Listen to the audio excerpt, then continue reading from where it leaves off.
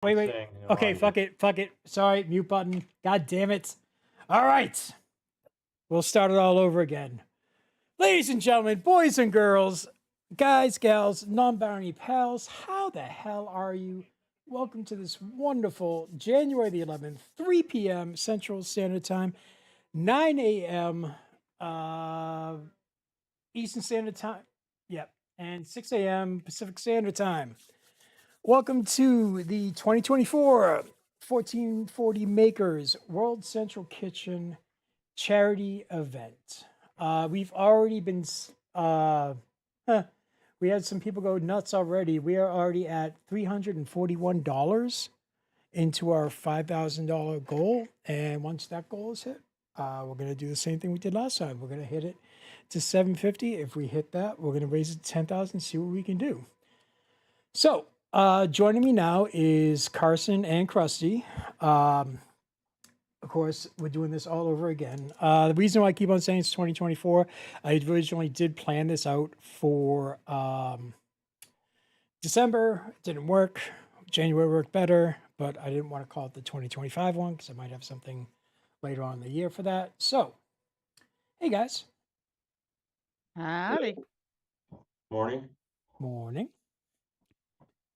That's one F-bomb. You know what? One reason why I ran that little like starting soon thing, because like if you swear in the first 30 seconds, YouTube does a thing and everything else. I had 30 minutes grace period. Okay. I was like so proud because I'm sitting there like, all right, everything's good to go, everything's all right. I hit live, it's gonna go smooth, and god damn it. Because I muted everything when the other thing was going. So Now you're gonna have to edit video. that's yeah, good point. Yeah, but it's not like YouTube's gonna save this anyways. Yeah, YouTube. The swear jar is the Tiltify link. Yep. Yeah, because let's see, we already got let's see. It doesn't show me. Oh yeah, guys, just so you know, there's two options that you can use to donate. You can use the QR code up there in the upper right hand corner or in the Above his head. description. Well, yeah, kind of. And then also there's a description in the link. We are raising money for the World Central Kitchen, and they are a group. Actually, the founder of it just won the U.S. Presidential Freedom Award not too long ago. I think it was last week. And right now they have multiple operations going around worldwide. They're wrapping up their mission in Spain. And they just touched ground again in California and a few other places as well. What they do is they're very quick to deploy. Once there's any type of situation, whether it be tragedy, man-made, or whatnot, they just get up and go right away. And they provide food to those in need, and then also the first responders on site, and they stay there until they get their job done, basically. So they need a lot of help, as you can guess. And one thing I like about them, they are worldwide, and you name the country, or even the part of the globe, they've definitely been there. You can definitely go to their website if you want information. It is www.wck.org, and there's all the information there as far as exactly what they do. You can pull up their world map, and they have so much going on and everything else. So, yeah, it's a great cause because they have the boots on the ground first, more than likely before anyone else. The owner, sorry, not the owner, the founder has a thing of like, don't wait around. It doesn't matter if you have everything, just get there. We'll get you everything else as you're there. So they already have boots on the ground in California, like I said. They were even in, I think it was, no, it wasn't. Hold on, let me see. It would be helpful if I actually had things pulled up. WCK. Yeah, they got boots on the ground all over the place right now. Yep. California. Yeah, I'm pulling up that map. Yeah, California, Georgia, Florida, North Carolina, Ukraine, obviously, Gaza. I'm gonna say this wrong. Mayotte, Mayootte, Mayotte. Yeah, but like I said, they've even been in Japan, everywhere. It's not Yep. just like, them helping out anyone. Sorry, it's not like they're selective as far as who they help. They help out everyone because their train of thought is food and water for those in need is a basic human right.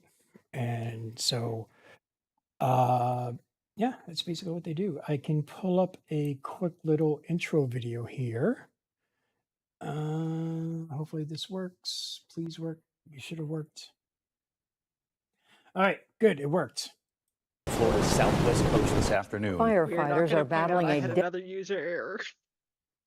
Okay, hold on. Because now you just jinxed me. No. Hold on. Videos. Come on. So, been sitting here trying to change my name. Here we so go. I'm We'll not do right. this one. In 2024, we stepped up for the communities that needed us. At the bottom, Todo it lo says- animales. Also, we've got a The lot Guys, water your was mics coming are in, off. everybody was coming down, rescuing people. There's a video playing right now. There is nothing on this island. If you look at the YouTube real quick. A chuva bem forte, né? 2 hurricanes back to back. There we go. They can see Shane now. See you tomorrow, 4 p.m. Yeah, they We can were see me. faced with huge challenges, delivering to out-of-reach places. Switch on. How is it that you were able to build a jetty before the U.S. government? In mid-March, they were the first to deliver aid by sea. To hand you a hot meal, let you know you're loved and you're not Some alone. of us know how to do proper echo cancellation with double part. We rose to the That is challenge, showing as on we camera. always have, by tapping into our greatest strength. So our real partners are the local community. They're the ones that are cooking and serving themselves. Pick a winner. Cada que chega no meu portão diz, Cleo, tu tem arroz para me dar? Eu sempre tenho. Aí, ó. Because a comforting meal is a universal language, and food is a human right. Grilled chicken, vinaigrette vegetables, and the causa special chimichurri sauce. Vaya Valenciana. We have a box full of something called samosa. Is smoked sausage? We are cooking chicken here in all the field kitchens. We move fast, cutting through red tape to bring families what they need with the urgency of now. We're now headed to one of our partner restaurants. People have a right. We can do that because of your support. Thank you! Γεια σας και καλησπέρα σας από την Αθήνα της Ελλάδος. We lean into our core, being relentless, solving problems, Tenemos previsto quedarnos hasta que haga falta. persevering.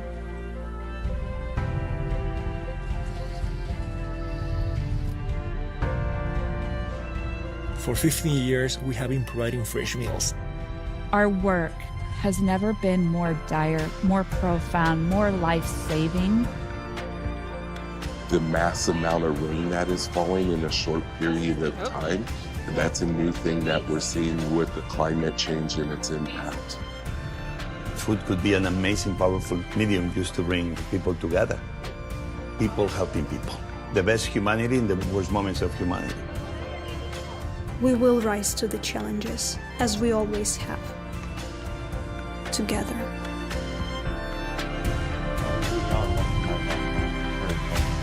Huh? On Juyon. What? 44 people watching. Ah, okay. I thought you said LG on. All right, so let me see if I can. Basically, the purple dots are where they are right now. As you can see, and then the blue dots is where they have been, and literally all over the world. Doesn't matter where they are. And like I said, it's the founder's idea of food and water is a basic human necessity, and it doesn't matter where they're needed. They have boots on the ground. In the Ukraine, in the Middle East, everywhere. So, Curious okay, on what's and going then on in right off of Madagascar. That's there was a cyclone. Oh shit. Yeah, Oops. because if you guys want to, if you follow their Twitter, they have all the posts there and everything else. So, Anonymous donated $20. Thank you. $20 brunch. Damn it, it's Karen. Redeemed reward $35. Let me speak of the rewards. All right. So, Thank you, guys. thank you.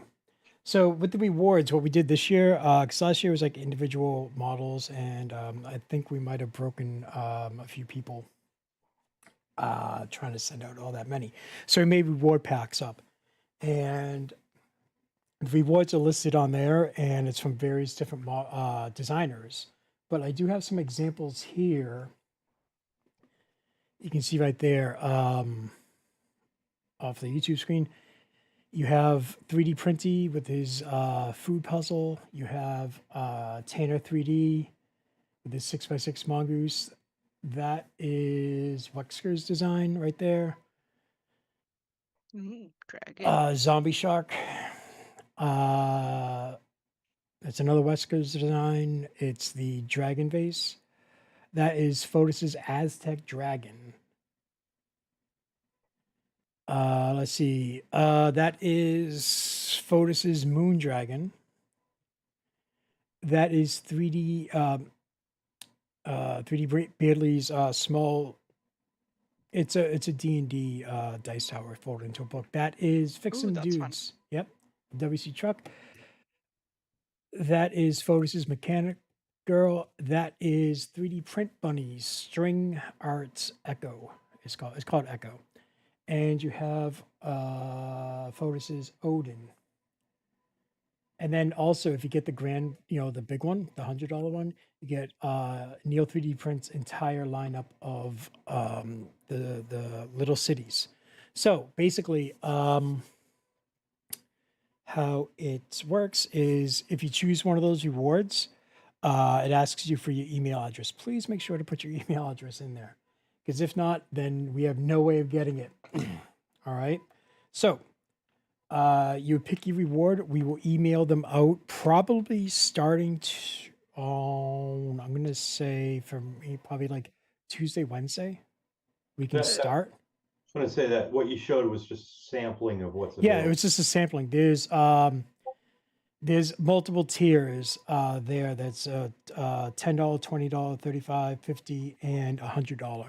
For those of you who go nuts and do the $100 ones, it's a grand total of 89 different models that are in there. So I mean, it's kind of crazy. If you go for the grand tier, Shane will model for you also. No, Shane will not.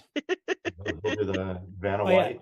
And just so let's see for chat, just so you know, we are not doing the goddamn jelly beans. That all was right? like one of the first things we Yeah. all agreed on is no 'Cause- punishments this year. Yeah, because last year we were dead. We didn't all agree on that. We just accepted it. Look, if you want to sit there and go get your spicy jerky, whatever the hell it was, and murder your stomach, go right ahead. I like my stomach. Shave beard for $250. You want me to shave my beard for Wait, there's two bearded people here. There's me and Krusty. Shane swore My beard will come off. of So it shenanigans. goes. Damn straight. Twerking for 2 hours. I'm not gonna twerk, and I'm not gonna floss. I am not doing that stuff. Look, see the little camera view here that you guys can see me. That's as big as it's gonna get. So it ain't happening. Oh, wait a minute. Hang on. Yeah. Hi, Squishy. I just got the text message that I've been informed that somebody is telling me hi because she can see me. Hey, Squishy. Well, I don't know. She can see me. What? Oh. Yeah, someone's. I will floss for 200. We waited that long for. Can you please? How much to get better of dad jokes? And I mean, he didn't say how you had to floss. He just said floss. So I will That's floss true. 200 3D Maker New. So also we have. Let's see. No. That's a button. Yes, it worked. Okay, good. So we also have a whole bunch of sponsors this year. We actually have a couple new ones as well. So let me run down the list and let everyone know. We lost your camera feed on Zoom, Shane. Okay. Is it there now? No, we get something saying Elgato, please run Camera Hub. Got your icon now. That's all What? right. We know That's how all to right. see The your pretty streamers are face. still seeing you, That's okay. or the YouTube still sees you. All right, so let me see real quick. I'll get the video back up in a second. What was I doing? Oh yeah, sponsors. Duh. So for a rundown of prizes, we have LDO Motors with they're giving away a LDO box turtle, which is their new AMS style filament changing system, one smart orbital extruder, and one Leviathan board. 3D Gloop is giving away 12 bottles of 120 milliliter PLA Gloop. Vector 3D is giving away personal licenses for their cauliflower calibration tool Mark II. It's a calibration tool to make sure that your printer is dimensionally accurate when it prints. E3D is giving away 2 bamboo high flow obsidian combo nozzle packs, 0.4 and 0.6, plus 3 Revo high flow hardening kits of your choice. Joe just donated 100. Huh? Which So Joe? Joe just donated the $100. Redeemed. Anonymous just donated 20. Sorry Redeemed to a interrupt full. you. Huh. Okay, that's something I have to look at after seeing. With there should be alerts going off when someone hits a certain high amount. So, all right. So anonymous, thank you very much. Karen, thank you very much for your 35. Joe coming in with 100. Thank you very much. We are up to, oh my God, we're not even 20 minutes in. Yeah, we're already at what? Almost 10% of our goal. Yeah, that's nice. $100 for spicy Maltese food. Huh? Are you looking at the right one? Well, Joe donated 100. I'm assuming that's Malta Joe. I only accept the LDO filament changer. That way I could have more for 2025 content. All right, so let me get back to the list here. So speaking of Noob, 3D Maker Noob is donating 20 individual commercial licenses for his models. So the winners would pick one of his models and they would get a commercial license so they can sell the digital print. And that is good for it's non-transferable, but it's also a lifetime license. Photosment is donating 1 Prusa Mini. Printed Solid is donating 33 3-packs of spools. And Prusa is donating 7 3-packs of Prusament. 7 what? 4? Keep going. I don't know, he's doing I'm like... He's just what are we doing? You. He's doing a damn good job. $20 and I'll kill Krusty's camera right now. All right, so yeah, the way we're doing the filament is for Printed Solid. Those are US only, okay? So for the Prusament, I'm going to put those for everywhere else but the US to try to keep it somewhat fair. Let's see. Also, Prusa is donating 1 Mark IVS assembled. And the grand prize is a 2 toolhead XL with 5 rolls of filament. Are you like tripping back to the Navy? You think you're on the flight deck doing the centerfold flags? I was signing what you were doing. Okay. Sort of, kind of. All right. So the way we're gonna work this out is for those who win, you have to be present. You have 60 seconds to call out your name. When that happens, your name will automatically go into the grand prize drawing, along with everyone else who's online during that time. The previous winners do not need to be live for the giveaway because of time zones and everything else. So if you win, you automatically entered into the grand prize winning as well. So there is I believe that. That says Lisa, thank you for the 35. I can't see the corner. Lisa Cruiser Yes. Girl, thank you, Yep, 35. How? Okay, yeah, because my OBS screen is shrunk. Okay, I don't know why the alerts aren't coming up. Here, I'm dropping Uh, that. I'm seeing the alerts up in the top. Yeah. That's how I saw it. Yeah, no, they're supposed to be like audio alerts, but that's okay. I'm pretty sure those are not ASL compliance. Bob, I think you'd be right. I just dropped a link in the chat for Mr. WizX23. He does like the Will 3D print for Yeah. for food shirt or for tacos, and dropped the link to that. It's a fix him to design. So I dropped that link for him in chat. Sweet. Fixum friggin' scared the hell out of me. Before the event, I was working on things and the alert he donated and the alerts went off and I wasn't expecting it and I jumped up and freaking smacked my knee. There's another All $100 right. What? from Jean Curler. I apologize if I'm Bjorn? mispronouncing that. Yeah, guys, sorry. Tell you what. We are not professionals at this part. Well, no, it does. I will butcher your name. I will butcher the simplest, easiest of names. That is true. You yeah. can't even spell Krusty right. I've known the guy for a decade and he still can't spell Krusty right. Just because you had to be fancy and put 2 S's in there. Jesus. Oh, excuse me.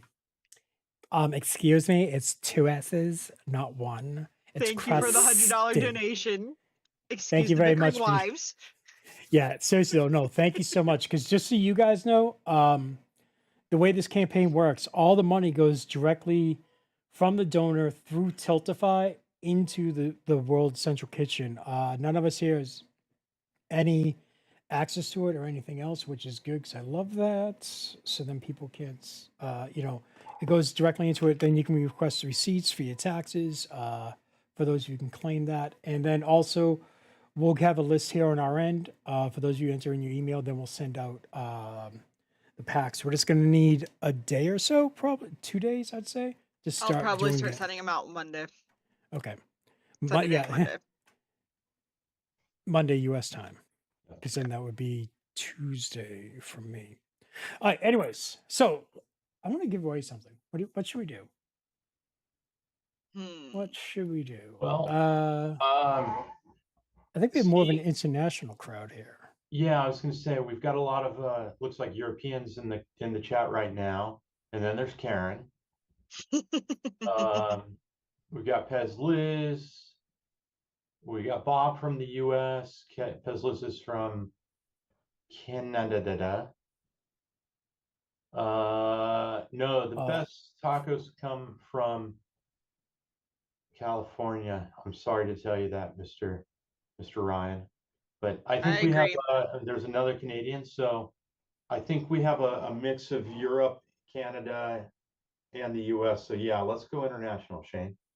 Yeah, we have so here too. So why don't we do this? I'll give away one of Noob's designs. I'll give away a 3-pack of Prusa, and I'll give away one of Vector's calibration tool. Okay.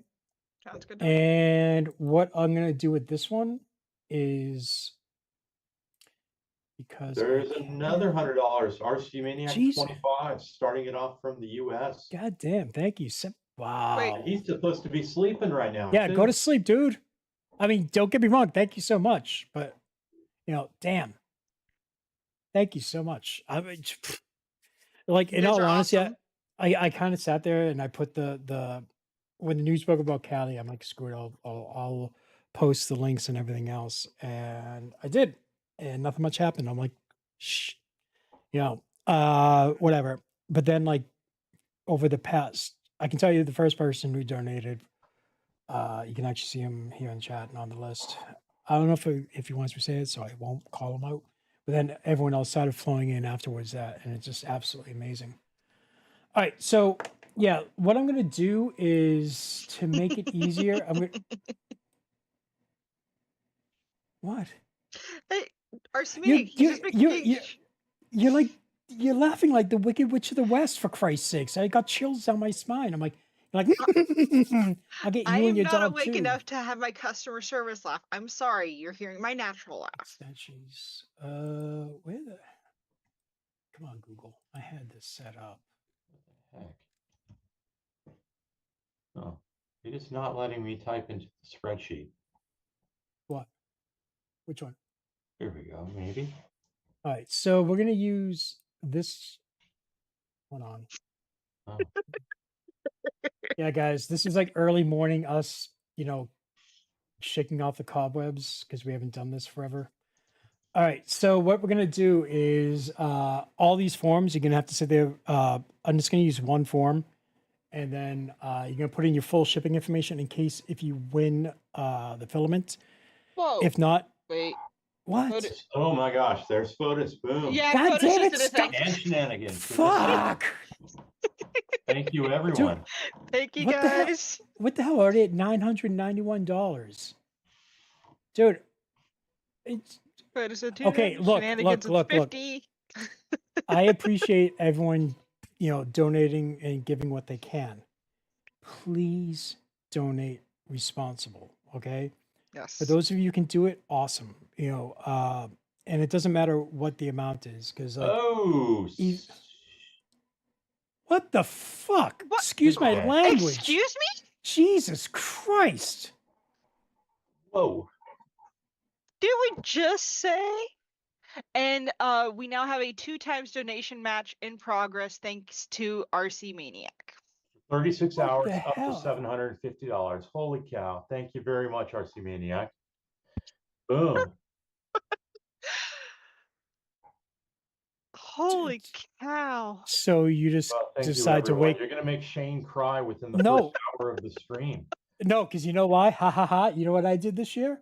Boop. Ha ha. You can't see it. Did And you I can just mute turn off my your mic. camera? Yes. I did that. That's the reason I did like the no freaking ugly cry camera cutoff switch.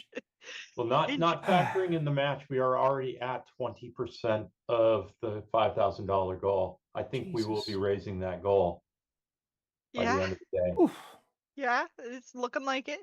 Thank you, God, RC Maniac. guys. Go get some sleep now. I know Thank he's like sleep now. I'm just gonna go in and drop the mic and just. This is awesome. I haven't even had to bash Shane or break out the dad jokes yet. I need to get it. I'm trying to get like a stupid link. I apologize to all the children who may be watching this. Yeah, Yes, we're trying. We're trying. Yeah, we're shaking off the cobwebs, guys. It's been over a year since we did this, so I just want to make sure I'm giving you guys the right link. All right, so here is the link. I'm just using one form instead of multiple forms to make things easier.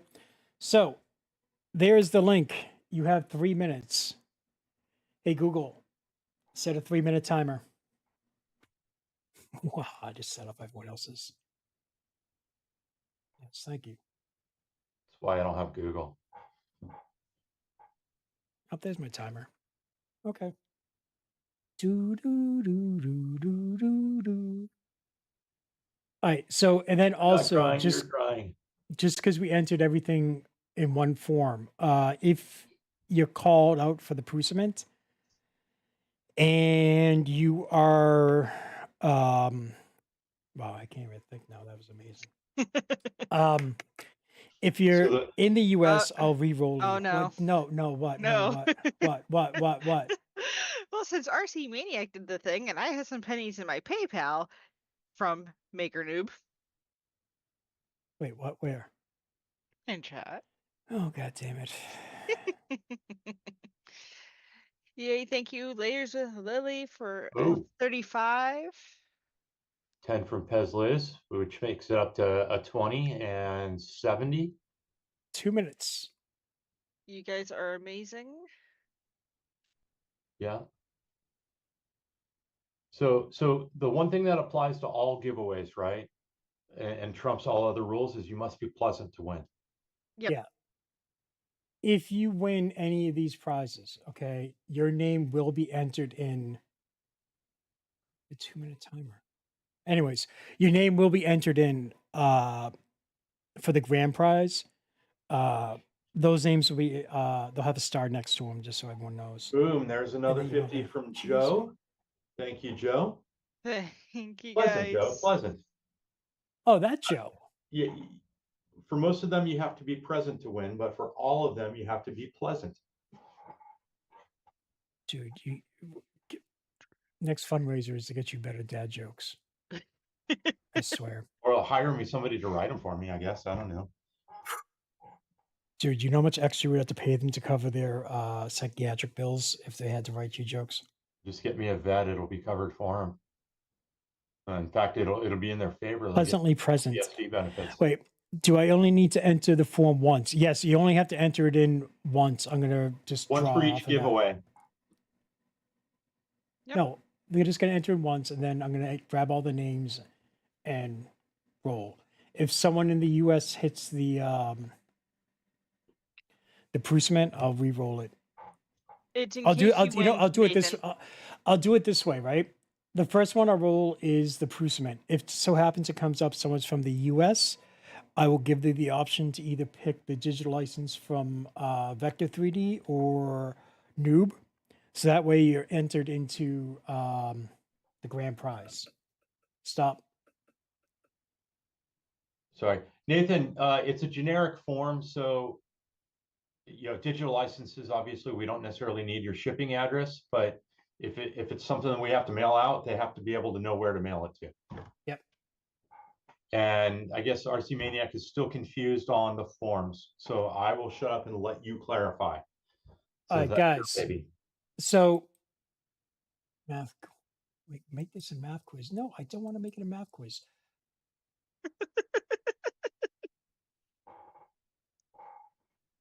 Hold on 1 second. Published. Oh, and we have another 10 from Renee Carnes, and thank you. Another hey, Renee. 35 from Troy. Thank you, guys. So wait a minute, that's not a Trojan horse, though, is it? Okay, so I'm going to give away multiple things. You only had to fill out that form once. Because it's a digital license, I can just get the information off of that. This saves me time instead of posting 3 multiple forms. Okay? So the reason why people put in their name, address, and all that is because if I pull someone up, they're from outside the US, boom, they get the Prusament. Okay? 1 entry per street. No, you can enter. No. Per giveaway. You can, yeah, per giveaway, there'll be a form. I'll do it different ways. Like if there's like, let's just say make believe I do LDO and I do FOTUS. There'll be 2 different forms. Sorry, I think you have a typo. It's 30 licenses instead of 20 from 3D Maker Noob. But where? 3D Maker Noob, it's 30 licenses, not 20. Late breaking news. Oh, no, because he just... Okay, that's awesome. Thank you. But he said 20 when I was talking to the other guy. Yeah, yep. All right, so... That was a glitch in his brain, and he's in the spirit of giving. He's given more. View in sheets. Names, email addresses, scores. Name you are using YouTube. Okay. I'm sorry. That's just funny. All right. So hold on. Yeah, I have you guys put in the names you're using online, so it's not so crazy. And I hit that button. If you don't want your Yeah. legal name out there, you don't have to. All right, so I got everyone's name. You can see everyone's name. This is going to be for the Prusament. And we have Renee in chat saying hello to everyone. Hello, Renee. All right, with that name, you have to be outside the US. Congratulations, Lars. Let's see. Actually, you know what? I can tell if Lars is from the US or not. Lars, I can tell you right now he's from Europe.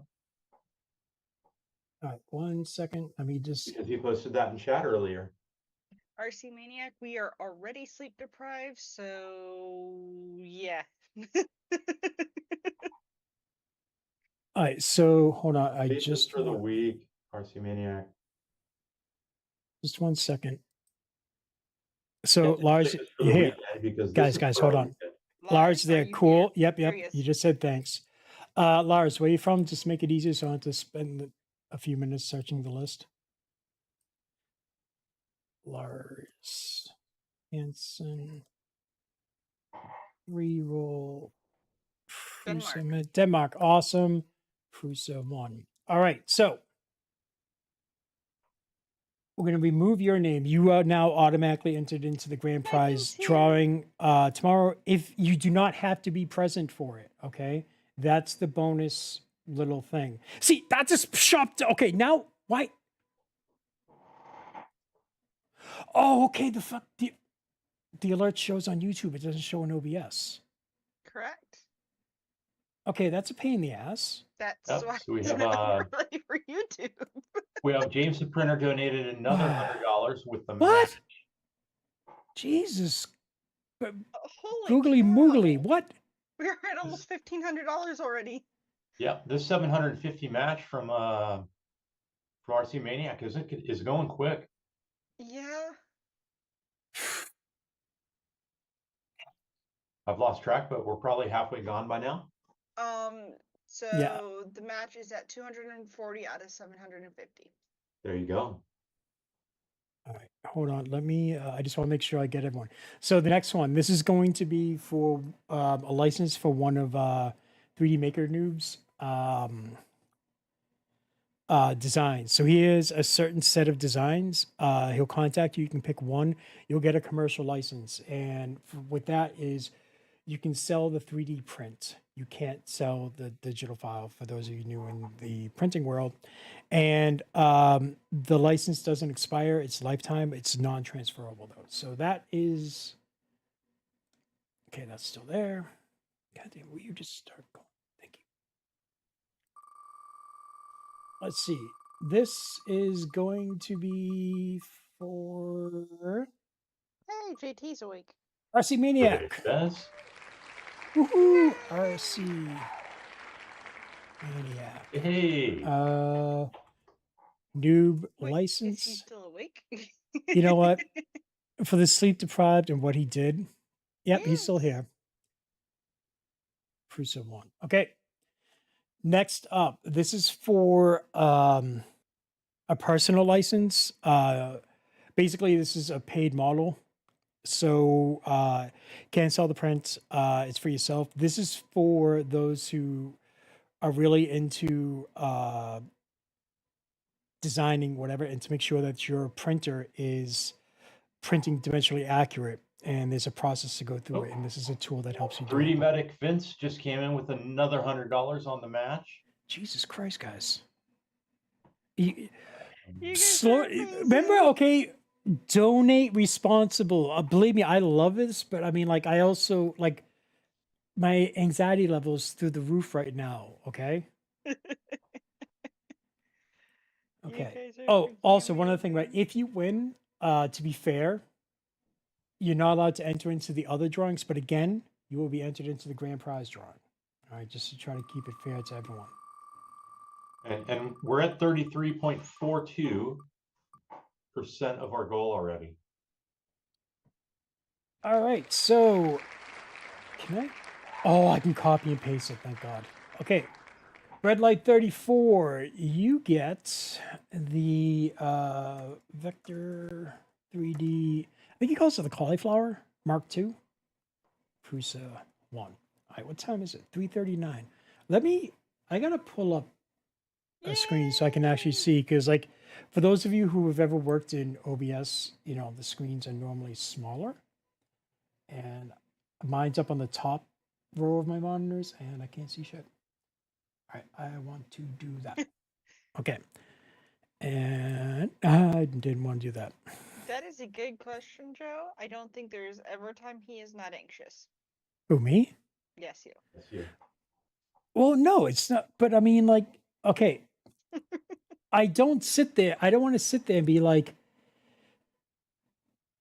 I didn't want to sit there and say anything because people think, you know, I'm guilting them or anything else. But like, yeah, I saw the stuff that happened in California. I put this out live. I shared it live and everything else. And, you know, a particular individual who I will not, you guys can see it in the list, who it is. donated and everything else, then we kind of thought like maybe we'll kind of kick things off. And I didn't see anything for a while. I'm like, oof. And I was really nervous, very concerned. Even today, the Cyrus, I'm sitting there, I'm like, I hope people show up, So and then I see you guys doing this stuff. So yeah. So we are very thankful for all of you. Like, well, you yeah, guys I mean, are awesome. everybody comes just to see you being anxious. So I think they're waiting to see what we can break next.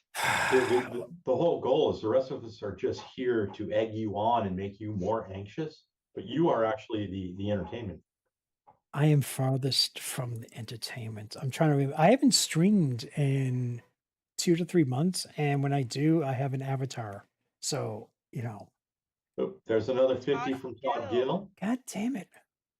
Hold on, let me The pull up the retro Tiltify. frog. Ribbit. 300. Jesus. You guys are awesome. What would an 8-bit frog sound like? Yeah, so I can't even go off of that. I pull up the full Whatever the leaderboard? sound from Frogger is. Okay, yeah, so let's see. Goddamn photos for 235. Thank you very much. Noob with 150. Thank you very much. Bigfoot Heart. Thank you very much for the 100. Fix Him Dude with 100. And thank you for making me smack my knee. Lars for 100. Thank you. Bjorn Curler. I'm sorry for butchering your name. Thank you for the $100. RC Maniac with 100. And he is also doing the matching for up to $750. James the Printer, thank you very much for the $100. 3D Medic, thank you very much for the 100. Shenanigans 3D, thank you very much for the 50. Todd Gill, hey, you're going to be on momentarily. Thank you for the 50. Damn it, it's Karen. Thank you for the 35. Lisa Cruising Girl. I know I just messed that up because I said it fast. $35. Thank you very much. Layers with Lily. Thank you very much for the 35. Troy, $35. Thank you very much. Anonymous, thank you for the 20. Anonymous, thank you for the 10. Pezlis, thank you for the 10. Renee Carnes, thank you for the 10. And I'm on the bottom with 6. That's okay. Red Light, thank you for the 20. God damn it. Thank you. I enjoy the fact that you went through the top donors. Well, I just why is that playing? Oh, one of the videos, like it's looking back at the hold on, you need to mute. It was looking back at the beginning with the vault. I'm like, wait, why are you playing? I used to enjoy Frogger like a lot. Gotta see if I can find a place to play it because I haven't played that in a good while. Where did that come out of? 8-bit Frog. Oh, okay. I'm sitting there, I'm like, wait, where did that come in? I said your name correctly. Woohoo, I got one. Oh, wait, now I can see what the I have to go through this. So there's another 100 in from Bearded. God damn. Bearded Printer will be on later on, who actually donated the small totem reward that is in the breakfast reward group. See, yeah, now it's not playing. Why isn't it playing the sound? We are officially over 2,000 raised in 45 minutes. You guys. That's 40% in 45 minutes. Rock. That's about a little over roughly a percent a minute. So you guys are going to basically have us reset the goals, right? If we do the never mind. Nope. Shut up. Lovely smoke. Karen, I love you. What? I'm smiling inside. Saying I want a crusty taco seems wrong. Family show, Karen. This is not the Karen show. This is a family show. Of course, I probably swore about 20 times in the last 45 minutes.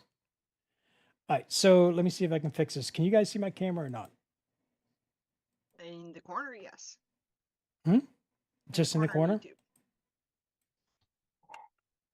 All right, let me try this. You still have the Elgato hub thing going on. Okay, let me see this.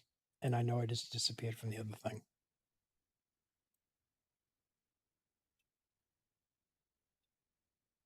All right, what about now? See, because what YouTube can't see is, God damn it. Mm. Mm. Mm. Mm. All right. If that works, it works. If it doesn't, nothing I can do about it right now. All right. So, so for today's stream, we have panels. This year, I kind of did it a little bit differently. First off, we're not doing a full 24-hour stream because I like my sanity. And also, every time we've done one, there is 1 to 2 panels of people who basically get stuck in the dead of night. And I always kind of feel bad for them because they're helping us out a lot. But I don't want anyone to get stuck in the middle of the night. So we split up the 2 12-hour groups. And so we have it split off. And then what I also did was instead of doing a whole bunch of panels for a lot of them, I put them to 3 hours. So for today, Mike, that's a fact. What? Just replying to chat. Okay. So for today's schedule, I'm doing this. See, when you reply to chat and I'm talking at the same time, it's kind of difficult. Wow. Because then I don't know if you're replying to chat or to me or whatever. Good night, Tessa. Thank you for joining. We'll see you later on your stream. Yep. On See you your in a bit. segment. All right. So let's see. I'm going to give all times in Eastern Standard Time in the US just to make things easier. From 10 a.m. to noon, we have the Retro Makers panel group. From noon until 3 p.m., we have the Creative Makers group. From 3 p.m. to 6 p.m., it is the creative, it is the designer and sculptors panel. From 6 to 9 is the women's panel. And then we're all back here for the wrap up. And that's the plan for today. And then tomorrow, same time, same place, we will have, starting off at 9 a.m., the Parent Makers group until from 10 a.m., to 1 p.m. to 2 p.m. I got to think of something. And then from 2 p.m. to 5 p.m., I have to stop writing things in military time. It's our content creators panel. From 5 p.m. to 8 p.m. is our cosplay prop maker panel. And then it's the event closing. And I'll do the grand prize giveaway then, which will be for the Prusa 2 Toolhead XL, 5 rolls of filament. And, just so everyone knows,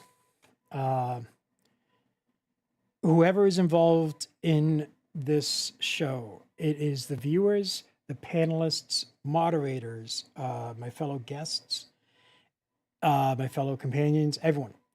Everyone is allowed to enter except for me because I'm the one pulling the names. Okay? That's always been a standing rule, just to let everyone know. Because you said if I had tool XL, Vicky. Yes, okay. Vicky, it is. No, it's okay. See, now I know you're answering Vicky. So yes, it is a 2 tool head Prusa XL. So that's the grand prize. So all in all, we have a Prusa Mini from Fotis, which is awesome. We have a Mark IVS. We have a Prusa XL. We have a ton of filament. We have a boat ton of models to bring everyone in. And yeah. So Gonna be a fun weekend. And for the guests, just so they know, the ones who are coming up for the retro group, I see you guys in the waiting room. I'll bring you guys in momentarily. Thank you very much for showing up early as requested. I appreciate it. It is very helpful. All right. So, Tech Jeeper, the way you enter is when the giveaway is started, there will be a form posted. You fill out the form, and that is the only form you need to fill out for that giveaway bracket. Yeah, it's going to be different. Whoever just entered now, right? The next giveaway, there'll be a new form to fill out. Whenever there's a giveaway, there'll always be a new form just so you guys know. All right. Does that And make it easier or? and thank you for your 20. I didn't want to interrupt Shane because he has enough squirrels running around in his brain free. So Hold on, I'm just replying. We're getting a lot of people on the western side of the pond waking up and joining us in chat. I think we missed calling out the $20 donation from Tech Jeeper. Thank you very much. Wexter and Bugman from the eastern side of the pond are with us, but we're getting, where was the name I just saw? Jose Ferreira. Oh, we've got Zombie Hedgehog, Jose, and several others from this side joining in. Ooh, Zombie's here. Okay. What are we up to now? 65. Yay. Yay. All right. So we are a let's see. machine. Yeah. How's our green room looking, Shane? We've got about 9 minutes until the next panel's scheduled to kick off. So we got 2 waiting on 1, 2. Sorry. Did you give us a list of who's on the panels? Yes, but I don't think I pinned it. Fair enough. And 1 remaining Aussie. Kokon's here. Hold on. Did I you know what? Where's my Mom, or Menace's mom? I love the name. hold on. Just you guys and we have Big Nick and Little Nick in the chat. Give me 1 second. I'll share the schedule with you too. Can definitely tell everybody's starting to wake up and get to YouTube.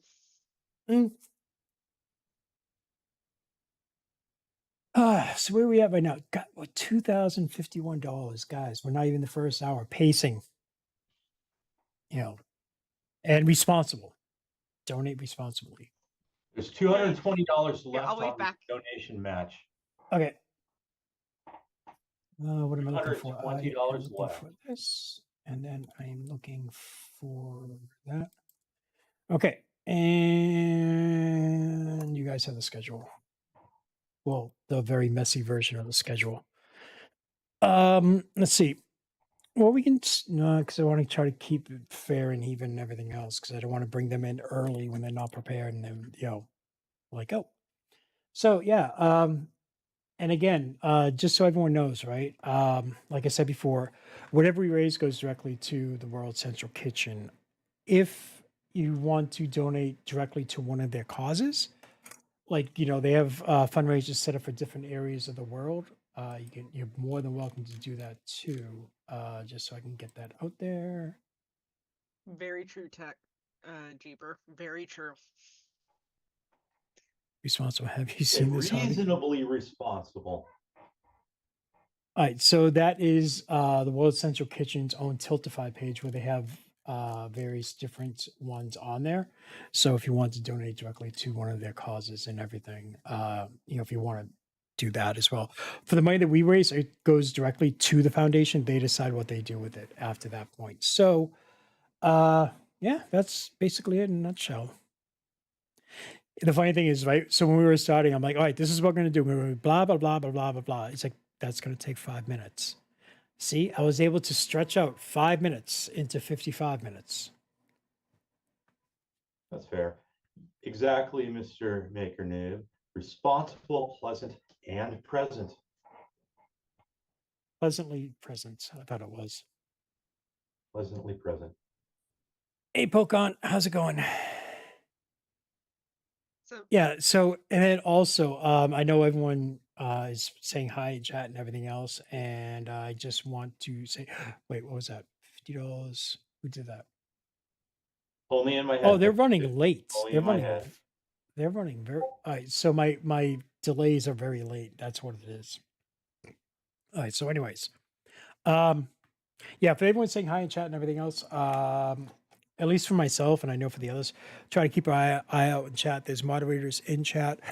If I happen to, for me personally, if I happen to miss you guys coming in or asking questions or anything else, don't take it responsible. Sorry, don't take it responsibly. Don't take it personally. If you haven't been able to figure it out, Me and sleep haven't been a good thing lately. So I tried convincing him to take a nap before this, but he was afraid to oversleep, so he stayed up all day, all night, and all the day, usual. all night. What was that? It's that one song. I can't say the name of it. All night long. There are mods. Oh dang! Better pay attention. Damn straight, you're one of them. Shane never sleeps. Tanner 3D, how's it going? Tanner is one of the designers. He did the 6x6 mongoose that is in the breakfast. I hate when you guys do that because I don't know what you're laughing at. I think it's me. Mr. Ricky See? Tanner is now my neighbor. Has been for about 6 months now, and we've still not had time to meet up. That's crazy. Don't take it responsibly. The 14 frame. Yeah, we can do it. Don't take it responsibly. Yeah, but you know what though? In all honesty, though, You we haven't try to bitched much, Tanner. We've just been giving Shane a very hard time. Yeah. So And basic. we're 25% of almost 25% of the way to the goal. 50%. Yeah. So sorry. We had to figure out some. Someone was like, "Hey, what are you gonna do for stretch goals?" I'm like, "Nothing," because I like, we're doing this for 2 days, So it's like I do stuff today, tomorrow you don't see me, or I have to set up a very unique camera setup that I'm not gonna do.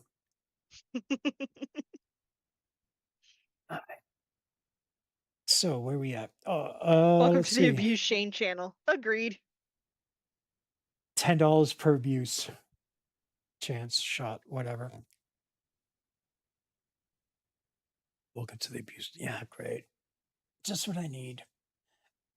I wish I could do a perfect impersonation of John Candy from Planes, Trains, and Automobiles. That's okay. Make fun of me. You can do it. I get it a lot. It's okay. All right, what time is it? All right, so I think we can start bringing in people. Can you guys hold the fort for 60 seconds? I want to see where someone's at. Nope, we're gonna burn the whole place down. Chaos everywhere.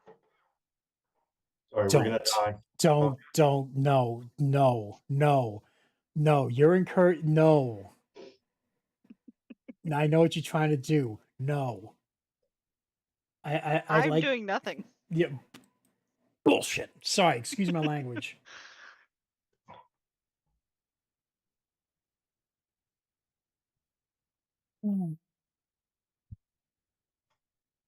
Yep. That is very true, Bob. Oh. What? Excuse me. Yeah, so okay, so The virtual I kind of said work on Shane. All right, so right now I'm gonna bring in Richard Horn and Todd Gill. They're both along the lines of retro for multiple different reasons. Richard has been around in the 3D printing industry for 15 years. He's also the author of 3D Printing for Dummies, second edition. And Todd is another retro guy uses 3D printing for different types of consoles and a few other things, accessories and that sort of thing. I'm just grab my notes. All right, guys. So, Richard, if you can hear me, your microphone is muted. Yep, there you go. Awesome. Yep. Todd, awesome. Hey, guys. How are you?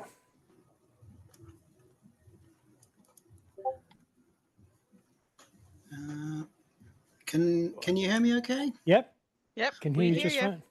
Good. I can't hear you on my speakers, on my headphones, so I'm just figuring that out. What's that retro tech? Typical. What is a live stream without technical difficulties? Oh no, that's fine. And then Todd, if you can hear me, your microphone is muted as well. Okay, I think I unmuted it now. There you go. Yep. Good. I have it so if I bring people in, if they don't hear the show going on and everything else, I don't bring them in out of the blue and in case of screaming kids or whatnot. 1 second, I just want to pull something up. I apologize for the wait. So welcome to the first 1440 Retro Makers panel. I wanted to try something a little bit different this year and bring people in who are experienced with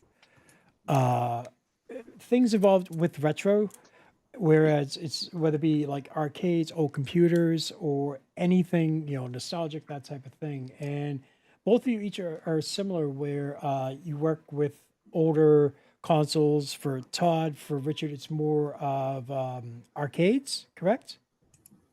Yeah, arcades, computers, and consoles. Yeah. Awesome. Well, And Rich goes all the way back to the beginning of RepRap as well. So he can take the retro on more than one technology all the way back for you. Yeah, I'll be happy to do so. Anything you want to know? Well, never mind. Tell us what it was like in the early days, in the before times. Yeah. But it is kind of G-code. But like, looking at all the technology that's around nowadays and with STEM and there's like everything, like for our generation, we were there when it wasn't around, and then as it slowly grew and everything else, it was absolutely great. And then to like, I wish I was a kid now and going to high school and just like have all these opportunities to do whatever it is. Like, if I was a big fan of like classic games and arcades and everything else, I could sit there and learn how to basically I'm trying to figure out the legality of how to say this. Get a Raspberry Pi and do some things with it, and you have old school stuff, or design a case for it, or like fix an older like Amiga or any type of system like that. And I just think it's absolutely wild. Just 1 second. Sorry, guys. I'm trying to track down one person, and I just want to make sure everything's okay. But for Richard and Todd, Carson and Krusty are the two who are joining me in. They are also members of the 1440. They help me put this stuff together and listen to me moan and complain all the time. We're here to keep Shane somewhat on track or to completely derail him. That is our job. Yeah, yin and yang. I'm actually going to jump out for a while. I will join you guys again in just a bit. Okay. Abandon us, I I see could how probably it is. spend hours catching up with Rich. It's been too long, but. All right, sorry. No, I'm just trying to track someone down. So, how about if we do it? Todd, do you want to introduce yourself to the people viewing and give us a rundown exactly of the things that you do? Sure. Hi, my name is Todd Gill. My company is RetroFrog, based out of Southern Ohio here in the USA. I've been doing 3D design for a little over 4 years or so. I'm also the lead industrial designer for the Mars FPGA console, doing mechanical and cosmetic design for that console. And I run my company RetroFrog, where I both manufacture accessories for classic video game systems, accessories and add-ons, everything from simple plastic things that maybe quality of life improvements to full case replacements. And I also do, on the side, I do 3D design for other companies on the side too. Whenever someone needs something, I've had people come to me and spec out something, and I design it for them for a commission or however it's arranged. But I also do that on the side as well as part of my company. Oh, interesting. I always kind of it's like yeah, I do this and this. Oh, for a side job, I also help companies out. Just small stuff. Yeah, well, yeah.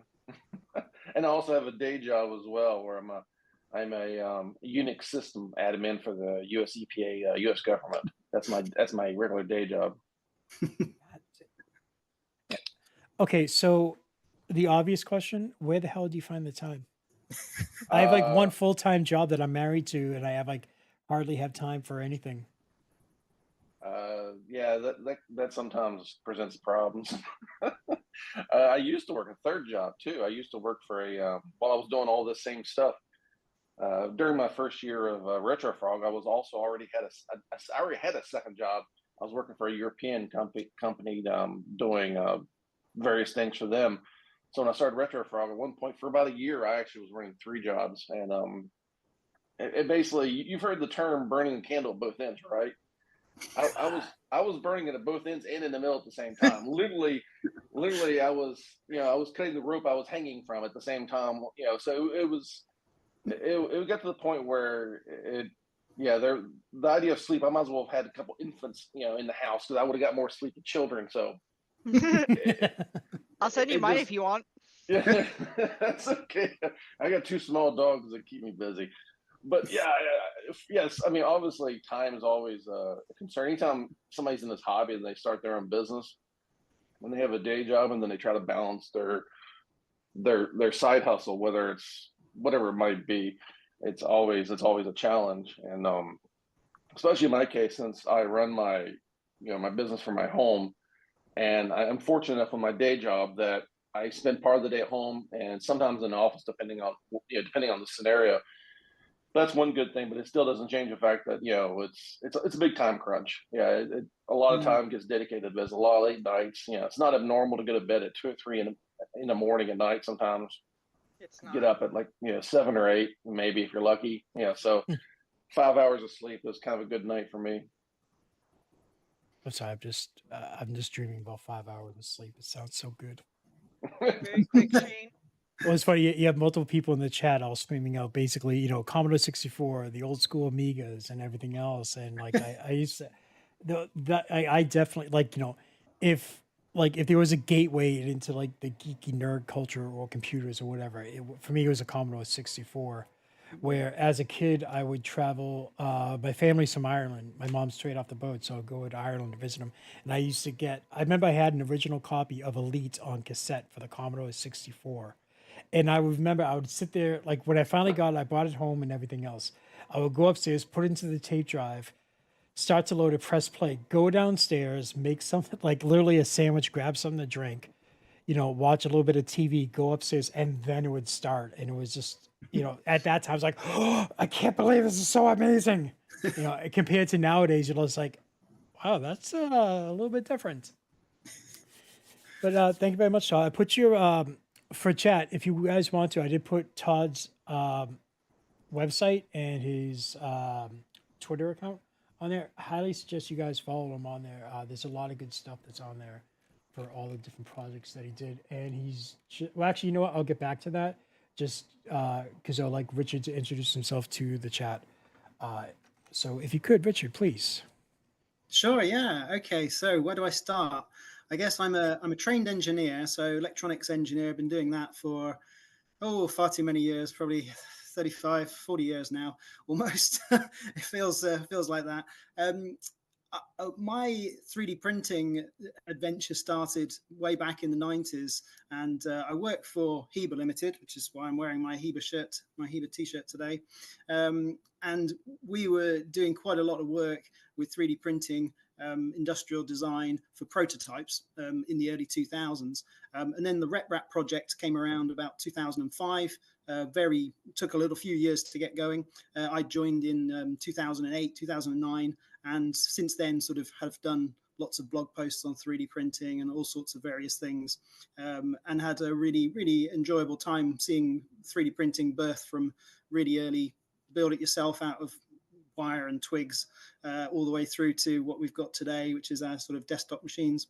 I guess from the retro gaming side goes back even further than that. So I classify myself as a retro gamer, but for me, it's still just gaming. I don't really see it as retro gaming. It's just what I've always enjoyed and what I've always loved. So yeah, I've always done that and always been involved. And in more recent years, we've sort of, we've always done gaming, pinball, all sorts of things at the company I work for here. But in recent years, we've done a lot more in the retro gaming, classic computer and arcades. And during about 2019, we partnered up with Neil from RMC Retro. I don't know if you've heard of him, but yeah, he's got a retro computer museum, and he was being kicked out of his current location, and that was only a few miles away from us. So I reached out to him and said, do you want to come and join us at the mill, because we've got a wonderful 300-year-old woolen mill that we're in here in the heart of the Cotswolds, and we had some space. So that really started on an even deeper journey into retro computers, consoles, and arcades. So I'm sure we'll get into more of the details later on, but just as an overview, that's sort of a snapshot of my history. But yeah, it does span through all sorts of electronic design, from white goods and domestic appliances all the way through to audio and electronics and gaming and various other systems. Mm.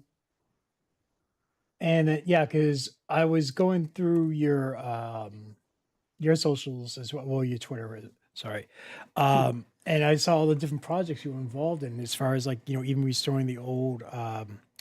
It was I can't remember the name of it, the gunfighting one you did. Oh yeah, yeah. So that's a 1969 electromechanical gunfight.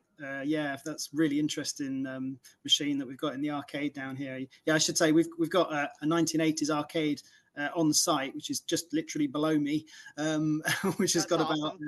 It's pretty amazing. Yeah, it's got about 85 classic machines, all fully original CRTs, all the original boards, that sort of thing. So that's quite nice to get inspiration from the actual machines, the systems, how it used to be built, and all that sort of thing. But yeah, I've done a few restorations and projects built on there. Built a 3D printed computer space arcade machine. So that was a full size arcade machine, 3D printed, which was quite good fun. Did that last year, and I can't tell you too much, but there's another one probably going to come out in about a week's time that I've just finished 3D printing. So that'll be out on all the socials and on YouTube and various things. And that's quite another big project that's taken about a year to do. So in the background, which has been quite a good one. So yeah. Yeah, it's just a little bit of time. It's only a year. It does. It just whizzes by when you're doing lots of things. A bit like Todd, you're trying to juggle a whole load of different things. You've got the day job. There's all sorts of projects and products you're developing and customers you're dealing with, and then products you're trying to get through approvals and regulations and all that sort of stuff. And then in the background, there's a little bit of time to sort of do some fun stuff that might turn into things. So that's what I always like to do is try and experiment. Around me, I've got tons of like prototypes that might turn into things, which is I guess how we all just sort of do stuff and make and experiment and see what happens until someone goes, what's that? That looks really cool. Could we turn that into something? So yeah, for me, that's the best part of the maker scene, really, is seeing what people do, not necessarily in their day jobs, but in their spare time as well, and just sort of how that evolves. And sometimes it turns into a business or turns into an opportunity. So it's really good seeing those sort of things flourish. And we try to do as much as we can to help anyone in the community that needs help with designing electronics and manufacturing and all that sort of stuff. Yeah. So, but yeah, that's me. And yeah, we've really got quite a solid focus on retro gaming, product development and iterations using 3D printing and various other rapid prototyping technologies to try and get us to not necessarily to market quicker, but just give us a bit more flexibility, really. It's just really nice to be able to have that flexibility to do things and not have to worry about tooling and not just the expense, but the very fixed nature of it. You'd go into tooling and then that's it. You have to run off a certain number. Whereas 3D printing, you can just change your mind the next day if you want, which is nice. Yeah, I work for Prusa 3D, and we always get a question of like, how come you guys still 3D print your parts? It's just like, all right, so if we did everything like everyone else, if we had to change a part, it's thousands and thousands of dollars and a lot of time. Where it's just like next day we just go in the office, load up a new file, and it just starts to print. It always amazes me with that. You make just iterations on the fly, and just like given the print time, next thing you know, you just have that new product in your hand. Yeah, it's so nice, isn't it? Just to be able to do that. Yeah, you can sort of just about see behind me. You've got our print farm. I decided to do the video in the print farm area today, so I've got the ones behind me. That's all good choice. The i3s, and then we've got some little minis just over that side, and then some more down the other end. So yeah, I've got them all turned off at the moment, so they make a little bit of noise, but and they need a break at the weekend. We don't try to run them too hard at the weekends. Now, Todd, going through yours, I saw you have a thing called a Mr. Pie case. Am I saying it right? Yeah, I've got a few different variations on that, but yeah. So with that, is that like, is it more for like, people want to say use it for like a RetroPie, or is it like a universal type of, I don't want to say like a universal design where it fits a Pi with multiple different versions, whether if you're using it for like, on a server or a home media server or even like RetroPie or whatever. Can you tell us a little bit more about that? Yeah, Richard knows If about this. Yeah, if that's okay. It has absolutely nothing to do with the Raspberry Pi whatsoever. The board creator in China decided to design his own version of the Mr. FPGA project, which normally uses the DE10 Nano development board from Jurassic, and he decided to create his own clone version of it. And when he was deciding on the name of it, for whatever reason, he decided to include the word Pi in the name. I have absolutely, as far as he's concerned, Pi equals single board computer, which I guess I can see some logic in that. But at the same time, when you put the word Pi on it, you run into the exact same situation where you're doing now, where you're like confused. Is this for a Raspberry Pi? And how's that work? It's like, no, it has nothing to do with a Raspberry Pi. It's a basically it's a clone of a development board that allows you to run the Mr. FPGA software, and which is FPGA game cores, computer cores, stuff of that nature. The way he initially was selling the board was without a case. So I've developed a couple different case varieties for that, and excuse me. And since then, he's developed an acrylic case, but that's what that's for. It's just a clone of the DE10 development board. Okay, cool. Sorry for the mistake on that, because I was like, oops, okay. No, that's a problem with the naming. I think it's a problem you'll see with a lot of people when they come up with naming of products. It's like they don't take into consideration if people are going to kind of, assume something goes with something else. It's like, no, it has nothing to do with that. Unfortunately, it's just the way you decide to name that thing. It's led to a lot of confusion in the community, but nonetheless, yeah. At least look at it this way. Now you can have a clip of this and bring it to the person like, look, even he's messing it up. Yeah, So, yeah. I mean, It was a big argument on Twitter because he was like putting out the name, and people was like, "That makes no sense at all." And I was like, "Yeah, that you're just going to confuse people to death on this. Or people are going to be." He's like, "No, it'll be fine. They'll understand." I'm like, "No, I don't think so." We can't get half the population to read basic instructions. They're not going to. No. Yeah, exactly. Yeah. No. I had no comments. I did various different help desk and everything else for off and on 12 years. And I still have the scars.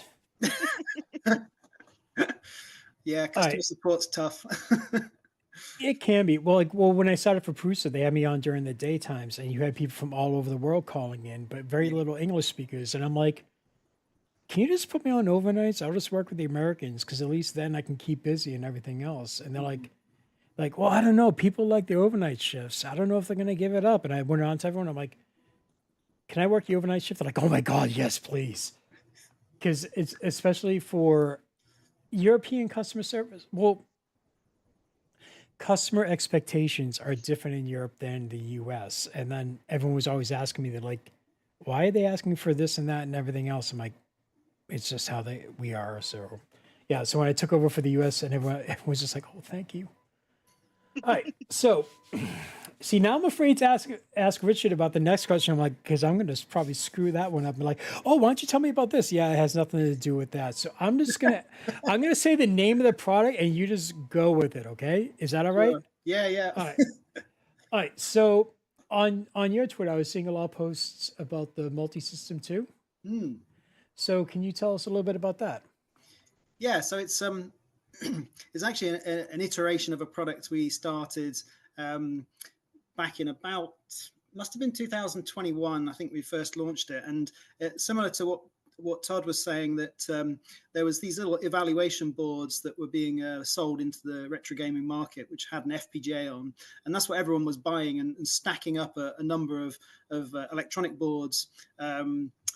With connectors on every angle. So literally every side of the board, you had a connector coming out of USB and video and HDMI and various things.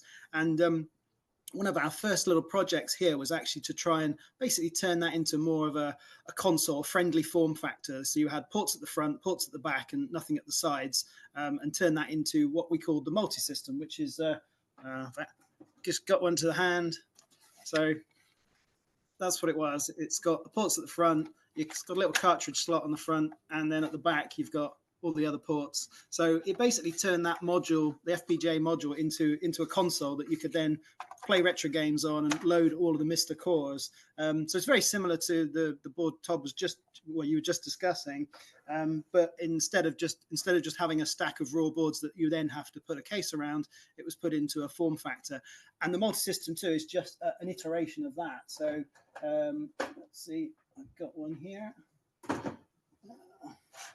Yeah, so the multi-system 2 basically just takes that same concept and turns it into, just behind me, turns it into a more sleeker version. So I'm doing the bit that Todd spends a lot of time doing, is going through iterations of board designs as well. So this is the enclosure design at the moment for multi-system 2, but it's going to change by Monday, and then it'll change by next Thursday, and then there'll be another one. So it's a little bit more of a sleeker design, very nice and thin, but it's got all the electronics inside, all in one. So the multi-system 2, instead of having multiple stacked boards, it's just all in one. So everything is just on one board, which is a really nice way to have everything, because you've got full control over the full design, and then you can turn it into all sorts of other things. So it's designed for sort of usability rather than it's sort of a creative project. But you know, a lot of things start with modules that you can get off the shelf, and then you do add-on boards.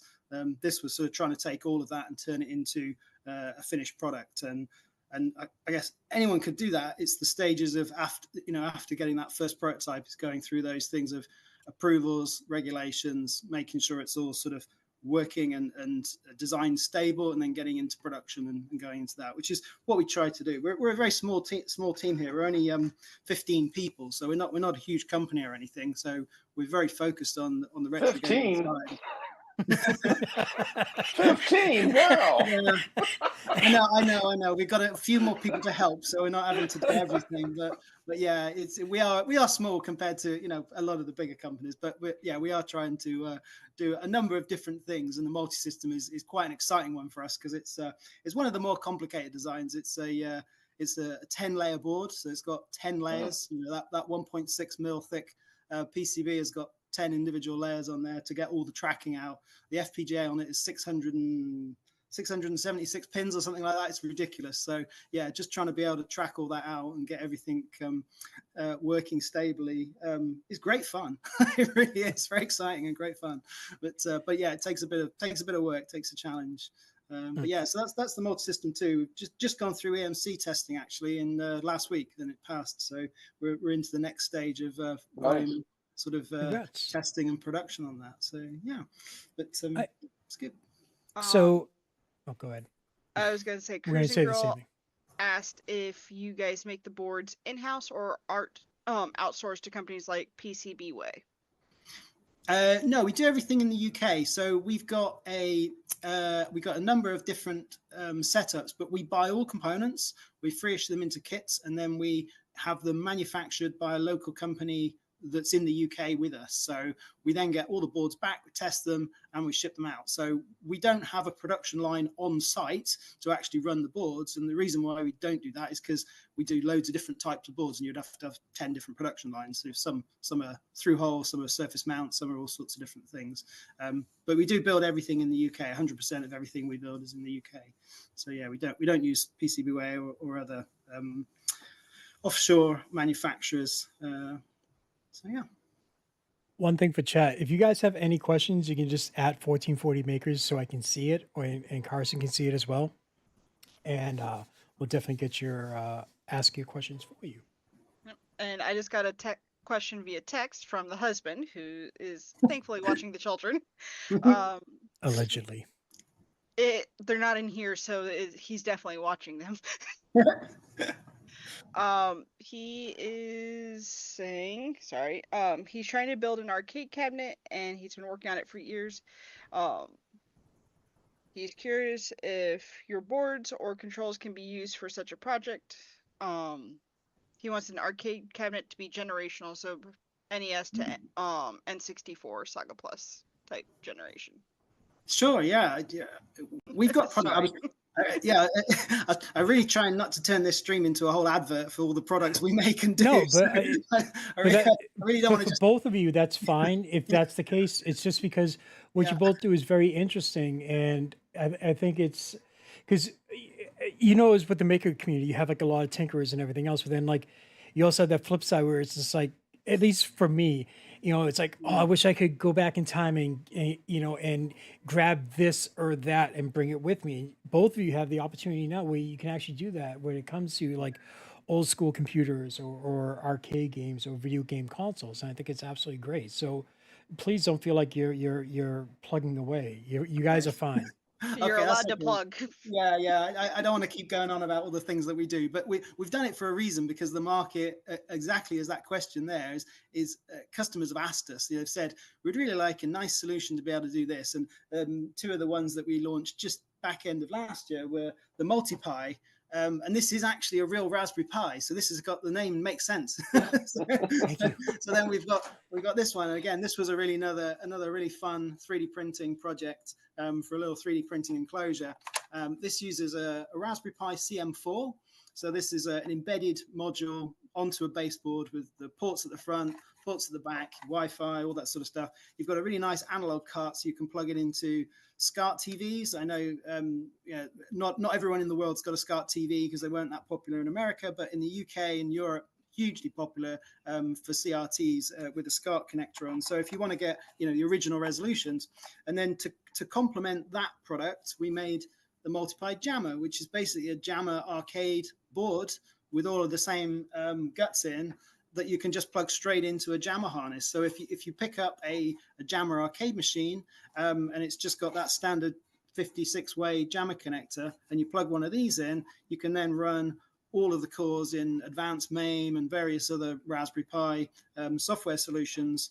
And you can run Genesis, you could run all sorts of other console cores and computer cores as well if you want to. You could run Dreamcast, you could run all those things, but really it's designed for playing all of those classic arcade games that from the 60s, 70s, 80s, 90s, 2000s, all the way through.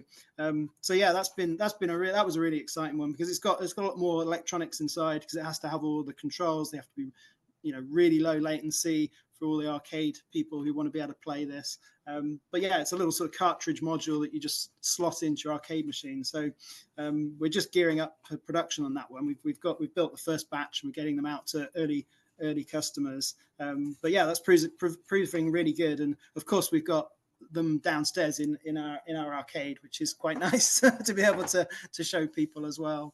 So yeah, we've got a products for most people's requirements in the sort of gaming market, and we're developing a lot more.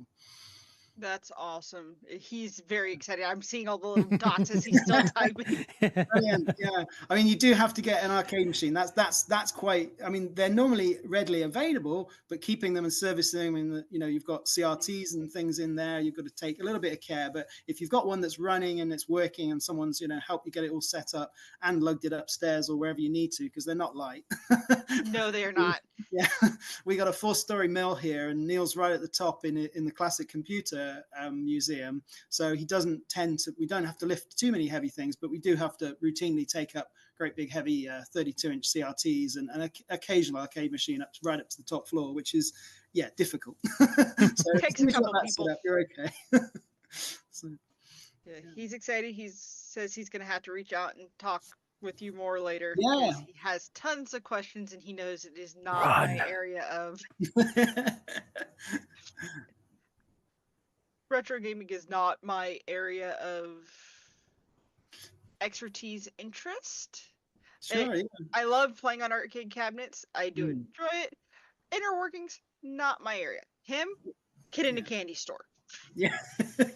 Well, that's one of the reasons why we love the FPGA side, and we're doing loads of work on the FPGA gaming, because that's really where the whole scene is sort of heading towards. But there's still a very valid reason to run emulators, software emulators, because there's very, very good support for software emulation on a lot of these older retro systems. And it just sort of plugs and plays and works. So anyone that just wants to be able to do the thing rather than tinker around so much, it really works quite well. And that one, you literally just plug it in, turn it on, and away you go. So, and there's a massive choice of software out there, which again, we don't do the software, we just do the hardware, but there's tons of community members doing wonderful software builds on Raspberry Pi and on Mister and Multisystems and loads of other up and coming designs. So yeah, it's a really exciting time for not only retro gaming, but yeah, just sort of seeing that we can actually then now build some of these technologies fairly easily. That you did mention PCBWay and places like that, and they are fantastic for allowing people to do a design, get something done, test it out, get it working. And if that turns into something that people can turn into a business, then that's wonderful. Yep. Cootie Girl says, I remember when some of the arcade machines went from having a dedicated board to using cartridges with the Neo Geo system. Yeah. Yes, that's really exciting, because back in the day, there was always a struggle to try and give operators a less of a cost for upgrading machines. So the Jammer standard came out, so you could plug in an entire new board instead of having to take the entire machine out. So it wasn't the furniture removal business anymore. It was just put a new board in.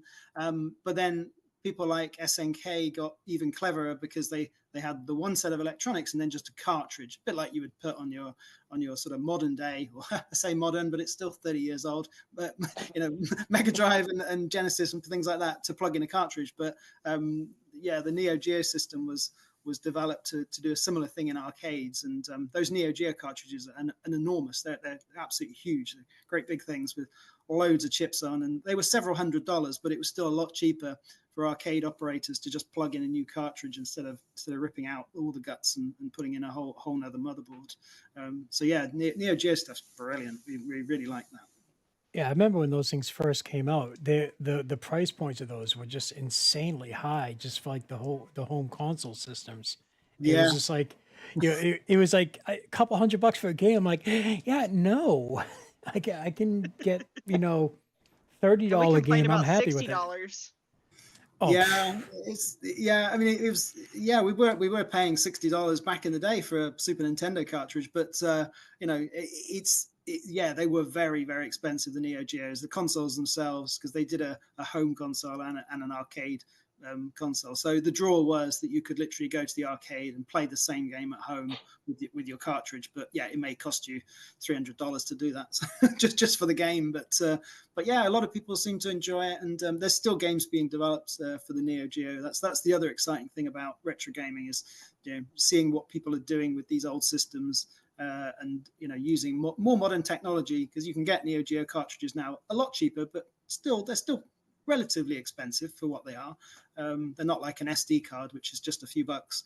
They've got a limited storage, but yeah, fairly high speed. So yeah, it is good. But there's a lot of wacky technology in the arcades. That's the one thing we come across all the time when we're repairing these machines. And it's amazing how much development went into dedicated arcade hardware back in the day. It's just absolutely fascinating. And some of that span out into consoles. The Dreamcast, the Saturn. They've all got links to the arcades. But yeah, there's just wonderful different systems. Growing up, I was never so much. I wasn't really a Nintendo person, but I was Sega. I had everything, and I still miss my Dreamcast. Oh, that was like one of. That thing was such a great. It still is such a great system, at least to me. Yeah, but definitely. Yeah, I love that thing. All right, so I'm gonna ask you both a question. I'll have Todd answer it first, and everything else. What was that one thing, or whether it be a game, movie, whatever it was, what got you all into into the retro gaming set, whether it be the arcades or the consoles and everything else? What was like that one thing that just kind of like opened the door for both of you? Todd, you want to answer first? You mean in terms of like from business standpoint, or are we just talking about like personal?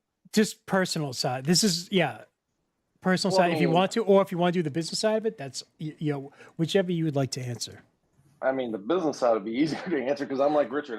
This is for me isn't really retro. I grew up through all this, so it's like for me, it's like, if you want to talk about retro, maybe we're talking like Pong, but that was like when I was a kid, so it's not really.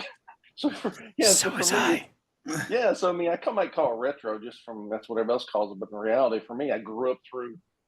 I was in high school when the Super Nintendo came out, for example, and the Sega Genesis. I was in high school, so I'm going to answer on the business side. I think for me, I think that's the more interesting side of things. If you guys don't mind. Go ahead. Yeah. Okay. As far as what got me into it from a business standpoint, I bought my first 3D printer in I think it was 2016. It was a Robo 3D, and okay.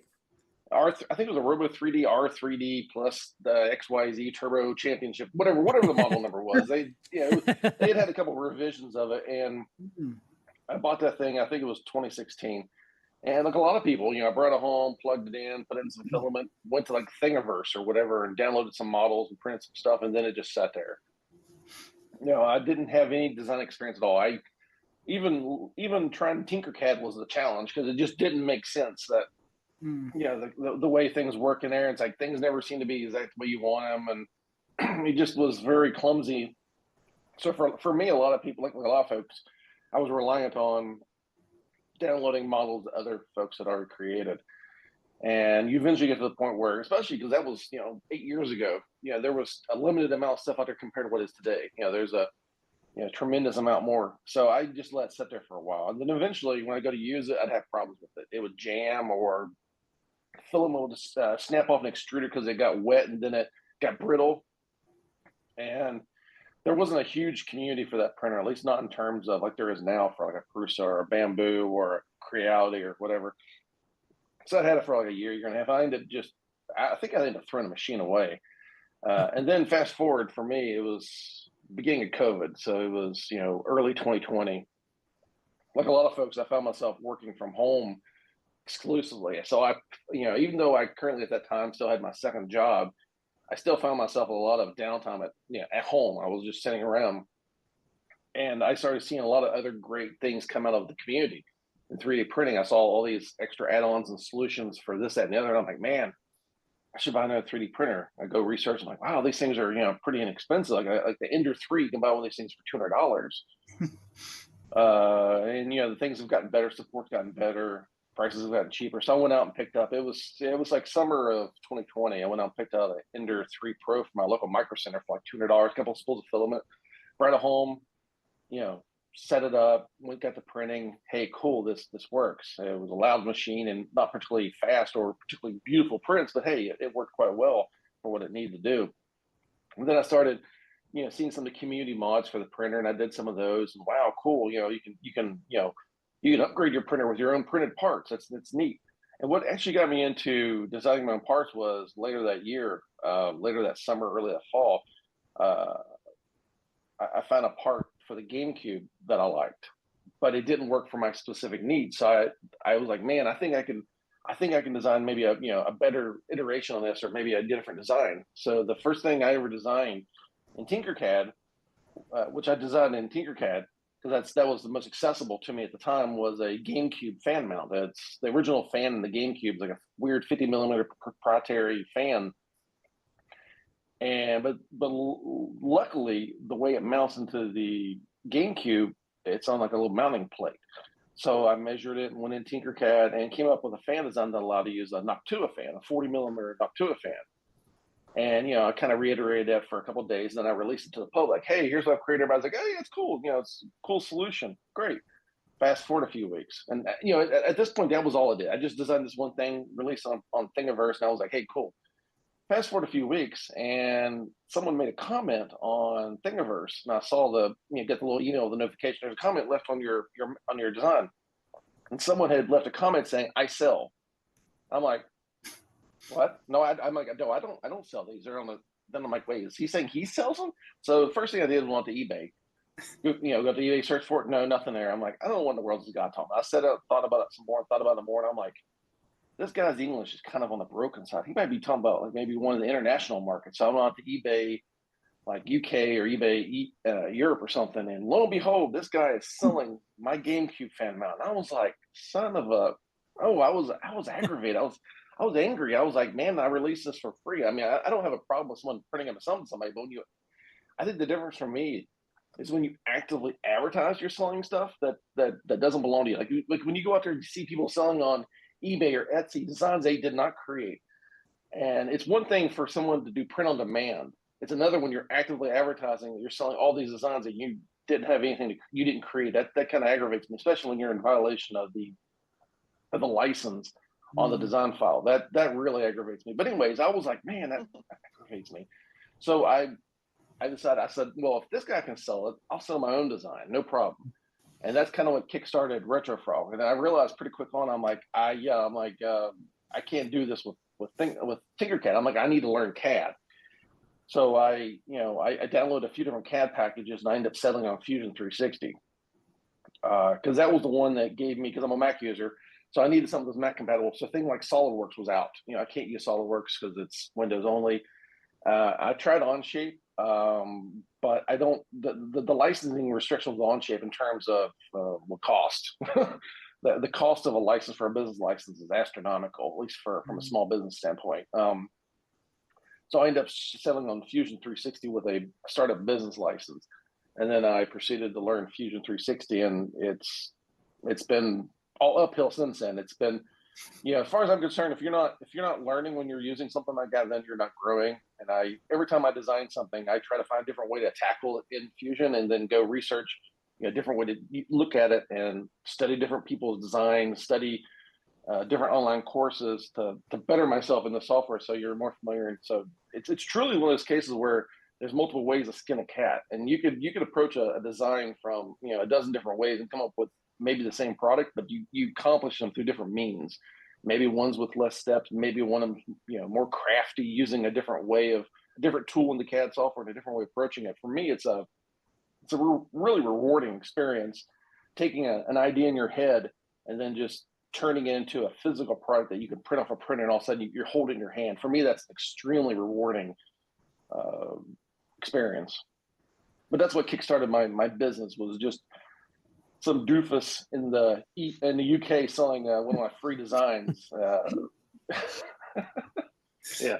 Later on, we have a designer sculptors panel, and I'm kind of sitting there. I'm not laughing, but it's just like, it's a very similar story where he created this model that just went on like wildfire in the community. And next thing you know, people are like literally setting up full businesses selling his design and everything else. So unfortunately, it happens, just way too much. And they don't like, especially where, it's like I've gone on sites and, you can see people like buying models and putting up on their own sites and selling. It's like, you can't do this. Like, no, I bought the file. I can do whatever I want. It's like, it doesn't work like that. It really doesn't. In the description, you cannot sell the print file. You can sell the print. Yeah. And like, for example, I use printables for my repository for all my STLs that I release public, and I release the majority of what I design publicly. Some of it I go straight public. Like I'll design it, show it off on social media, and then I go straight to printables and release it. Other things I will first sell, prints of, and then eventually, I'll release some printables. And then other cases I will sell the files initially, and then after a certain time period, maybe a month or something, 6 weeks, whatever, depends on my mood, I'll release the files with the printables. But when I release the printables, it's always, non-commercial sales, remix culture, fine. I'm very specific in that. And I have no problem with giving away what I've designed for people to print at home. And if they print one off their buddy, I have no problem with that. If they're a mod shop and someone says, hey, I'm sitting in my Xbox to have modded, can you also include one of Todd's fan mounts? I have no problem with them printing it off and charging whatever they feel for their time and their print. I have no problem with that. But my problem is when I go on Etsy and I see, I've got somebody I'm dealing with right now in France that is selling a boatload of my designs that he's just downloaded from printables, and he's decided to start making money off of them. And I'm like, no, I want the DMCA this guy. And I don't want to do that. I don't want to be that dick. I hate to be like that. I don't want to be that guy. But at the same time, you have to protect. Yeah, you have to protect yourself. And it's like, I have no problem with people, printing this stuff off. Just when they're actively advertising it, that really grinds my gears because that's not right. Because it's like it's the designer or the creator's like, time, resources, energy, and passion into whatever it may be. And then someone's like, yoink, thanks, no problem. And then they just go off and like, they think it's okay to, make a business out of it, whereas like you didn't do anything. Yeah, and they don't even acknowledge where they came from. That really pisses me off. And it's one thing if they say, hey, this is Retro Frog's design.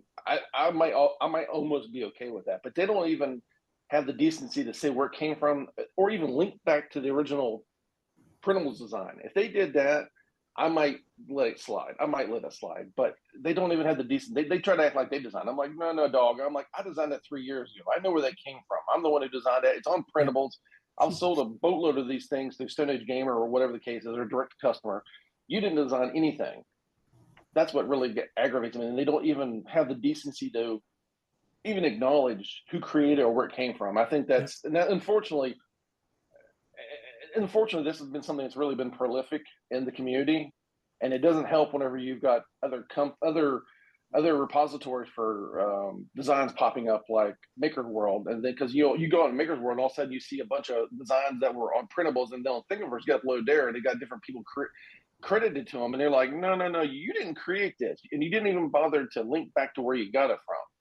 And I mean, I know a lot of these companies have done fairly good jobs to try to moderate that, but it's not perfect, and it just kind of spreads the whole stealing of designs and not even crediting where it came from and who created it. It's unfortunately it's really aggravating. Yeah.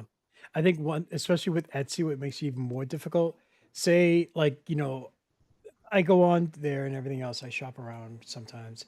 I'll see designs. And I'm like, wait, I know that designer. There's no way. And then you report it. And Etsy's like, well, are you the actual creator? I'm like, no, but I gave you all of their contact information, exactly where the file is and everything else.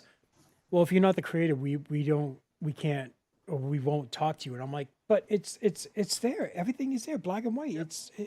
Nope, you're not the creator. I'm like, it just drives me crazy. So if you're the creator, they'll talk to you about it, right?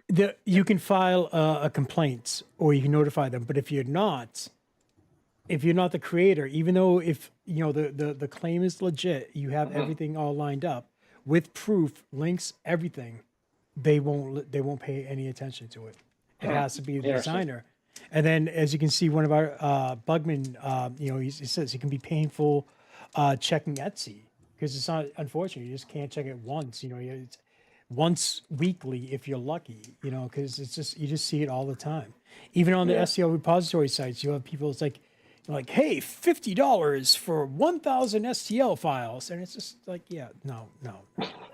Yeah, and there was one. I went through the library, and I almost started a Twitter thread just saying, hey, so-and-so, your model's on here. Hey, so-and-so, your model's on here. And when I realized how many people I would have to tag, I'm like, I'm going to get shut down for being a bot. Yeah. So, Richard, same question for you, whether it be personal or business.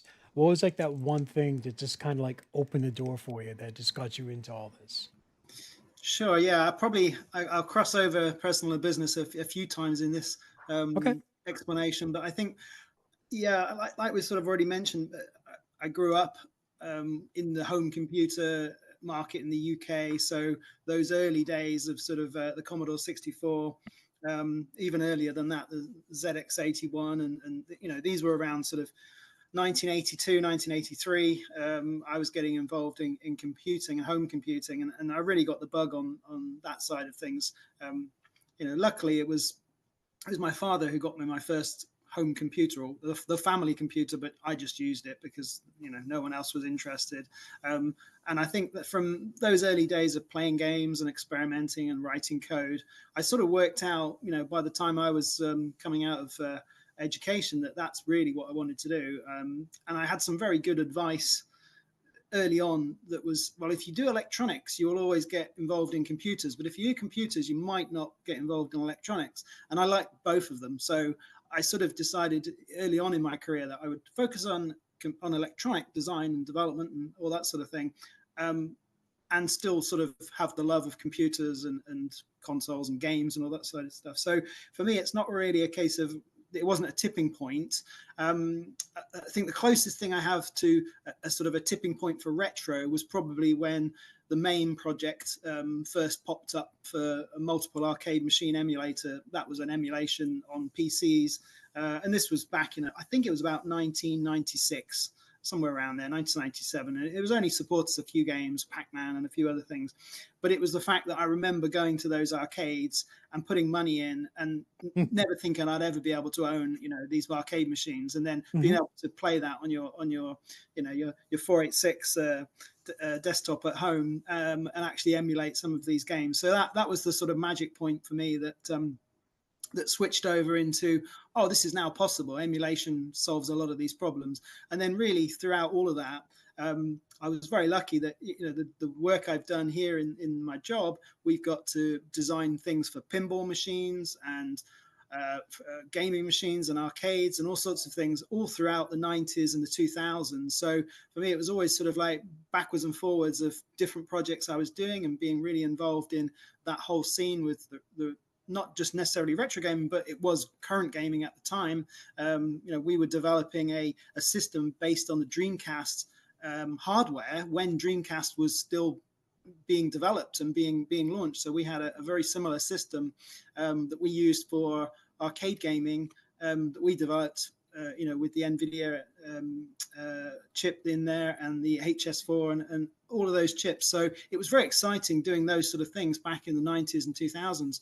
And then it just sort of evolved into more and more of the projects we got here were more and more involved in the gaming community, the retro gaming community, and now pretty much that's all our focus. We're looking at products to serve various markets in classic computer, console, and arcades.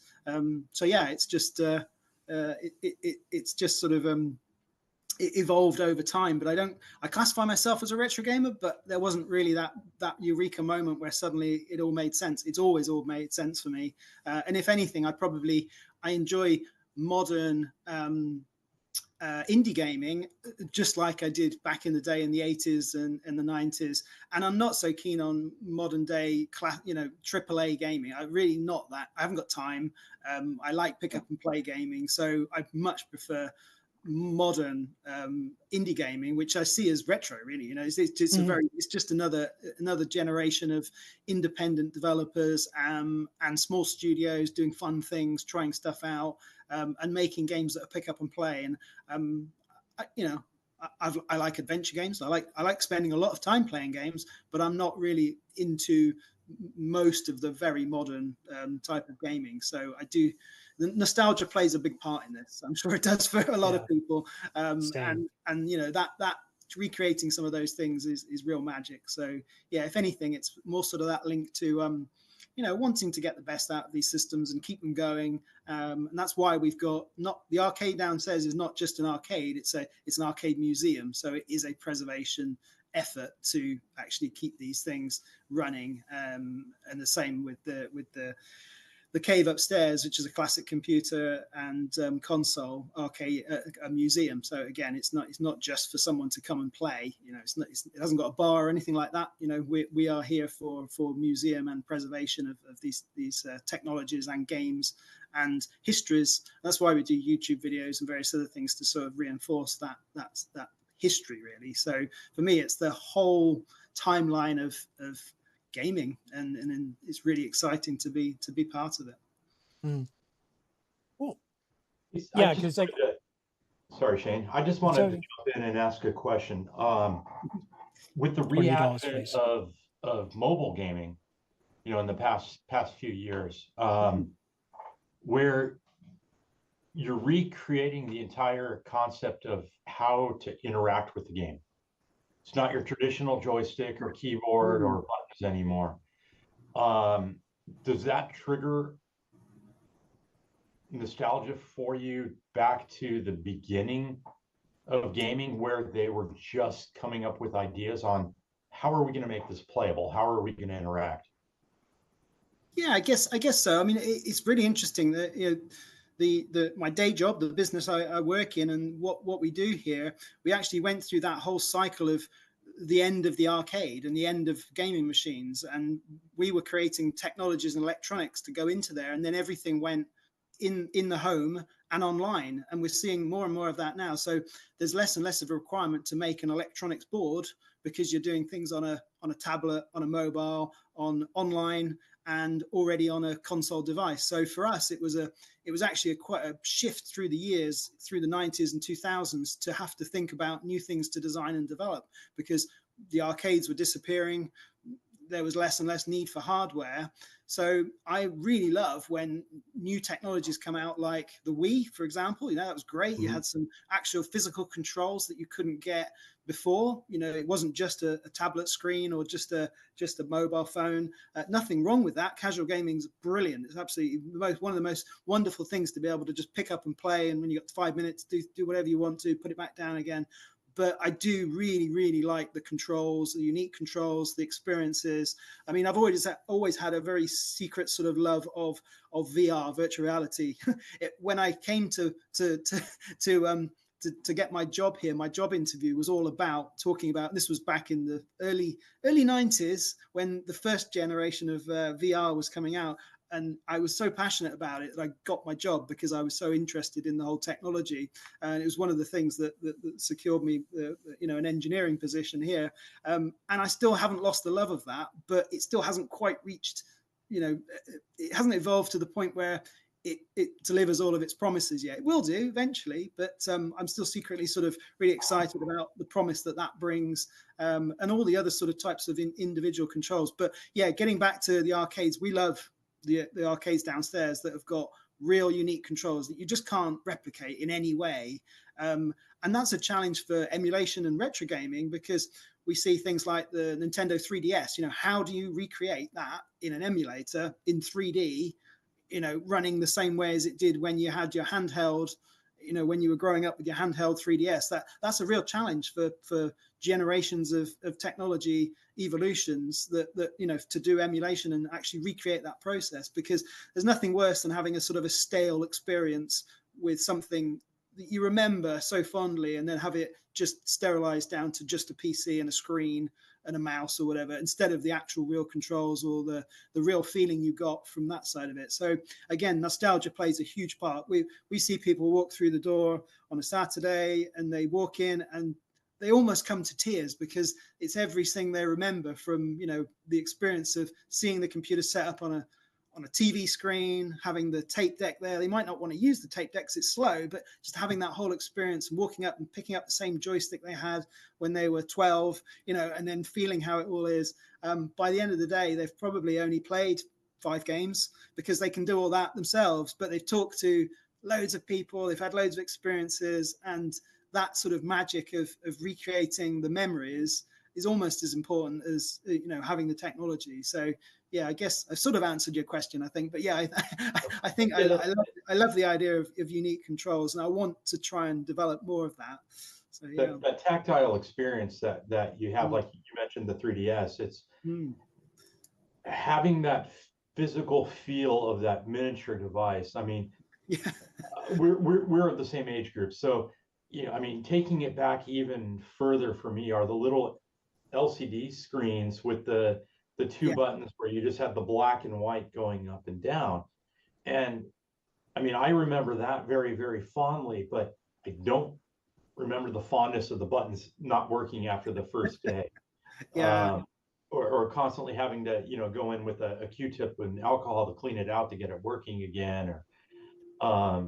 But I think that tactile feel for those controls is just as important as replicating the software experience for people. Yeah, definitely. And I think that's the bit that gets me excited about 3D printing. For one thing, you can actually recreate some of those things that have been out of production, out of print. I've developed joysticks for the arcade that you just can't buy anymore, but you can get enough parts and enough dimensions and figure out enough things about it that you can recreate that was something that was created back in the 70s that is just virtually impossible to get hold of. So being able to do that and not have to use machine shops and loads of other expensive equipment, and just being able to do that on your desk, I think that's sort of, it's probably a similar thing that Todd had that experience of being able to actually, upgrade something, fix something, and have that as a finished product all by yourself with just a machine. So, for me, the next big thing that was combined with my love of retro gaming was really 3D printing. As soon as I realized what I would be able to do with 3D printing,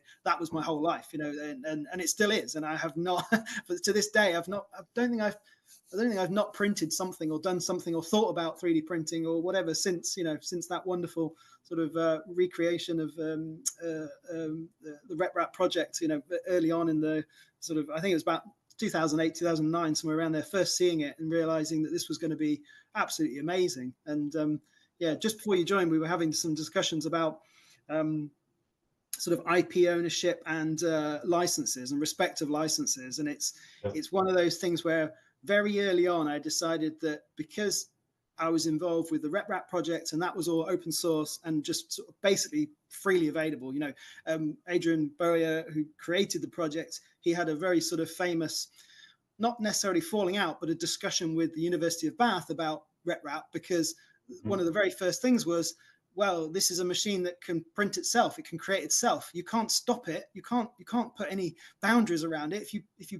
If someone buys one, they can create all the parts to build another one.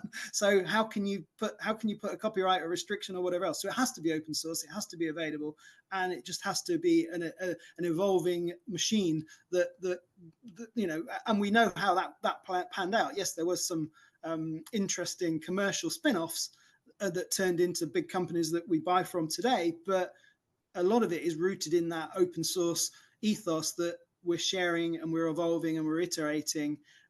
So very early on, I made the decision that I wasn't going to try to police everything I created, and I was just going to go for an open source license and actually encourage people to use it, build businesses if they can. So my philosophy was a slightly different to Todd, because I wasn't trying to make money from my designs. I designed a 3D printer and just released it and said, if you want to sell it, that's great. You can let me know. And if you give me some, attribution and let people know that I designed it, that's great. But if you want to make a business out of it, and a lot of people did, a lot of people took my designs and created their own business.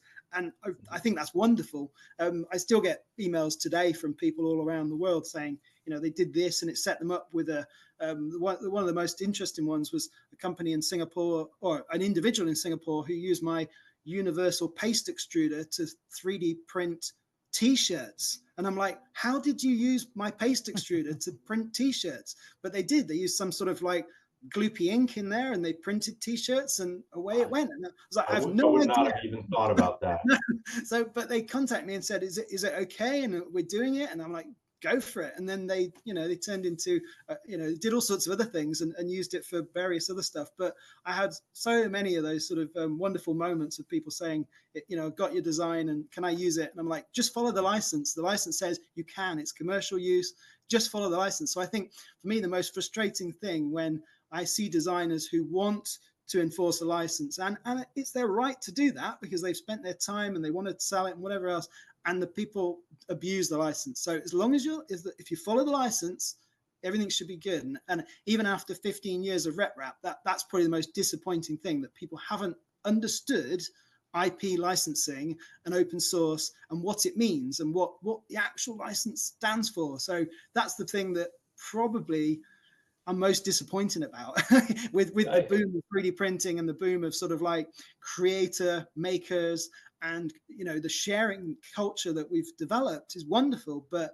the abuse of it, such a shame. It's such a shame. I agree. The abuse is what gets me. I mean, every designer has a right to put out their models under whatever license fits them.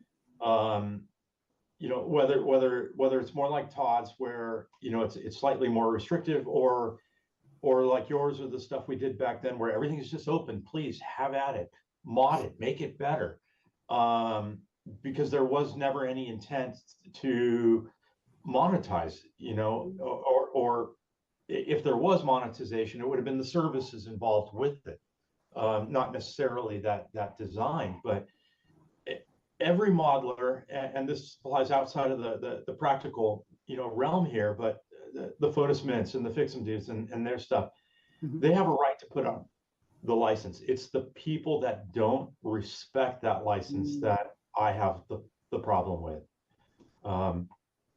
And it's such a massive waste of time for the designers, because they spend so much of their time chasing down people, getting into arguments, and it's just, I feel so sad for that whole having to do that, and it usually means you end up seeing less and less from those designers, and that's a real shame, because And it's not just in the model world either. Fix'em Dude and I, a few years ago, we came up with an idea for a T-shirt, a Gen X T-shirt that I used to be Gen X, now I'm Gen XL, and it has the extra large tag. Nice. Within 2 days of publishing that design, it was I want to say probably on 20 or 30 people who had just grabbed a screenshot of our published, where they show the T-shirt on a model or whatever. Grab that, tried to extrapolate our drawing, our artwork, and then publish it as their own. And for, gosh, probably a month and a half, we were trying to chase down all of these people that were trying to sell it at half the price of what we had. And don't get me wrong, we weren't trying to capitalize on it and make a killing. We were making a few bucks profit on every T-shirt, right?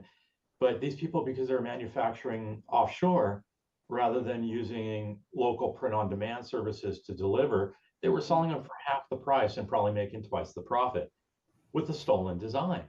Yeah. And that's pure trademark. That's not even, or I should say, I'm sorry, copyright. That's not even a licensing issue. That's just, they screen scraped it and put it out. And so it's in every space right now. It's frustrating. Yeah.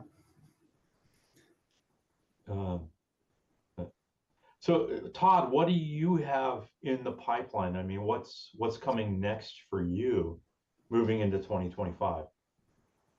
I'm working on finishing up an actual case for the Raspberry Pi rather than the Mr. Pi. I've got an actual Raspberry Pi 5 case. I'm sorry. That I've finished up, and I'm hoping to launch that sometime soon. I just recently launched a storage system for the Evercade console for the cartridges for it. It's a modular, snap together storage, like a storage tower, like old school cassette and CD storage towers we used to get back in the 80s and 90s, big tall thing. And with that one, you can print it in sections. So you print the base, and then you can, each add-on gives you another 5 cartridges, and you just keep stacking it up. I've just rolled that out. I've hoping to finish up the Mars FPGA console stuff here soon. I'm hoping we'll have more to announce on that. That's a big project, all from the ground up, completely new, not based off of any existing, at least as far as our framework and our backend software stack goes. It's it's completely from scratch. So that's a big project. That'll take over probably all my time once we get that up and running. Then I've got just a few little miscellaneous things. For me, it's kind of a by the seat of my pants. If you ask me today what I'm going to launch a week from now, my answer is going to be very different than what I might answer tomorrow. So Richard knows how this goes. You might have a desk full of prototypes, and you never know at any given time which one of those is going to be the one. I've got sitting on my desk beside me, I've got a few different things that I've been working on, and some of that stuff may make it to market. Some of it may never make it any further than my desk. That's kind of how it goes. We never know also when we do launch something how well it's going to sell or how well it's going to be perceived. Like I've had stuff that I thought for sure was just on the money, and either I sell it or I even release STL files on printables, and it's like it just falls flat. It just like fizzles out. You're like you misgauge. And I've had other times where you release something and people go crazy for it. It's like, oh wow, I totally did not expect that, you know. But yeah, that's kind of what I've got in the works at the moment, just for the immediate future, anyways. Very cool, very cool. Rich, what do you have? What are you working on the, not the business side, but on the personal side? You know, out of your own interest. Yeah, the personal side sort of, again, it's blurred a little bit with the business because we spend quite a bit of time with the museums. I mean, I'm here today, and the museums are both on upstairs and downstairs. So I quite enjoy fixing arcade machines. So in my spare time, I do actually spend time at home and in the workshop here and in the arcade, restoring arcade machines, figuring out how to best upgrade them if they need, new parts and things. And some of that will spin off into ideas for maybe a product to sell, or it'll just make a better arcade machine for our museum. And there might be a story out of it. There might be a YouTube video that again can be put into the whole overall sort of experience of what we're trying to do here. So the preservation. So where I had a lot of time for rep wrap, and I used to do a lot of that sort of that wasn't really connected to the business here. It was just another, hobby that I was doing as well. Again, all of that blurred into, we've got print farm behind me and we're doing full production. That was all me just sort of slowly bringing it into the business and going, we can do some prototypes. Like that really worked really well. The client loved it. It was like, should we get some printers? Yeah, let's get some printers. And then, so all of my hobbies sort of evolve into, well, now I'm doing this because I love it, and now I'm doing it as well in my day job. So I'm fairly lucky in that way that I get to evolve things I enjoy doing into something I can turn into something useful to then either design a product or help a customer or develop a new sort of architecture for a system. And it might not be anything to do with retro gaming. We do a whole load of other technologies in audio and medical and various other things. But having 3D printing, for example, to be able to go, well, now I've just done this enclosure, and they can go to the trade show with something that looks half decent. And, I wouldn't have been able to do that, even with a third party agency or things, because you just wouldn't be able to, run out of time some of the time. So having those abilities in house has made us a lot more agile and a lot more sort of capable. So yeah, I guess in my own time, I'm enjoying doing that. I'm enjoying doing the retro gaming and enjoying sort of blending the two together. I'm still, there's work-life balance and all that sort of stuff, but it is really, really part of everything I live and breathe and think about every day. So, the 3D printers are off at the moment, but they've all got parts on it to go out for production next week, for pre-orders that we've got in the shop, and they're all parts that we're physically using as finished products. And a few years ago, I wouldn't have said that we would be doing that. I would have still said, yeah, we're using 3D printing to prototype. And, we do still go through the natural progression of 3D printing, tooling, injection molding, manufacture. We do that on many products, but there's a whole load of other products that don't justify that at all and don't want that and don't need it. And some that you have to use 3D printed for just because of the nature of the product. So I quite find that really exciting that we're finding more and more ways to use our own production facilities to develop products for ourselves and develop products for some of our customers. So for me, that's been the really most rewarding part of all of this really over the years, and my whole journey in 3D printing and sort of gaming and technologies and sort of blending all that together. So yeah, I do enjoy that. And then just thinking about new designs, I said at the start of the stream, I've got loads of sort of things sat around. I've got, arcade controls, modular arcade controls that are like, this is a spinner for an arcade, so you can do rotary spinners. And this is a little box that's a universal. So we did this one, which is a Neo Geo one. And again, that was just an idea that I had sat on my desk, and one of the guys came along and went, what's that? Like, well, it's just a thing I was doing to play around. I was going to give it to Neil upstairs. And he said, well, yeah, should we sort of see if people want it? And yeah, okay. So we printed a few, put them in the shop, and people like it. So yeah, I've got about 12 different modular arcade controls for all different types of interfacing. We're getting back to those original controls. That's the bit you're missing on a lot of your emulators. You can't simulate spinning in Tempest 2000 or whatever without a nice spinner. You can't have a flight stick without having a real proper nice flight stick. And again, most things are just pads and controllers nowadays. So getting back to some of those modular controls is something I'm definitely looking at this year and doing more and more of those on. But yeah, it's turning that from a prototype into something that's productionizable and a price point that people want to pay for. Because again, a lot of those are real original arcade controls, and they're not cheap. A trackball for an arcade is still $70. It's quite an expensive thing to buy. You can buy cheaper knockoffs and various other things, but if you want the actual experience, they're not always as cheap as you would like. But there's enough people out there that want things that we can turn into a product. And that again, that gets back to the whole thing of you wouldn't injection mold that up as a case and do that because it's just not worth it. You're not going to sell that many of them, and you might want to iterate it further. So 3D printing just gives us the capability to try out these things and see what people want. No, so I know your farm used to be mostly Mark IIIs. Have you started moving into the 32-bit platforms and the Mark IVs, or are you keeping a retro farm?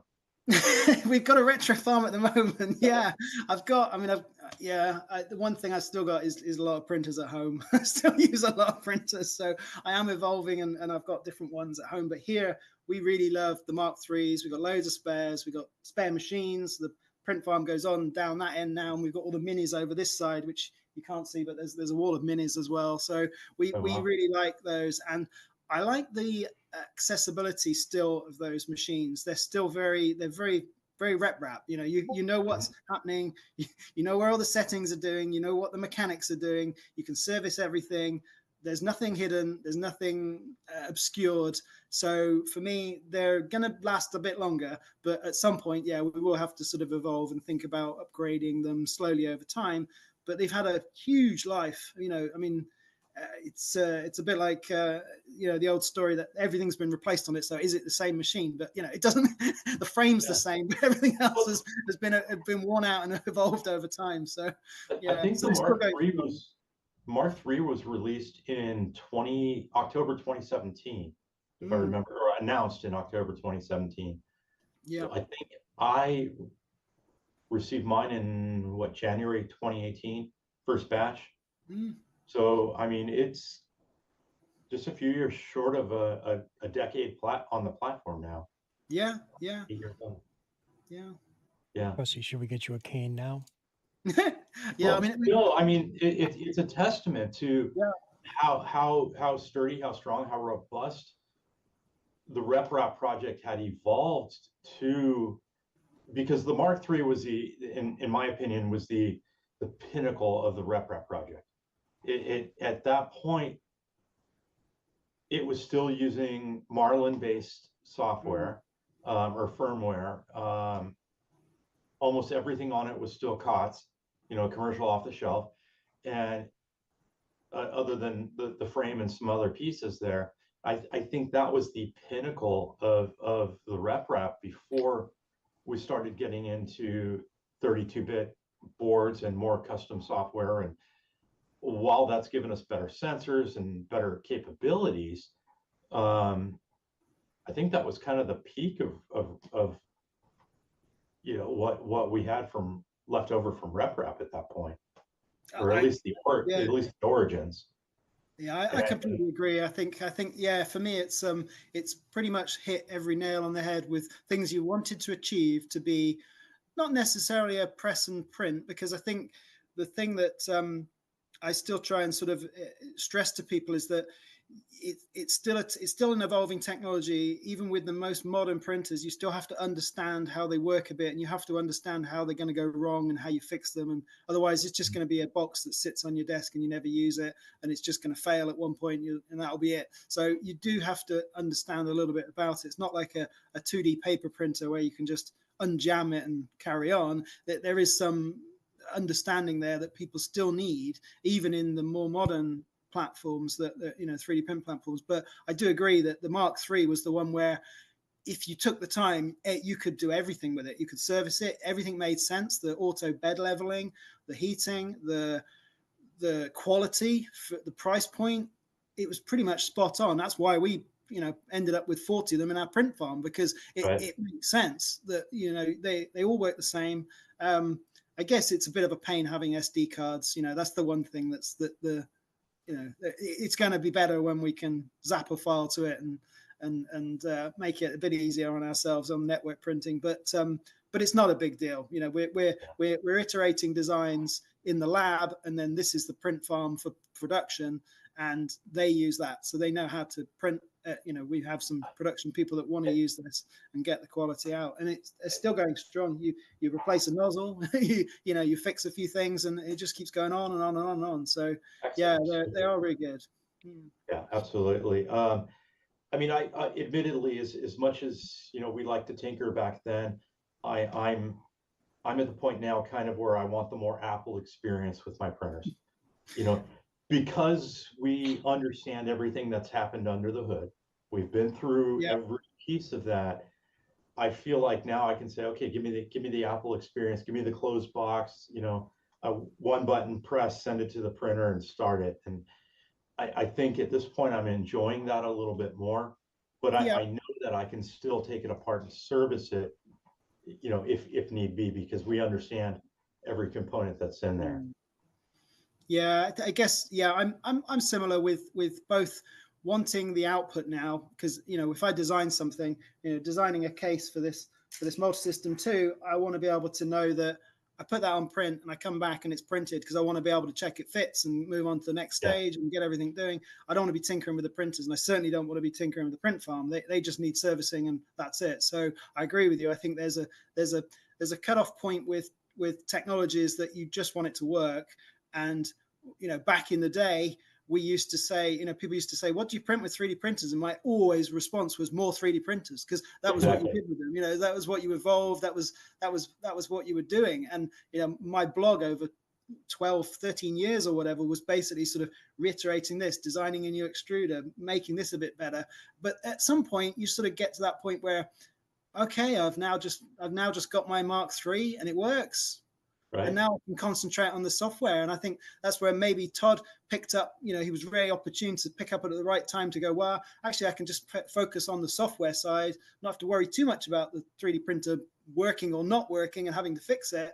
But actually then, so I've really enjoyed that side of it, of iterating. And I think even in my last revision of my book, the 3D Printing for Dummies, I focused a lot more on the design for 3D printing, because it wasn't about building a 3D printer anymore. My first issue of that book was all about, here's a Mark II. This is how you build it. This is what it's all about. This is the materials. You can make it out of, wire and stuff if you want to. You can make it out of fishing wire, and you can do all these things. And the second revision from feedback with people like, okay, yeah, we've done that now. What's next? We're like, well, okay, now you need to learn how to 3D print.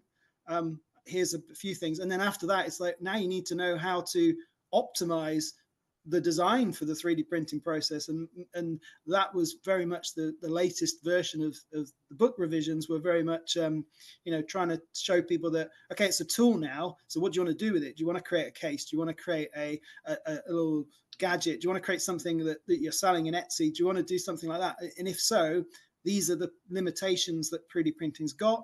These are limitations of how to get around it. And it's very different if you were thinking about injection molding. There's all those sort of like twos and fro's with 3D printing. So it's been a really wonderful journey, and I'm still on that sort of learning every day.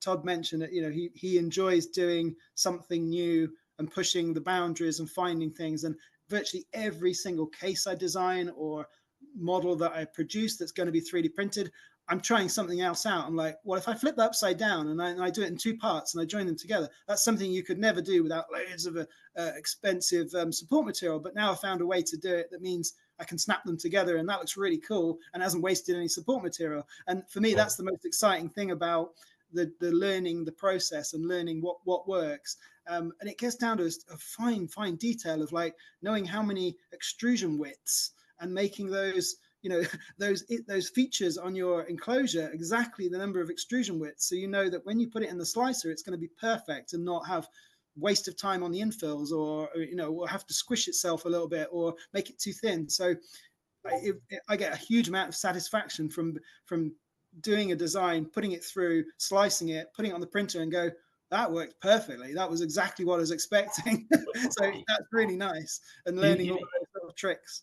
Even with that, our slicers have gotten so much better now that, I mean, we used to consider a chamfer, for example. We'd consider putting a chamfer on to minimize elephant foot, but we had to calculate mentally, okay, what's our nozzle diameter? So we want to reduce our chamfer based on the nozzle diameter to, eliminate our elephant's foot. That's all in soft, that's all accounted for in the slicer now.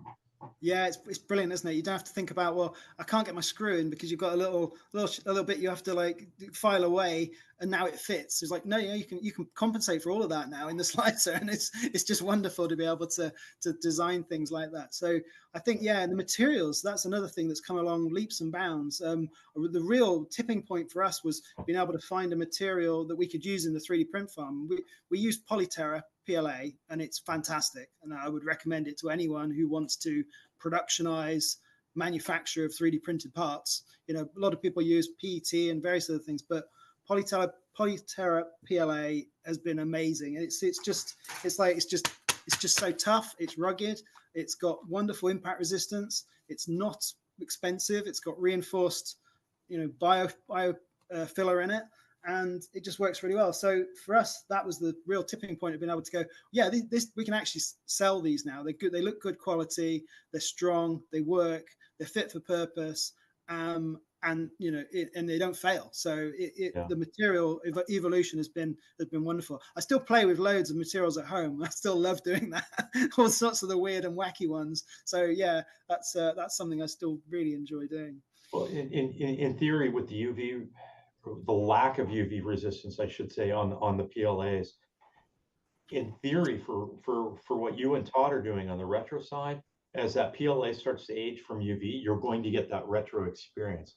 It's like your Commodore 64 aging. I mean, I think that all that's missing on a lot of the retro stuff is a way to get the nicotine stains into it. Turning it yellow, yeah. Yeah, I don't see so much problems with sort of UV aging and things now. I've got a wonderful history of things I've printed and things I've put in my garden for 15 years. There's some in my pond. If I ever go back to my blog, I'm going to get all those out and actually sort of go through a whole rundown of like, well, this one's been buried for 10 years. This one's been fixed to my wall in direct sunlight for 7 years. And I'll probably go through a whole thing of like, and some of these things are disintegrated where I knew they would, because they had no material modifiers, no UV blocking, no nothing. It used to be red and now it's light pink. You can see that all sorts of different evolutions of the materials, but others have held up incredibly well. Some of the Fabadashery prints I printed back in 2011 still look as good as the day I printed them, and they still have wonderful stability. They're not brittle. They're perfect. So people were doing good things with materials even in the early days of RepRap to get the materials right. Ooh. Hang on, I gotta. Sorry. I have to say, Shane, watching you try to get your Zoom camera working has been very entertaining. Yeah. At one point, you were upside down. Huh? At one point, you were upside down. That's okay. At another point, my green screen cut off, and you guys can see what's behind me. Oh. That's a mess. I don't care about the mess. It's something else. Oh, now I really got to pay attention to the background. Yep. Okay. Yeah, sorry about that. If I could interject real quick, I just want to thank a few people who have been donating while we've all been talking. So Tech Cheaper, thank you very much for the $20. Ron, thank you very much for the $100. Andrew Rogers, thank you for the 20. Zombie the Hedgehog, thank you for the 10. Train Wrecker, thank you for the $20. Jeff's Prince, thank you very much for the $50.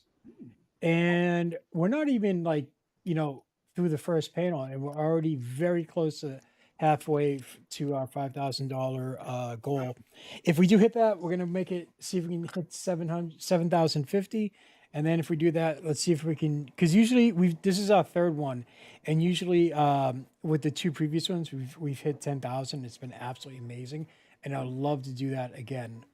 So so I'm just double checking, making sure cameras are. It's a daily goal, not an overall goal. What, to hit $10,000 every day? Yeah. Yeah, I would love that. I mean, I'd love to hit 10,000 each day. That would be great, but we help feed a lot of people that way. There's $90 left on that match. So keep in mind, everything that's put in right now up to the next $90 will be doubled thanks to RC Maniac. So if you put in 20, 40 goes into the kitty for the kitchen. So the match is actually up to needing $20 now. Oh. Yep. And it looks like I have a gremlin that snuck into the office. Of course. Little one. Well, I mean, like, I kind of felt bad for Ryan because he switched and he was in here, and I thought he wanted to ask a question, but we just didn't have time for a break to ask him, you know, like, is there something you want to ask? So yeah, I kind of feel bad because, like, he's sitting there patiently waiting, and then the camera goes back black, and then next thing you know, Carson's there, and I'm like, oh, Ryan didn't get to ask this question. He will be back later. I just had to go get food.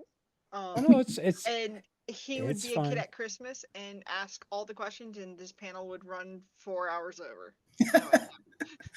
So if Ryan was on this panel, you'd probably be needing to hide his credit card. No, I'm the one with the money spending problem, not him. Yet. We can fix that.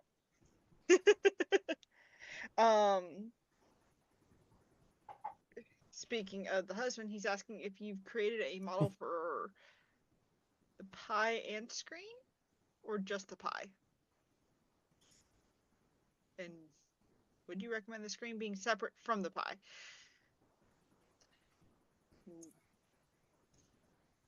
I guess it depends. I think it's an open question. Yeah, I guess it depends what sort of thing you're doing. If the question is a sort of a handheld device or a laptop style device with an integrated screen, then yeah, we've seen a lot of people do some really cool sort of retro flip top consoles and various things with embedded screens, and even the Raspberry Pi Foundation now is selling screens that you can pop out of their shells and put into 3D printed enclosures and turn them into sort of laptops and various other things. So there's some interesting stuff going on there. And I did do a multi-system laptop design a couple of years back, just because people thought it would be fun, and I just knocked it up one weekend and just to prove that it could be done. And that was quite fun, just sort of integrating a screen into a keyboard and effectively turning it into an FPGA based retro gaming console with a flip up screen. So that was quite fun. But yeah, it's a slightly more harder challenge trying to integrate that into sort of a handheld device. It's something I've got loads of prototypes around, sort of messing around with the little mini screens and stuff, and seeing what we can do on that side. So that could be quite exciting. But yeah, the Pi is a reasonable way to go about playing around, because you have got a standard HDMI or LVDS ports for LCDs and screens that you can use. So it's good for experimenting, definitely. Now, with them being embedded, is there a worry about overheating?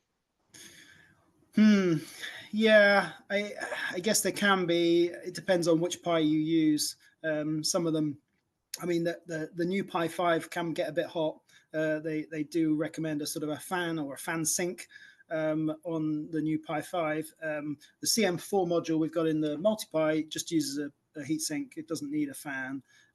So that's quite nice. But yeah, the more you're compacting everything down into a sort of a smaller form factor, you do have to think about ventilation and heat transfer. And in fact, I've used 3D printing materials that heat up and change color just to find out where all the hot spots are. That's really smart. Fun. Nice. It's so much fun. Yeah.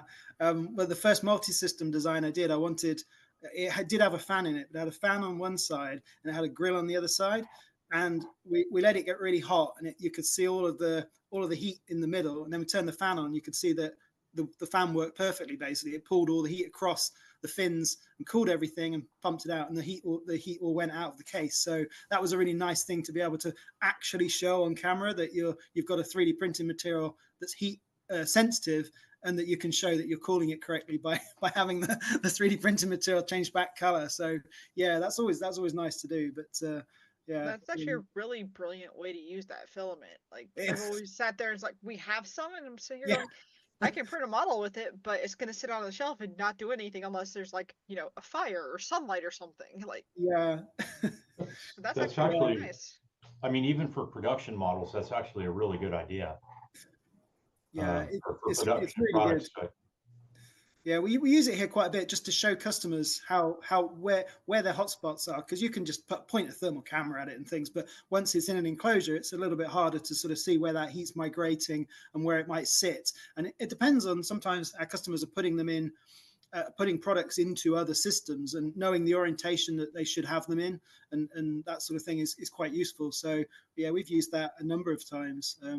There's also UV reactive filament, which is really fun, but it does wear out. It's a real shame. So the more you use it, the more the effect goes away. So I do love using that. And I've used that to, again, line up things on UV projectors, because you see where it impacts onto the screen and all that sort of stuff.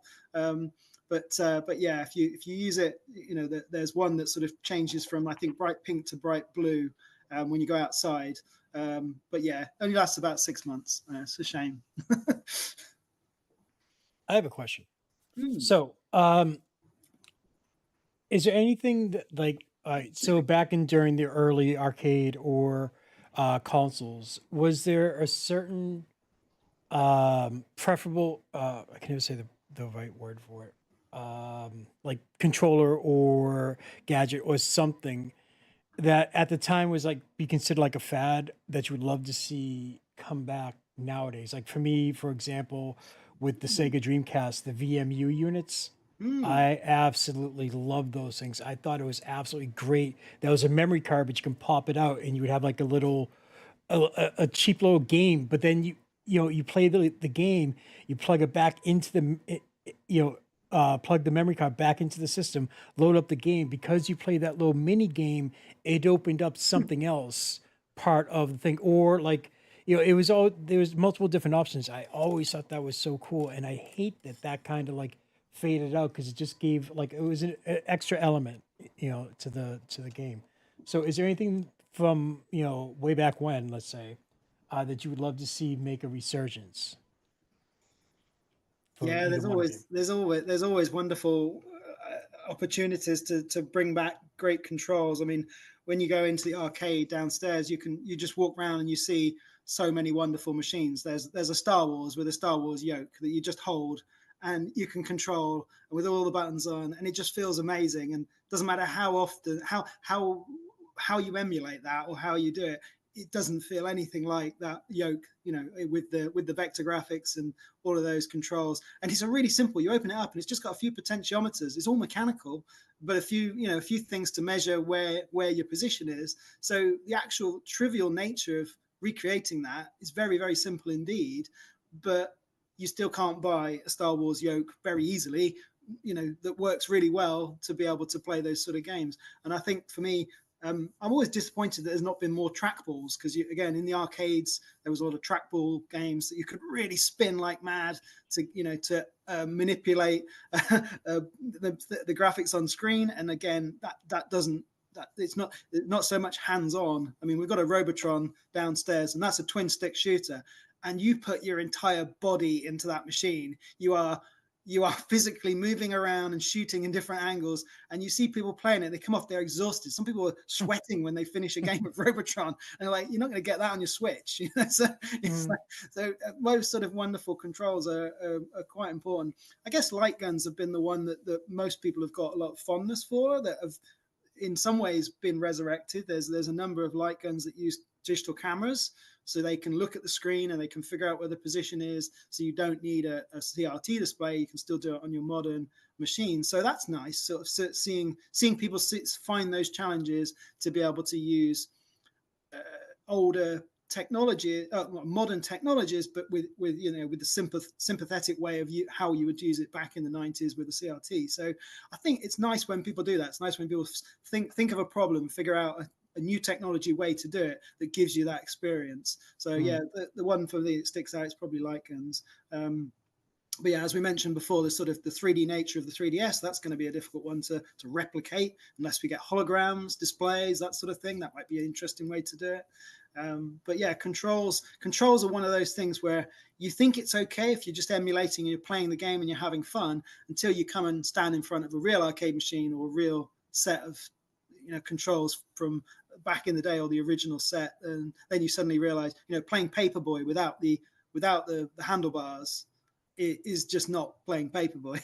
So it's just so different. That's a throwback.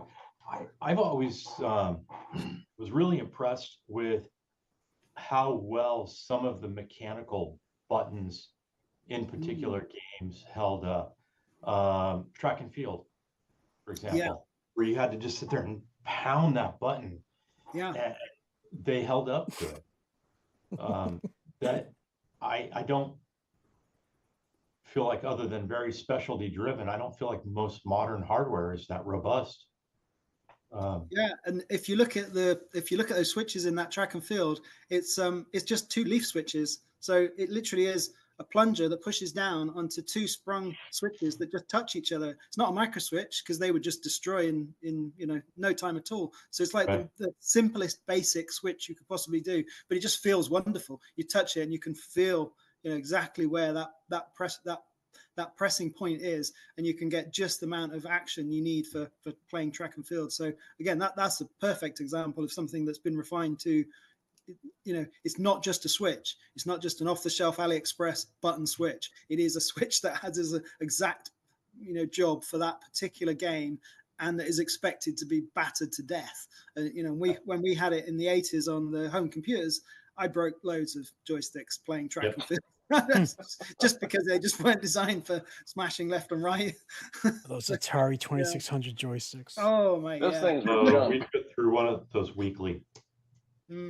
Yeah, it's very easy to break those sort of things when they're not designed for what they need. Yeah, that does give you a very healthy respect.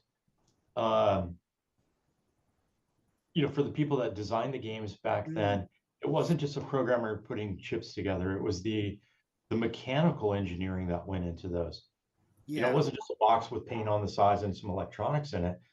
And somebody trying to write the program on very limited hardware, electrical hardware at the time, or chipsets, but the mechanical design that actually went into those plungers and to those reed switches on those, or like you said, the trackballs. I mean, the trackballs, being able to keep up with a spinning like that, but it's not like a trackball for a 4K or an 8K monitor. With that DPI, it was analog. Yeah, no, it is amazing, and I think some of the magic that we see people seeing when they walk into the museums here is really just reliving that nostalgia of experiencing those times when they were in the arcades and home computers as well, and consoles. So yeah, I get the whole Dreamcast VMU thing. I think that was sort of, we're not seeing so many of those types of things. I think Nintendo's been pretty good at bringing out unique features in their machines, and I think I'm going to be fairly disappointed if the Switch 2 doesn't have something interesting to show us. That if it's just a slightly better Switch, if it's just a Switch Pro, I'm going to be a bit disappointed. It needs something. It needs a not necessarily a feature or a gimmick, but we had the motion tracking with the Wii, we had the Switch with the Joy-Cons. You may never use them, you may just use it docked or whatever, but I used all sorts of features of those machines, and I do enjoy when companies take a little bit of a risk and try new things out, because it's more interesting than just a screen and just a mouse and a keyboard and that sort of thing. So I've never been that much into PC gaming, I must admit, because unless you're playing a first-person shooter with a keyboard and mouse, I don't know, I prefer the console side and the older stuff and the arcades. So I love the fact that we've still got companies that are trying out new ideas with ways to play games, and that's why I'm sort of still very hopeful that eventually VR and things like that will immerse us more into the experience, and we'll have a lot more connection to the worlds that we can. I would actually like to see the Switch. So I go retro back to the Wii. That I'd like to see them take the technologies that they were using during the Wii, the rackets and the stomp boards, the balance boards and stuff, modernize those with modern sensors and bring those to the Switch platform. Yeah. So the Switch platform actually has stuff like that, where it's connected to the Joy-Cons. You can put the Joy-Cons into the Fit stuff, and there are things that are like that, similar to the Wii. Yeah. Similar, but I mean, can you imagine playing a flight game where if you were bringing a modern gyroscope into it, the accuracy of a modern gyroscope into that controller, I mean, just the resolution has gotten so much better that you could actually use a gyroscope to fly a plane now. Yeah. I don't think Wii era had that level.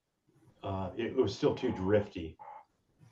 Yeah. The PlayStation 3 was a perfect example of that, where they had the sort of motion tracking, but it used a camera, and it was a bit janky and didn't really work that well. Whereas now you could do that so much better, and you wouldn't have to have sensors, and it would just be all self-contained.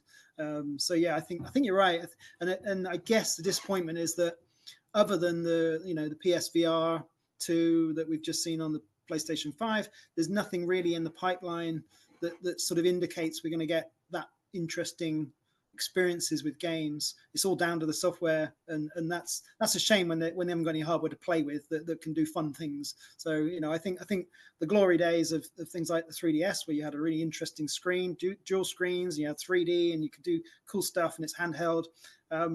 Yeah, it'd be nice to see something like that in the future for future retro gaming. I think I'd hate it in 30 years' time if we look back and we're just like, well, it's just a slightly better version of Doom, but we're just still playing on, loads and loads of first-person shooters from all of the 2020s or whatever. It's just, it's just another type of Call of Duty. Geez, that's depressing.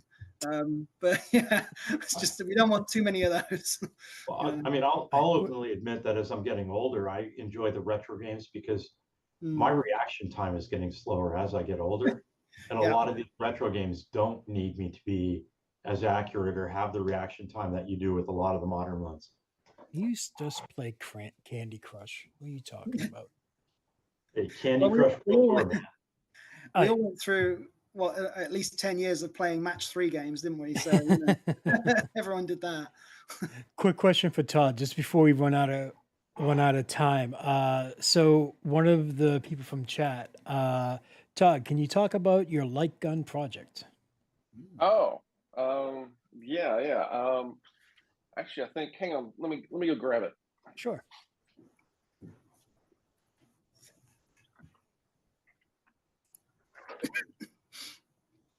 Shorts in the wintertime. Tisk tisk. Well, I was burning up earlier, so I had to put shorts on. Okay. Yeah, we brought up light guns.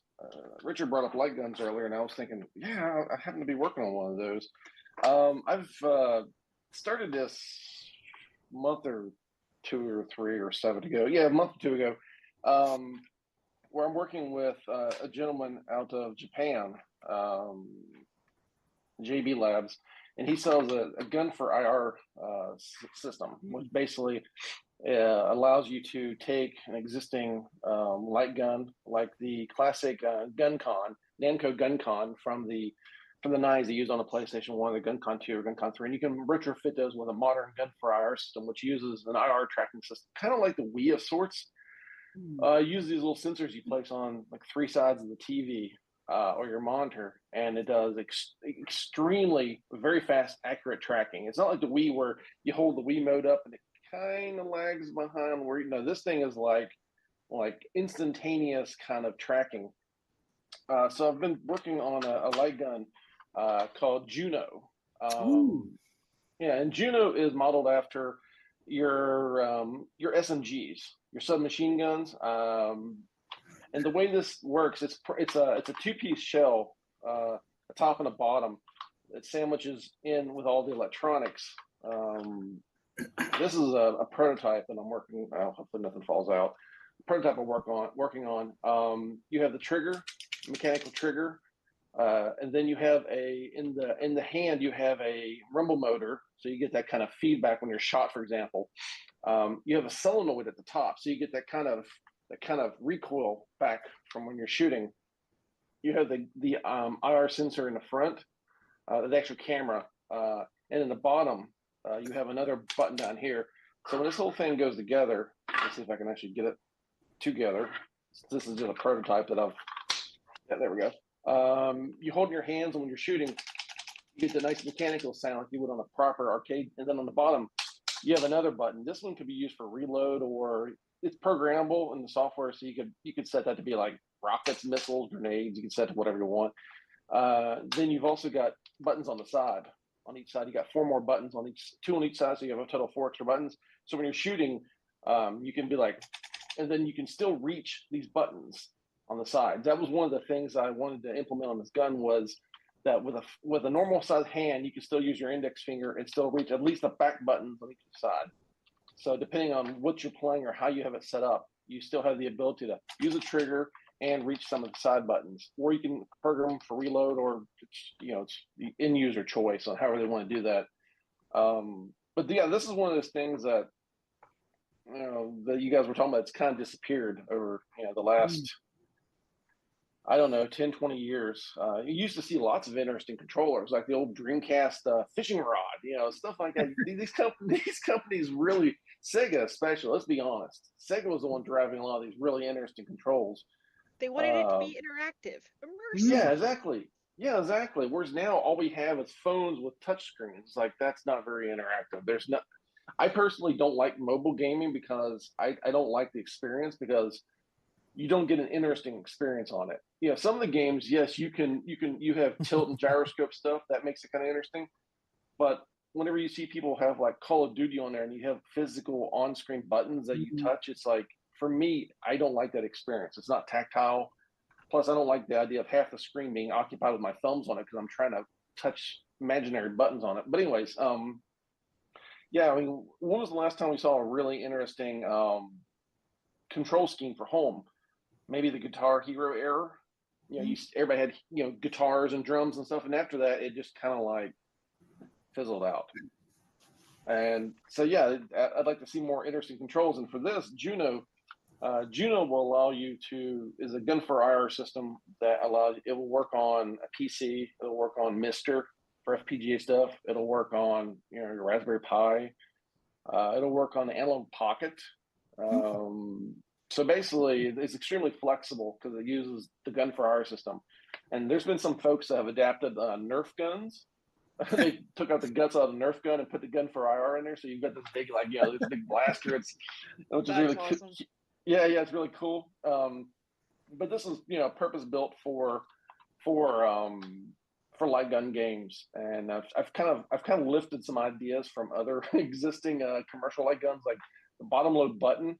The first one I know of that did something like that was Namco. They did in the base for the GunCon. I think it was GunCon 2, a reload or whatever. They did it in the base. So I moved it to the front handle, and then the side buttons also, they did something similar. I've kind of lifted some ideas from existing commercial ones. But yeah, that's my take on a light gun, and I'm hoping this will be. I actually completely forgot about this earlier when you guys asked, but yeah, this will hopefully, when I finally get this thing finished, this will be a big release for me, hopefully this year, and we'll see how that goes sales wise. It might do well, might not, but either way, I'm hoping to help bring another experience home, something you just can't normally, something you just don't see anymore nowadays. Those light gun games. It used to be back in the 90s. They were everywhere. You play Virtue Cop or GunCon, the GunCon games like Time Crisis. And there was, all sorts of other shooting games. And unfortunately, yeah, they just don't seem to be around anymore. So hopefully soon. Very cool. Yeah. That's really good. I think that's going to sell very well, Todd. I think that's a really nice design. Good job. Yeah, I think it comes down to getting the price down. Getting the price down, because there's a threshold. because there's commercial ones on the market. There's the Sinden light guns, which you know they have they're their own interesting solution. Then you have the guys that was it the Reaper light gun from Retro something or other. I can't remember those guys. But the Reaper light gun RS3, I think is what it's called. So yeah, basically, if I can get Juno out and I can keep the price at a reasonable level, I think it'll do well. And I need to build a one of the things for a project like this is, since I do everything in house, is being able to find a way to make it to assembly quick and easy. I think that's one of the problems you struggle with from a small business is you want to get something like this to market, but if it takes too long to be able to assemble, or the cost is too high in parts, it doesn't make it feasible. Like I've got a couple projects I'm sitting on that's been like that. I had some in the past that I finally got to market that I had to basically find a way to be able to make the assembly and make the design manufacturing as fast and efficient as possible. Because, for example, if it takes me an hour to assemble one of these, that doesn't work. That's just unrealistic. Maybe you sell it as a kit where people do it themselves. That's one option. But then you take on that risk of supporting a kit, a kit's production. So that's its own kind of thing. I'd rather sell something that's ready to go out of the box. So that's what it comes down to with the light gun. It comes down to being able to manufacture this thing in a way that I can take one of the cases off the printer. I can plop the electronics on it, and 15 minutes later the gun's done. I need to be able to get it down to that kind of process where I can just streamline pieces into it, whether it's because I've already pre-assembled certain parts or I've already done certain steps in bulk, and then I can just plop them together. I had to be able to find a way to be able to streamline the process before I can get to market. So yeah. Very cool. Just if I can jump in really quick, I wanted to note we had a couple more donations come in from Neil 3D Prints and MJ. Thank you both very much. And that put us into the territory where RC Maniac's $750 match kicked in. So we are now up to $25.96 and over halfway to our goal, less than 3 hours into the stream. Yay. Excellent. Fantastic. Thank you, everyone. Thank you. I just have one really, really quick question. It's more of a question to think about. I don't think we can answer it in the few minutes we've got left, but I just wanted to sort of ask, when do you think we will have AI that will help us with 3D printing and design? Because we've already got AI that helps with music creation, creating images, creating videos. And for the last few years, I've been sort of trying to see whether anyone is going to do an AI for 3D design. So I want to be able to say, AI, make me an enclosure for something, a PCB that's 200 by 150 by no more than 20 mil high, and make it in the aesthetic of a Sega Dreamcast or something like that, and then spit out something that I can then use as inspiration. I'm not advocating doing this. I'm just saying I wonder when it will happen. I will probably never use it, but it's one of those things. I love the idea of that sort of thing that will give you key points to sort of, oh, I never thought about doing it that way. Because a lot of the things that I design, I go through loads of iterations in CAD before I even 3D print. Don't print half of them because I'm trying things out and seeing what it looked like and modeling on the screen and just sort of going, is that reflecting what I want to try and get out of it? Is there enough Atari Jaguar in there, but not too much? Is there just a few things that I want people to pick up on? And I do it for my own fun and excitement. Years down the line, I can go, did you realize that was actually exactly the same little gap spacing that's on a Saturn? Like people go, no, I didn't realize that. It's like, yeah, but I did it that way just because, and all those sort of funny little things. But I think AI might have some way to, evolve in lots of areas. And maybe it's one for the creative makers panel next to ask them about, will it be helpful for cosplay and all those sort of other things? Will you be able to shell out a design quicker? And have a 3D, manifold 3D model that you can then start hacking around with. Whether or not I'd use that I don't know, but I like having a blank piece of paper and starting from scratch and trying things out. But I guess people who need something to inspire them or something to help them, maybe it would help. But has anyone got any thoughts on that in the last few seconds? So there is actually already AI in 3D design. It's one that I know of is Tripio AI. And it does do 3D design, and they've actually collaborated with a couple of big companies to push their software for it. So it is out there. I'm not sure how reliable it is, but I still think use it as your inspiration. Don't use it as I made this, but actually I just put in the prompts into AI. Yeah, sure. Yeah, because there's lots of intricacies that go into, for example, when you're designing a case for a PCB, everything from where the screw posts and screw holes are and the depth that they need to go through to be able to set just right to any kind of retaining pieces that are on the walls that retain the two halves together to lining up the holes for any kind of ports on it. Make it actually 3D printable. Yeah, make it actually 3D printable. Make it actually manufacturable. I mean, you may be able to spit out something that looks like inspired by a certain product, but actually being able to take that thing and throw in a slicer and expect to have anything come out of it that's even remotely usable. I don't know where we're at in that regards, but I got a feeling it's still ways out before we can actually have something that can physically turn it. I mean, if you're just doing solid models, that's one thing. Like if you're just wanting to say, give me a Nintendo 64 looking model, and it kicks out a model that looks like inspired by the N64, great. Could you ever have the hopes of putting the guts from an N64 in it? None, very unlikely. Stuff like that, the stuff that takes someone like Richard and myself with a pair of measuring that board out and being able to actually see where things are. And I don't know. I think that's a ways out still. Hopefully. I think you're right. I think that's why I asked the question, because it also highlights how basic AI really is.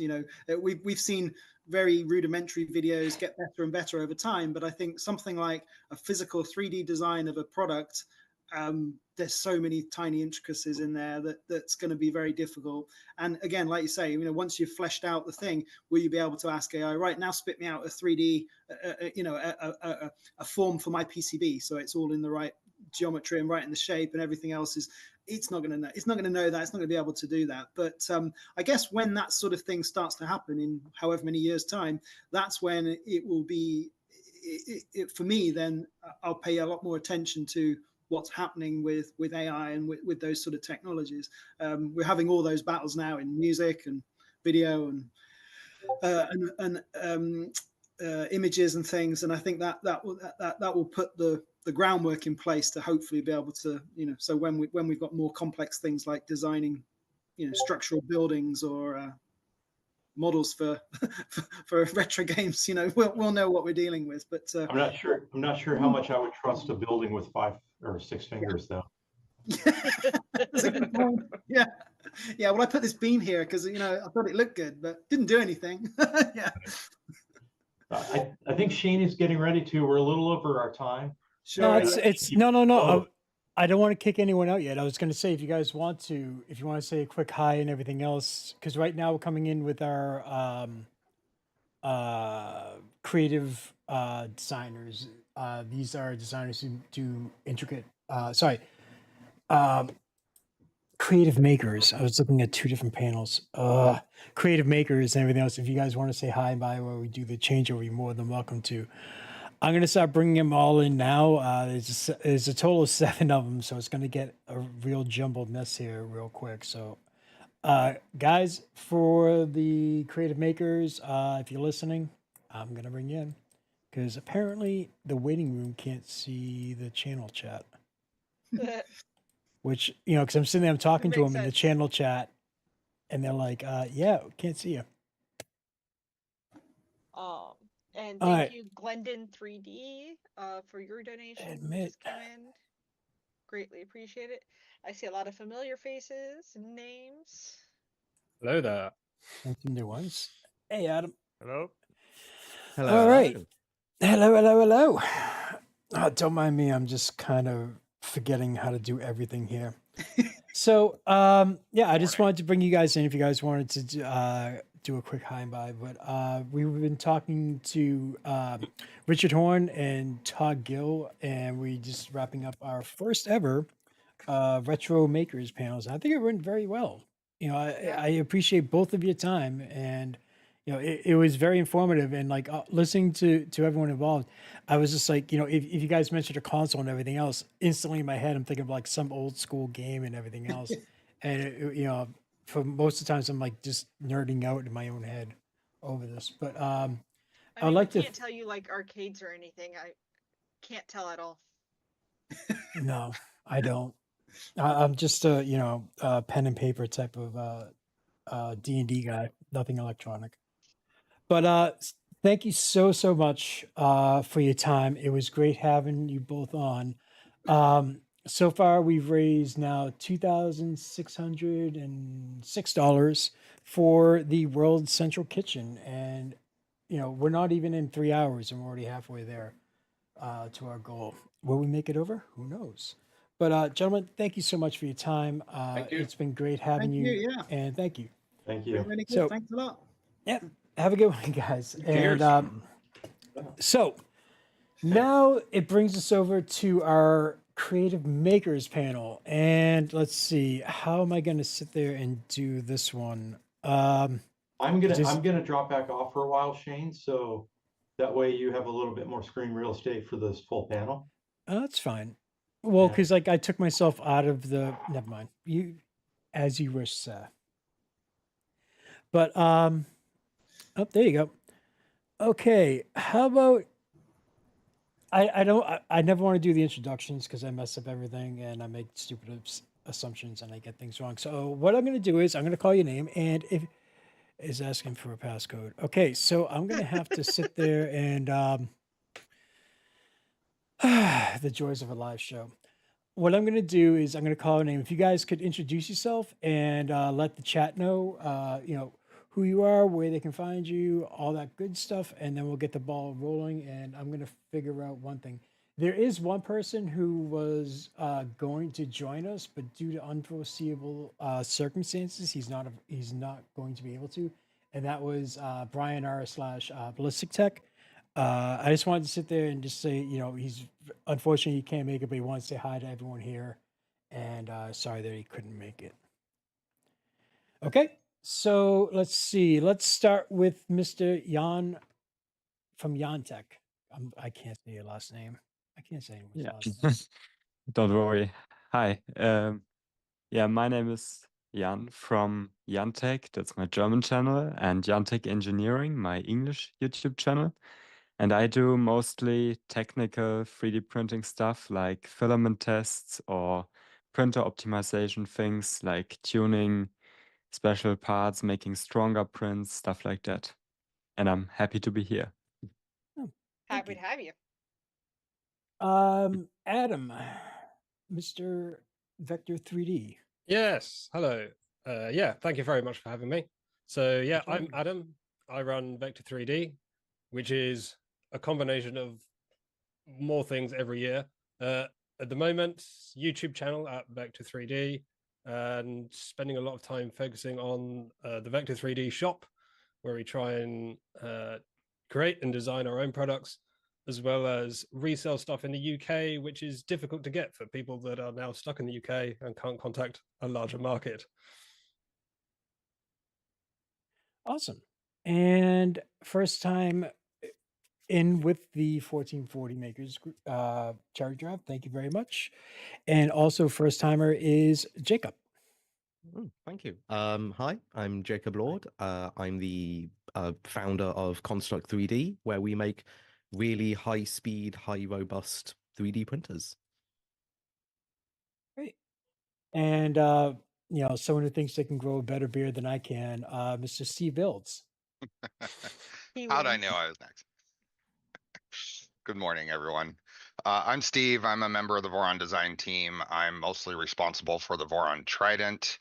As an extension of that, I run the Steve Builds YouTube channel, where I enjoy building community projects, including but not limited to Vorons and other fun 3D projects like RC cars and foam flinging blasters and such. Awesome. Canuck Creator. Next. Somebody. My beard is nowhere near as majestic as I Steve's. I have to know give him that there's credit. no way. We Dude, can't compete. We cannot He would put compete. Gandalf to shame. He would. I know. Wait. No. We just came up with this new Halloween costume for 2025. Oh no. Yes. Right. So I'm Taylor, the Canuck creator. Most people probably know me as somebody from the Voron team. I still am, but I don't really do much anymore. But anyways, probably know me from the YouTube channel as well.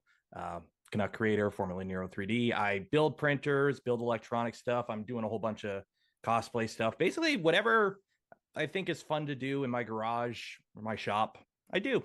And we stream it a lot and do videos. So, yeah. Awesome. And a very special person who actually was involved in the very first 1440s charity drive, Ollie.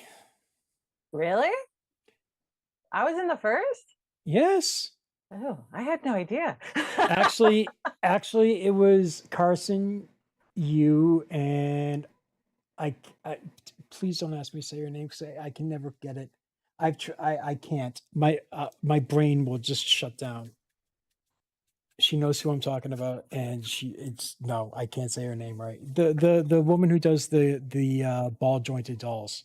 Oh, ephemera. Oh, synthetic ephemera.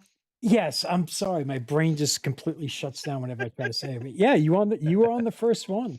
Oh wow. Okay. Well, I didn't realize I'd had such an honor.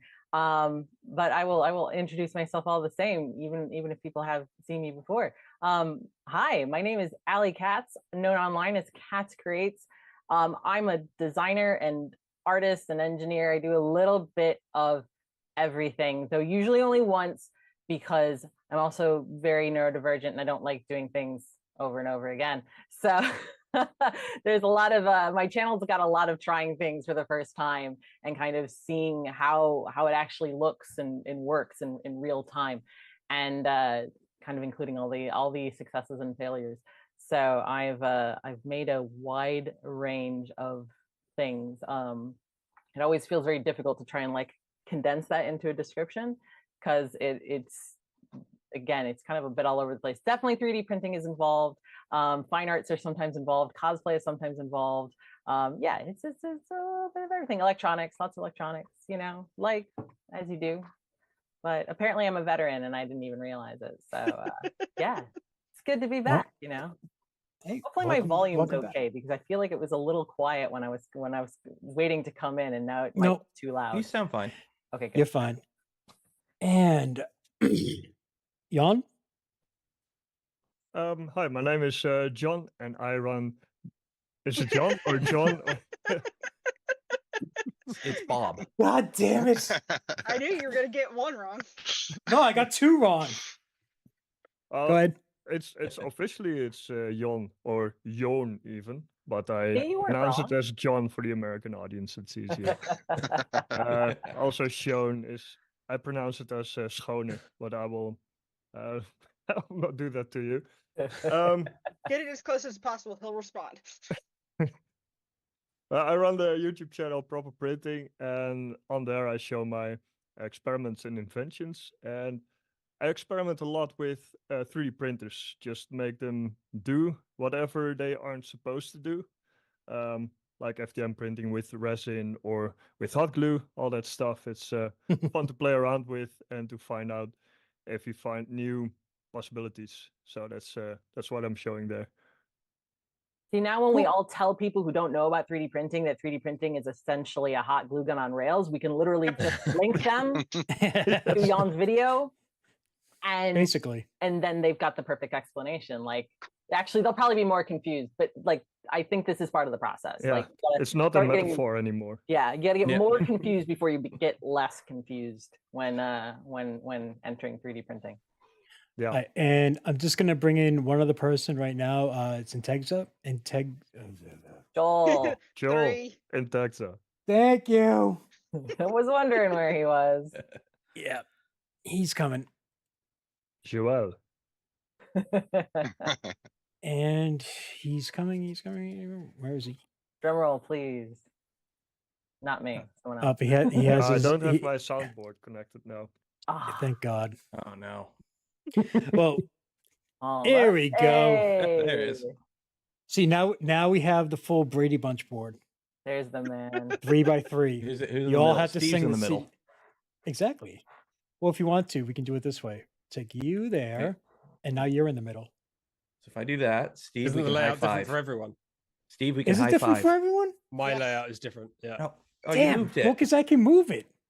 Yeah, but now we can't high five. He's gonna Well, high five there- Steve, but he There moved is us. there is that court order to stay There- away, yeah. 50 yards. There we go. High five, Steve. There we go. Steve's just like, next. All right. So thank you all again for joining us today. We are raising money for the World Central Kitchen.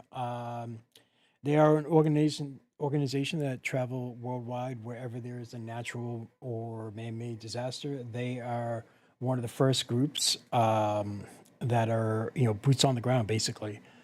Right now, they're in 3 different locations in the U.S., wrapping up operations in Spain, and there is another island that there's no way I can pronounce its name, but they are in. There was a cyclone there, and they're wrapping up our operations there. Our goal is $5,000, and right now we're about $2,600, and we're not even anywhere near close to being done. Just for chat, for you guys who are joining us now, this stream will be running until 9 p.m. 9 p.m. Eastern Standard Time, and then we'll do it all over again tomorrow from 9 a.m. to 9 p.m. Eastern Standard Time, and hopefully, ideally, if it's possible, for our 2 other campaigns, we raised a total of $10,000 each. It would be awesome if that happens again. If not, I'm still happy if we hit our goal. So, with that going, just so you guys know, this is also a longer stream. Longer panel. I do appreciate you guys being here.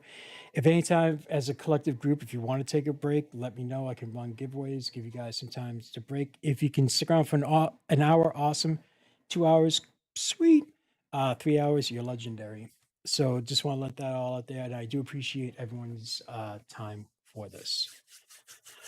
All right, so let's see. Who has the cool thing? Who has well, you have Jan with his shoes, the hot glue. You have Jan doing everything in the world with supports nowadays. You have Taylor with his lost and found power armor. Why You is it have- lost and found? Because I think I haven't figured out the theme yet, but that's kind of the look I'm going for. So If you're you looking do for cosplay- in-universe.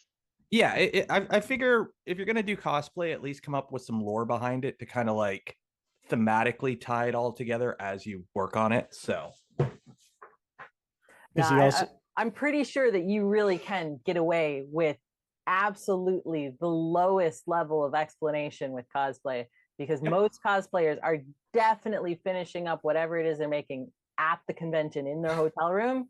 So like backstory, usually not part of the thought process. So if you have a backstory, you are way ahead of the game. And I say this as somebody who has been cosplaying for 20 years. So I definitely am. I am familiar with the ilk because I am the ilk. what I need right now is a zip tie because my mic stand keeps drooping on me. Wait, None are to be found. I was gonna say, I don't think I you're in have the- any out here. 1 second. Well, we might have to pull your 3D Maker card if you can't find one in 30 seconds. I've got a bunch. I just don't know where they're at. Yeah, but are they here now? No. I genuinely still have zip ties from my first Prusa in the bag that they came in. Like they feel weirdly precious to me. So like I still have that kind of like with my 3D printing supplies. They will eventually run out, and I'm not quite sure what I'll do when that happens. It will be an end of an era, I think. But Order another they're Prusa? still there. Well, Yeah, but that's a they good won't idea. be. They won't be the very first bag of True. supplies that I've ever gotten. I kind of miss the labels on the bags where it had like, the part, the size, and everything else. You just take it out of the bag, put it up to like, oh, that's exactly when I miss those. They won't bring them back. I wish they would. It sounds Why won't like they? we need to stage a complaint. Well, no, because they developed a machine. It's a bolt sorting machine, and it just counts everything out, packages it, so like everything in its is in its own proper bag. So, But it is still labeled, right? yeah, they're all labeled and everything else. They just don't have the picture on it. Where before, like, if it fell out of the bag, you could just line it up with a picture. You knew what size it was. We don't have a bolt sorting machine. We still need the picture. I'll make sure to bring it up. The next meeting. Very important. First thing Tuesday. Someone's like, "So you coming to work on Monday?" I'm like, "The show ends at 3:00 in the morning for me. I think I'm gonna need a day off." Oh, you'll be fine. I'll be fine. I'll just fall asleep in the office. Yeah. And then, I mean, I'll be fine. In some places, that shows you're a dedicated worker, right? True. We'll say yes. All right. So, for those who haven't joined us before, the panel is very casual, laid back, and it's just basically a time if you want to talk about projects, awesome. If you guys want to share your thoughts, your ideas on various different things or whatever, it's completely up to you. So, I don't want to do the whole show and tell thing, but does anyone have a cool project they want to talk about, share, or anything? I want to hype Allie's Pokeball bag. Oh, the big I can Pokeball. I grab love it. that thing. I love that thing. It is within reach relatively. I'd have to stand up. But I can get it for folks who've never seen it before. I'm very happy. That thing is amazing. Okay. Let me disappear for just a second then. Yeah, no worries. And while they're grabbing that, I'll do chat. If you have any questions at all, you can at me so I can see it, and I will ask our panel as well. I got a question. Yes. And tags up. When are you going to launch a rocket? I don't think I can. The thing is, Come on, you got to be able to find somebody to team up with to launch a rocket by now. Come on. Yeah, but the thing is, I do a lot of stuff, but as long as I do it in my garage, I'm okay. There's no police here. Once I leave the garage, there's a lot of police. And I really hope there's no police in your garage, Joel. That's a really You got to be able to have hobby rockets in Portugal, we gotta right? discuss Like things. you do, but you need to have all kinds of licenses. You have no idea. Portugal is a very safe place in terms of rules. We can't even have a baseball bat in our car without having the glove and the ball. You know, there's no weapon carrying here of any kind. If you're like a nail clipper is too long, the police is going to be like, "What are you doing with that?" You know, we have a lot of regulations and rules here. So once I step outside of my garage, I'm on my own, and it's very risky. And I've been somehow YouTube's just like, you're gonna binge BPS space for the next week, so it's been suggesting all his videos. So I've just been watching all those. So I'm like, I think we talked about this at Open Sauce about you a not little being able bit, to yeah. yeah. It was one day maybe. It's not my main priority, I would say, because I do love rockets, but the thing that I really, really like is engines. So I would say I prefer the engines to the rockets. But yeah, one day I'll launch one. The thing is, in the United States, you have a lot of deserts in which you can launch the rockets and nobody dies. Portugal is a very tight space with a lot of people in it. You just chose the wrong country to be born in for rockets, Joel. I guess so. Yeah. In terms of tomatoes too, because they put it in every single dish here. We're like the Temu version of Italy, you know, in everything. Oh my god! I'm I love sorry. that. This is really very funny. The sort of thing that like nobody else could make these jokes, but you can, because you're What do you making mean? fun of your own people. Oh. All right. Let's see everything. So is that it's a Pokeball? All right, so the battery might be a bit on the dead-ish side, but fortunately that's okay because I built Only a charging slightly dead. port. I built a charging port into it. I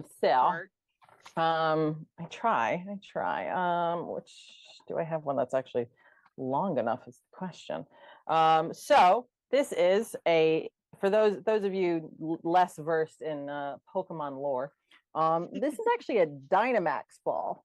So in one of the newer games, I think I might need to give it a second. It's trying, but let's there we go. Briefly. Are those Pokeballs made for men that hunt Pokemon that are trying to overcompensate for something? They're definitely, I mean, I feel like they could also work for that. But they're definitely for giant Pokemon. So speaking of Pokemon, we were redoing our bedroom a couple weeks ago, and the things you find underneath your in your dresser. Nice. I'm so red, jealous. blue, and the yellow Pokemon color. Okay. It is also a handbag, by the way. And all of the electronics and stuff live inside. But I'm actually just going to give this a few minutes to charge, because right now it's basically it's using more power than it's getting. Yeah, exactly. I need to give it just a couple of minutes, but it does light up. It's got 535 LEDs in it, kind of sandwiched between the two layers, you know, the inner black layer and the outer white layer. And it looks exactly like the Dynamax balls in the game, basically, because they light up with a kind of grid pattern. And I created basically special channels kind of in the interior, in the hidden part, so that the light only shows up in a grid pattern instead of throughout. This took a lot of R&D actually to get the kind of the light to look correctly, but also to diffuse correctly, because it's shining through a 3D print. This is all 3D printed. And obviously you can't paint it because the light's not going to show through as well. And power is going to be an issue with 535 LEDs. And this has to be fully, you know, I can't have this plugged in all the time. So figuring out kind of power usage and stuff like that was an interesting complication for it. But in the end, used PVB, which I could smooth with IPA. So I don't have to paint it, but I still get a nice shiny surface. And the lights actually show through really nice. They just need power, which apparently sitting up on my shelf not being used, power drains. So let's let this charge a little bit. It's fine. Oh yeah, and then this one is the remote. This is the on-off switch for the lights, and it's also a power bank for your phone. You can charge your phone with this, because I figured if I was shoving a lithium ion, come on, yeah, focus, thank you. If I was shoving a lithium ion in there anyway, I might as well have it so you can charge your phone with it, you know, like if you're already there. Like, yeah, that's awesome. So yeah, so this is just the remote. Though it does have the best button. Like you can just buy these buttons. They're like arcade buttons or something like that. Oh, those ones, yeah. But they have like the most satisfying click. So they make for nice Pokeball buttons, it turns out. Good to know. But I'm just gonna the problem with making things that are really like perfect spheres is they don't like to sit on a flat surface very well. So I just again have to just kind of like sit with this in my lap. like a giant egg. Printed stand for it. Yeah, well, I do have a printed stand for it, but it's up on the shelf. I left it up on the shelf when I grabbed it because absolutely it does need a support system. Yeah, no, I've started to realize that there's a whole thing around just like figuring out what to do with your project after you make it. Like you obviously making the project, making a thing, like that's one thing. Then you're done, and then it's like, okay, well now what do I do with the thing? And if it's a cool thing, you don't necessarily want to just like get rid of it or anything. So display or storage or stuff like that. Our storage unit has a few projects sitting in it, and we have a spare bathroom that we use as a storage room, and has a couple of larger prints inside the bathtub. I went through and just cleared out a bunch of old stuff that like I think I found, like, you know, the T-Rex skull that everyone prints. I had like 3 or 4 of them about this big somehow. Like I just went through and just slashed the amount of prints I kept on hand one day. Just I had to. I've got a full set of T-45 power armor in various states of completion all over the garage right now. It's like, I have room, time to start a project, and the room is gone. This is the thing, and I feel like the other Europeans here might relate to like space. Yeah, I was just about to being come in on that actually, because I was thinking Yeah. like one of the reasons I try not to take up like any big projects is because my space is so limited. I know like if I create something, I don't like storing things. Like if I'm using it regularly, I'll keep it. If I'm not, it's gone. And I really don't like that aspect of like investing like weeks and weeks and weeks into something that's really nice and then going, oh well, now I have nowhere to put it, so bye. Yeah. Like that's such a difficult challenge for me to overcome.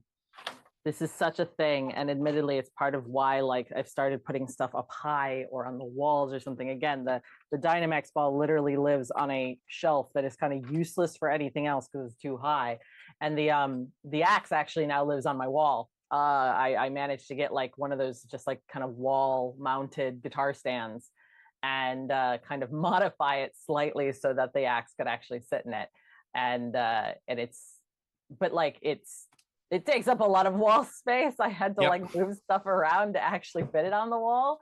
And now it is definitely one of those like, okay, now what? I'm running out of wall space now too. Start doing the pooch. Yeah, I was gonna say doing the pooch thing and start hanging stuff from the ceiling. Pooch is braver than I am. Imagine how Ivan Miranda must feel with his projects. Oh, well, he's got a shop though. I was Doesn't gonna he? say he's got some space. Space. Look, I can promise you, space one's out very quickly when you're making big projects. We're like goldfish. We expand into our environment. So whatever we have, we just fill it. Oh yeah, that's true. Yeah. Filled it with printers. Yeah. Or that. Yeah, you fill them with tools and or projects, possibly at the same time, depending. Both printers are the project. Yeah. I guess in your case, yes, absolutely.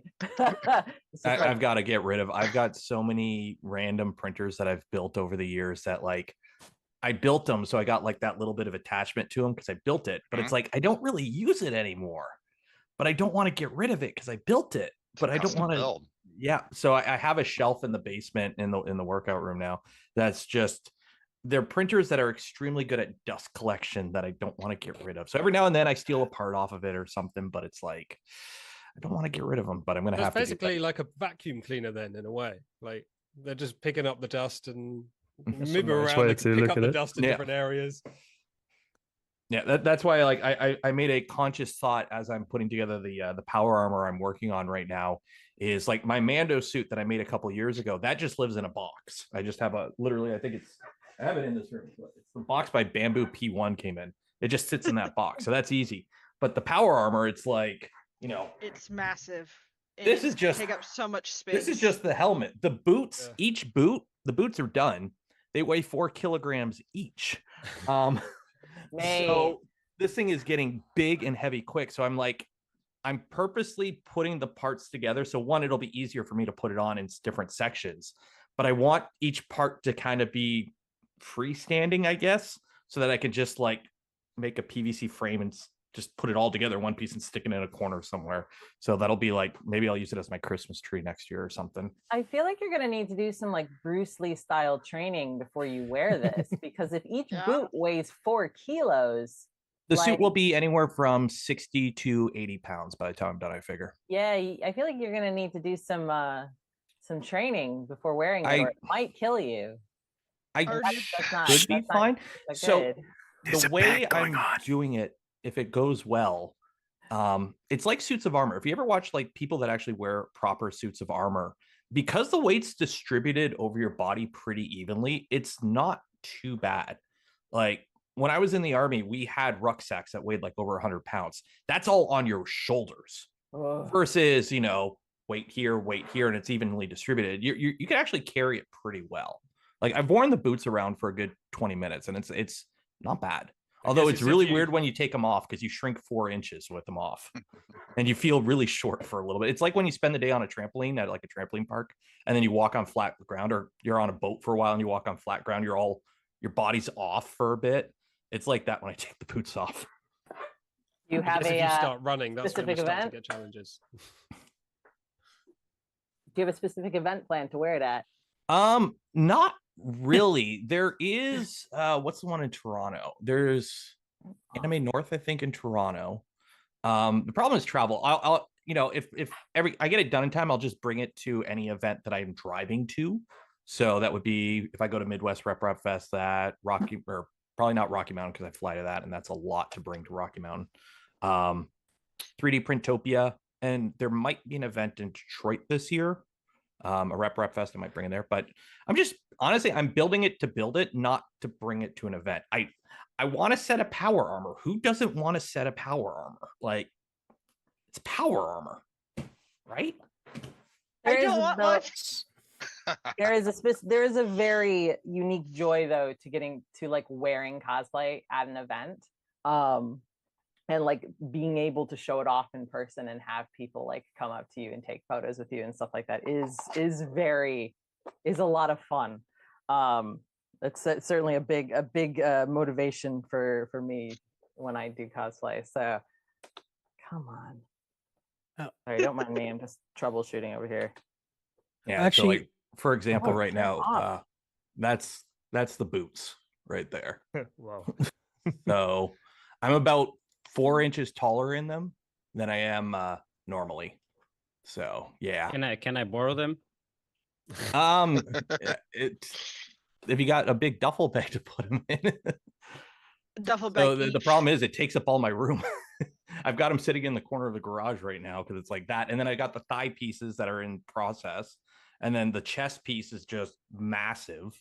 So the problem is I printed everything like last year. And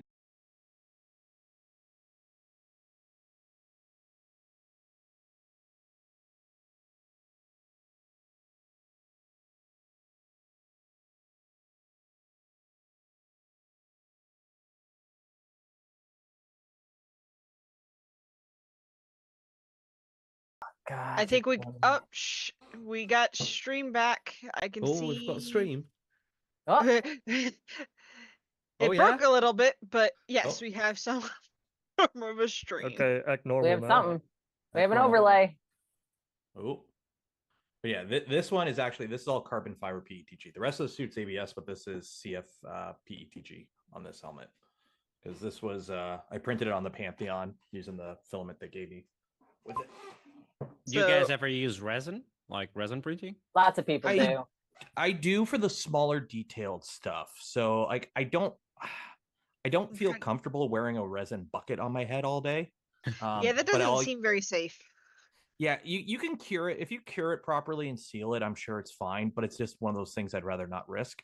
But I do use resin for if there's any small detailed stuff, like any part that's just super detailed that I know will be an absolute pain in the butt to print it in FDM and then hand work it clean. I'll just print it in resin and just paint it right from there. Yeah, I don't have a resin printer, so the answer is no. Lots of people do. I've seen lots of people like print John. Resin. But I'll be honest, if I'm doing like if I'm doing something that's going to be like I'm wearing it and it's large chunks of things, I'm probably not going to 3D print it at all. Like I'm probably going to make it out of foam. That is something I want to start playing with. Yeah, like it's like 3D printing is amazing and useful for so many things. And I definitely think for detail parts and other things, like absolutely 100% 3D printed parts on it. But like a whole suit of armor, I don't know that I would make a 3D printed suit of armor to actually wear. I would 3D print parts to maybe go on it and then put it like have like the base be foam or something like that. But for like props and stuff like that, like I think the 3D printing is really useful. Though again, they can get heavy. I actually saw yesterday on Twitter, Willow is printing with TPU. Yeah, the VarioShore. The VarioShore TPU.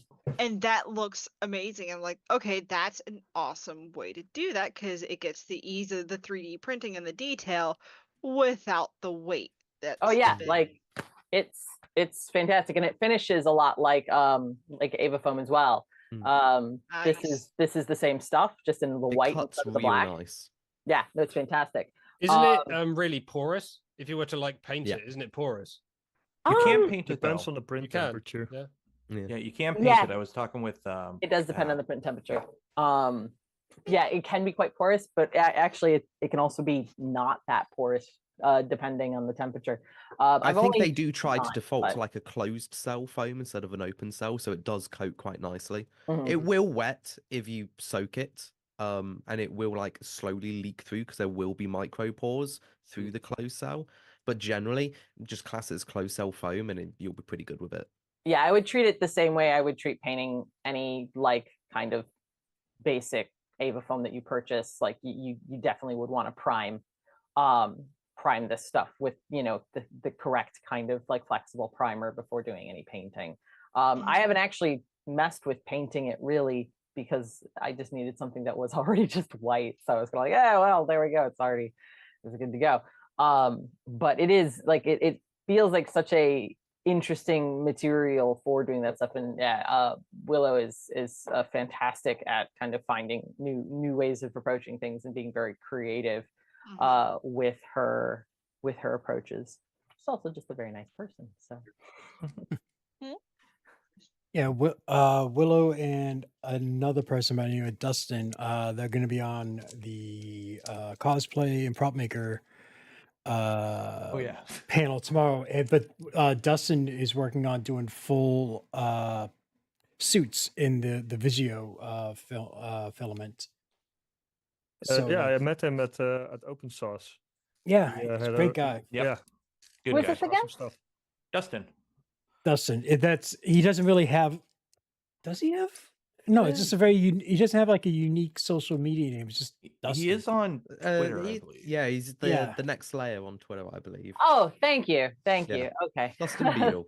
I was Okay. like, I'm just like, I know a few people by this name, so I'm just like, thank you. He Yeah, had a next Carmen layer. Rider suit at Open Yeah. Sauce, I believe.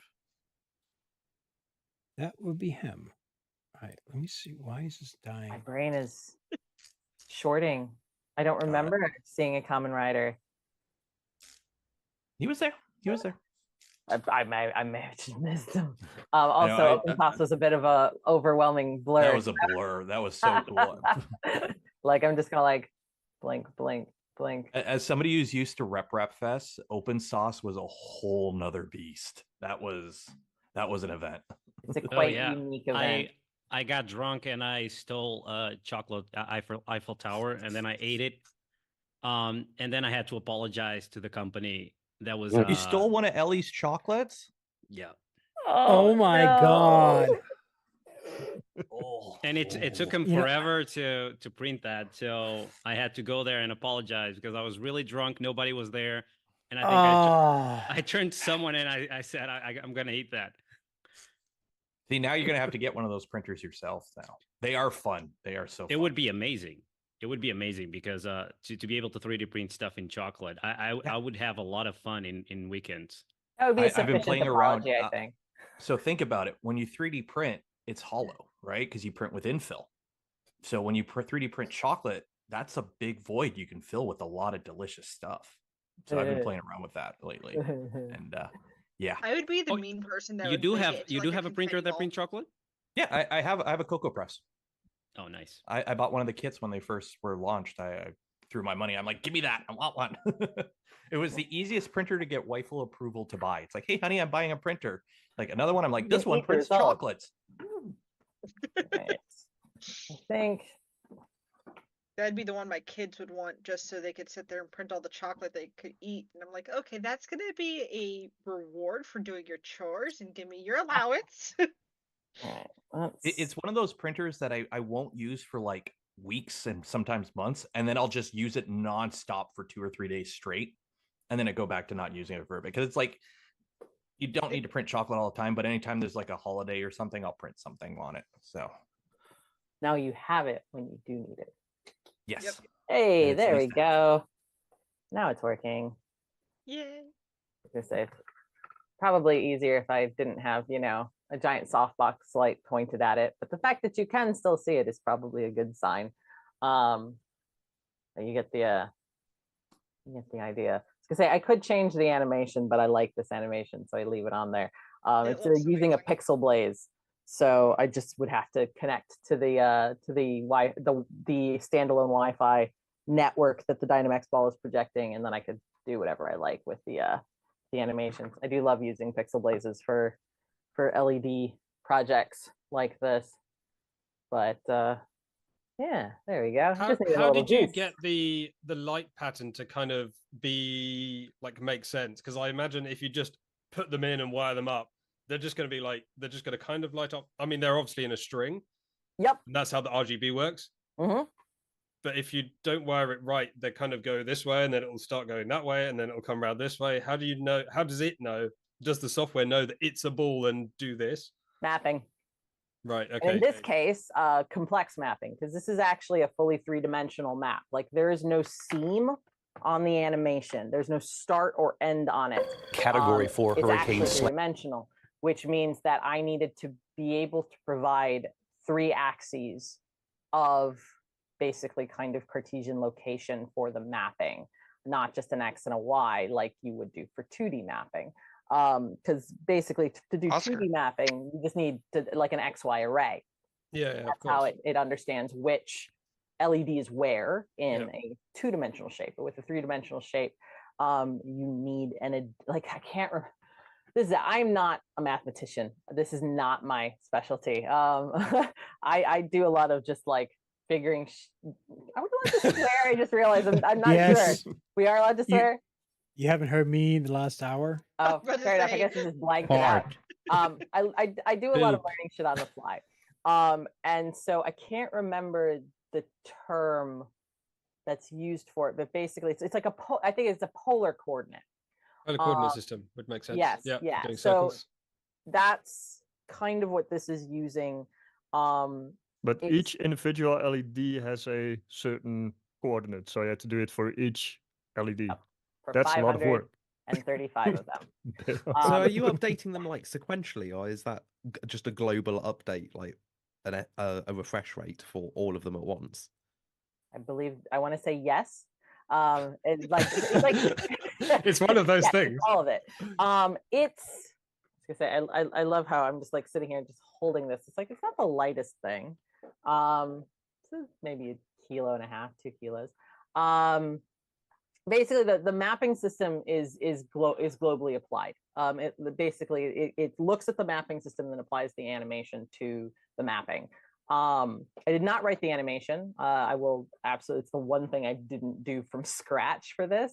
It's one of the things I actually quite like about the Pixel Blaze is there's like a really active community of people making animations and sharing them, and that I don't have to come up with a unique rainbow display for my specific project. But yeah, like the Pixel Blaze allows you to actually do the mapping internally as like this isn't just written in like Arduino C or anything like that. It's actually JavaScript based. And you can just write the mapping inside the system, and then the animation gets applied to that. But I mean, I could literally find it, copy and paste it here. It's almost certainly a mess and a disaster, but it works. And yes, and I definitely had to. I had to keep good track as I was building this to make sure that I knew the sequence in which the snake is going, and it is basically a up down, then around, then the next hemisphere, because basically it's just connected through 2 holes kind of by the hinge where the wires kind of snake through from the bottom to the top, which is how I'm actually able to open it when it So those are NeoPixel strips, like the strips of NeoPixels in there. Is that how they came? Okay. They are, though. They're super tiny strips.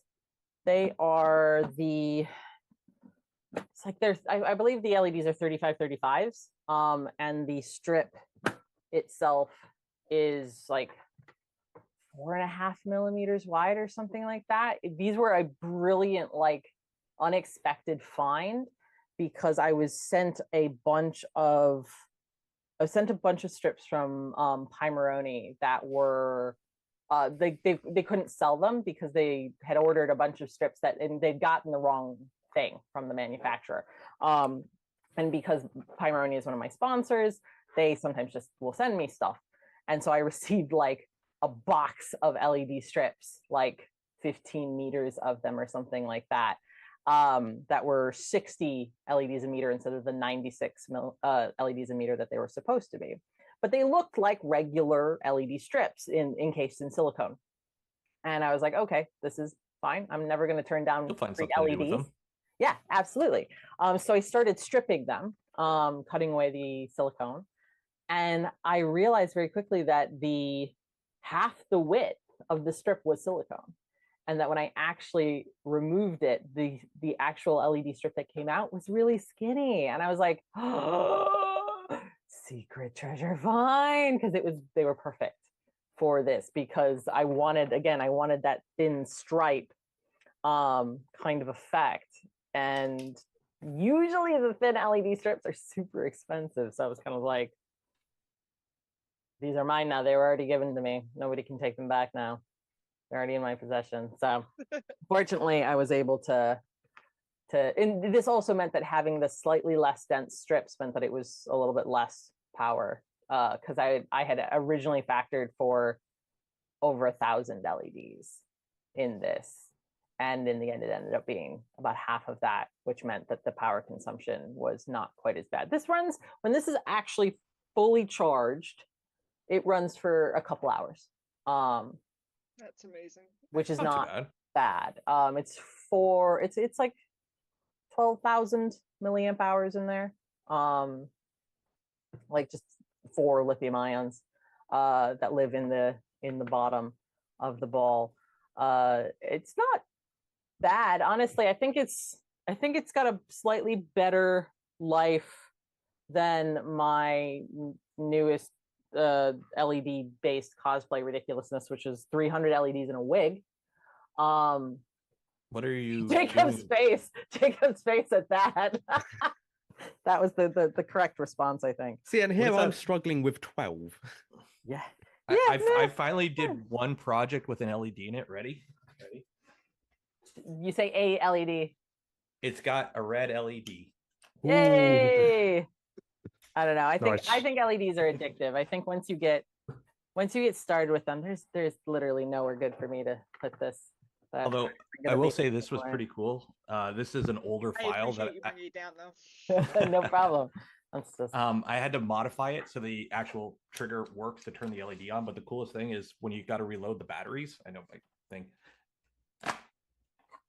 Nice. Okay, that's nice. So just like the game, it's just 3 AAAs, and they just slot in like the game does. So. Can you shoot them? Well, they run an LED. The original file's like it put a laser in it. The original design's like put a laser, and I'm like, I'm not gonna walk around in a suit of armor where I have like no visibility and with a laser. Like I'm already terrified enough of lasers. I'm not blinding somebody with them. So No, I see you prioritize safety. People like you make me sick. On camera. On camera. Oh. That's as I say, not as I do. Just please, you still have all of your limbs, all of your fingers and toes, Joel. Well, Taylor, the only thing you have to do is just print out a chocolate Eiffel Tower and just throw it at him. He won't. He'll just leave you alone. I always get hurt doing the most stupid things. Like once I bought a new mattress and I was trying to get it out of the plastic casing, and I cut myself like very deep. Because I guess when I'm doing stuff for the videos, I'm always like, "Oh, this is dangerous. I should be careful, right?" When I'm doing like mundane stuff, it's like, "Oh, I can't get hurt like opening this casing," and then I get. This is how it works. This is how it works. Especially like I feel like this is 100% like my experience with injuries. Is it's like doing dangerous thing, everything's fine. Doing mundane thing, no, I've broken a bone. Like. It's terrible. You don't even get good stories out of it, you know? Like it's easier to get cut by paper than a knife, right? Yep. Yep. I've cut myself with those little you know the free cutters we get with 3D printer that we all have like 50 of. I cut myself with those a few times, trying to like cut something super like you're in there and it's like, and I'm like, oh, I just cut my finger instead of the wire. Great. I mean, they're called flush cutters, right? I mean, that's not far from flesh cutter. True. I have this aggressive scar in my hand because once I was trying to get a part out of a resin printer, like from the platform, and I was not doing it the right way, and the spatula just jumped and went into my hand. I and knew I that's what you remember, were gonna say. I knew before you finished. I was like, as soon as you said getting a print off of a resin printer, I was like, oh, this is gonna be a spatula. I could see my Everybody bones. Plates cringed. are your friend. Flex plates are your friend. Yep, that's why I said if I'm going to go into resin printing, I'm automatically getting a flex plate because I am too accident prone. Like I have a scarf right here, still healing. That's my waffle iron from me trying to unplug it. So I knew that resin printing, flex plate, done. Not even gonna try. I love resin printing. I like. Yeah, I you do a think bunch of it. Yeah, resin printing with FDM is just like the fantastic marriage. They work out. Hey, we use it for why not both? production, and it's great. I tend to keep one online. Most of my printers, the majority of them are FDM, but it's nice to have one resin printer online. It's so many use cases. It should never, in my opinion, be your main printer. But if you're serious about printing, you should probably have one resin printer. They're so cheap to get a basic one nowadays, and they're so good at their entry level. You might as well just have one just for when you need it. I like the parts, Or but four. I dislike the process so much. Yes, The final product lag, is isn't great. The process Also, is the problem for me as space. well. I've been my whole thing for years is just all being based out of the spare room in my flat. So obviously in a building that I don't even own, on carpet that I don't own, I'm like, if I spill anything, that's gonna be like serious problems. I was like, I just can't risk it. I had one for like a few months and Also enjoyed it for the ventilation. time, but like, sorry. Oh yeah. Ventilation in a London flat, like Yeah, it's just like not like happening. like no, that doesn't exist. That's called putting a fan in the window. Like Yeah. I have to keep mine inside because my temperature is like I moved all my machines that are enclosed, my FDM machines that are enclosed are in the garage, but I can't put my resin machines out there because it gets either too hot or too cold. So those still are inside in the basement. But the room in the basement that I have, I closed the blinds, or I closed the vent sealed up. I actually put weather stripping around the door. So if any printing's going on in that room, it's basically fully contained within that room, luckily. So Mine is Carpet and resin they'll attract each other. We've got 6 resin printers in, again, it's a side room in our house because it's the only place where you can put it away, and I don't want them in the factory because the factory isn't temperature controlled. So just leave them in the house. But oh man, those carpets are getting ripped out when we're done with it. And Grant, I know you're watching. It's now fully ventilated. I know. We've actually put the vent system in now. Thank you, Grant, for looking out. Yeah, I went in my shop yesterday morning to go work on something, and it was 8 Celsius out there in the garage. This is a wee bit nippy. Just a bit. Not too bad. It's not too. Wait, a Canadian saying 8 Celsius is cold? No. Well, oh yeah, it wasn't cold. Like I was still out there. The problem is when you got to stand For out there resin on printing? concrete for 3 hours trying to live Oh, stream. I see. Okay. Or resin printing, yeah. Yeah, 3 resin hours and printing 8 likes is cool. toasty. Yeah. I've been 25 to the degrees Arctic. minimum I don't for like resin, being I'd that say. cold. I never want to do that again. Yeah, as somebody who grew up in Michigan, I'm also quite done with cold. Yeah. I've had enough. We finally got our first snowstorm today. Like this is the first time I actually had to shovel the driveway this morning. So Mazel tov. finally snow. I haven't seen Mid-January. snow in 10 years. Yeah. Lucky. It's windy here today. We have wind and a little bit of snow. They were calling for it at like wee early hours. I'm like, okay, cool. The kids aren't going to see it, so they're not going to want to go outside. Perfect. Start a stream. Hey, it's snowing outside. Like, and say London actually got snow for like 5 minutes last weekend, was it? Like the weekend before, something like Oh, that. Lucky you. We just get black ice and sadness up here. Again, it was like 5 minutes of snow. Like it accumulated very briefly, and I feel like I looked away and then it was gone. Which again is fine, because if it does actually accumulate for longer than 5 minutes, everything will shut down. London cannot deal with inclement weather of any kind. Yeah, they don't have Wind? the facilities or the No. equipment. Like leaves on the track, forget about it. Like we're done. No trains. Hey, today. that's a serious issue. No trains today. Yeah, snow. No, I feel like London can just about deal with rain, but only if there's not too much of it, and also no thunder and lightning. That's disallowed. The first time I saw snow was I was in high school and I was having a biology class. We were learning about the mitochondria, and it started snowing. Powerhouse of the cell. Exactly, and and it lasted like I thought that was the force. 10 minutes. It barely snowed. We went outside. We were so happy. In Portugal, you don't really see snow much. You're And pretty south. Like I can't imagine it gets very Not cold. really. If you look at a map, they are actually kind of Mm. north. It's just that they got that's the Caribbean. we are the stream or Tamu whatever. version of Italy. Yeah, they have that ocean current to keep them warm. Yep. I mean, it's south compared to me, so Yeah. We get all the American farts coming our way, so that warms up things. oh god, now I'm not going to be able to unthink that. Actually, yeah, Portugal. If you look at a map, it's got the same. It's around like New York in terms of where it falls on the map going north. That Gulf Stream does it all, though. Yeah. Keeps everything nice and toasty. Like this is all Hey, Brent relative. pops in Understand? perfectly for parts. That's awesome. This is all quite relative. But again, like this is having grown up in Michigan. Like what is cold here in the UK is kind of like So where in Michigan were you, Allie? there. Okay, so shoot, where is that? That's Is Michigan a east hand? of Detroit. Michigan Yeah, does look like at a it's hand. pump. Yeah, it does. Yeah. Because you get the Upper Peninsula, Lower Peninsula, about an hour from Detroit. I live near Ann Arbor. Okay. I'm Ann from Arbor. Hell. Okay, yeah, I'm in Windsor, so I'm right across from Detroit. Yes, you are. Yeah. No, I'm from Hell. I grew up in Okay. Hell, which is a real place. Everyone can look it up. Yep, Hell, Michigan. Hell, Michigan. You can be the mayor there for a day, if you'd like. This is a thing that is doable. There are actual YouTube videos about people. Wait, doing you get to spend the entire day with him? No, you get to be the mayor of Hell. mayor. Oh, you can be the mayor. Oh, Yeah. that's nice. Yeah. What kind of power do you have there?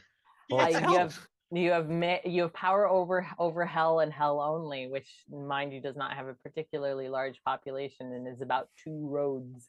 It's not very big. It's very much one of those things that's like, I only tell people I'm from there because it's funny. Nobody actually knows like where it is unless they are from Michigan, in which case then they're like, really? I didn't think anyone lived there. Like, that's great. Yeah, technically, like my address could fall within like 3 towns, and it would still get delivered because they basically just kind of overlapped.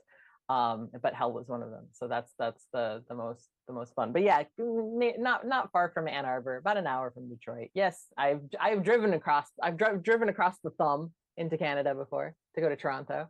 So I'm definitely familiar with the Canadian Michigan friendship. And frankly, at this point, I think I would prefer to live in Canada. But I also don't live in Michigan anymore either. So I obviously got away. I escaped. Talking about that, when are you getting one of those good hello, mister? You don't have an accent. Why do you? Oh, Joel, it ain't You need coming. to gain one of those. I have lived in the UK for almost 15 years. This is it. Can you at least fake it? You should fake it Hello, sometimes. governor. No. I think the extent of a British accent can be put on if I'm basically like imitating someone. Like if I'm reciting like something they've said, then maybe I can put it on. But like I think if I have to just like say words with like an accent, it's real Have you bad. picked up the nomenclature though? Oh, absolutely. So Absolutely. is it a trunk or a boot? Like the thing is I'm bilingual at this point, so you know they both work. I definitely like. I'm noticing a skipping of the answer like that. I think in this case, I probably use boot more, but if I'm in the US, I'll say trunk. But like some things, I definitely just default to like lift. I don't say elevator anymore. I definitely say lift. I say maths. because it actually makes sense. But I do say, but I do say aluminum. But I was do say gonna aluminum. ask. Yeah. Aluminium. No, Wait that a one. second. That one You feels can't young. say you can't No, say such no. a outrageous thing and then skip. Why do you think maths makes sense? Because it's mathematics with an S on the end. Yeah, It's there's not one. mathematic. It's Yeah, but mathematics. math is the short form for mathematics. You don't need But to if it's pluralize the short mathematics, form. maths kind of makes sense because it also has an S on it. It's also a plural. So like logically, I feel like maths makes sense. But aluminum was discovered by an American who said it was aluminium, though. aluminum. So like that one also to me makes sense. So from my understanding, But the is it guy who Z or discovered Z? aluminum spelt it both ways in his He like did. No, thing. he absolutely So did. technically They both both are work. correct. They both Exactly. are correct. But So that what you means do, that I can go with aluminium or aluminum instead of aluminium, and it's fine. It's no, also see, the both are better fine. thing is if you're doing any video or stream where you mention aluminum, you got to flip flop between aluminum and aluminium. Oh, and I it just absolutely do baits. You get stuff like so many good baited comments from that. I haven't done a video where there was really aluminum in it to talk about, but actually that's not entirely true. It just wasn't a very big part of it. But it's gonna say I milled the fake pickups for the axe out of aluminum. But it's just like such a tiny part of it that it wasn't like mentioned for more than once. But I do definitely switch between. I like to occasionally like switch between Americanisms and Britishisms in videos. Yeah, just to mess with people. Practical printing in chat. It's zebra. Sorry. In chat. Zebra or zebra? It's zebra. I would argue you're right, but not on the individual letter, but the word of the animal. Yes. Like, do the Brits not say Zed? No, we say Z. Or Z. Really? Oh God, now I can't remember. I've been. The thing is, it changes No, it's so Zed. much It's depending Zed. on where you are in the UK. Don't It'll let change me get my completely. bag of milk and flex on you all right now. No, it's definitely Z in the UK because whenever you do coordinate systems, it's Z. And that's the thing that breaks me every time because I'm programming XYZ. background. We do XYZ, but it's XYZ. Yes, that is definitely one that I think I say more now too, because I have to say it every time I spell my name on the phone to somebody. Because my it's K-A-T-Z. It's a thing that I say so often now that I'm just kind of like, it's just Z. Occasionally it's Z, but mostly it's Z. This is it. Like, but I also say things like bollocks and fat. It's such a fun word. And you know, like a whole bunch. Yeah, rubbish. I definitely use British colloquial, but I say it like this. So I sound like a twat. I sound like a twat all the time. And So I you just fit in accepted better it. then. I genuinely, I had a real fear when I first moved here that people would hate me because I was clearly American, which is also not true because most people assume I'm Canadian. When if I get the question, it's not are you American, it's are you Canadian, and then I'm like, huh. Okay. I get that. I get the opposite. I get accused of being American because I don't have that hey buddy like flappy head Canadian accent, trailer park boy stuff. And But you're not over here either. I live south of Detroit. What do you expect me to sound like? Like that. This is there's not actually, I think, functionally a huge difference between most Americans. No, and the Canadians, unless you have a Southern localized Ontario accent and the Michigan accent are near the same. The difference is certain words are different. Like we use different words. So roof, Give me an example. rough, garage, garage, crick, like stuff like that. I forgot about crick. Yeah. So we don't use crick here. If I go 2 hours north, it's crick. I hate crick. But it's creek here. So that's like the different in the accent. It's roughly the same way of speaking. It's just the words are slightly different. Okay. So no, I think the thing is here is I think people think I think if you ask an American if they're Canadian, they're not going to care. If you ask a Canadian if they're American, they're insulted. So I think fighting words. I think Brits default to asking somebody who sounds North American to are you Canadian? Because again, if they're wrong, no, there's no fisticuffs. There's nobody's throwing palms. But if you ask a Canadian if they're American, you're wrong. Like, to be fair, there might just be strong words, but just to play off of that stereotype. But it is, yeah, no, I'm so sorry, Joel. This is just it for my accent. Like, it's You shouldn't be scared that you're going to be hated in Europe because there's always the French, and everyone hates the French here. So that'd be true. True. No, I'm not. I don't worry about it Tu ne anymore. parles français? No. Oh, Thanks. Ce n'est bon. Now, I hate now I'm France. freaking out if I probably hate France as much as I hate tomatoes. I was just I gonna hate say, where does it. it rank? Oh.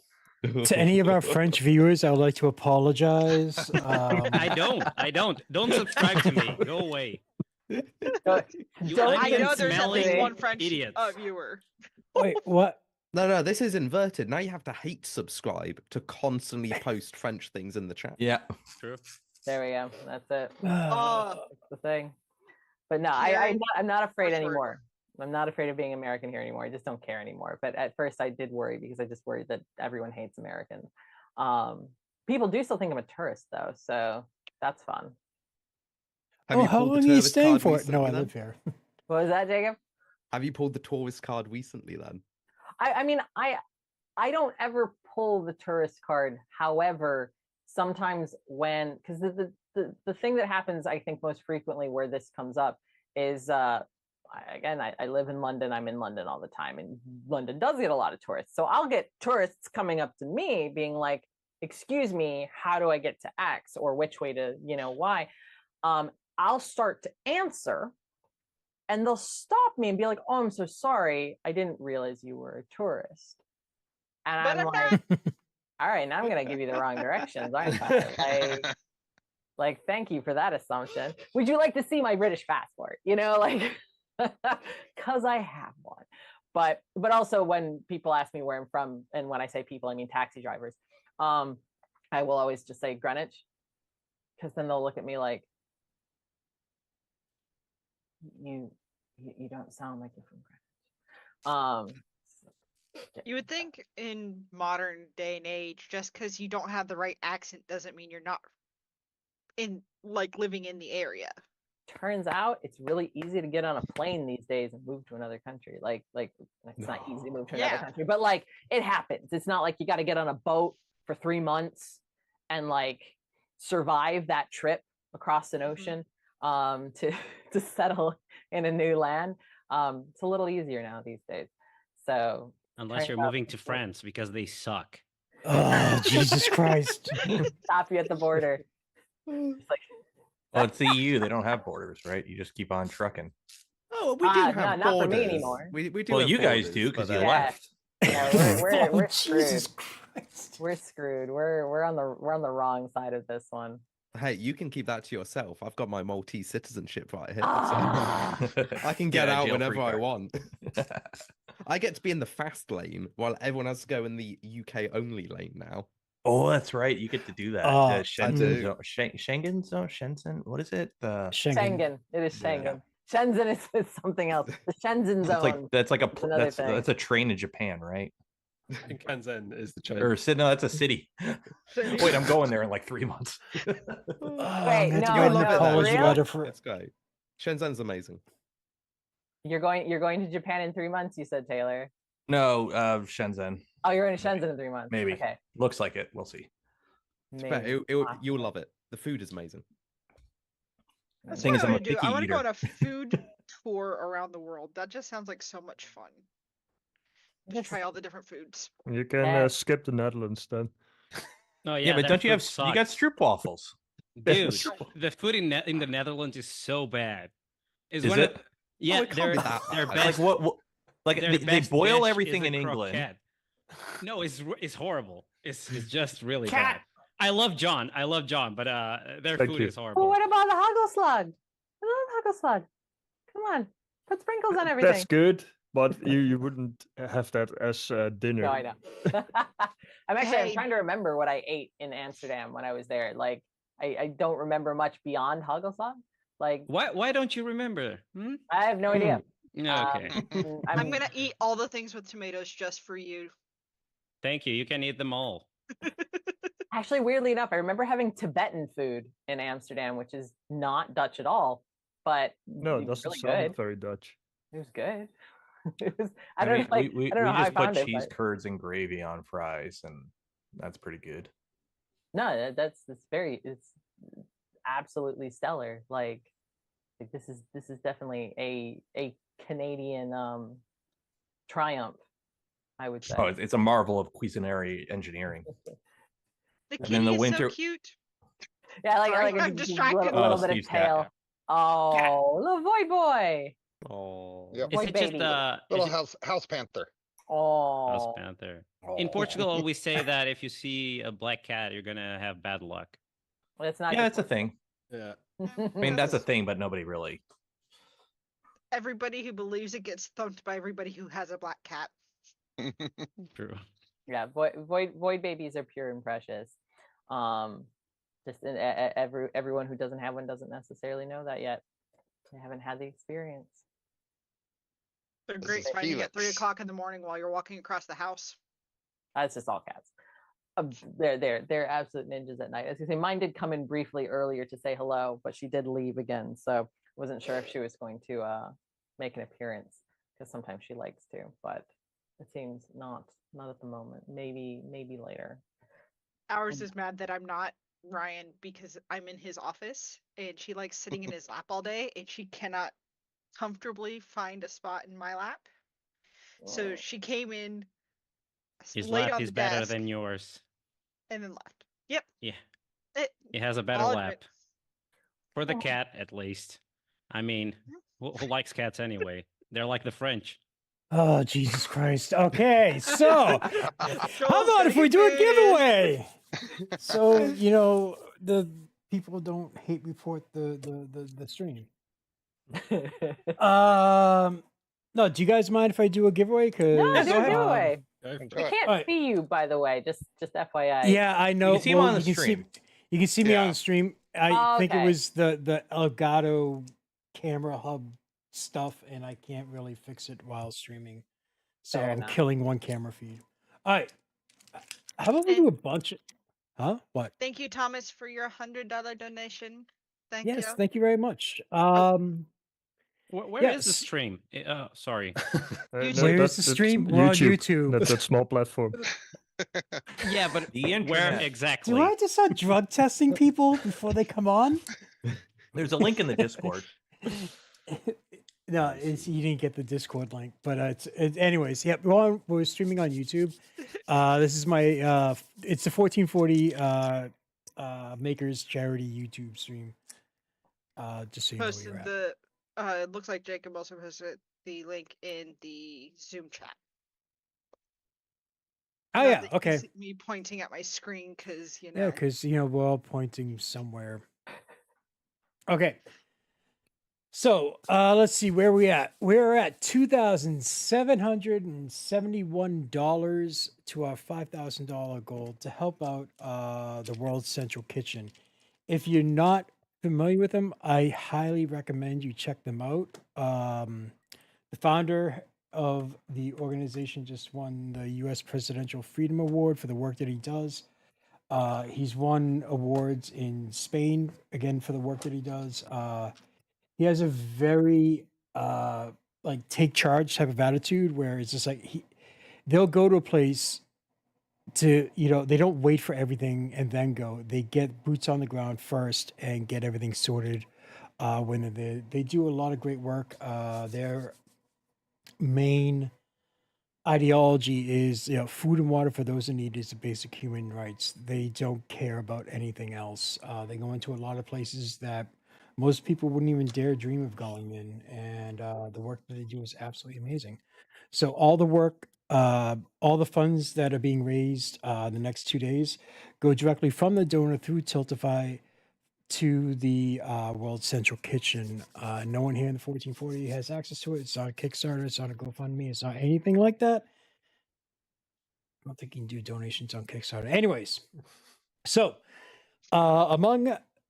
for those of you just tuning in, there is the link that's pinned. If you go to there, there is reward tiers for our different donation amounts, and a lot of great designers have donated their time, resources, and energy. And just for an example, for the $100 tier, you get a total of 89 models from the folks like Tanner 3D. I'm going to forget people. And of course, because I crashed my computer, I don't have the list. Tanner 3D, Neil, Fotis, Wexter, Bugman, 3D Print Bunny, just off the top of my head. Thank you.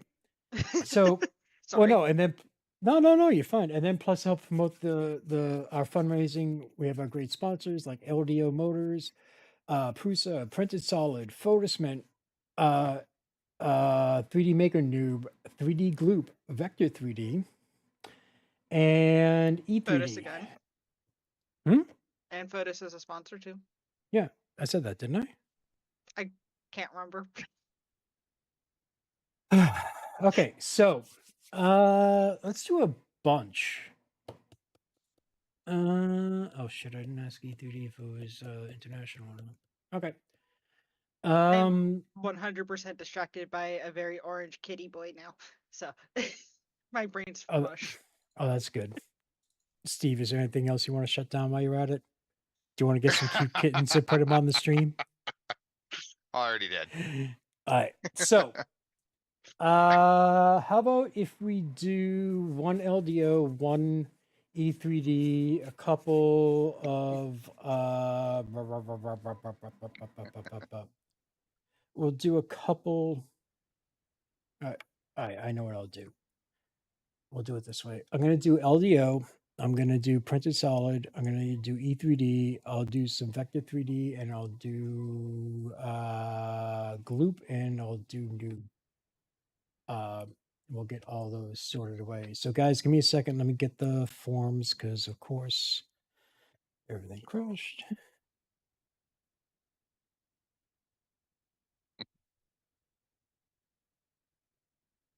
See, this is when you take the cat out and distract everyone from me messing up. Thank you, Josh, for your donation. Okay. Josh, John, I can't frickin' read today. Join the club. Thank you. I gotta go get my new glasses after this. These are like 5 years old. It's finally time I got some new ones. These are done. Yeah, I'm not wearing my glasses. I don't typically need them unless I'm driving. And I do when I'm nearsighted, so everything far away is blurry. But like if I'm on a computer during, I don't know, I like wearing glasses whenever I'm working. It just but trying to read the YouTube on my husband's setup is very hard. So I'm sitting here having to like sniff the monitor just to see. Okay, so I said LDO, Gloop, what's that 3000? Nice. E3D, Printed Solid, So close. Vector, and Noob. Okay. So chat, what I'm going to do is I'm going to, okay, it's active. And this also goes for everyone else, for our panelists and everything else. Everyone can enter. There is no restrictions. So mods, you too. There is the chat. Hold on one second. Yeah, as soon as I saw the kitty. I'm going to give you a 5-minute timer for you guys to fill out that form. The link is in chat. Yeah, okay. I was going to say I just saw that other link in there. So the link that I posted right now, the forums.gle, that's the form. Fill it out, and I'll give you 5 minutes. And what is the giveaway? It's the giveaway. All right, I'm sorry. You never actually decided on everything other than Oh no, I just decided on who it is. Okay, so let's do it this way. Leviathan board from LDO. How about a Revo hot end for E3D? One of actually we'll do let's see, there's 100 people. We'll do 4 of Vector 3D's cauliflower calibration tool Mark II, the personal licenses. We'll do 4 of Noob's licenses, and then I'll do a bottle of Gloop. Ooh, Gloop. Sound good? Do we want to include filament? Oh yeah, and then I'll also do I'll do 3 printed solid. Sounds good. Now I just have to remember what the hell I just said. Uh, LVO, Leviathan. Sorry, the computer crashing really Revo. fucking threw me off. You swore. I don't care. Look, I got someone here cursing out an entire country. Okay, I think I'm okay with swearing.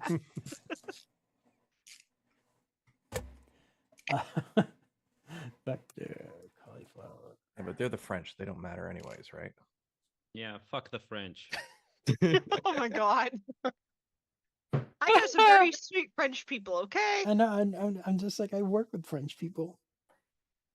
Oh, I'm gonna do an apology tour.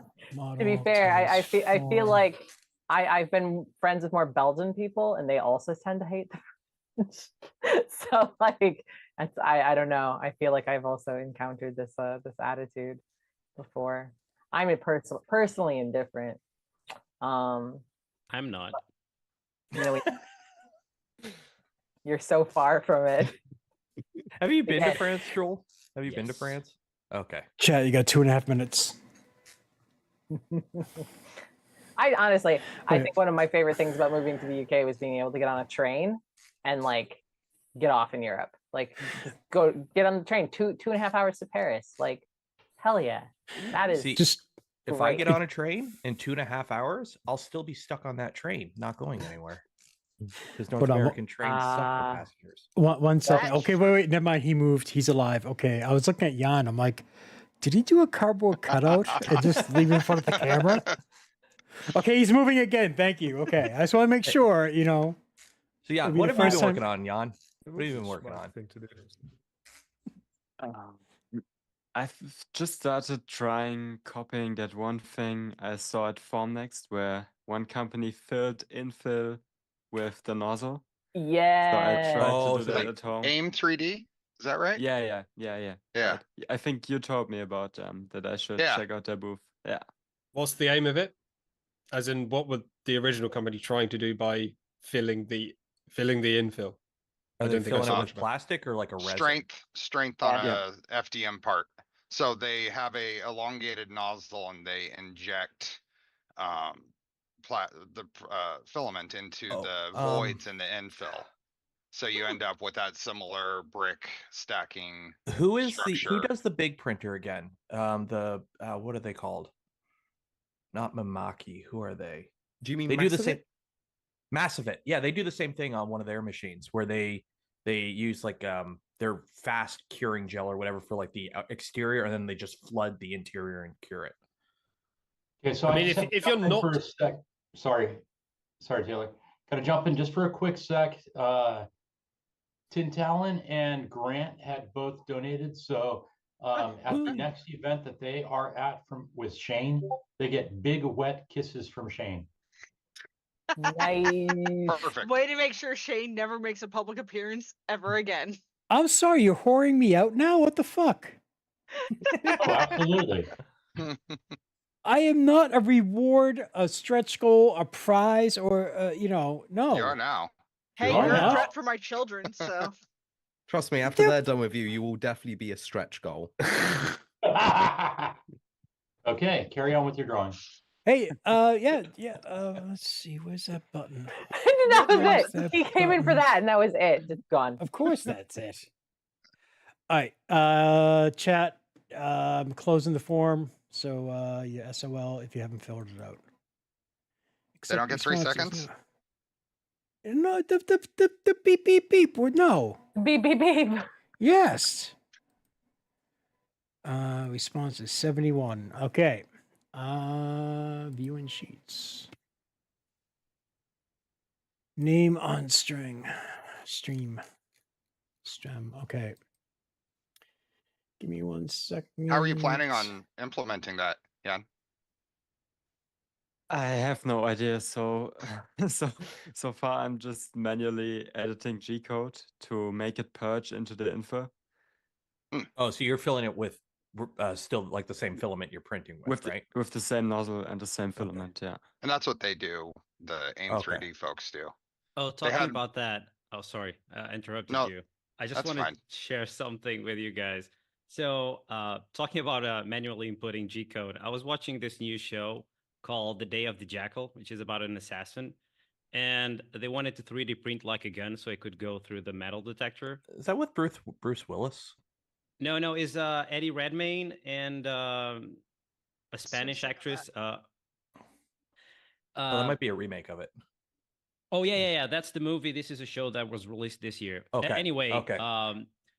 they were trying to 3D print the gun, and there's this scene in which the guy turns the gun manufacturer with all the 3D printers turns to Eddie Redmayne's character, and he's like, "Let's do this," and he starts dictating G code, like for him to tap in, and I thought that was amazing. Yeah, he's like G91.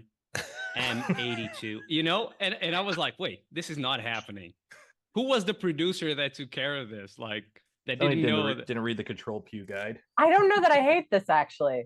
Like, so when are we getting the G code audio book? Because that sounds amazing. That would be amazing. I mean, with ChatGPT, you technically could tell it, but the slicer is just so much easier. We could get it to read out the text equivalent of the images that go in the start of the G code file as well. It's just garbled characters for thousands of lines. But there's going to be like a hipster 3D printing era, like 30 years from now, in which people are going to be like, I don't use slicers. I like to input my G code manually. Which movie was it? There was one movie I watched recently. It's a show. It's basically the same name as the movie with Bruce Willis, but it's a show with Eddie Redmayne.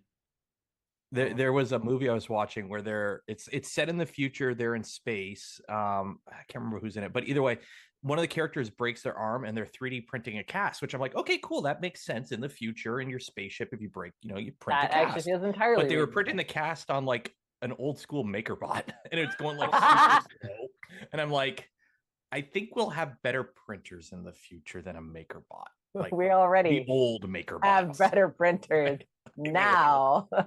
I'm watching it print like I'm like, I think NASA's budget's a bit better than that. But like they can't even get away with like the idea that people don't know anymore. Was that the Expanse? Wasn't the Expanse? It wasn't the Expanse. It was like it was the one where there was like a guy, he was a stowaway on the rocket. Like it was a. This does sound like the Expanse. It wasn't the Expanse. It was on like Netflix or something. It was like one of those like direct to Netflix movies.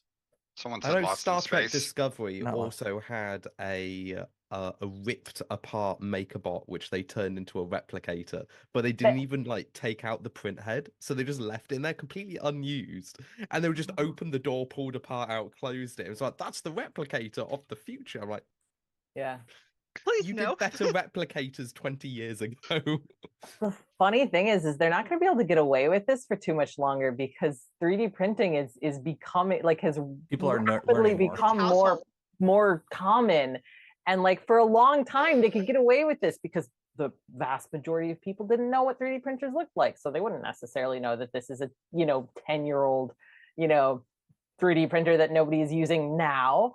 But in the next handful of years, like, I don't know that they're going to be able to get away with that anymore. Like, people are going to know now if they see a slightly modified, Bamboo X1C on a TV show. People are going to know that it's not super future tech. They're going to be like, wait a minute, I think my neighbor has that in his garage. Again, I think at the same time, the people creating the films maybe will have used the machines more to, I don't know, maybe that wouldn't impact the story that they're trying to create. I think the people making the films do use these things.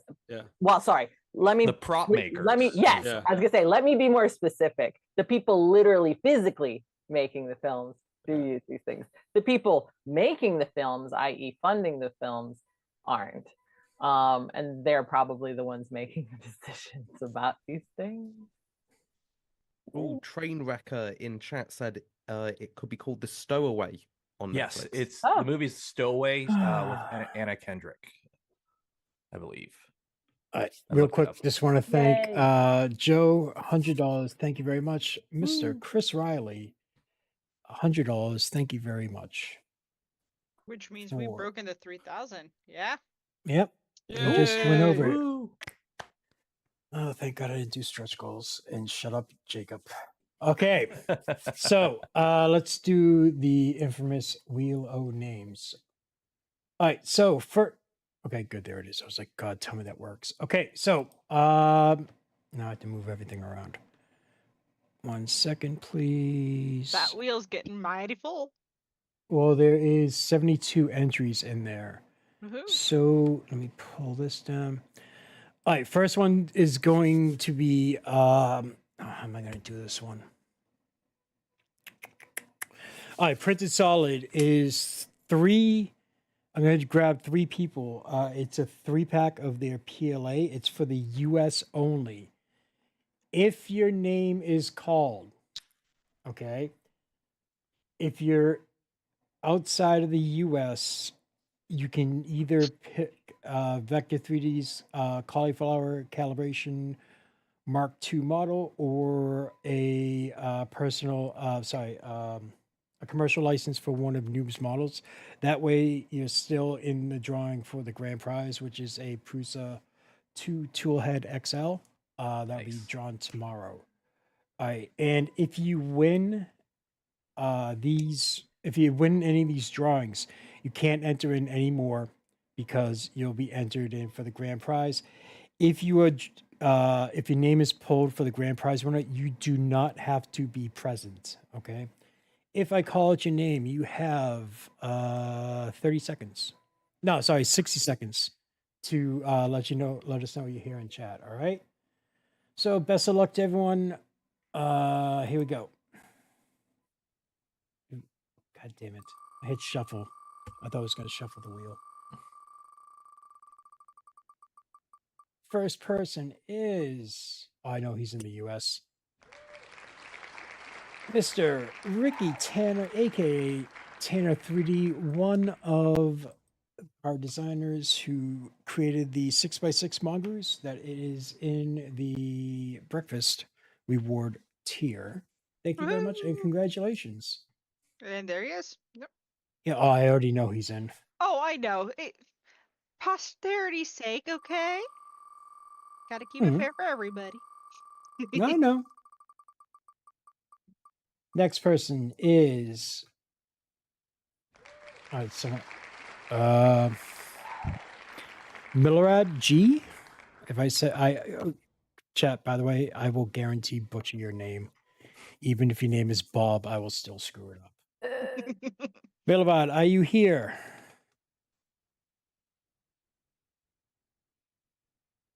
Hey, Google. Give me a 1 minute timer. They are here. Oh, yeah? Yeah. Okay, cancel timer. Milorad, where are you from?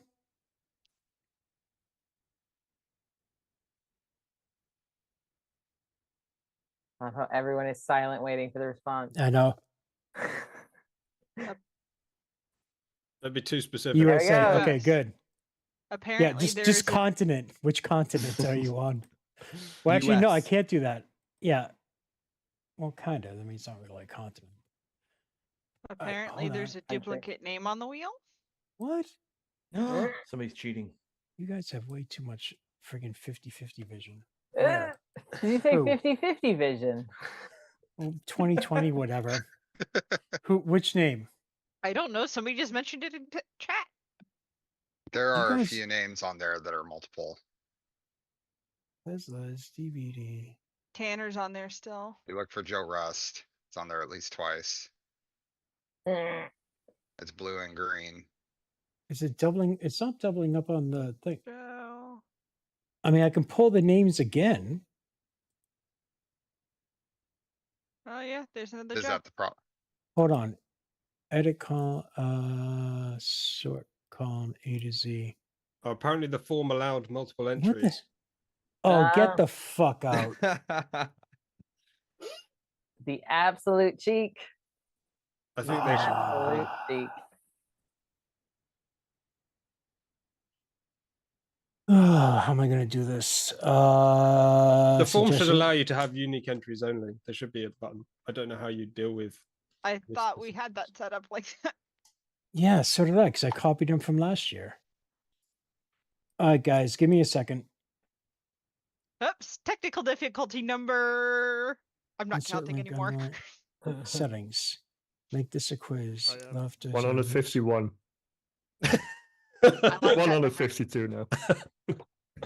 All right, guys. So what we'll do is give me a second. I'll create a new form. I'll post it, and then I'll figure something out. I apologize because I copied these over from last year, and I remember last year was only one entry.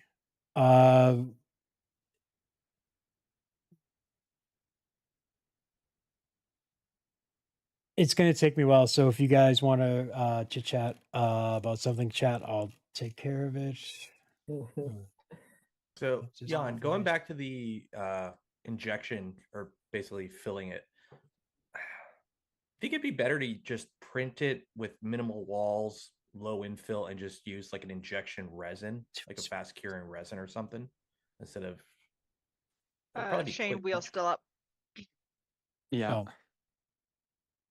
I think that might work well. I was just I think it would be cool if the printer would do it automatically. Like if you could really implement it into the slicer, then you would have like very good layer adhesion and stuff like that. Because you wouldn't be able to guarantee it would be like 100% solid, because it would basically, as you extrude it would just kind of spaghettify essentially. So the point of the needle type nozzle is they push down into the bottom of that infill cavity and then retract as it's injecting. So they come in with the okay, and so it's like okay.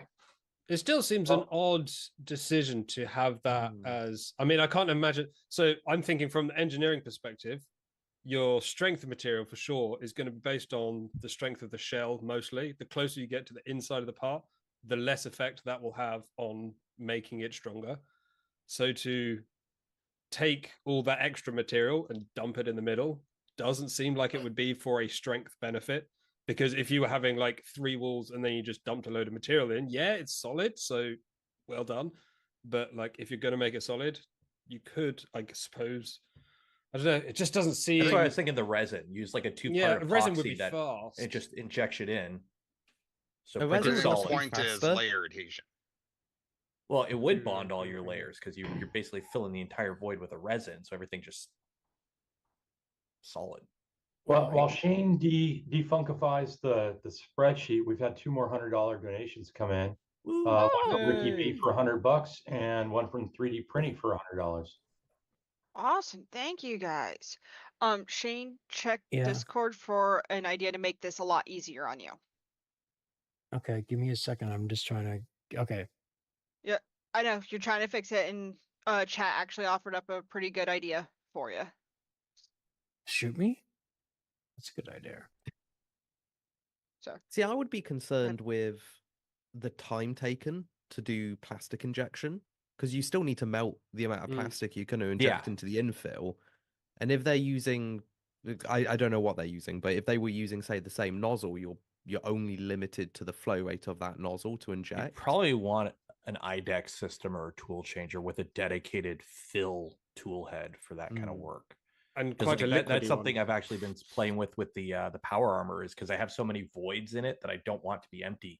I've been using low expansion foam to just fill it up because it's super light and it just sticks to everything, but it's not, it just fills the voids. That seems like a more interesting idea to me than filling it with solid plastic, filling it with a foam. Yeah. Something that has a kind of like adhesive properties, maybe to help with layer bonding, but would not be limited by like having to melt or re-solidify. Because I mean, with resins, like if you've got this solid block of resin that needs to cure, you got like potentially thermal issues with it all, like warping and bending and changing the thermal properties of the print. You might, if you want to UV cure it, if you've just shoved it in a shell of plastic, you can't UV cure unless you do that during the print, which the That'd UV have to be then air damage curing. the FDM. Yeah. It's a really complicated thing just to get a solid. You're gonna have an block. exothermic reaction, and that could be, I could see where that could actually plastic. Be bad. Yeah. Funny enough, like the thought occurred to me is like, what if you filled it with like something like silicone? But like, why?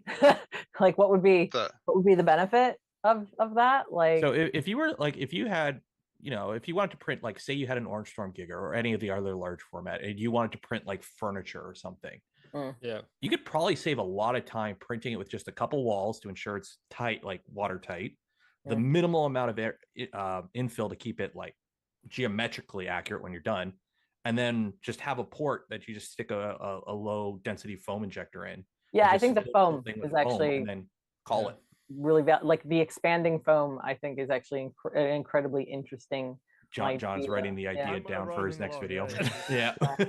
We're all okay. Everyone race. Whoever can put out the video first. Well, I was gonna say, I've already got the foam. I got the foam. The FDM printer that prints resin. So like clearly he's well equipped to tackle the issue of a printer that can print a weird thing into the other thing. My plan is to on the expanding foam idea, though, keep in mind that a lot of those are acetone based. Yes. So you would be no ABS.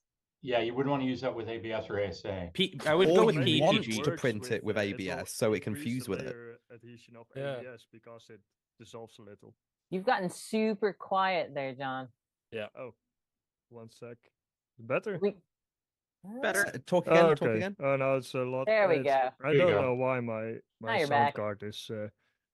But I'm planning to modify a Prusa XL to have it to combine materials like these. So also with the resin. So yeah, I'm writing along, and I think that filling up with foam it's cursed. So that's what I like. It's cursed. Excuse me while I launch Prusa Slicer right now just to get something going. So imagine that you are just printing, and then you have a massive fill, and you find your printer completely filled to the brim with PU foam. Then you have a. That'd be one hell of a mess to clean up. Yeah, it's like you think you're finding a blob of filament's bad. Blob of death, but with PU foam, that would be. I love to see when like people are talking and they're YouTubers like in the mix, and you see that face in which you recognize it, which is I just have an idea. I'm gonna make a video. Oh yeah. I'm happy to. It'd be really good in an enclosed printer, and then you come in and they're literally solid to the wall block. Solid PU. Solid block of foam. For a very good thumbnail. Yep. And you have the enclosed Prusa XL, and the lid is just slightly open with PU coming out of it. It's perfect. I mean, the internet does love to watch people destroy expensive things, so you know. Does this void my warranty? Yeah, contains exactly. polyurethane pre-polymer methylene dimethyl Oh, they just had some hydrocarbon propellant if swallowed. Call pros and control. You But say yeah, this propellant? is the stuff. Yeah, well, that's probably the propellant. Yeah, don't swallow it. That's definitely. Yeah, because a lot of these use like butane and whatnot for the pressurizing. Yeah. Density, uniform, flexibility, adhesion. They Yeah, 'cause burn this is the great stuff I when used, they're not and, dry. And it bonded to ABS printed parts just fine. So like the parts didn't fail. So I might be trying this. I have an extra can of it. I might as well. Might as well do a science. Yeah. I got it fixed. Yay. I took chat's suggestion, just looked for dupes. Sorry for the screw up all. Pretty sure I got everyone out. All right. I checked it 3 times. All right, so let's do this real quick so we can get moving. What am I doing? This one.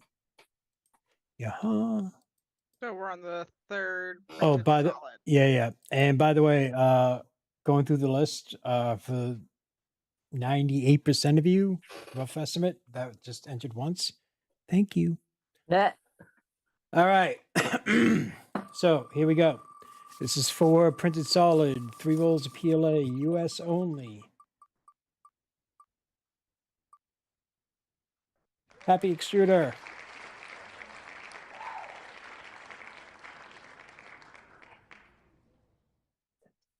I already know he's here. Happy, you got a minute.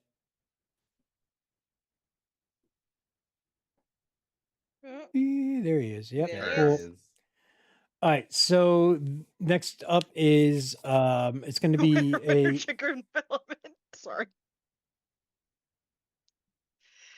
Oh, my brain's broken. Continue. okay. Thank you.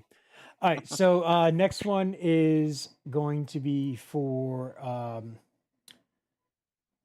1, 2, 3, 4 licenses for 3D Maker Noobs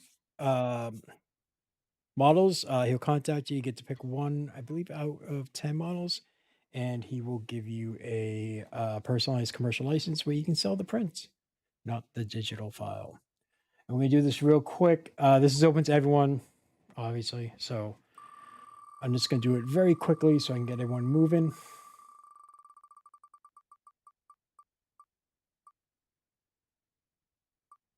So, Stuart Fisher, congratulations. Well, actually, Stuart, you in? Knock, knock.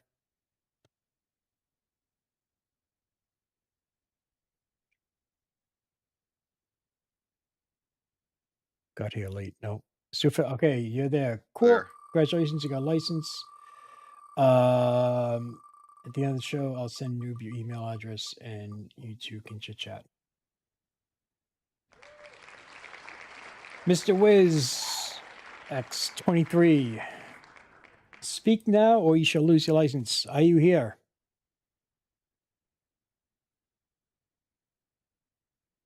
Yep. Hey. Cool. All right, one more. We move.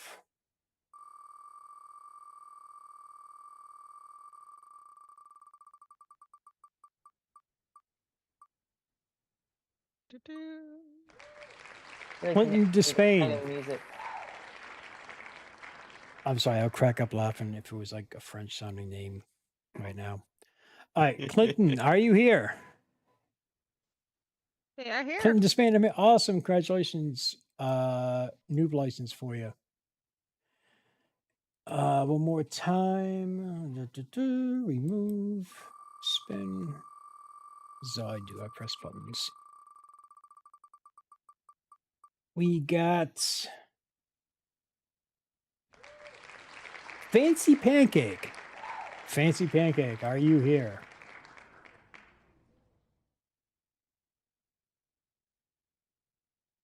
Fancy Pancake. Isn't that just a waffle then? I thought it was a crepe or a crepe or whatever. Crepe.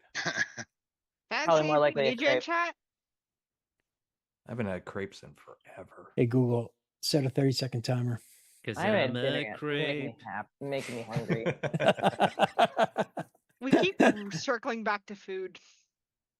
Dude, I'm on an intermittent fasting calorie counting diet right now, which is going good for so far this Fancy year. but Pancake, 15 seconds. Not being able to like have some delicious pancakes for breakfast is ugh. 10 seconds. Fancy Pancake. I almost said fancy creep or crap. They're here. There we go. That's Oh, under. you literally just made it under 5 seconds. Congratulations. You get a license from Noob. Now we are up to. I definitely have to say it right because he's here within the panel. So right now I'm setting gonna. up everybody's Oh, timers. that's perfect. Hey, Amazon. No, wait. Sorry. Hey, Alexa, order me 50 pounds of dog food. Hey, Google, turn on all outside lights. Don't forget Hey, Siri. Siri, where do you find the dead? Oh, no, they took that off. Damn it. Hey, Siri, set off my car alarm. Yeah, I purposely don't have any of my home assistants attached to anything other than like Spotify for a reason. I feel so much better now. Okay, so Thank you, Mike now and Widescreen John, for your donations. so we're gonna give away 4 cauliflower calibration tools, Mark II personal license. Thank you to Adam/Vector 3D for this. Obviously, it's not a shipping thing.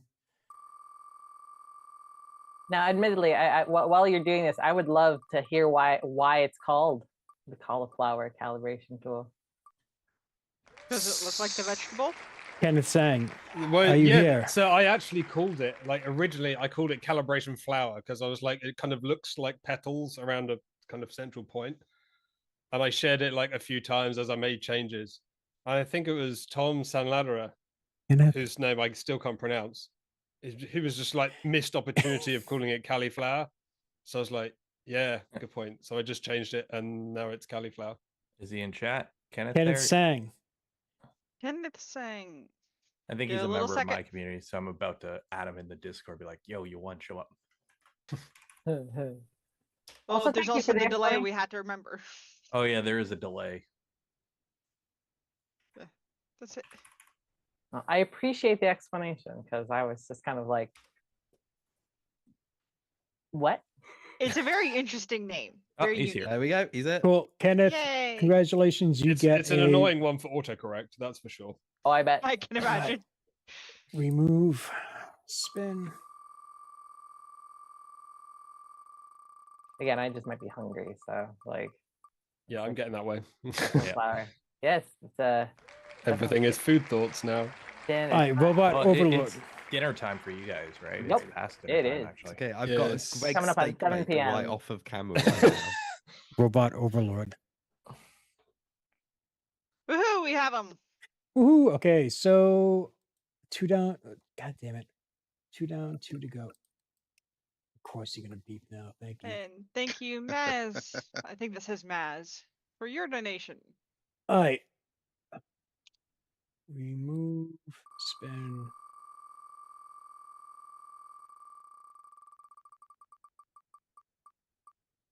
And Papa Bear Yellnats, thank you for your donation. Matt. Which Matt? It just says Matt. Oh God. Oh. The Matt, That's why, are you that's here? why I tell people to put the name they use in chat.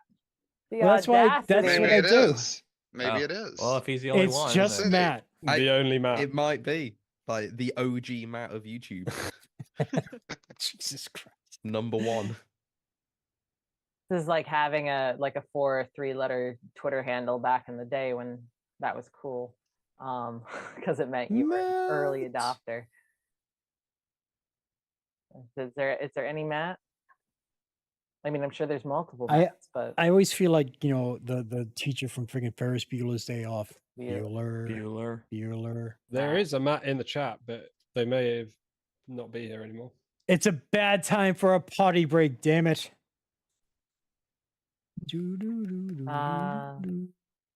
Off getting a burrito. That sounds good. doormat or 30 floor seconds. mat? Oh God, that's so bad. What? It's such a dad joke. Oh. Oh, no. Don't say dad joke. A certain individual is going to come back on camera. Please don't. Krusty's about to show up. He's a dad. Dude, he's running right now, tripping over himself to get to the thing, so he can do his dad joke. Matt, you have 10 seconds.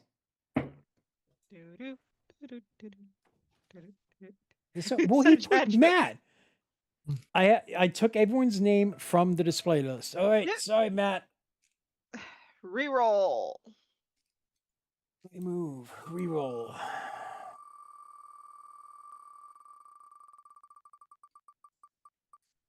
That sucks.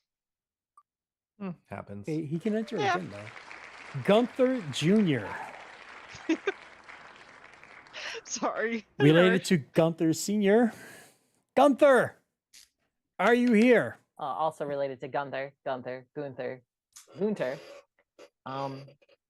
I'm about Gunther to the say, third. don't we have somebody from Germany here? We got to get the Hey, right Google. accent for this word. There we go. Here. He's in the chat. Oh, thank God. Gunther.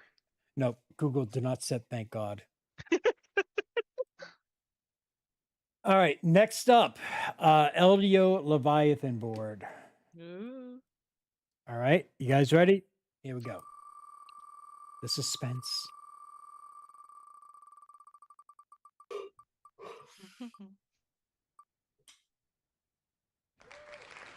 Silver Bear. Bear. I can't read. What are you saying? Yeah, I know. I should take a nap. Thank you. Nap sounds Is your watch telling you to go to sleep? Still. Silver. There they There are. you are. I see it. Woohoo! Congratulations. You get an LDO Leviathan board.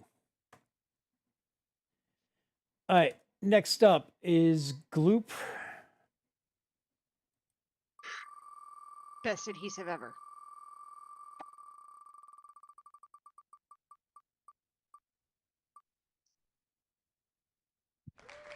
David's Project. Mr. Projects, are you here?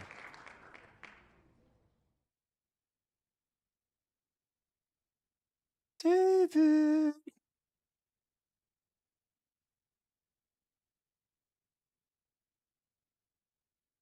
My husband has 2 open bottles of Gloop. Jan, after we PLA get done Gloop with this, we're on going to his discuss desk. why you look like a Bond Oh, they villain got to be right the little now. plastic thing. You got to be safe. David's project. You have 45 seconds. There he You're is. here. God damn it. It's every single time when I set the timer. Congratulations. You get a bottle of Gloop. All right. Let's see. Last but certainly not least, remove. We are going to do the Revo. E3D Revo of your choice. And that goes to. Close my phone. You need to snack. Okay. Whatever person's that name is, all right, on screen. Illuminated Technologies, I'm sorry. I'm I gonna can't have a even see stroke. the whole name. No, Illuminated Technologies. Wim Vander Chukov? Wim van der Kekker. All right, CKH. I'm sorry, my tongue will not do that. Illuminated Technologies. Just say that. They're both the exact same. How is one for regular PLA and the other for silk? They're the exact same. My husband. 1 second, I'm yelling at him. Oh, no. Where is he? Hey, He's in my Google, Discord. Set a 60-second timer. Yeah. He's in my Discord. Ah, I just he's added him. here. God, see, I It's set the every time. timer. He He's says waiting hi. for it. Every time. Okay, congratulations. All right. Thank you so much for everyone's patience. I'm sorry about the things with the forums. I will make sure future ones are sorted and set right. Thank you all to the panelists for your patience and understanding, and I'm sorry for screwing up. I will not combine the bottles on you this time. Okay. So let me pull up a grand total right now. Wait, I can just look at YouTube. $3,381 raised so far in 5 hours and 6 minutes. We are almost to that 5,000 mark. If we go over that, we'll put it up to 7,500. If we go over that, we'll go higher and higher until the end of the show tomorrow. Oh, stop with the timers. Jesus. All right. So anyways, Jan, why do you look like a Bond villain right now? Shane, take the wheel off the screen. No, I don't want to. I like the wheel. It's colorful. It's the comfort wheel. Yes. I mean, I'm sorry, just because you think you're, the voice of God just hanging around, nameless and faceless and everything else. I mean, some people like the wheel and the colors. I mean, there's room on the grid right now, Chris. Did somebody leave or are they coming back? All right, only Allie. because nobody ever sees me and Steve Oh, in the okay. same place.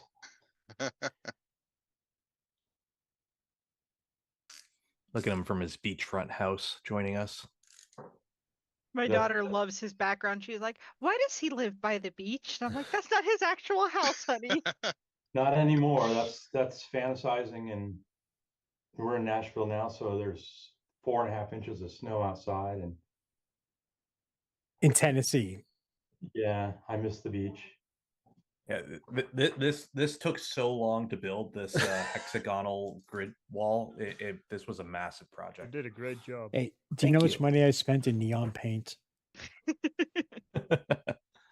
I would make it bigger, but I'll crash the system again. Probably. Probably. Freaking Elegoo. Elgato. Sorry. About to say, wrong company. Yeah. Sorry. Apologies. Elgato. The They make pretty good stuff.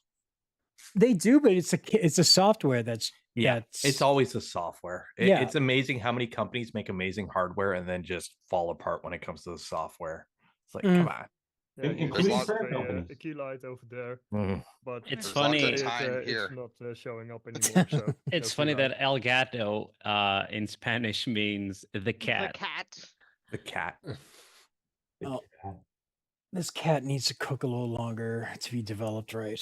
I mean, like for a webcam, this is an Elgato face cam. It's pretty That's dang what I good for got. a webcam. Yeah. Yeah, it's very good, but the software is just, the only way I can get the virtual camera to work is to pull up the app and just do a screen cap. Really? Yeah. Doesn't sound right. So I have Well, the no, Elgato 'cause cam going through OBS Studio, or correction, Mhm. going through NVIDIA Broadcast to do the background Yeah. remover. And then that goes into OBS, and then I'm using OBS as a virtual webcam so I can like change screens and whatnot. No, because I was piping the same camera feed into OBS and into Zoom. That's why I use the virtual camera, because then it doesn't. Yeah. With USB webcams, they can only connect to one program at a time. It's a limitation of a USB webcam. So what you do is but you already have OBS going as running the stream, so you'd have to have like 2 OBSs and use one as the virtual webcam. Jane, you're funny. Huh? You're funny. Me? Yes, I just saw your message. Oh, okay. So now that we're new into 2025 and 2024 is behind us, what would you guys all collectively say was the most exciting or the biggest innovations abroad and say in the making arena that you guys saw last year? Accessibility. It's gotten a lot easier to get into, especially like 3D printing over the last year. It's gotten a lot easier to get into this hobby lately. Yeah, I'd agree with that, especially in the UK. There doesn't seem to be the interest for technical level of 3D printing is pretty low. But now that people are just buying and printing shit and making their own little 3D printing business of that kind of stuff, we have a lot of like little town fairs and stuff in like high streets or whatever at the weekend.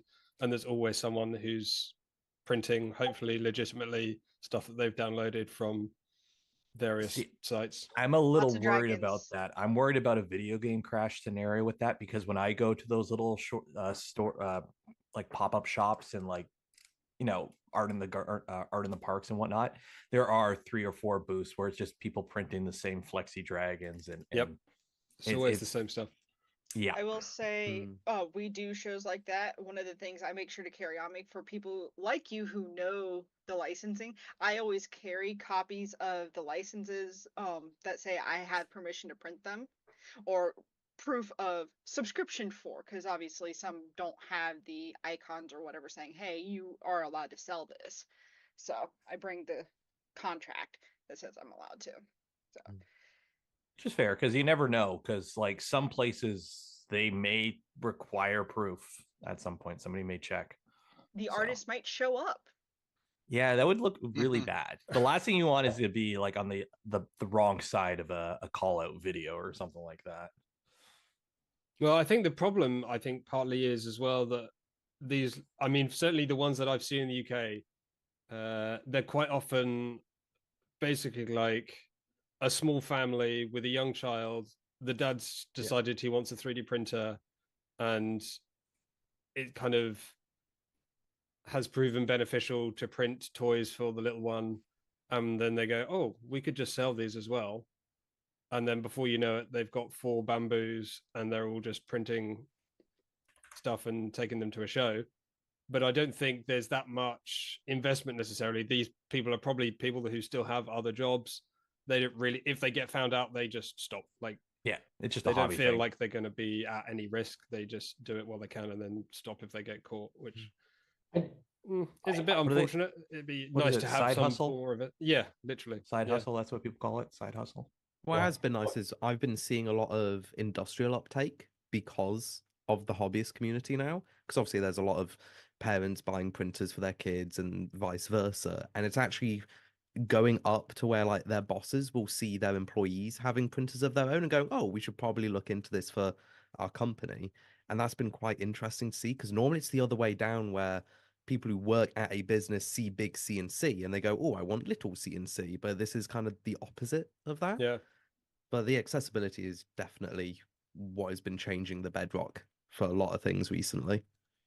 Regarding the mom and pops doing their little startup at the markets and stuff, I just have to question malicious intent versus lack of education. I mean, I have to wonder how many of these people don't realize that they're actually doing something unethical or something wrong by grabbing a file off Thingiverse. How many people just realized this week the Benchy is under was it an NC non or CCND license that you're not supposed to distribute modifications of it? How many people in our community just learned that out, and that's been a thing for 10 years? I knew that. No. Well, We- somebody posted up that there was one version of it that you were allowed to modify and distribute. On my mini factory. Yeah, on my mini factory. So that one was key. specific one you could. So understanding a little bit about that history, at the time, if I'm not mistaken, at the time that was posted to my mini factory was not doing licenses. It predated, posting and assigning a license to your model like Thingiverse and Printables and all the others have now. So I believe that was a grandfathered in, since it was prior to that time. My mini factory assumed that it was just an open CC and put it that way. I mean, I remember conversations years ago that I'd had with Daniel Norrie, the designer, and part of the thought process behind that, making it the restriction on the non-distributable, they didn't care what you did for your own remixes and you printed for yourself. They encouraged that and supported that. And if you submitted your remix to them, they may give you approval. But the intention of the Benchy was to be a benchmark tool. Yep. And by putting remixes out there of Benchy Groots or Melty Benchies or whatever, you're taking away the intent of the model being an actual benchmark tool. Yeah, I mean, if you can change the design of the benchmark so that your print works better, that's like, you want the benchmark to always be the same, right? Wherever you end up getting it from, it needs to be the same model. Because if someone changes it slightly, they change the hole to be a different angle and go, oh, look, my printer's better, it printed a Benchy. Well, it's sort of a Benchy, but if you've modified it to be easier to print and sold your printer on the basis of that, it doesn't really work out as a benchmark, does it? Yeah. So, the Benchy kind of... Oh, no. Sorry. If you look at a lot of the early remixes of the Benchy, like the Benchy Groot that came out years ago, that was actually done with permission from Creative Tools. You know, they'd submitted it and they'd given approval for that to be posted. Yeah, so I think that's the kind of thing that maybe a lot of people will miss. They'll see somebody else make a modification and just assume, oh, well, it's open game now, we can all just do it. Right. Yeah, and I think the Benchy also kind of moved beyond being a strictly testing thing to kind of becoming a more just cultural thing in 3D printing, where it's people started printing it because it's a Benchy, not because it's a benchmark. It's the hello world of 3D printers. It became its own thing. It became its own thing. It is extended now beyond being just the benchmark. It is the Benchy. It is, and so many of the alterations as well are very clearly no longer just benchmarks. Memes. Yeah, they're just memes. They're obviously no longer benchmarks because it's a Benchy with extra details, or it's a Benchy with a driver, or it's, some of them are very clearly not meant to be used as benchmarks anymore. But Chris Miranda said it perfectly. It's the mascot of 3D printing. Yeah, it is. It is. It has become this thing, which isn't to invalidate any of Adam's points, like at all, like, because they're super valid, actually. Like I had, and it's funny because I hadn't even thought about that. I hadn't even thought about the idea of somebody altering the Benchy to make their printer look more efficient. And as soon as I thought it, I was just like, we get that already with print settings, where everyone uses the Benchy as a time, and then they never tell you what print settings they're using. Yeah, because I can tell you now, if we unlock the G code and I can do some really weird things, I can do sub 8-minute Benchies that look like a Benchy, but that's not what regular people are going to be printing, because that is a golden sample of a golden sample. So it's already happening just silently behind the scenes. I mean, even if you don't even have to go that far. You can just scale it down. And on a photo, I mean, if you only scaled it down to like 90%, I challenge you to notice on a photo if that's any different? Like, how and it about would this? print faster. Scale it up to 100%, but put a 0.6 nozzle on. Now, when you take a photo of it, looks the it same, looks yeah. exactly like a 0.4 nozzle on a regular size Benchy. Yeah, but on the Benchy, specifically like the bridging aspects of that, around the portholes and the other stuff, if you're scaling it down like Adam suggested, you're actually going to get better bridging, better performance, and so it's going to print faster and look better than being printed as designed. That's like when the graphics card manufacturers were kind of tweaking their designers, or I'm sorry, their drivers, so that they would do great on benchmarks, but you didn't get that real world performance benefit out of it. Yeah, it's like when a printer, you get a new printer or whatever, and it has a pre-included G-code file for Benchy. Yeah. And you print it, it comes out in 16 minutes. You're like, that's great. And then you slice that Benchy using the exact profile they include with the printer, and it's a 32-minute Benchy, and you're like, wait a minute. Well, the other one I think I've had is you print the Benchy out and you go to take it off the plate and it just literally snaps in half. Yeah, because it's so fast that the material's just destroyed. Like, yeah.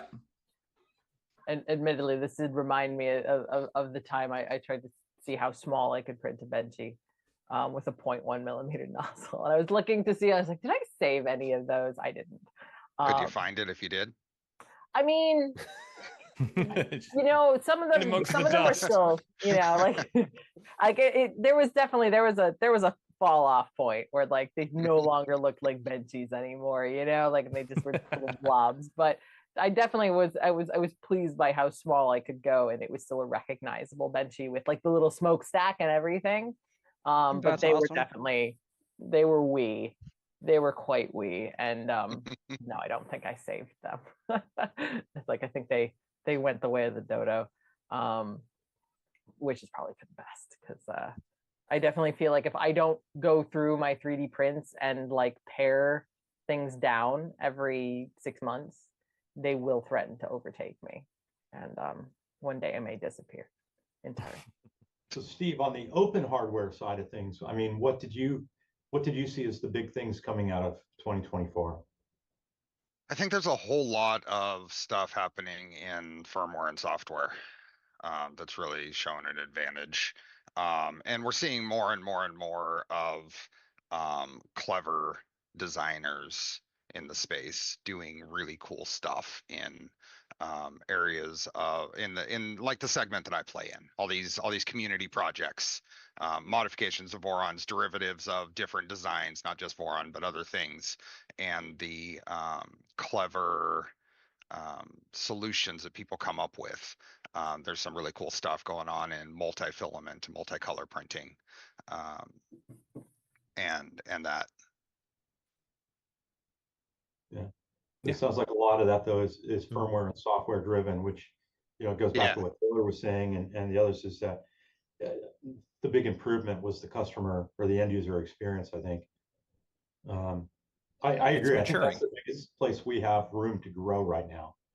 I mean, there's only so many ways to bolt together off-the-shelf hardware, right? I mean, we can continue to refine and stuff, but none of those are going to see any improvements until we improve the algorithms and the software running it beyond what we have now. Yeah, and all the devices and custom electronics and tying all that together with the firmware and software and stuff has been growing and is going to continue. Yeah, it's like on the hardware side, it's like we've kind of hit the point of diminishing returns. Like we're still like, let's be honest, most printers are still using the exact same hardware we had in 2017. We're still using NEMA 17s, GT2 belt, like rails and rods. It's all the same hardware. We're seeing all these new drastic improvements now on the software and firmware side of things. That's where we're seeing the biggest leap forwards nowadays, like slicer tech nowadays. Like I have an Ultimaker original, right? Like it's an original Ultimaker. We built it like a year or two ago on the channel. Somebody found me an unbuilt Ultimaker original wood kit. We put it together and I put Clipper on that thing and I fed it modern filament using a modern slicer, and it prints fast enough to outrun the Honda. It'll do a sub 30-minute Benchy that looks fine. And that's hardware from 2013. So it's literally all I've done is improve the software and slicer and fed it better filament. So that's another thing I think a lot of people don't realize is how much improvement we've had in just filament quality in the past decade. Like it's now you buy any modern good brand filament, you know you're getting consistent quality filament versus back in the old days where it was like, good luck if you bought it off Amazon. Back in the Wild West. Still, It's the don't buy standard Amazon Basics filament. Don't do it. Yeah, At least not in the UK. Do not buy Amazon Basics. There's been worse companies. Was it Maker Geek?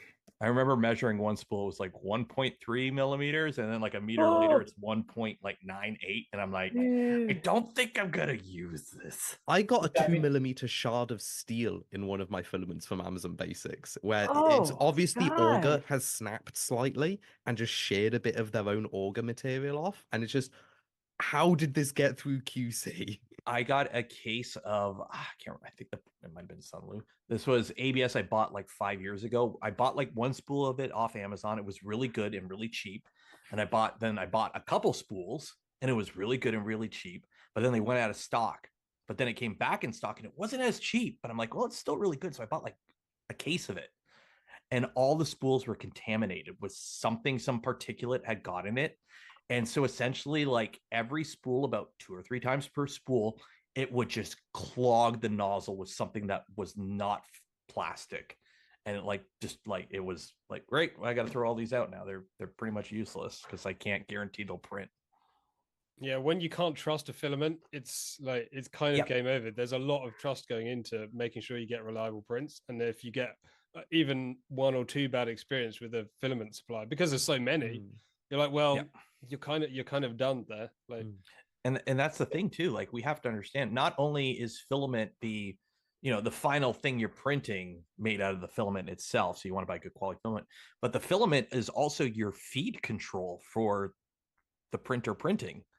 Like that, like the OD, ID, all that will affect your extruder and whatnot. Like you're using the stuff as the feed control as well. So and as a product, I would argue it's a really terrible product because it's horrible.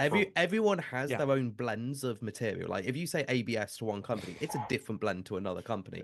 As an engineer, that drives me insane. How do I know if the material I'm feeding this machine is a certain grade or a certain batch or all of this? Like if I was doing machining, I buy a certain grade of aluminium. It's like on the printers I make, I only use grade 12.9 steel bolts. If I use anything less, I know that there will be complications. So I need to know this. And every company just hides their blends. It's like PLA Plus is actually anywhere from 2% to 15% polyethylene.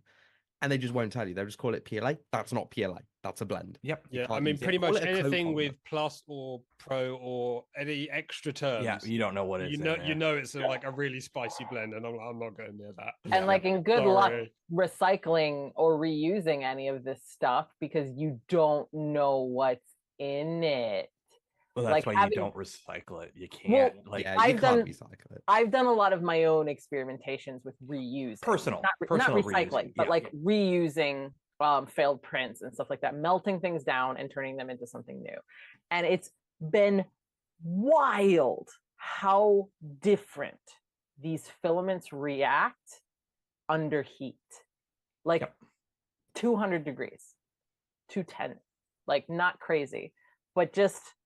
And also, I want to be clear that this is all PLA to start. Like, I'm not looking at anything a higher temperature because this is rapidly becomes dangerous for me in my non-industrial setting for doing this experimentation. But just PLA, just melting this stuff down and looking at its pliability or its like how quickly it's melting, how quickly it enters into a liquid state. It's wildly different from manufacturer to manufacturer. It's pretty consistent within a manufacturer. Like all of my Polymaker filament, for example, reacts more or less the same long as it is the same type. But if it's a different type, obviously, who knows? But like, I would love to know what is actually in this. It's like, most noticeable with ABS because ABS is so commonly used as an injection molding. The resin that like, because if you don't know, when I'm referring to resin, I'm referring to like the raw pellets, like the granules of the plastic that gets Nurdles. Because most filament manufacturers don't make the plastic. They source the plastic, the resin, from some company like Innovia or some other big company, and then they extrude it into filament, and they add their colors and whatnot. So with injection molding and ABS, you use specific resins for injection molding because you're doing these massive shots of plastic where you have to melt everything at once and it has to re-solidify within a certain time. So it's all formulated for that. But when you buy cheap filament that's ABS, a lot of the time they use resins that are designed for injection molding and they turn it into filament because it's the cheap stuff. We're talking like pennies a kilogram for some of this stuff. But that stuff doesn't print good and that stuff reeks. So when you buy that cheap $10 spool very of quickly. ABS, so I think that's why like so many people think like ASA is much better than ABS. At the end of the day, good quality ABS and ASA, the end user is probably never going to know the difference.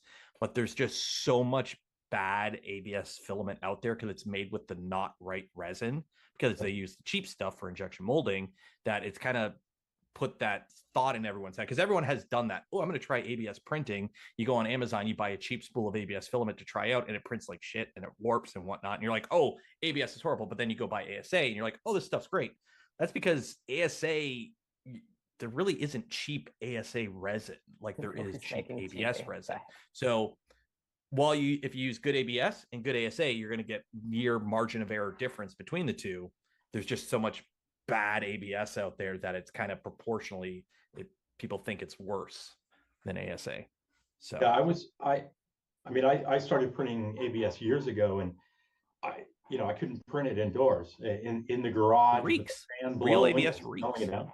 But I couldn't go in that space for 2 days after trying to print even a Benchy. The newer filaments and I do tend to stick with the more premium lines of filaments myself, because maybe that's old school. You get what you pay for, but I'll use the Atomics, the Prusament, Polymaker, and those ABSs don't smell. Yep. Very, very little odor to them. I could sit running it on my XL with the width before the enclosure, 6 feet away from my desk here, and the sound from the XL bothered me more than the smell from the filament. Yeah, if you can get your hands on it, MG94 resin based filament for ABS is beautiful. That's like the stuff Stratasys uses for their filament is MG94 resin. I think they're the ones who developed it, but some other companies do use it as well. But MG94 resin is like, that's what, like, if you're serious about speed benchies, that's the filament you use. It flows so good, and it's got extremely good properties for an ABS, and it doesn't reek. And it's actually like, it's ABS. It's not like an ABS light or an ABS plus. It's ABS. So I think to go back to your question, Chris, about like technologies or things that have like that kind of like happened in 2024 that reflecting back on feel like a move forward for maker technology, I think, as you put it. I feel like there's been I think everything actually feels a little bit more accessible in small increments. And it's also feeling more accessible to integrate tools and technologies together, because for most makers, they're not just using 3D printing. They're using as many different things as they can, because everything has a ideal use case and they don't always overlap. So like the more tools, literal tools and tool sets, tool skills you have, the more well-equipped you'll be to actually make the thing you want to make.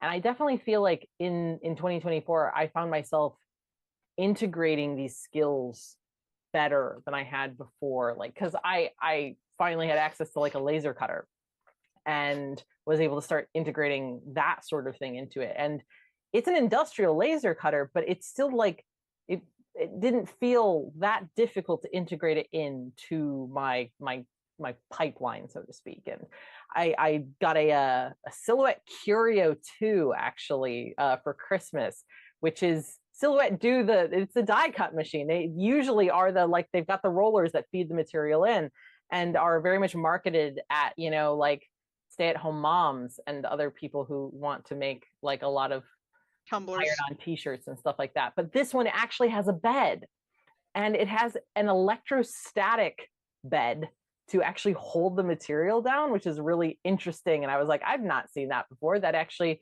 makes me curious, because I really disliked having to stick things down onto a sticky, grippy mat, like, and then tear it, pulling it off. But all of these things are kind of tools to a larger end. And it feels like that is getting easier, that is getting better.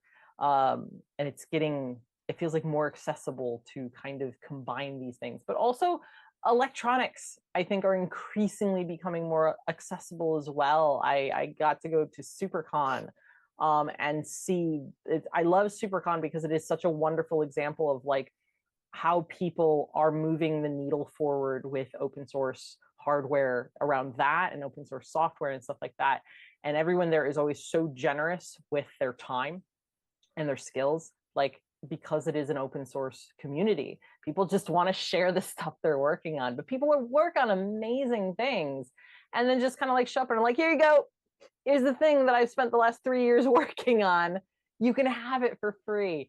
And I am very self-taught electronics. I don't have any sort of electrical engineering background at all. And so electronics has always felt very kind of like scary and like this large mountain to climb for someone like me.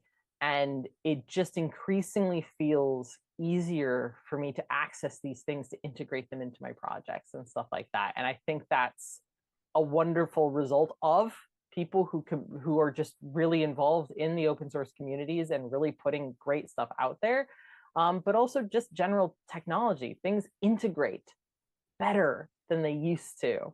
And that has the knock-on effect of things being more accessible and people feeling more empowered to make stuff, to create, which I think is always a really good thing. Always. And that's part of why I phrased the question that way. I know most of us here are 3D printing centric, right? But we all have other hobbies, other tools in our arsenal. I don't just have a drill. I've got a saw and a router and everything else to work with wood.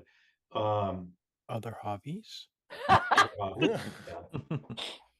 Yeah, like collecting 3D printers. Yeah, Collecting 3D printers. I don't, Steve gives me a hard time for this, but I don't enjoy building them anymore. Oh, you're so screwed. Yeah. My dad used to say there's a big difference between working on the hot rod in the weekend versus having to fix your car every day just to go to work the next day. And for a long time in this hobby, we were fixing our printer after every single print just to get it to print the next print. And that I think that predates a lot of before, a lot of you were actually into the hobby, but very, very early rep days, right? It's gotten so much better, but Ali hit it there with the integration with the die cutters and the laser cutters. We're now getting the accessibility to other tools that we can start thinking, how can I make these work together? I can 3D print this thing that can hold up a laser printed sign, that or whatever generically. So I think that's where we're trying to go with that. I've used the laser cutter to create jigs to hold things on the CNC machine that were awkwardly shaped and therefore wouldn't be held in the standard jigs correctly, like or 3D printed apart to then like augment the laser cut thing to then be on this jig for the CNC machine. I'm gonna cringe so hard saying this word out loud because it's such a bullshit corporate word, but the synergy is there. Ugh. Well, Sorry. Take your pick and place machine, right? We're all using threaded inserts these days. Probably the best thing that's come to 3D printing in the past, several years. Picture printing your print, then using a pick and place machine with G code that was extracted automatically from your print. Your print's oriented the right way, or it's held in a 4D robotic arm, and your pick and place just goes out, zip, melts it in, pulls it out, goes to the next one, melts it and puts it in.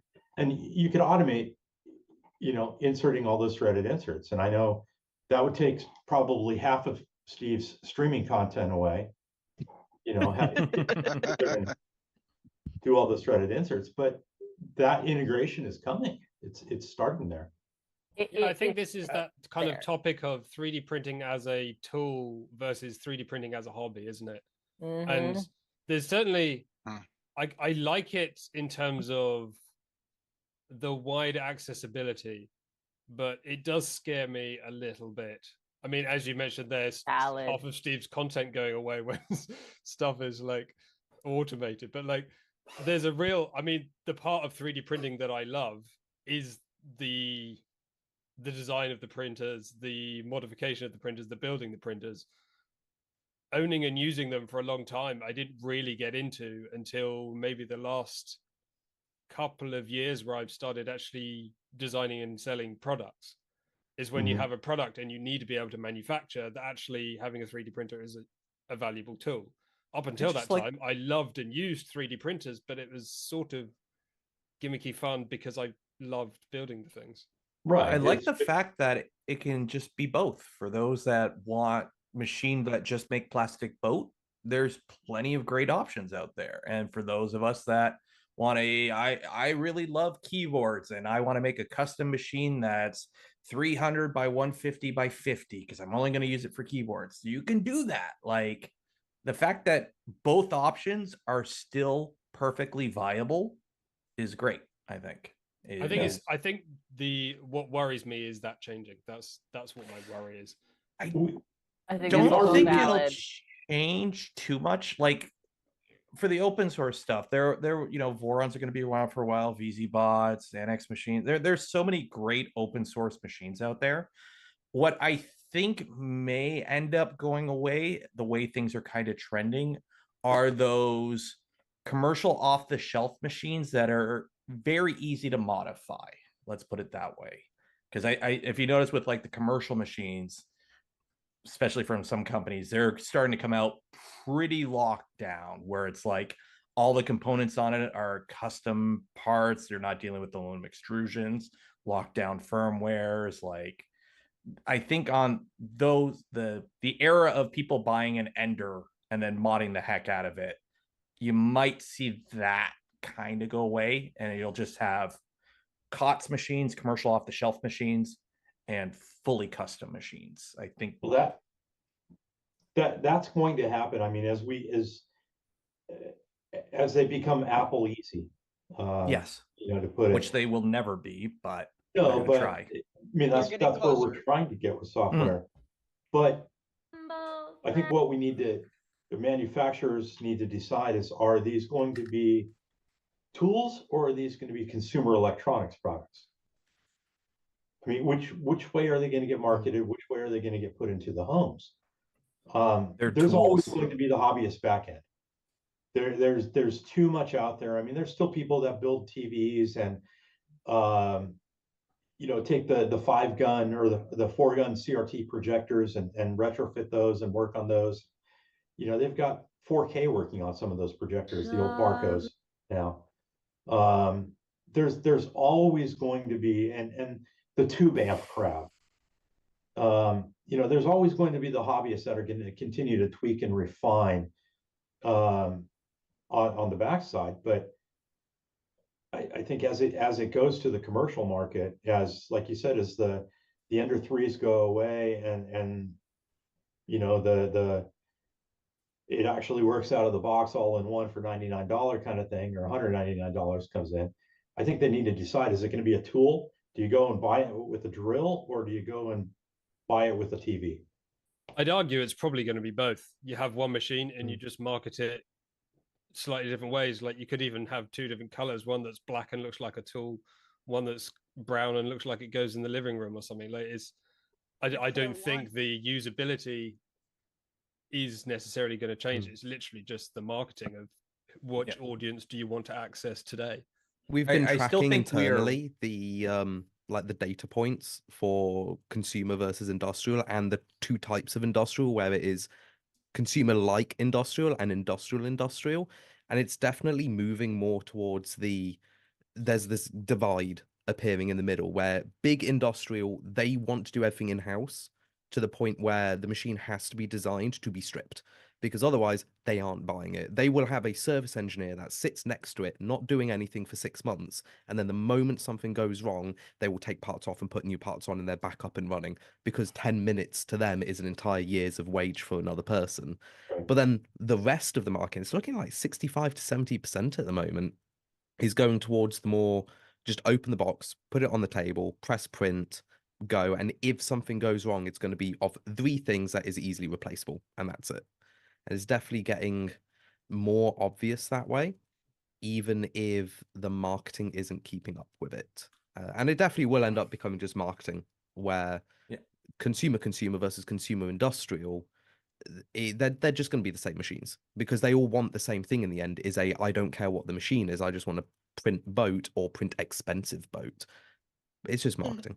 And that's kind of where the Prusa XL is at, right? It's the XL is it's a commercial machine, a small commercial machine. I mean, price point, capabilities, and everything, but all the hobbyists want it. And Prusa is historically a hobbyist company, so there's a lot of animosity and out there about the price point, but people aren't realizing what that tool was intended for.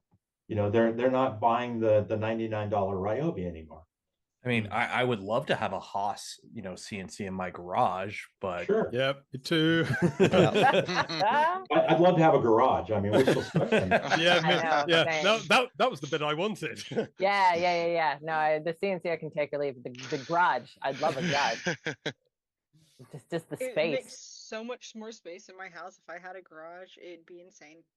I'd have an entire another room available for my kids to destroy. But obviously, once you have the garage, then you put the CNC in it. Like, so I moved out to the garage to do most of my channel stuff, and now I'm like, great, I filled up the garage. Now where am I going to go next? Because I moved to the garage because I filled up the room in the basement. So now I have 2 rooms that are filled. Now you got to cross the border into Detroit. Same. Go get well, a factory you built a unit. whole They're new really shed, nice, didn't you, Steve? Mm-hmm. So, Jan, actually, there's a question for Jan from the chat. So Happy Extruded wanted to know, with the work that you've been doing recently with multi-material mixing, with supports, so forth and so on, what do you feel are some of the next steps, or like, where does it go from there? Like, as far as your thoughts and opinions or things that you would like to see happen. I think the next step in general is software improvement to get the most out of multi-tool printers like the XL, because it's good, but you can do way more.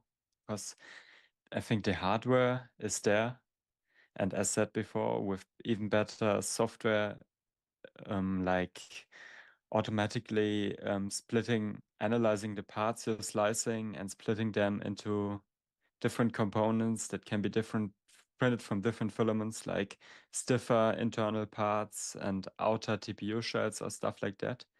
And I think doing that automatically can improve prints, because if you do it manually, you can do it and it works, but it takes a lot of time and effort, and automating that, I think that's a good step.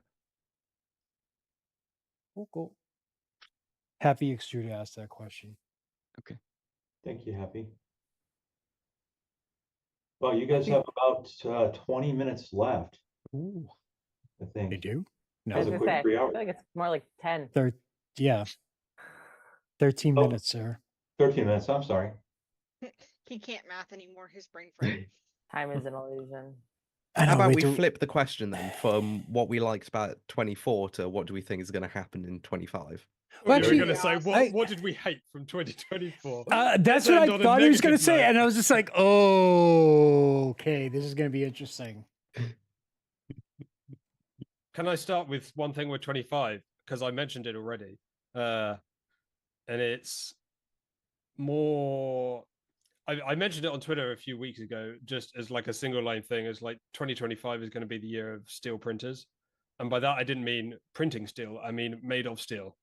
Because we've used aluminium for a long time. It's very accessible and lightweight and easy, and extrusions and all this kind of stuff. But the more we want to deal with tighter thermal regulation, the more aluminium becomes just an annoying problem. Whereas steel is not problem free, but there are certain parts which are pretty much almost always going to be steel, like rails, because of hardness.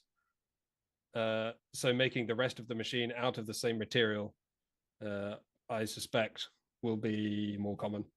Well, that's one thing I picked up with talking with Prusa with the Core One is the stamped sheet metal frame, where all the components for the frame are just stamped sheet metal bent to shape and cut out, is so much more economically efficient than like an aluminum extrusion frame. Yeah. Once you scale it up and you're like producing numbers, like aluminum extrusion frames are great if you're doing low volume and whatnot, because you could just, they're easy to work with. But the moment you're like just cranking out machines, just having a machine just sitting there, just stamping out sheet metal frames that just go together, just makes so much more sense at that scale. So the downside is you lose some of that modability you get, but on the plus side, you're able to manufacture in the EU a machine much more economical than you used to be able to. Yep. All of our prototype printers are now bent steel because A, steel is the one thing the UK actually still has something equivalent to an industry that's working. And B, it's actually quite cheap. Like it's about 40% cheaper than aluminium for the same stuff. You can go thinner. It's not lighter. Don't get me wrong. It is not lighter.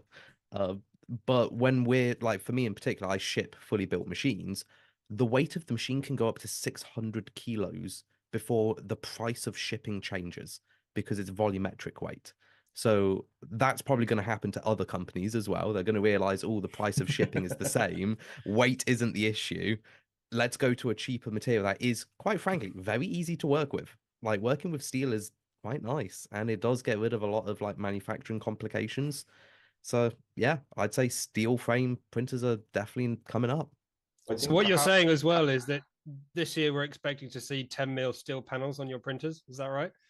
We've just tried 5 mil steel and they are so heavy. Then so we're already prototyping Construct 3 after we release Construct 2, and it is at the moment aiming at a 450 kilo envelope, and it is chonky. Like engineered granite walls, steel, everything, and it's still turning out to be cheaper than working with aluminium. Wow. So how do you integrate that into community builds? I mean, the hobbyists. You don't. Service No, out. I I know, but start looking Well, at the service that can start providing custom steel, laser cut and bent steel would probably do pretty well at a community community project price. I mean, this is the kind of thing where, I mean, I'm not a manufacturing engineer. I've done mechanical design for quite a few years. So we interface with manufacturing obviously a lot, but my level of depth is not that good. And my question would be, why do we not have steel 2020 extrusion? Because extruding steel, aluminum is much more easier to extrude into an extrusion. This would be my reason for, that's why we started with aluminium. Yeah. Is there a reason why we cannot do steel? I'm guessing it'll end up far too. So the one thing that we've found with steel extrusions, they're not really extrusions, they're bent U frames that then make a square tube. Is if you want to do anything high precision with steel that isn't laser cut or fiber laser cut, is you have to then mill it afterwards. So you have to have a machine capable to surfacing the extrusions basically. So if you're imagining, take any printer in your head made out of aluminium extrusion, whatever top surface that there is that you want to put rails on, you will need to put that in a machine just to cut that perfectly flat.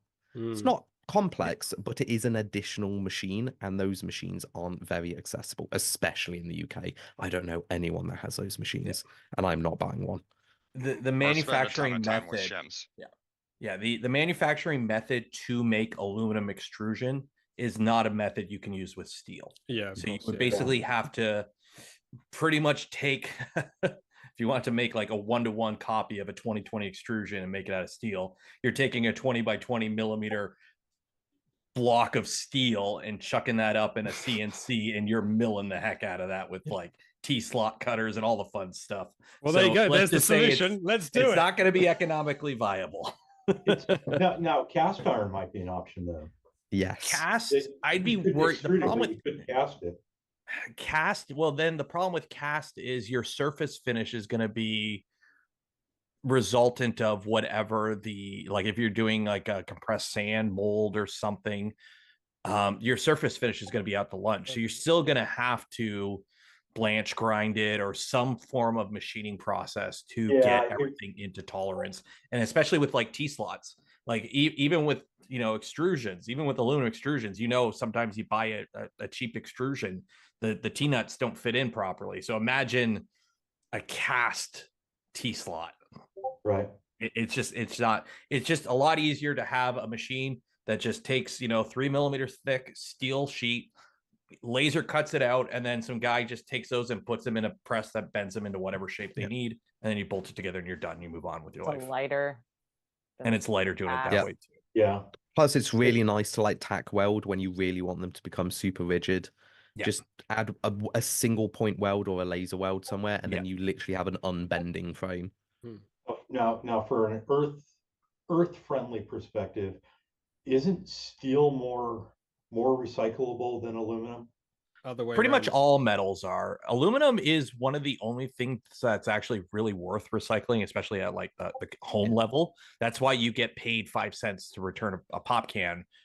Plastic and paper really isn't worth recycling for the most part. But for metals, aluminium is cheaper to recycle than it is to make new.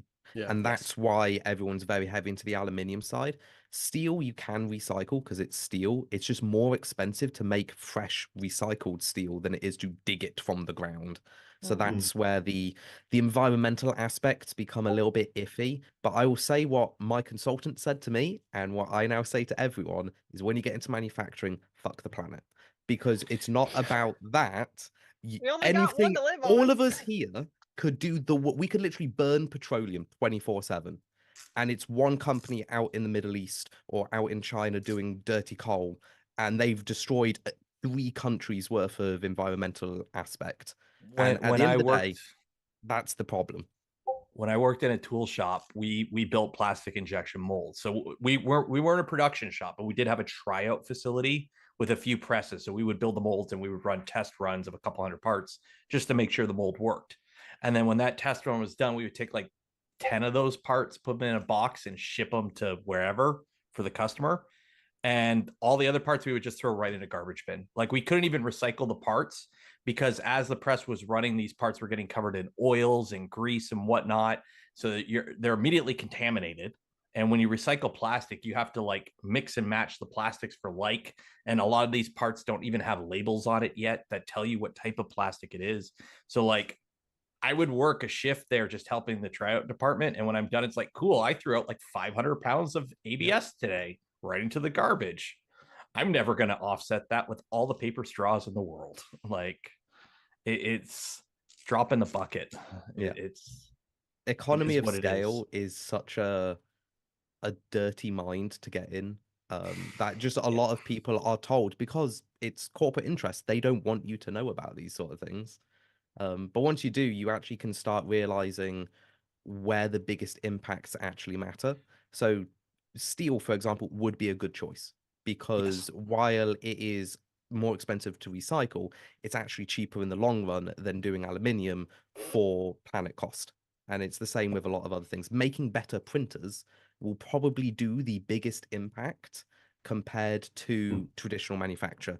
And especially as AI is now getting scarily good at design, we're going to start needing equipment that doesn't waste material. And that's where I really like our industry because it's actually one of the best impacts possible. More Philippine poop, please. There's a reason it's reduce, reuse, recycle. Reducing is the most important thing you can do. So if you can make like think about it this way, how many people now buy a Bamboo X1 and that's their printer for the next 3 or 4 years and it just works, versus back in the day where you bought this printer, you'd rip half the electronics off of it because it was garbage, you'd rebuild half of it, and then 2 years later you're throwing out and replacing it anyways.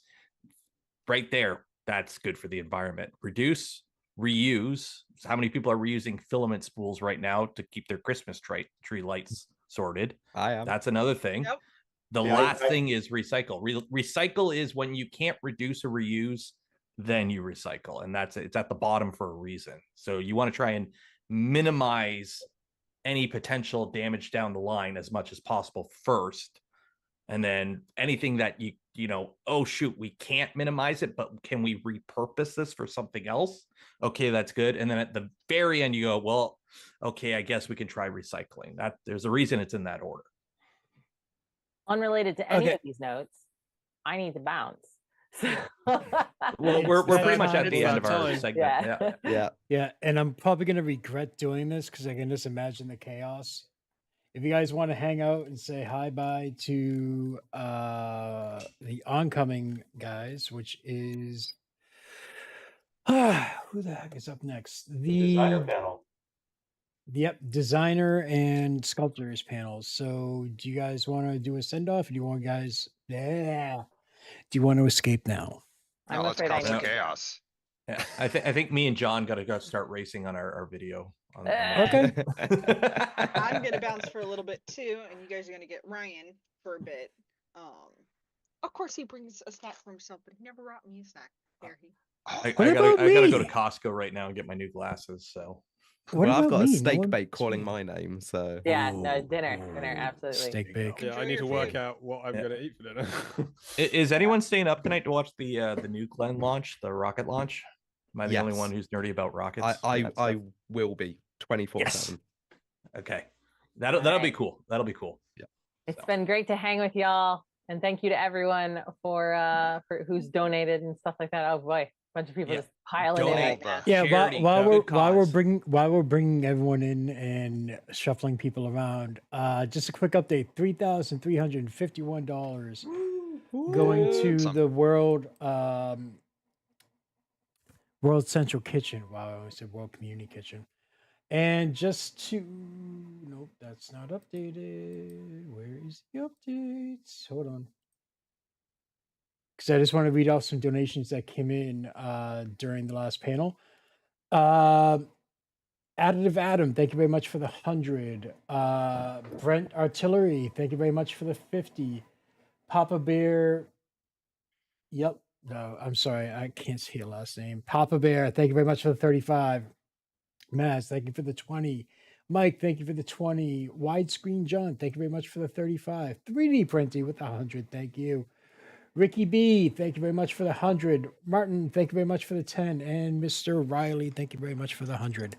Oh God, there's so many of you guys on here now. All right, well, I'm going to clear up some space. Thanks for having me. It's good to see y'all, and good luck. Yeah. Allie, thank you very much. Thanks very much, everyone. Thanks for donating. Bye. I'll drop back out. Thank you all for donating. Take care. Goodbye. Wait, everyone knows who the designers? Take care, everyone. Leave. How do I close this? How do I close this? Okay. It's the X button. Just have me look at it. It'll break. Alt F4. Yep. Okay. Hi. Hi. So, Hi. welcome to our something here. This is our designers and 3D sculptors panels. And I don't know if you guys caught in. But just giving a quick update with the fundraising.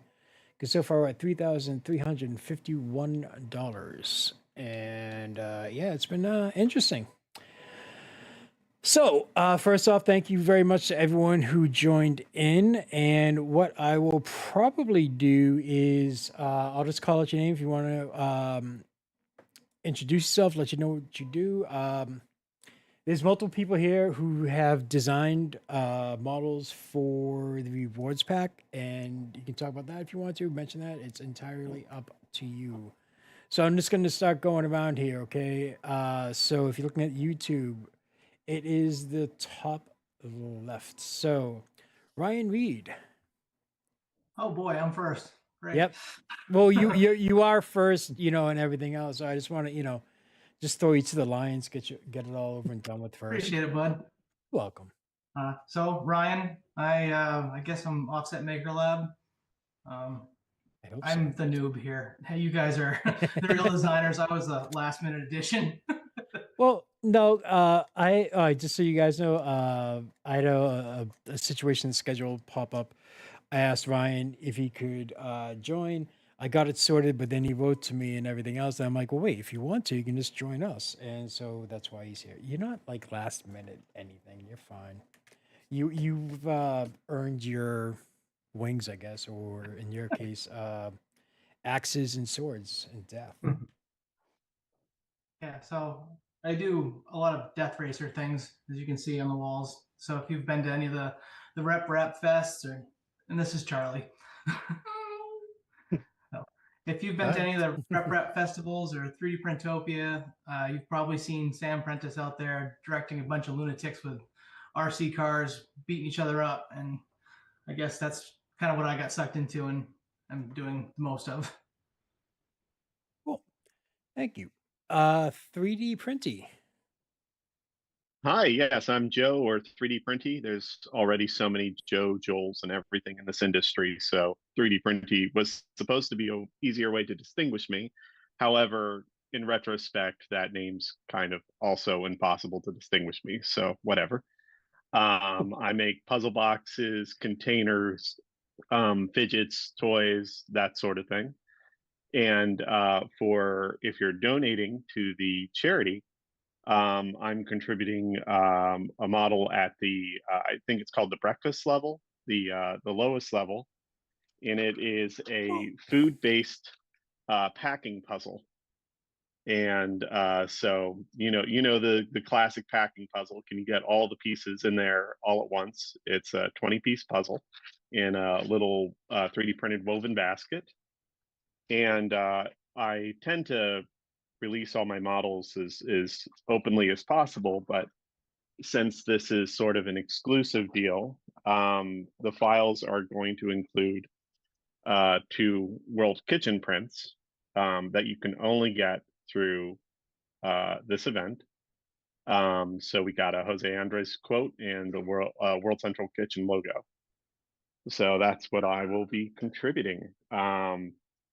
Puzzle's kind of tricky. I don't. If you like packing puzzles, it should keep you confused for quite a while. Oh, the files do include a solution if you absolutely give up. As a PDF file. Do not open it if you don't want to be spoiled.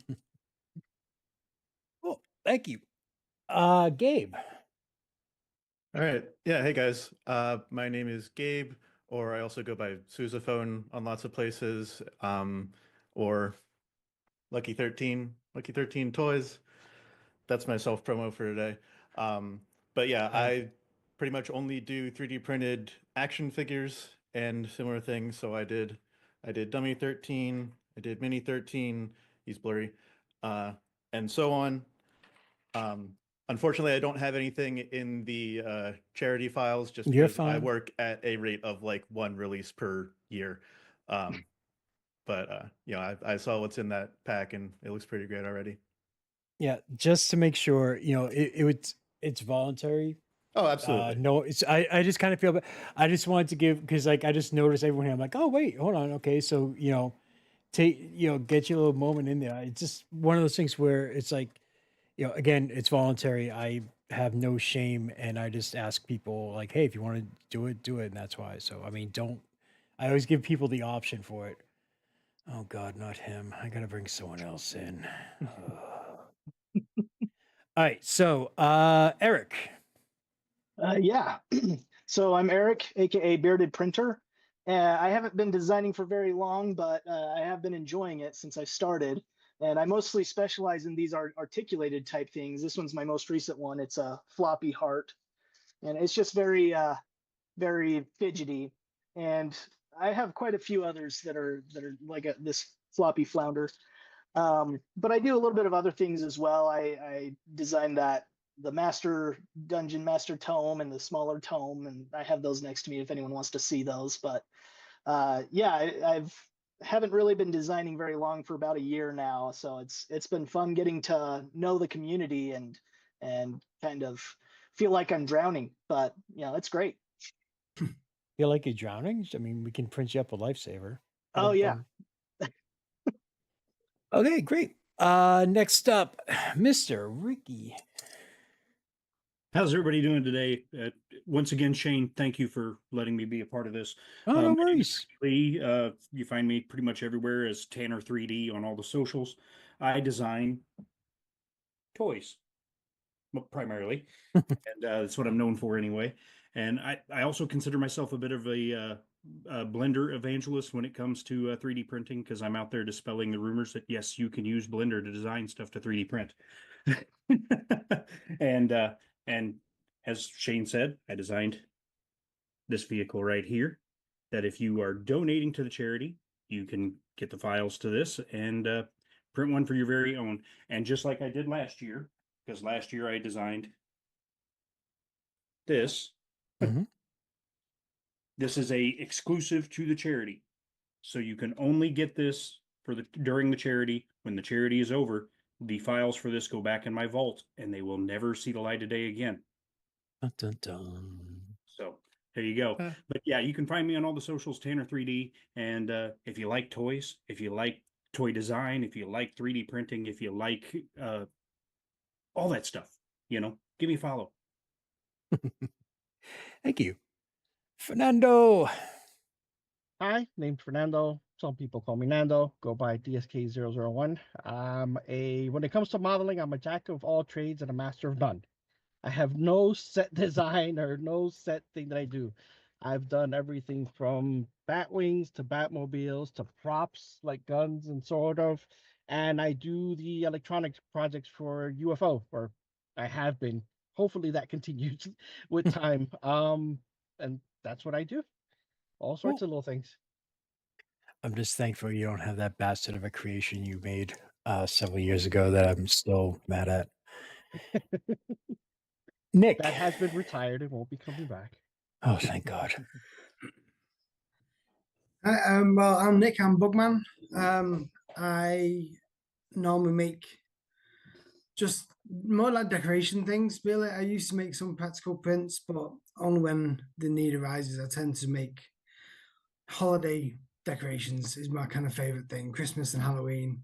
Though recently I've kind of got into making birds, little kind of little teddy bear things, all kind of sprung from my wife needing a bear for a baby shower, and I made a little bear model and then thought I'll start putting them in decoration costumes, including silly things like what if Luke Bear turned the lightsaber on whilst he was looking in it and things like that. End of film, done, cut. And the other thing in the model collection, I've offered up Chef Bear. It's a bit hard to see, but yeah, Chef Bear for the model. So yeah, that was my offering for the print file pot.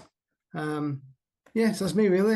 There's people who said that I should change my name from Bugman to Bearman because I've done so many bears now. So maybe I need to diversify and go on something else. But it's still fun at the minute. Yeah, you could do a bear dressed as a bug. Yeah, I guess. Possibly. Ryan, I'll come back to you late. I'll come back to you last, okay? Michael. Hey. You're up. That's me, Mike. I'm known as Fix 'em Dude on most of the socials. I do fun stuff, just whatever strikes, whatever the mood strikes. Mostly toys, a lot of kit cards. That's what I first got recognized for, was the Star Wars kit cards. And we just do whatever sounds fun. I've been doing a lot of the print and place vehicles lately, so I don't know if the camera will pick this up. This is a little food truck with the World Central Kitchen logo on it, and that'll be an exclusive for this stream only. So if you donate, this is in the breakfast here also, and it's a little larger. You can scale it if you get it to go along with your FDM vehicles. It'll print just fine at the scale. You can include it in your garage. So that's me. Cool. All right, Mr. I'm late to the party.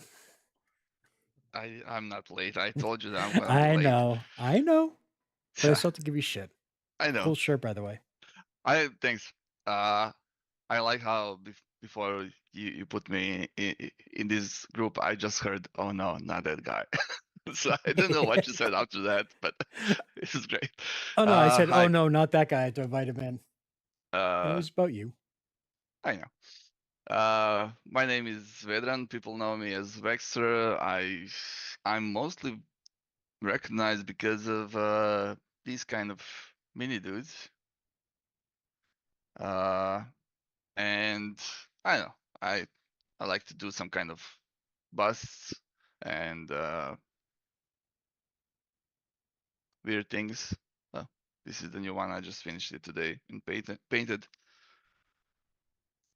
these tiny little things. Cool.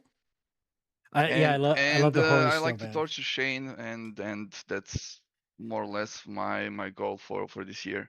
Oh, that's good. Yeah, thanks. I cannot wait to hug you in May. What Like is up with I'm people? exercising now. I'm trying to lose weight so I can properly hug you. So You know, I know you've lost some weight, so now I know, like, when I hug you, maybe I'm gonna be able to do this. You know, just before full people in the circle. community start to talk and everything else, you know, I'll leave it up to you to explain it or not. Or you know what to do. If you want the full story, follow Rexer on his Discord and he'll give you the full story. Okay, thank you. Ryan, Move on. go ahead. How's it going, everybody? It's a nice crew we've got in here today. I'm known as Geek Tech. I do a lot of crazy big prints. If you guys have been to 3D Printopia in the last year, and then Earth, the 2 years before that, you'd see some fairly big prints that I've done. I'm not sure if I could share a picture on here or not. Should be able to do a screen share. Let me see if I can do that real fast. Are you going to let me?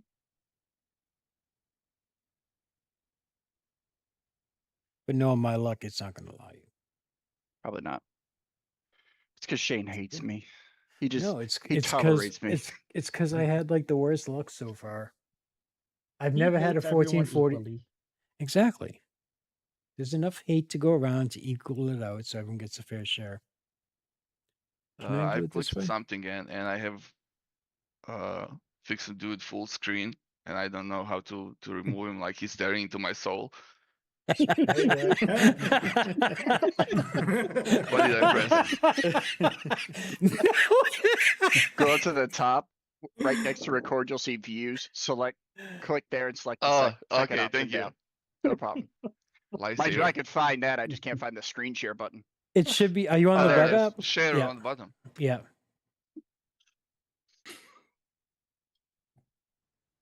There we go. Hey, it worked. So, Oh yeah. So this was last year's project of complete insanity, and I have to give my wife lots of credit for allowing me to be so insane with 3D printing. We do a project called Games to Life where I model up a bunch of stuff from a game every year, and I print them out to life scale. The year before, I did a full suit of Nuka-Cola power armor. If that transferred over, and it's I know a lot of people have done the power armor so far. I think I'm the only person that's actually done the frame as well. So that's really the whole thing there. But yeah, that's me. I just like go the baby in the bam. corner. Yeah. She was Baby born not just included. a couple of months before that. That's to show scale. Right. Yeah, That's for scale. Baby for scale. Wait, who was it who did that? Wasn't somebody? It was a recent YouTube video. They were like, it's I can't remember Zach, the guy who has a Google Lens. He did a thing of like the official banana scale. Ryan, you need to print out the baby and have it as the official baby scale. You know, for size reference. Sure.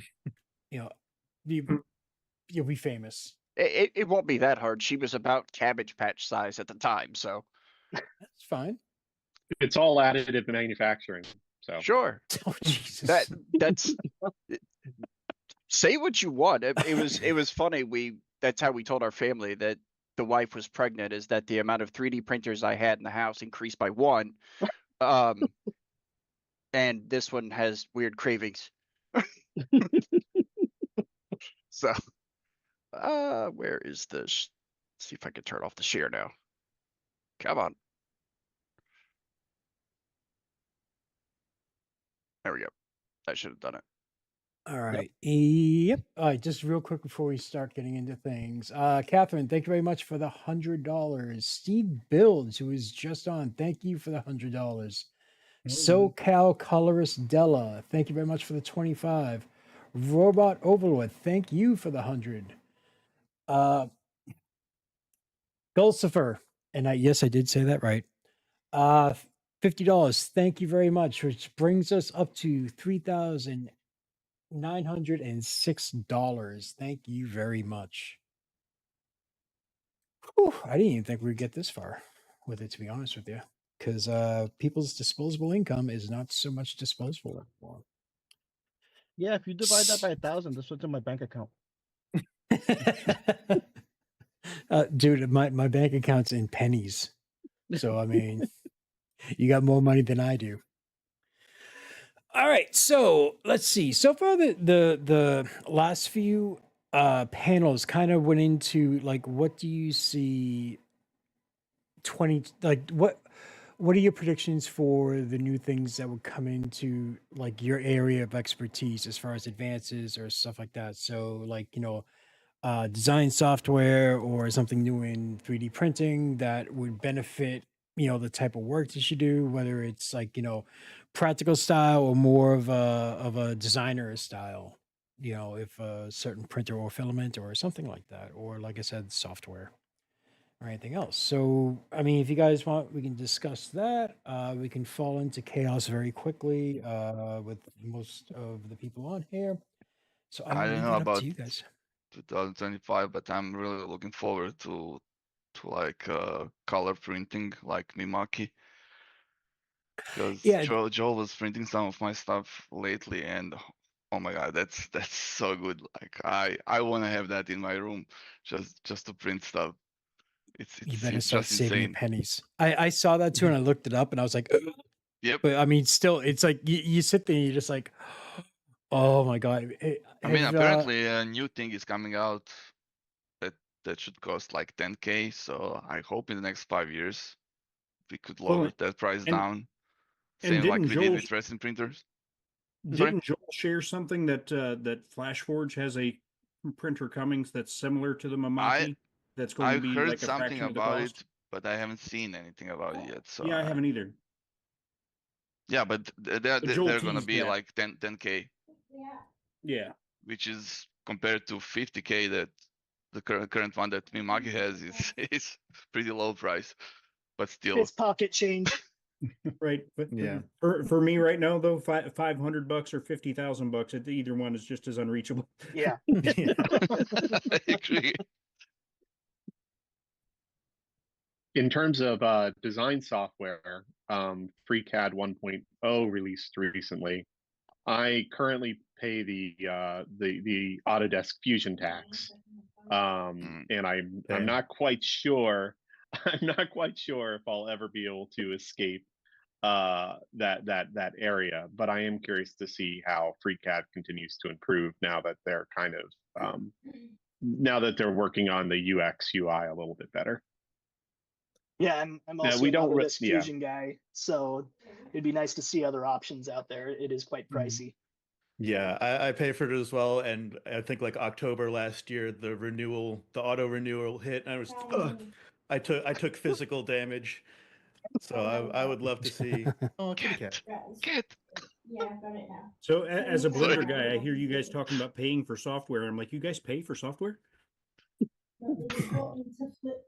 Yeah, well, technically, legally, so no one gets sued or anything else. Hypothetically, we're talking about that. And there should be a little square with a little. Because Blender is open source. There's no payment involved. Yeah, I love Blender. I've almost switched completely over to Blender now. So I tried Blender once. It was a terrible experience, but that was like 10 years ago, so I'm sure it's a lot better now. I had the same experience, and you should try it now, because in the past 2 years, it's really great. And I kind of wish that I have more free time to try to learn it more. Like I know how to do a lot of stuff, but I haven't tried sculpting because I'm still much faster in ZBrush. So it's kind of hard for me to jump onto that. But I think it's a great option if you don't want to sell your soul to Maxon and pay for ZBrush like I'm paying. So Yeah, it's hard to switch software once you get comfortable with Yeah. one, because then it's like, well, I could have done this in half the time in the other one. For those who are just getting started with 3D modeling, there's kind of two different worlds. There's sort of CAD-based modeling, which is very carefully dimensioned and planned out with like 2D sketches. And then there's the more sculptural stuff. So if you're going with the more sculptural stuff, Blender is a great option because it is a fully open source. I know it's free. Is it fully open Yes. source? Yes. And then there's not really like I mentioned FreeCAD already. There's not a quite as good an option yet in the CAD-based design. But I did want to mention, since I was complaining about the Fusion tax, if you are comfortable in the CAD world and you want to get started, they do have a free hobby version that you're allowed to use. You just can't make, I think there's some dollar cutoff on it or whatever. So if you just want to learn it, you can do that for free. But yeah, if I were doing more sculptural stuff, I think I would probably do Blender now. I'd probably start out with Blender. If you guys were starting out from square one, what would you choose? I would choose Blender now. Blender.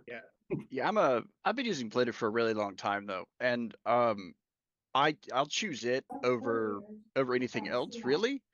But I'm having a hard time teaching my wife how to use it because I evolved the program as it went, and trying to explain it to her, it is a lot to take in at once.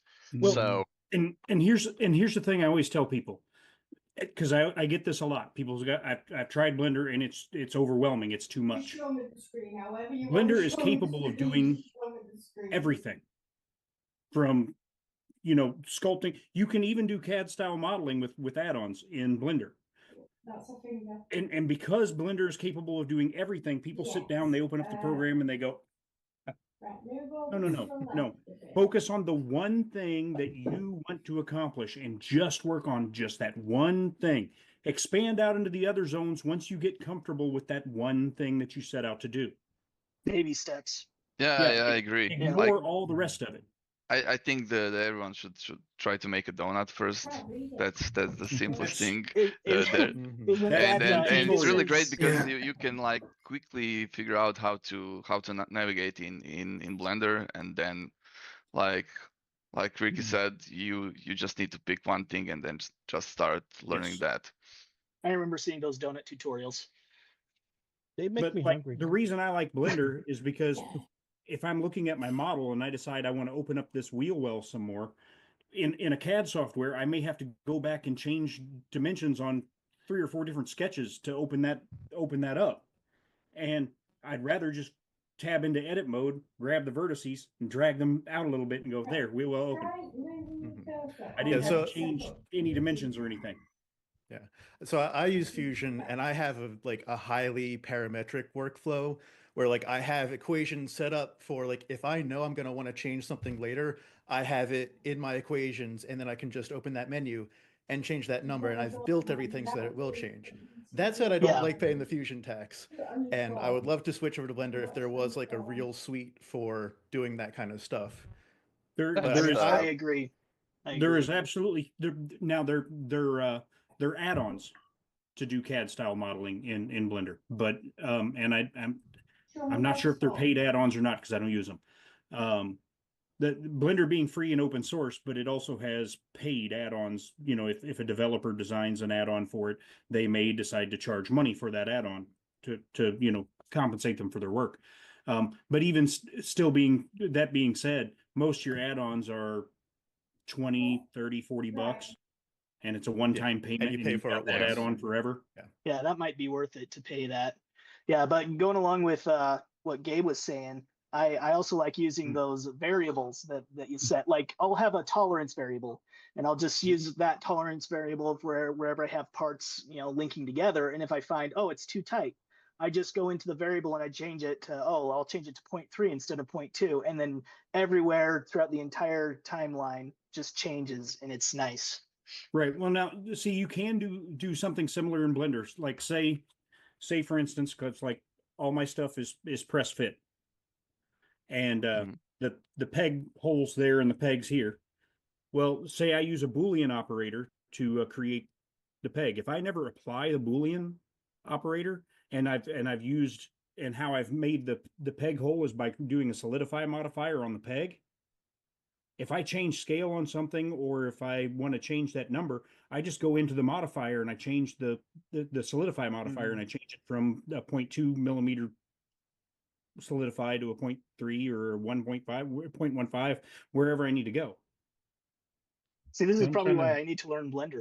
I'm trying to learn that workflow, because I always apply my modifiers, and then I have 700 copies inside the file. And there are times, especially with Booleans, I have to apply the modifier. And it's just because of the way Booleans work. There's so many times where you have to apply it, and you don't have a choice. But if you can do what you're doing in the non-destructive format, then you absolutely can just go in and change the number to change your tolerance or whatever. I'm curious if anyone has tried plasticity, which basically it looks like CAD, but you interact with it like more of a Blender. Downloaded it, purchased it, haven't opened it. Okay. Yeah, same with me, It's basically. fair. I paid for it once. I'm like, this will be nice later. But I've used it- maybe Go ahead. I was gonna say maybe next year, next October, when the tax starts rolling around, I'll think about something that I don't have to pay for every year. Gotcha. Well, the problem is now I have some probably 300 to 400 models stored in the Fusion clouds, so that's a little bit of a pain to export and keep on hand. They really have you in those cozy handcuffs where you just don't want to escape. As for 3D modeling, I started out with hand-drawn blueprints. So for me, the sketch, the way of thinking things is 2D sketches, and getting a complex design down to like 2 sketches, maybe 3 is pretty common. But I think it's just all about knowing what workflow works for you. So you started talking about Blender stuff, and I'm like, okay, I don't really know half of what you're talking about because it's just not my world. But I'm sure that whatever program you choose, and Blender is extremely powerful and extremely flexible, you can create a workflow to have CAD like control. Absolutely. But for me, the idea of going into a sketch and changing the dimension, I'm like, oh no, that's my comfort zone. That's no problem at all. But like even with sculpting, yes, if you want to get a job in the industry as a digital sculptor, you need ZBrush. Absolutely. But if you've never done any digital sculpting whatsoever, and you want to just kind of get a feel for how brushes work and reshaping stuff, you can absolutely go download Blender for free, learn the basics of digital sculpting there before you go pay for ZBrush.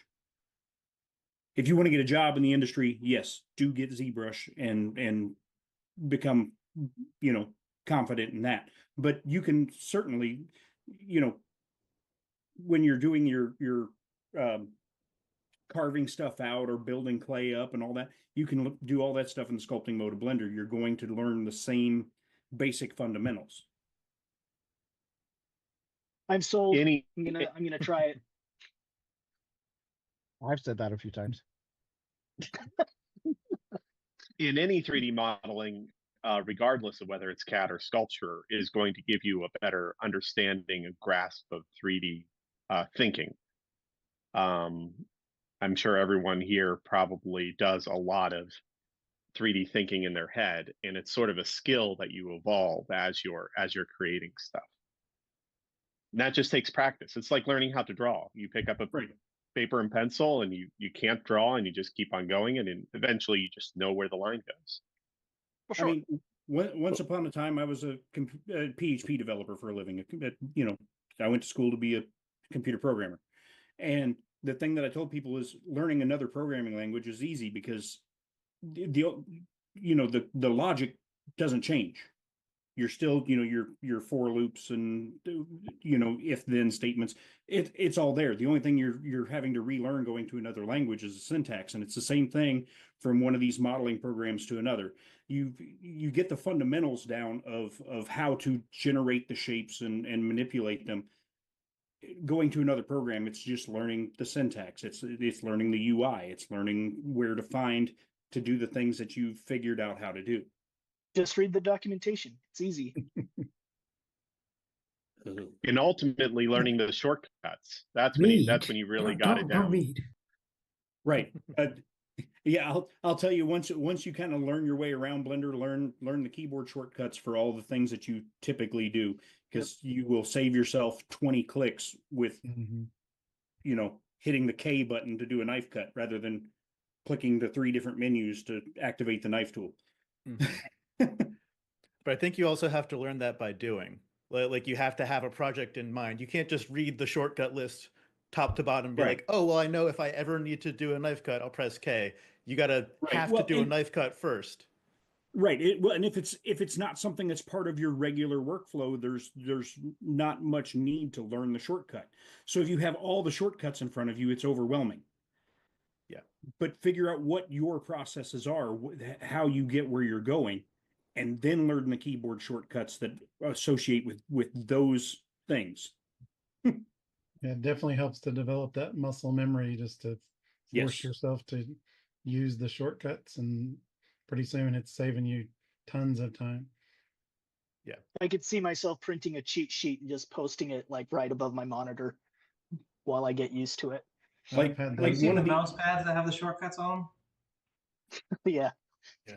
Like one of the add-ons back in the day, because when I started, it was Blender 2.6 something or other. We're up to like 4.3 now. Back when I started, one of the add-ons that I purchased was specifically to help me deal with Booleans, because rather than having to go through the menu and click the 2 items and all that, it was Control plus to do an additive or Control minus to do a subtractive. Adding that add-on, it eliminated all those clicks for me, and it was worth the like $30 or whatever to speed up that process for me. I usually accidentally find those shortcuts, and then every time it's like, oh, that thing does that, and I feel like Neo in Matrix, like I know Kung Fu immediately, but like there was one the wrong button, and I go, what did I just do? Control Z. I think first time when I actually went and Googled shortcut was like I'm doing a lot of videos, and a bunch of times I went to do something, and I come back and I noticed that my video is rotated slightly because my cat was going over the keyboard. And like editor. She did that. I wouldn't know anything about that. Yeah. So I get to learn how to do that, and that was like, oh. Why didn't you just ask your cat? Right. Or just pick up do it again. Then the video just rotates even more. Come further around. Yeah. Just go 360. Keep it going. We are not on speaking terms. I wonder why. Well, if a string of 20 if a string of 20 characters could destroy your computer, those are the keys that a cat will walk on. Without they know. Or just generates enough static electricity. There you go. That's why they say it's the same reason why we know the Earth isn't flat, because cats would have knocked everything off the edge by now. Yep. Oh, it's gonna turn into cat talk. I know it. So I'm curious, since there's a bunch of you here. Has anybody messed around with designing in the VR space yet?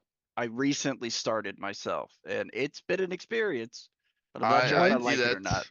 I did that like 4 or 5 years ago, and it was interesting just that feeling how to sculpt in 3D space actually, and that you can actually move a brush around you and do stuff.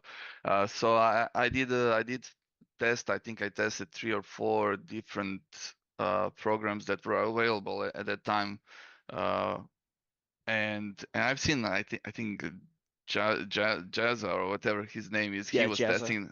Yeah, he was testing now I think 10 different ones, and I don't think they've improved a lot.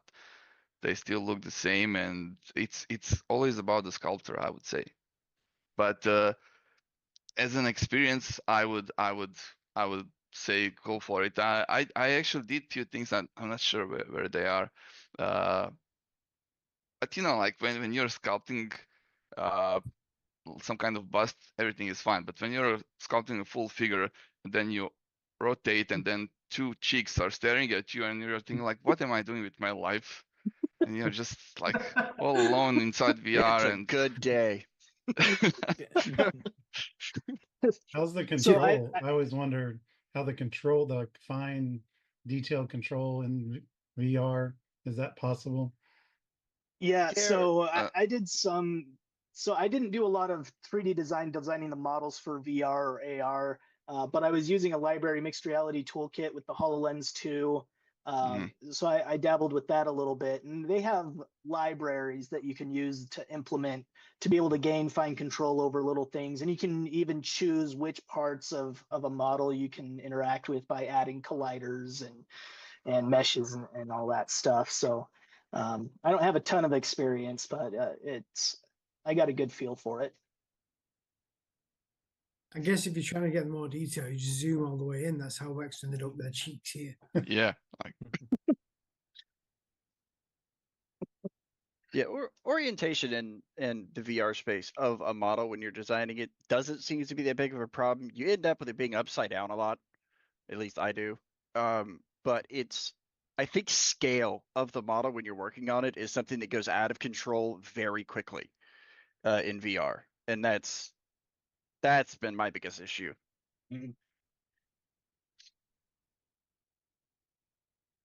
I liked VR sculpting because I was moving a lot, so that was kind of fun. And like some VR, like I'm talking about organic sculpting. Like I like how in one software, I'm not sure which one was it, you could have actually upload references and put references all around you, like you would do in your space, and then just take a look and figure out like what you need to make, and you can change background, so you are like in completely different space. For some people that's great.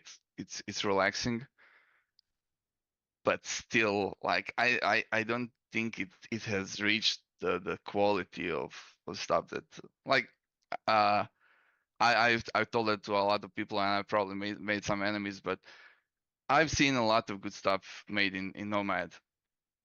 But I can always spot that something was made in Nomad versus something that, like, some and I'm talking about extremely talented people that did something in Nomad versus ZBrush. And I was like showing some example to people and pointing out stuff, because I can notice some details that are just much better in ZBrush. And I mean, eventually that's gonna change. ZBrush was way behind it a long time ago. Now it's in the stage where it's not moving forward as much as some other software, and I hate that. I that's why I like Blender, for example, and we're going back to Blender, because there are so many people who are making add-ons and making brilliant things for a free software, like posing tool that you still don't have that kind of. Actually, you only have now the thing that Blender was having about posing organic characters 2 years ago. You still, if you want to rig something, I need to throw my stuff into Blender, rig it there, because rig inside ZBrush is terrible. So they're like,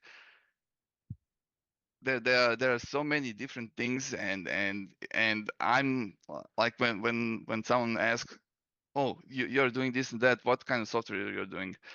And it's not always about software. It's about me using multiple tools to create something. It's not always one thing. Yeah. Which software do you use? Yes. Yes. That was the thing with photography. Oh, you have great pictures. What camera are you using? Like, come on. Yeah. Well, the implication is, well, if I use that, then I'll be able to do the same thing. Yeah, I know. It's much more a way of thinking than whatever tool you actually use. Well, when I got to using Blender back at the beginning, I was not designing there in the attempts of 3D printing objects later.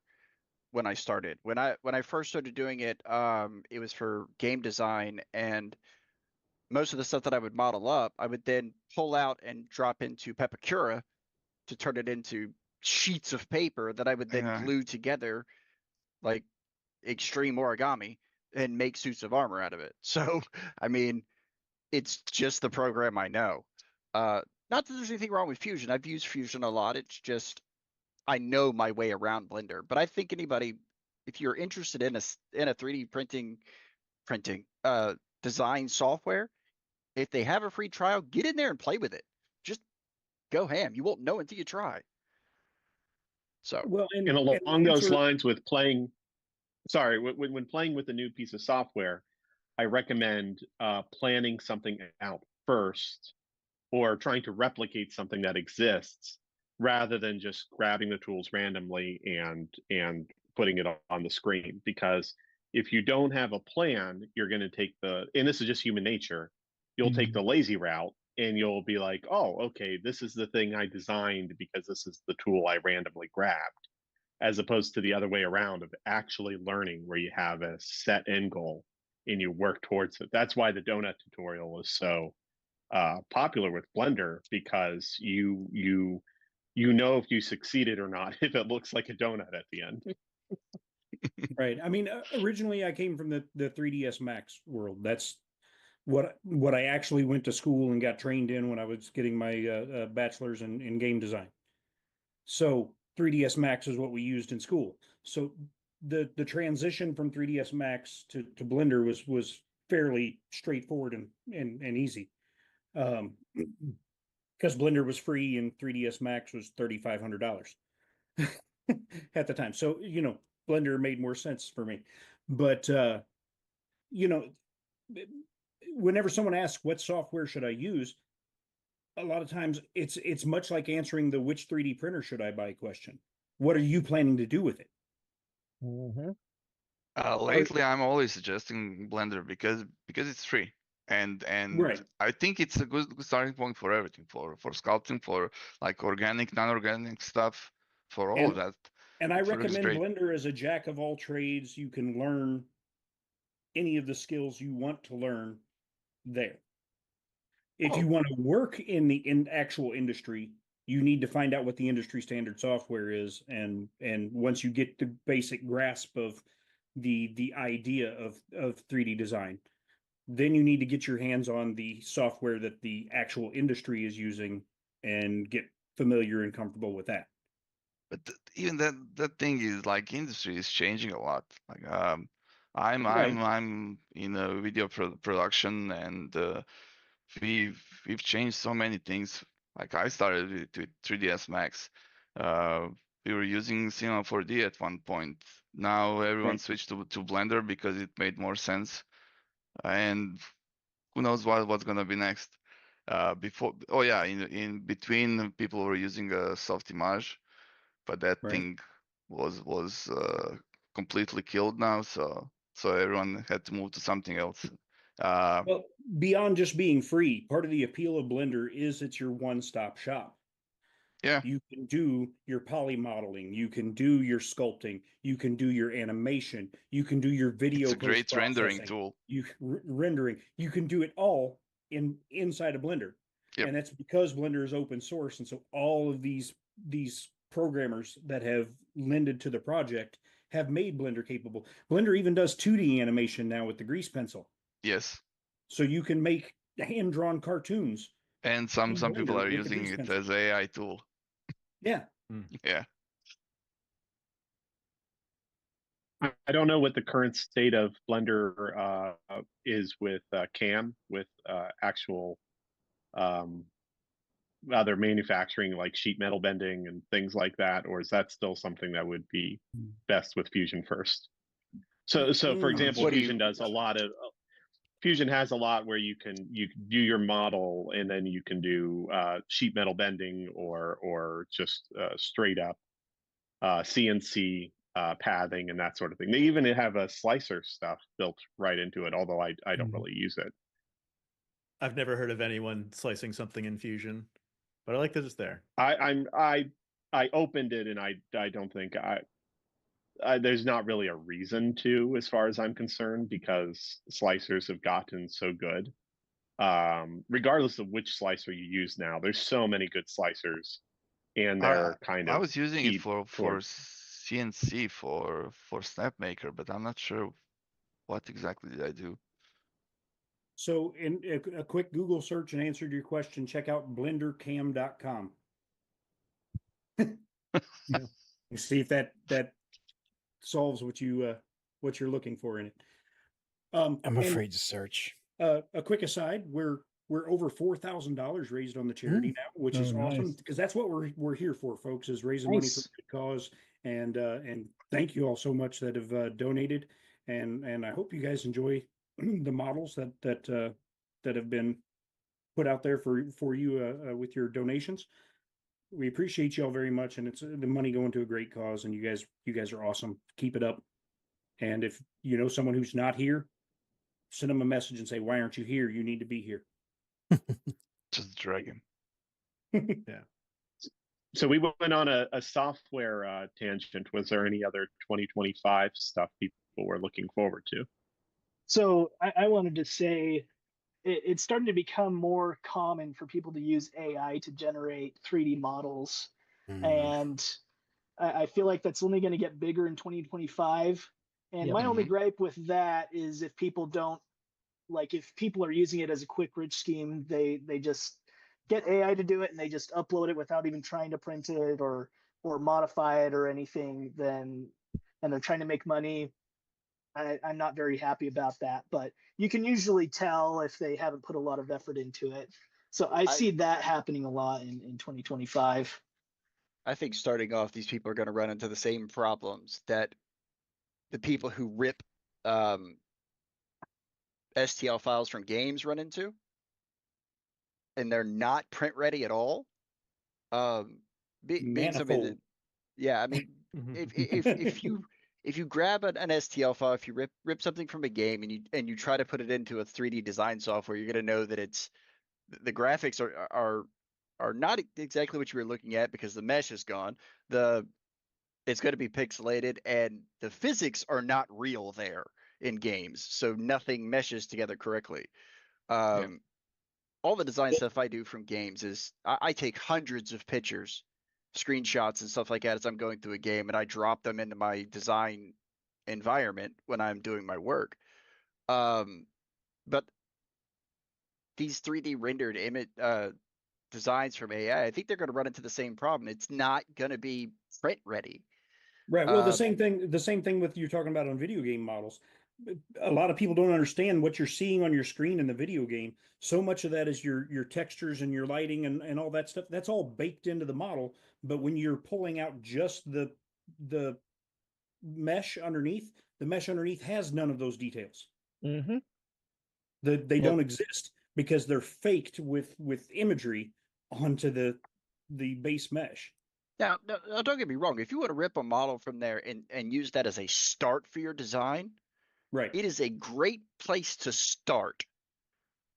But if you try to print it, you're not going to be happy with what you get. It needs lots and lots of work, and sometimes it's just easier to start from scratch yourself. I've played around with a few of those tools, and almost everything that I've found, when you download the file to take a look at it, it's terrible. Now, it might give you a good base mesh to start, particularly in sculpting, because it gave you the general shape. But the things that I've seen, they will never, where they're at now, get to replicate stuff like this, where You're just the details. and, I well, I, and, I wouldn't say you know, never. well, yeah, maybe not Like never, but they're technology is nowhere moving. close. Like it's scary how fast technology is moving forward. Uh, like the thing with illustrations and pictures that I don't know Mid Journey and similar things are doing. It made a kind of a bad thing because everything was so saturated with bunch of random stuff that always looked the same in a way. Like I know a lot Yeah. of people can spot, and it's the same shading, same everything. Um, thing that you all have probably seen on I think Maker World. They have where you can upload a picture and then it makes a 3D model. It wraps it around the same base model over and over, and it has weird smile. That's gonna change eventually. You're gonna be able to tweak some stuff with the sliders, just like when you're creating a game character. Uh, but you know what? That already exists. You have a bunch of software, and I've seen sculptors using that stuff. Uh, they can find I don't know their software or something. They can create the whole model there, and then send it to another software and just finish it. Add more details, and everything's fine. It's about what kind of quality are you searching for, or and in case of AI, mostly unless it's specific based on some kind of image, you're getting something uh, that you can just like pick and say, okay, I guess it's good. Like when you prompt something, when you're generating image, when you're prompting something, you get something instantly, and you get like basically the first reaction to that thing, and it's like, okay, it looks great because light looks nice and everything looks correct. But that's just a step between the things how we had when we were doing stuff in Photoshop, and we were grabbing like a image of ourselves and replacing the background. We couldn't match it properly because the light was different, and now that's the gap that AI is doing good. But man, I tried it. Like we were in a meeting, and during the meeting, I figured out that we forgot to do something like for the mood board. So I'm on my phone, and I'm generating quickly just an idea how thing is gonna look. And I picked the basic thing. I'm still getting 6 fingers on one hand. So yeah, in Right. some cases, technology is Yeah. really scary moving forward. In some cases, it's not at all. But the more people can do stuff, it's kind of losing the value because all the AI stuff is still generated on other people's art. Yeah, So AI you is will a still powerful need tool. someone to do it properly, Yeah. and someone who And has passion and styles and all of that. That's us. exactly. So that's what I was going to get into is AI is a powerful tool, but it's not the beginning and end. You can generate Yes. something to kind of give you inspiration, like, oh, that kind of looks cool. I can build off of that. And you can use that. But you don't want to just generate it and then upload it and say, hey, this is cool. And then people are complaining that it doesn't even match the pictures. So, Well, my biggest complaint about the AI generated images or 3D models or whatever is I think it's harmful to the people getting started. Not that they're using it, but that's now their competition. And I mean, Yeah. don't get me wrong, I can't not to call anybody out, but I can't compare my stuff to Wexter's models of us and stuff. Dude's a genius. I can't do that. All right, I've tried. I'm complete crap. All He's right, not. but No. but I mean, I there's loads of models out there that I learned from just by looking at. Um, again, there's a lamp model that I had at Earth or at Printopia this year. It is the greatest lamp model I have ever seen. And I tried to model something similar to it, and I can't get good enough to it. And we printed out 30 of them and donated them to a Ren fair. Just donated them. I think actually DSK is the one that did the lamp. yep. And I mean it's such a simple design and it looks clever, but I can't wrap my head around how he did it. I can't figure it out.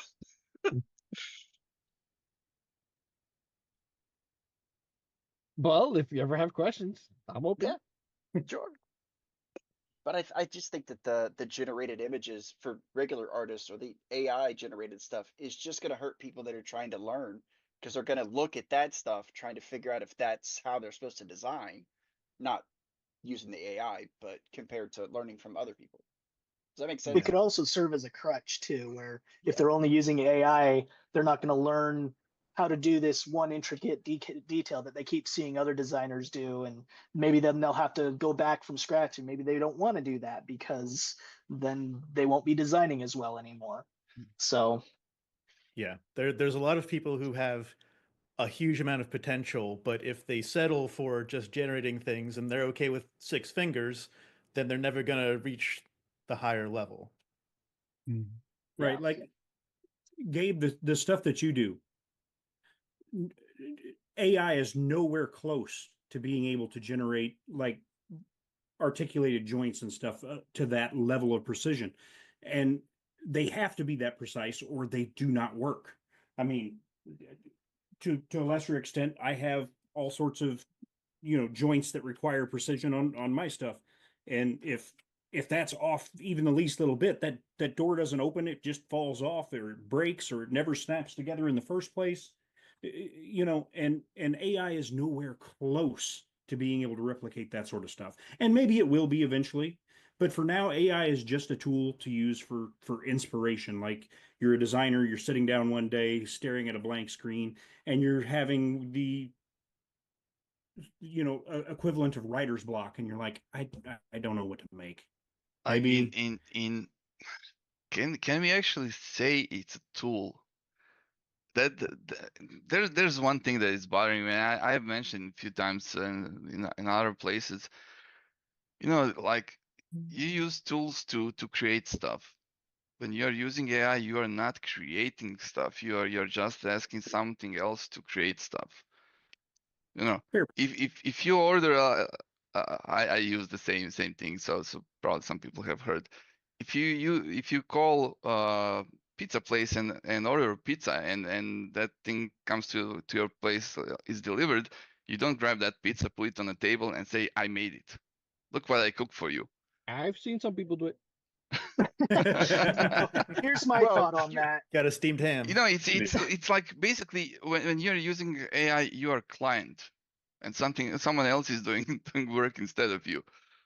So and in most cases, let's be realistic, like it's completely missing what you're trying to create. And prompt. I agree with you on that. But if you think about, let's say I want to create a retro game using a Raspberry Pi and other electrical components. Okay. I'm not the one who created the Raspberry Pi. I can order it, but I could still build the component and say, hey, look what I made. But not all the components were stuff that I did. And so when I say AI is a tool, I'm thinking as a baseline, you might be able to get inspiration or maybe a baseline model, and then you can sculpt it more to be more of your style and what you want. So yeah, you didn't make the beginning aspect of it, but then you transformed it into something, and then you could say, hey, look what I did. It's not 100% mine, but to me, that's a service. Like for example, when we are doing some kind of ads, sometimes we go to Shutterstock, we buy an image and then we use that image to create something else. Yeah. Right. But like if I was going to sit down to design a tank, I might use an AI tool to give me pictures of 10 sci-fi tanks. That's an inspiration thing, and that's great. Right. I think and, as and I'll sit designers, there it's and I'll our go, job to okay, take well, that as inspiration and elevate it versus the people who are just going to generate it and dump it on Maker World. Our job is to use that as a source or a reference. And then our job is to elevate that. Yeah. Make it, might make it a little quicker to get started or get to where we're going, but we'll still need No, design. I like AI as an inspiration that just like first glance at what it creates, because if I start staring longer at it, I'm like, nothing makes sense here. Like it's really complex because AI's got like so many different levels of issues. Obviously, we didn't even talk about the environmental issues. It's also fruit Yes. of a poison tree. It's trained on other people's work, and often that other people's work is not honored. And then finally, there's the use of as a crutch. So I think that as a technology, it's possible for it to be good. It's possible for it to be used well. But when we talk about it in the general, we're kind of giving a pass to a lot of bad behavior that was necessary for the creation of the current models. So AI always feels a little icky to me, and I'm always cautious of like, oh yeah, I can make fun of it because it's like really bad right now. It's not going to be bad forever. It's going to be better and better and better. And I don't want to just at that point be like, oh, well, no, the real reason I don't like it isn't because it's bad. The real reason is because of, yes, that the moral arguments about, well, you're using it as a crutch and it's stolen goods. And maybe the people who are running it aren't doing so efficiently, again, from the environmental standpoint. So, I don't. It's here. We've got to deal with it. But it's a complex issue with a lot of problems. I got real mixed feelings about the thing where it's trained on other people's work though, because I agree it's all trained on other people's work, and those people deserve to be given attribution for what they've added to. If it's straight up ripping someone off, that's one thing. But arguably, we're all models based on looking at other people's work. Thank you. I wanted to say the same. Like, thank you. So like, it's an artificial intelligence that's really copying what we all do. We all look at stuff and go, "That's really cool." I mean, it's a motorcycle, and it's not directly anybody's motorcycle, but every motorcycle has the same basic shape and two wheels. You know, just yeah, because that's basically the creation of every bike you've ever seen. Yeah, has led to that becoming, and you didn't invent the bike, no, but you like it.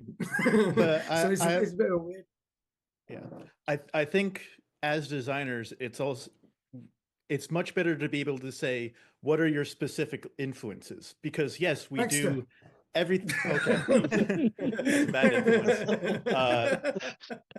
Yeah, what specifically inspired you? You should be able to name that. Like, I'm inspired by, I had Transformers and I had Legos and I had Power Rangers and Gunpla and all this stuff, and I can cite specific things that inspired my design.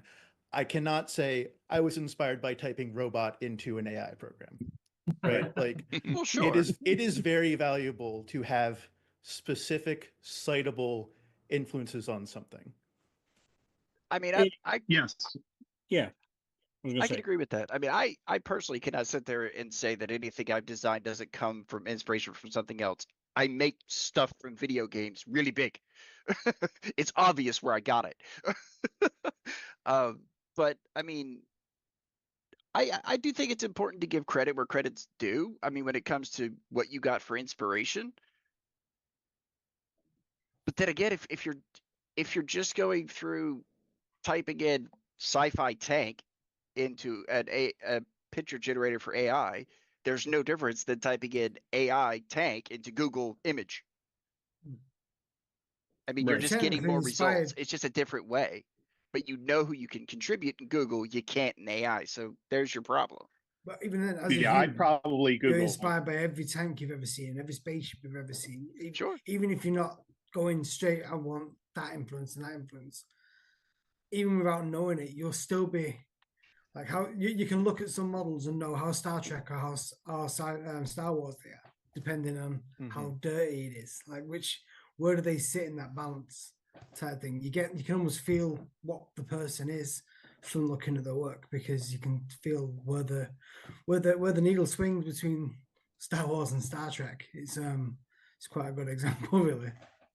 Yeah, if I wanted to model a sci-fi tank, what I would do, and if I needed inspiration, is I would go to Google Images and I'd search for tank, not sci-fi tank, and then I would do an image board of science fiction-y things that I like, and I'd probably go and look through like types of tanks that are either really popular, Abrams tanks or whatever, or more obscure.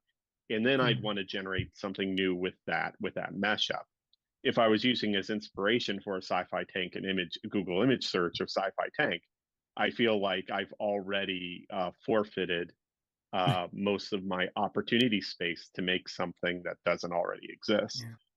Oh, an interesting one is to look at old tanks, current tanks, and then just try and decide what's next. Like if that's evolved to that, what's it evolved to next? Like follow the thread. But like, you know, in March I'll be 48 years old. Yes, I'm an old guy. So you don't look old, dude. Thank you.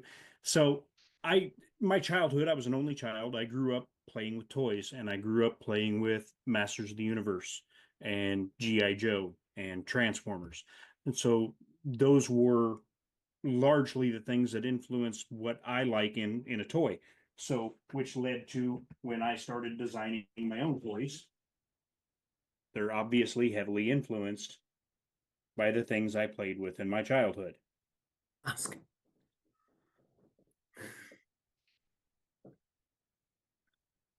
Well, and that's the beauty of being a creator is even though AI is a thing, you know, having the ability to imagine, use your imagination, see what's already been, see what there currently is, draw upon your own experiences, and you can create something new that AI wouldn't be able to otherwise.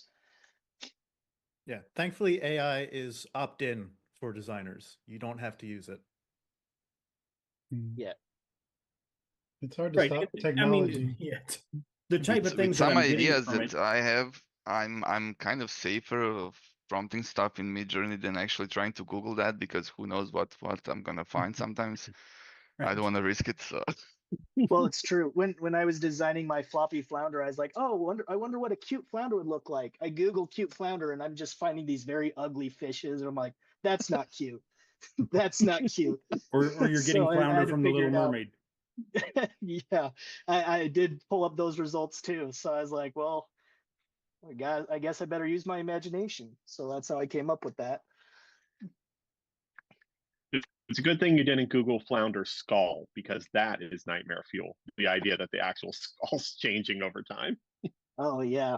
Now I kind of want to Google it now. Yeah. Same.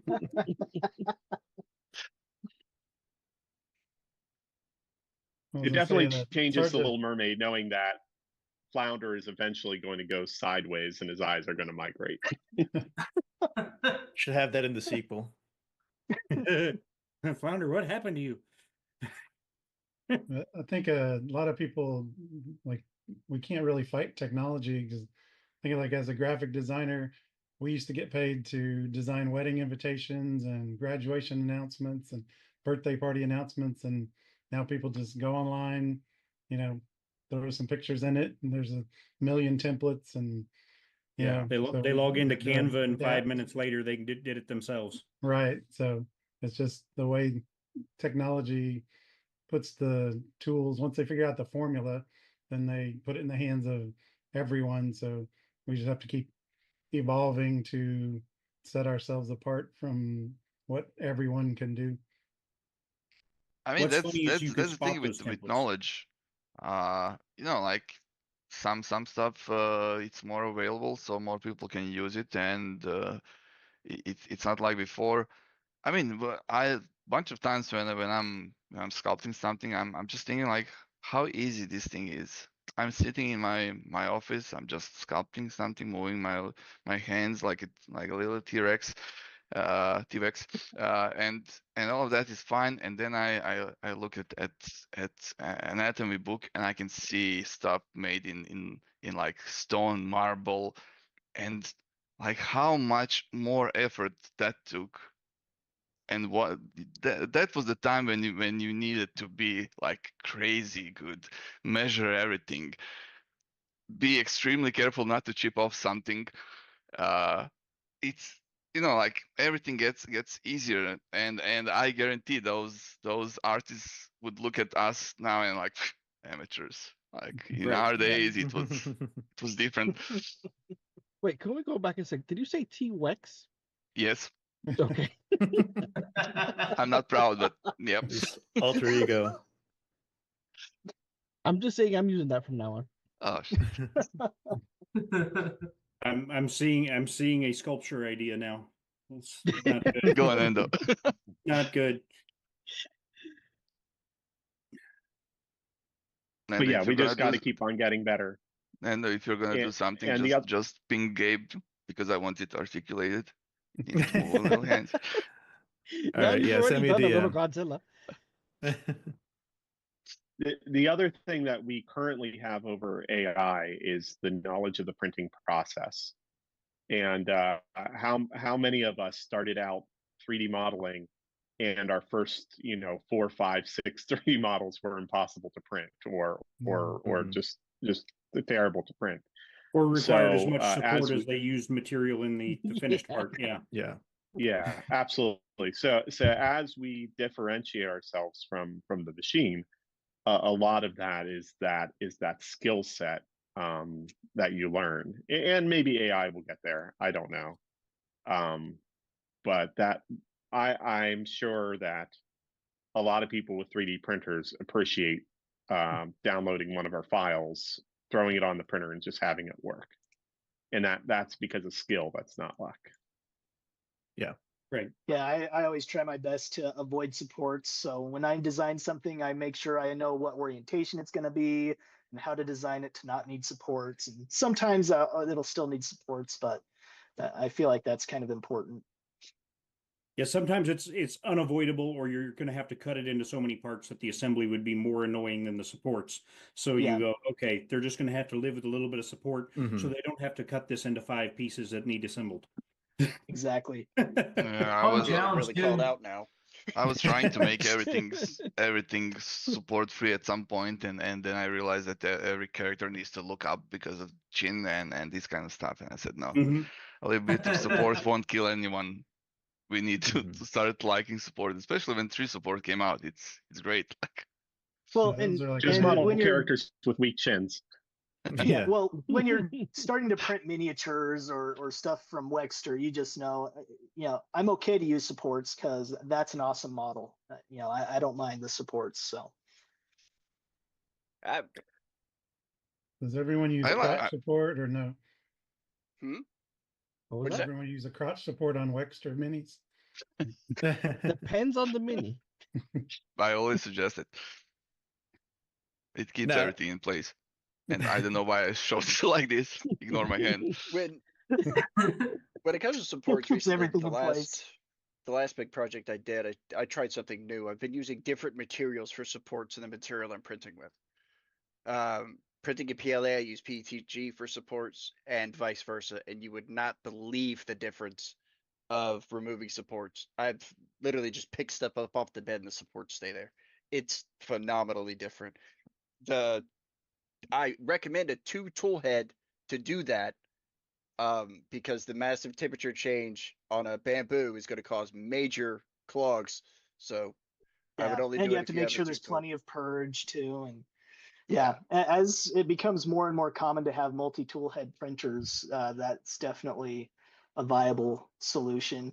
I try to make sure when I'm designing things that they're designed for someone who doesn't have a multicolor printer and doesn't have multi-tool heads. Just a simple Ender 3 should be able to print it. But as it becomes more common for people to have multi-tool printers, then I'll feel a little bit better about making things specifically for that.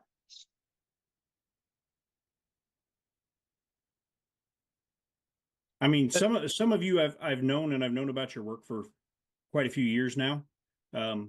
I started doing this back in 2018, and just think how different 3D printers are. Yeah. Think how different the slicers are.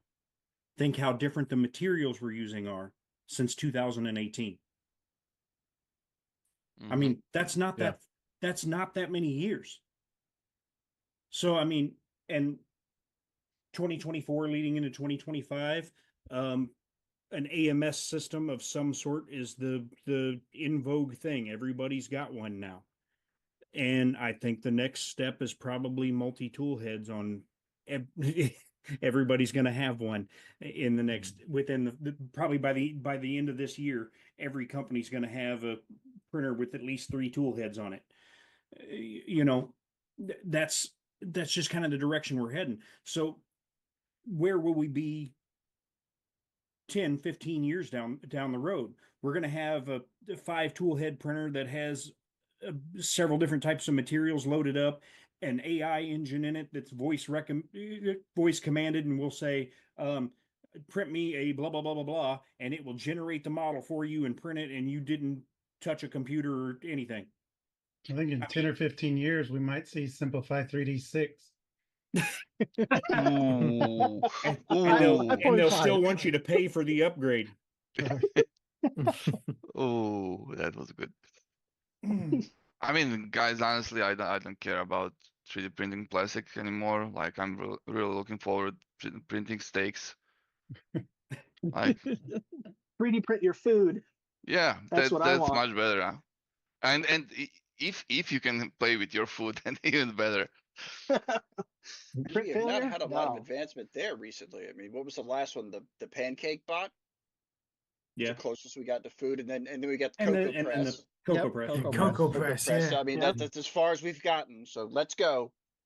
Figure it there's out. no I failures. would be There's space just for a free cocoa success press. snacks. I want to see a chocolate death racer. Oh yeah. Speaking of Instead of death like- racers, Gets I want to see destroyed. that Jurassic Park thing. And John Stern says he wants to print glass, and there are glass 3D printers out there already, and metal Yeah. 3D printers, and I mean it's crazy. Oh yeah, look what Ryan's Oh, got for Raptor that. Little is beat driving up. that. Hold Oh, on. They used to have the rest of the brush card, but then it got beat up.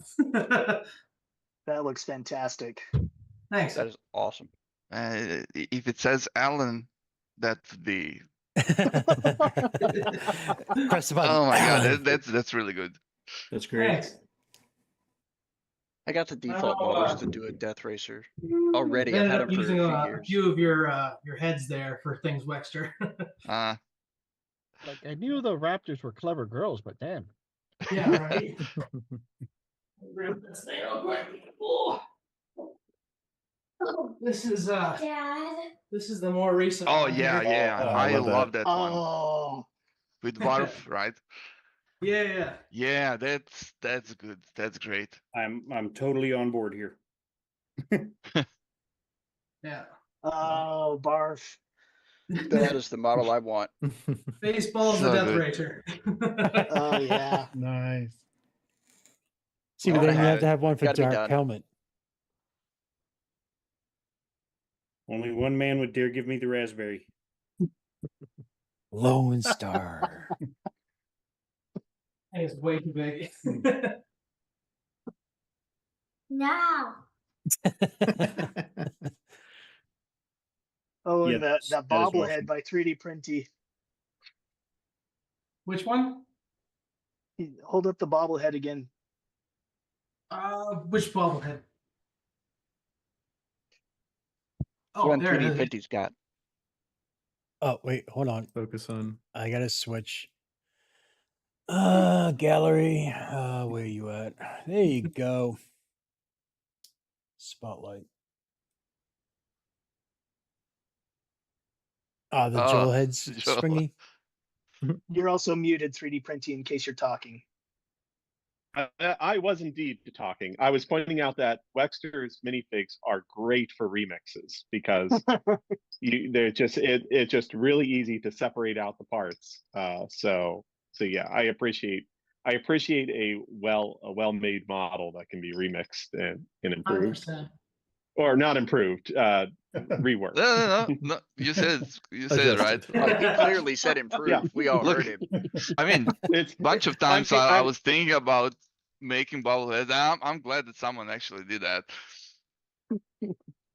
Well, the springs are 3D printed, and you could totally remix my spring, and then improve upon my design. So there we are. Nice. Comes full circle. That can't be good.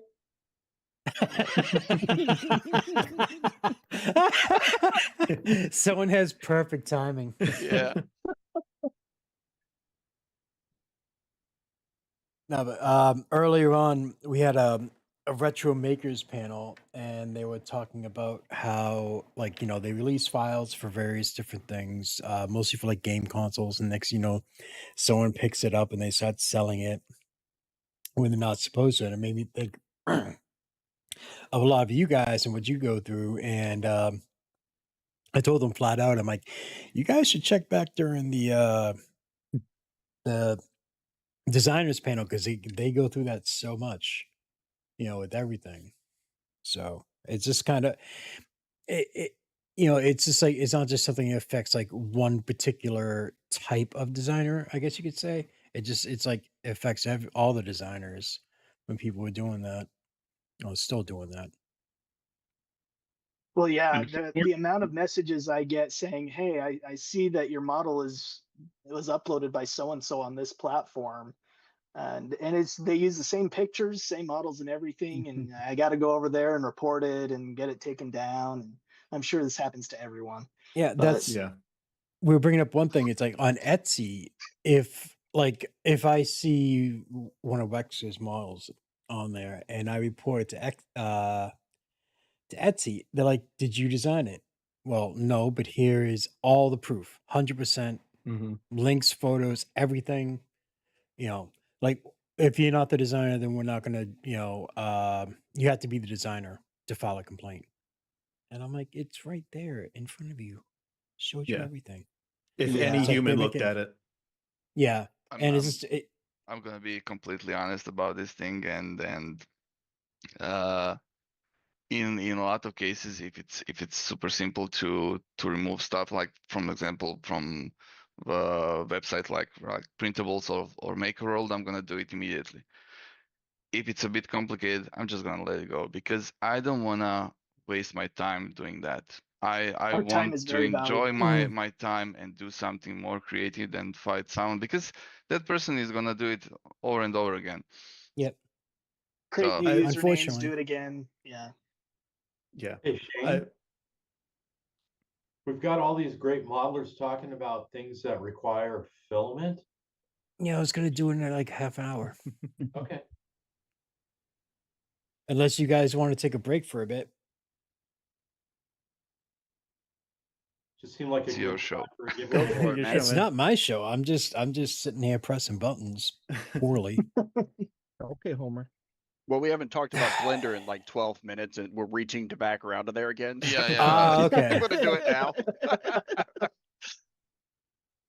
Give me a second. You guys continue to talk. I'll make sure to fix whatever the hell I broke last time. Who else has created basically a form letter response for those sorts of things? I thought Because about I it just because it's really obnoxious. I have like a Google Doc with my copy that I send to people. But I mean, yeah, like Wexer, like you said, like when my stuff first started showing up in places, I was like very diligent. I was like, you can't do this, blah blah blah blah blah, take it down. And then it happened so much that I was like, what's my time worth? Like, Yeah. is my time better spent making something else rather than rather than litigating this one? Can I just make the next thing? And that's mostly what I've done. But people get bolder and bolder. Right now, I'm dealing with someone managed to get a design patent on I didn't want to W13. ask you anything about it. I was like, maybe it's sore subject. I don't want to touch that, but I'm glad you mentioned it. It's Yeah. I mean, I don't want to dominate the conversation whining about everyone who's wronged me, because whatever. But yeah, I'm still figuring out how to deal with that, how much I have to deal with that.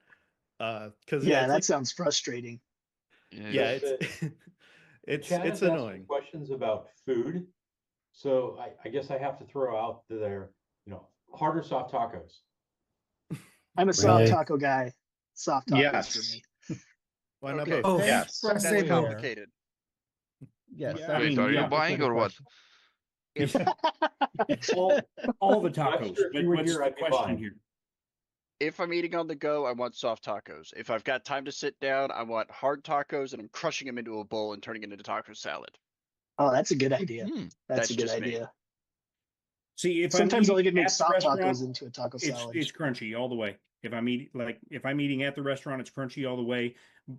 If I'm getting it to go, I know they'll be soggy by the time I get them home, and I don't want them soggy. What if you grab both and then the hard one you put it in the wrap it into soft one so it doesn't go all everywhere and you just eat it like that? Most of the restaurants around here don't do that. You're getting it how you get it, I mean, I'm in Croatia. We live, are weird, so. And where I live, everything's a 25, 30-minute drive. Mhm. So time I make that 25, 30-minute drive back home from the restaurant, they're soggy. But we can all agree that tacos are the #1 food of makers worldwide. Oh, I mean, they're good for breakfast, lunch, or dinner. There's tacos for all occasions. And I think we need to fight that whole thing of people only wanting tacos on Tuesday. It's not just a Tuesday dedicated food. Okay. Exactly. There's a taco stand close by me that they have Taco Wednesday where they discount their tacos on Wednesdays. So they're already on board with that. Not Are just those a just Tuesday the tacos they didn't sell the day before? Day old tacos. It's day old tacos. I do think Taco Tuesday should be an international holiday, though. Every Tuesday. Get off work half a day. That's so how you that get the 4-day work week. Tacos and you take a siesta. Yeah.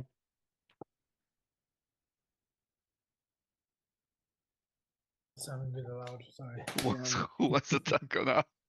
Yeah, Ricky, NLTMW Mike is wondering if there's been an uptick in the number of taco joints out here in Nashville since I've migrated east. No, not yet. Not yet. I mean, it's a They it's keep a fairly tabs on where he taco-heavy lives. environment already. Yeah. There's tons of taco places already because I mean we got to feed those drunk bridal shower parties with something. But you and I haven't gotten together since you moved to Tennessee, man. You're like an hour down the road from me now, and I know. So maybe we need to meet up for tacos, and maybe that's how we need to make this happen. So there we go. There we go. No, see, that's a funny there's thing no in life. excuse other than weather and rain and snow and throwing out well, and bags. you doing things like moving into your house and starting your new job, and all that stuff. You know, me, I'm just sitting here in my standard old rut of a routine. just waiting for somebody to yank me out of that rut for a minute or two. There you go. We'll figure something out. All right. We'll make it a priority this year. And then we get Fix Some Dude, since he's probably the closest one to us, I think. We need to get Fix Some Dude to head this way. I mean, it's only a 12-hour drive. That's nothing. A couple minutes. All right, ready to go. All right. Nope. So And I want this I one. love talking about tacos, but I wanted to mention back on that other topic. When I first started uploading, I wasn't uploading onto Maker World, and a couple months after I started, I get onto Maker World to upload, and I see there's another guy who's using my username and has my models on Maker World.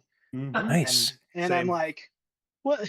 So I report them, and like within the same day they had taken down the account. But I'm just like, what? Mm-hmm. That's crazy. People A just, new platform launches, you gotta as soon as it launches, go claim your username. Yeah. Or somebody else does. Exactly. Even if you're It's not gonna crazy. upload on it right now, go claim your username before somebody else does and uses it to steal your models and try to profit, especially if they've got some sort of reward system. Yep. Yeah, you should have gotten attributed all the downloads that he had obtained under your name should have translated over to you. Fortunately, he didn't have a ton of downloads already, but yeah, that was fun. Any kind of money just seems to bring out the worst in people. I agree. Yeah. This is very old and in very poor shape now and missing its lids. But this dumpster that I designed, right? Mm-hmm. It started like on Thingiverse way back in the day. I've had this thing. I think I put this thing up in 2018. Yeah, And it's been around for a while. Eventually, I migrated it over to printables and everything else.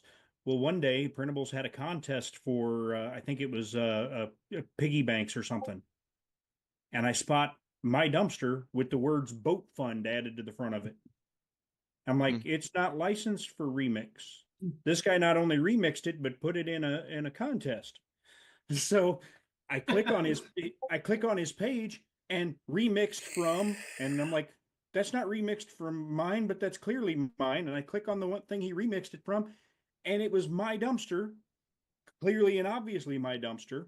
But the person uploaded it as their own original work and marked it as being open for remixes. And he had like a dozen remixes of his dumpster. And I'm like, now it gets all complicated because the guy that originally stole it and had like 10,000 downloads, so he got however many Prusa meters that is. Oh yeah. I have like 800 downloads of the original. and then he's been, because he marked his for remix, he's been remixed like 12 times.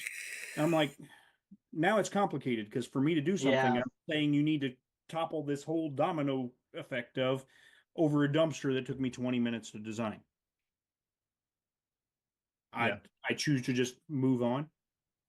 If I can't design something better tomorrow, then I'm not a designer. Yeah. It was garbage anyway. That's right. Self-contained. Yeah. Little tiny garbage, but it's really handy for putting junk in. Because that's what I do with mine. Put junk in it. All right, you guys can take a break. I'm gonna run a giveaway for a bit. So let me see. Chat. Let's see what I want to give away. Big money. You guys can enter this too, you know. Where the hell is it? I just had it up. I'll let the wife do it. That way it doesn't come up as a duplicate. No, I fixed that. Okay.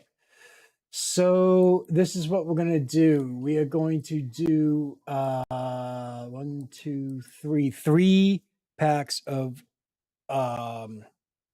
3 rolls of PLA from Jesse PLA, excuse me, from Printed Solid. This is only for US only.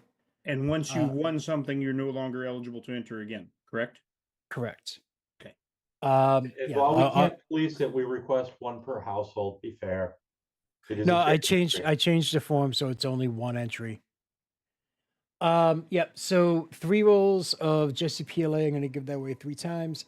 If you're if you're outside of the US, I can switch you for a license. But I'll get to that in a second. And then also, I'm going to do 1 3-pack of Prusament. That is for everyone outside the US. Same rules apply. If you get picked, you can pick one of the following. Wow, that's bad. No, actually, I'm going to do 2 of those. Sorry, Prusament. I can't type. So if you get picked for either one of those filament packs, you're not in the area, I'll give you the option to pick a limited commercial license from 3D Maker Noob. It's one of his models. You can pick which one, and it will be a license where you can sell the print of the model. You're not allowed to sell the digital. It doesn't expire. It's non-transferable. So we'll do that if like someone pulls up the Prusament, they can't get it. And then we'll also do I'll do 1, 2, 3 1, 2, 3 4 of those, and we'll do 1, 2, 3 model 3 personal licenses for the Vector 3D Cauliflower Mark II calibration model. I'll give away 1 E3D Bamboo. Hold on, I need to read it. Yep. 1 Bamboo Lab high flow obsidian combo packs that includes a 0.4 and a 0.6, and I'll give away 2 bottles of Gloop 120 milliliter. Both E3D and Gloop are worldwide shipping. Okay, so and we got that. I'll give you guys 5 minutes to fill out the thing. I set the form for 1 entry only. If it doesn't, let me know. I'll go through and I'll do the same thing as before. I'll remove all the duplicates, but it shouldn't. Oh, that's what I want. All right, ready? 1, 2, 3, and go. Hey, Google, set a 5-minute timer. And yes, I know I just set off everyone else's timer. Nope. Not today, Satan. That's a Santa, sorry. same And thing. that's why I use headphones. And No, so yeah, you guys can fill that out and everything else, and then we'll do the drawings, and then we can all continue. Let's see. We are at. Oh, I need to thank some. Hey, people. Google, order Shane Legos. Hey, Alexa, order crusty vegan tacos. Ooh. Oh, that's cruel. Well, actually, it's I know, not. I There, know. there are some pretty good vegan tacos. Order like- very bad You vegan love tacos. meat vegan. No, the sweet potato tacos, some of them are really good. No, not again. I'm sorry, Sparky Face. I'll do no, not again. It won't let me cancel the timer. The very first time I did that, I forget. I think it was with, it was on the first 1440 show. It was with I think it was, who was it? I forget the guy, but he had Alexa in his room and he was not wearing headphones, and that was a mistake. Shane, can you pin that link in chat? It doesn't allow the rest of us to do it. What do you mean it doesn't? Oh, which one? Okay. The link to the form. You should be able for. We can unpin, but I can't pin. There you go. Yeah. Also, for people who won previously, you're not. If you won previously, you're not allowed to enter again. But if you win any of the regular prizes, giveaways, we will enter your name into the grand prize drawing along with other people who are live during that, which will be the wrap-up show for tomorrow. And you do not, if it's a previous winner who's pulled, you do not have to be there live. But it's going to be for a Prusa 2 Toolhead XL. Yay. So 2 minutes, 30 seconds. And what was I doing? Answered it. Okay, so I'm waiting for that to be populated. You guys are all filling that out, except for one person. You? No, we lost Ryan.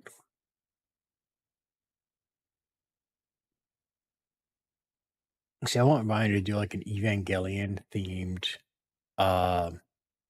Death Racer, but like a beast mode or berserker mode, not like the regular. And just traumatize everyone. I need to do a death racer.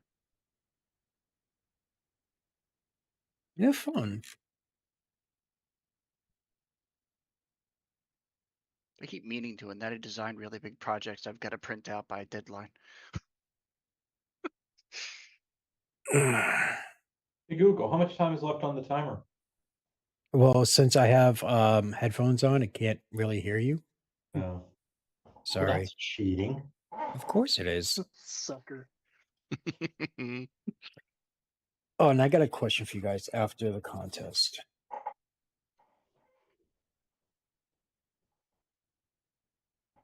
Hey, where are we at?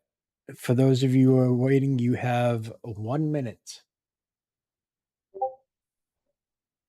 See, that's Crusty. That's not me. That's you at the Discord, right? The beeping? That's on my Discord. It's not mine. I got headphones on.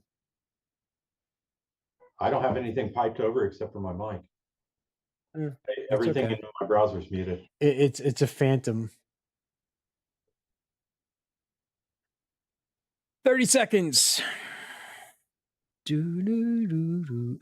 Wait, I do have hold music. Oh, I should play hold music next time. I can torture everyone. I'll do it a 10-minute wait for people to enter their stuff and just nonstop horrific hold music. Gonna pull out that Cisco hold music. Eric, are you playing violin or it's just decoration? We are at 42.31 out of our $5,000 goal for today. I think probably within the next hour, we might need to consider raising that. But thank you, everyone that's contributed so far. To answer your question, I took a couple of years, 2 or 3 years practicing the viola. I feel like I got pretty good as 2 year. String instruments are the learning curve is really high. But yeah, I haven't picked it up for a little bit though. Beard is in your way or what? Yeah, the beard just rests on top of it, and I just play it into the strings. The funny thing is, I made a test of this, and it's like, name you're using online, and I wrote down not valid, and I forgot I wrote it, and then I went through the names. I'm like, who the hell wrote down not valid? So would those be beard harmonics? Yeah, beard harmonics. It's a signature sound of mine. Next model, a violin with no strings. You just have to tie your beard into it. Yeah. If I need to restring my bow, I don't use horsehair. I just trim my beard off and then just put it in the bow. Steve Builds could get away with that. Yeah, my beard's not quite long enough. It's getting there though. You have the tiny violin. All right, chat. Hold on. So basically, this is how it goes. Name is called. You have 60 seconds to say hi. If not, you will be removed and re-rolled. And again, for the filament, if you're not in the right area, let me know. I can put you down for one of the licenses. Oh, okay. Whew. What? I'm gonna put you down. Like, oh, nope. There was a weird pause there. Real quick, too. Yeller's my dog, Paul. Why do I do this again? Why? All right, hold on. Let me get the right list up so I can write down the right names in the right places. There we go. There Are we you modeling go. Old Yeller next? Is that what I hear, Wexter? Nope.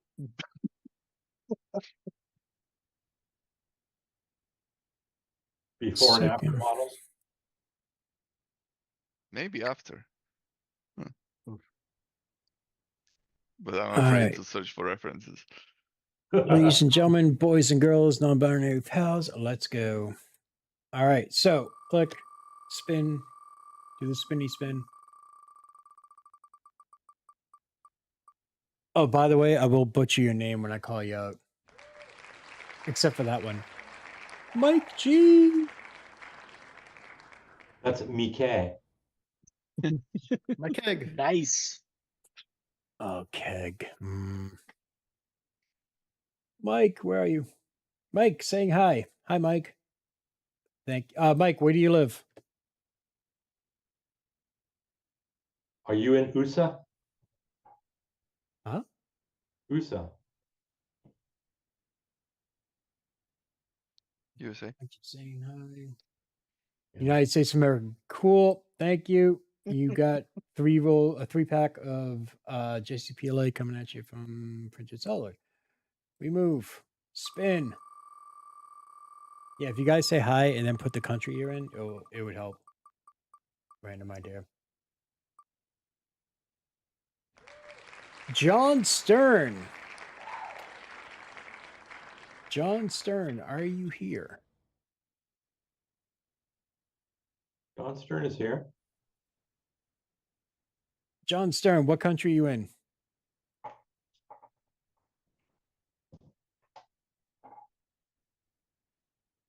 I is here. Okay, I is here. What country are you from? There. Country is here. I. What state are you in? Hawaii. Hence the high. California. That's a country, right? Close enough.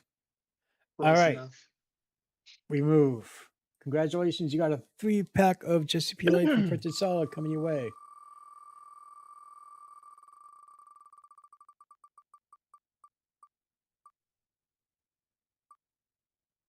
Yay! Filament stories. It's kind of ruining this for me because I'm looking at the wheel and he already says the winner before it stops. It. Right. Okay, fine. I'll do Spoiler it. alert. Yeah. Okay. Sorry. Filament stories. Pretend he's psychic. I Our am. vote's gonna stop before it stops. I know. I should place. Come on, bet me. It's going to be this one or that one. Psychic, not psychotic. Psychic. No, I'm definitely psychotic. Yeah, I'm saying. Boss, you Right now, can't both. park here. Why? It's You're for the mispronouncing it. handicap. Courtney. She's here. She Sewer. is in the sewer.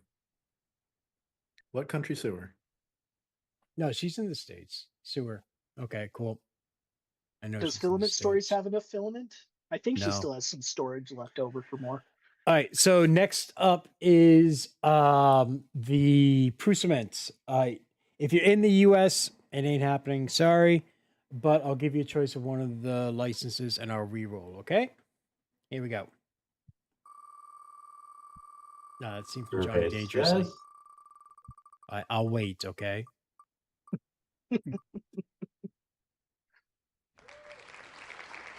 Hey, it's Cruising. Cruising, you're in the States, if I remember correctly, so I'll give you a choice.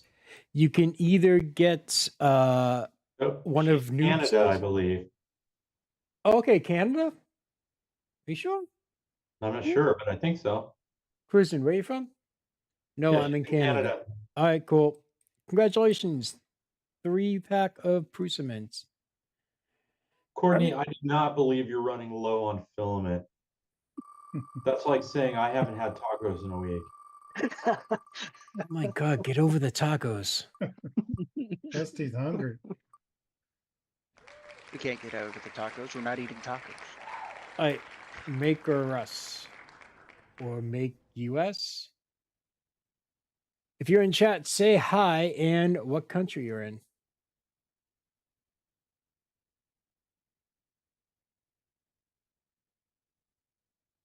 Tacos are life. That's right. Tacos are not life.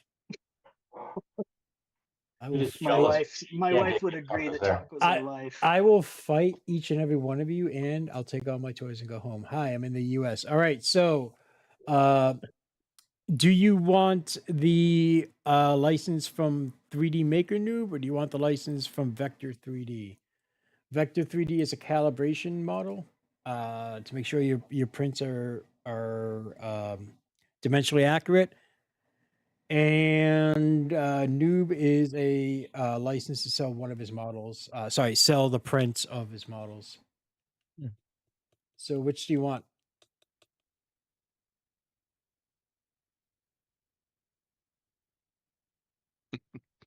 "3D Maker Noob." Pick Noob. Dude. Noobs. Okay, congratulations. You get a license. Remove. Spinning. This is for Prusament. Same rules as before. Ricky B, are you in chat? And if so, what country are you in?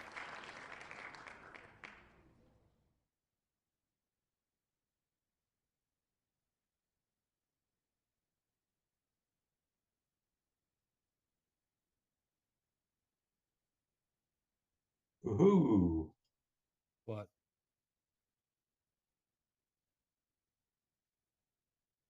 Ricky B. Ricky B's weekly top 40. Here at US. Okay, same for you. You have an option. You can pick a license to sell the prints of one of Noob 3D Maker Noob's model, or a personal license for 3D Vector's Cauliflower Mark II test file to make sure your printer is printing dimensionally accurate. Which would you like? Pick Noob. Dude, you get Noob who? Mods, can you take him and talk to him, please? I'm kidding. Don't do that. Adam's file. Wait, I have Adam's file. So noob. All right, congratulations. You get a noob license. Ricky B. Remove. Spinning.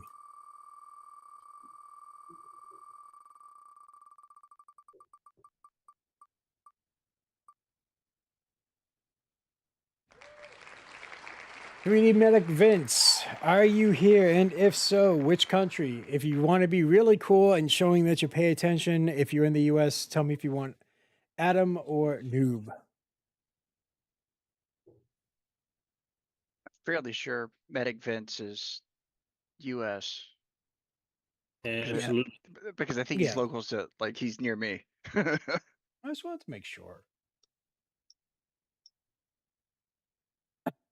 Bigger question is he still in chat?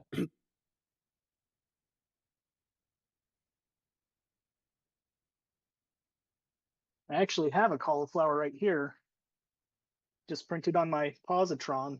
Haven't measured it yet.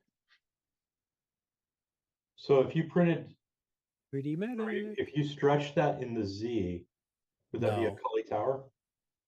Oh. I'm gonna duplicate it and combine them to make a big tower out of it. 3D Medic. Vince, where are you? Bueller? Hey, Google, set a 45-second timer.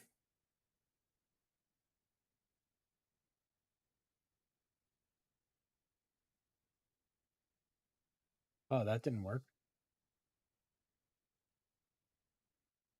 Oh, I set a timer. Thank you for 30 seconds. Vince! There he is. There he is. See, I set the timer, and that's what brings him. All right.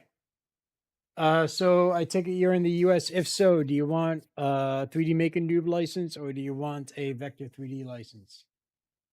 He's here. I know he's here, but they have to say here.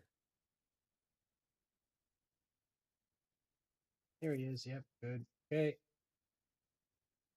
Yes, I know. I just shut you off.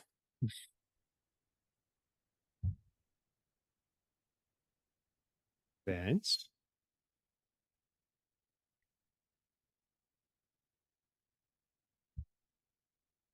Maker Noob. Okay. So you know, there is one more noob and 1, 2, 3 of vectors. So there you go. Spinning 3 rolls of proof cement outside of the US. Oh, damn it. I wanted to be the other person so I could do that thing from Futurama. Sabrina S. Sabrina, if you're here, please say here in chat. And also, what country you're in.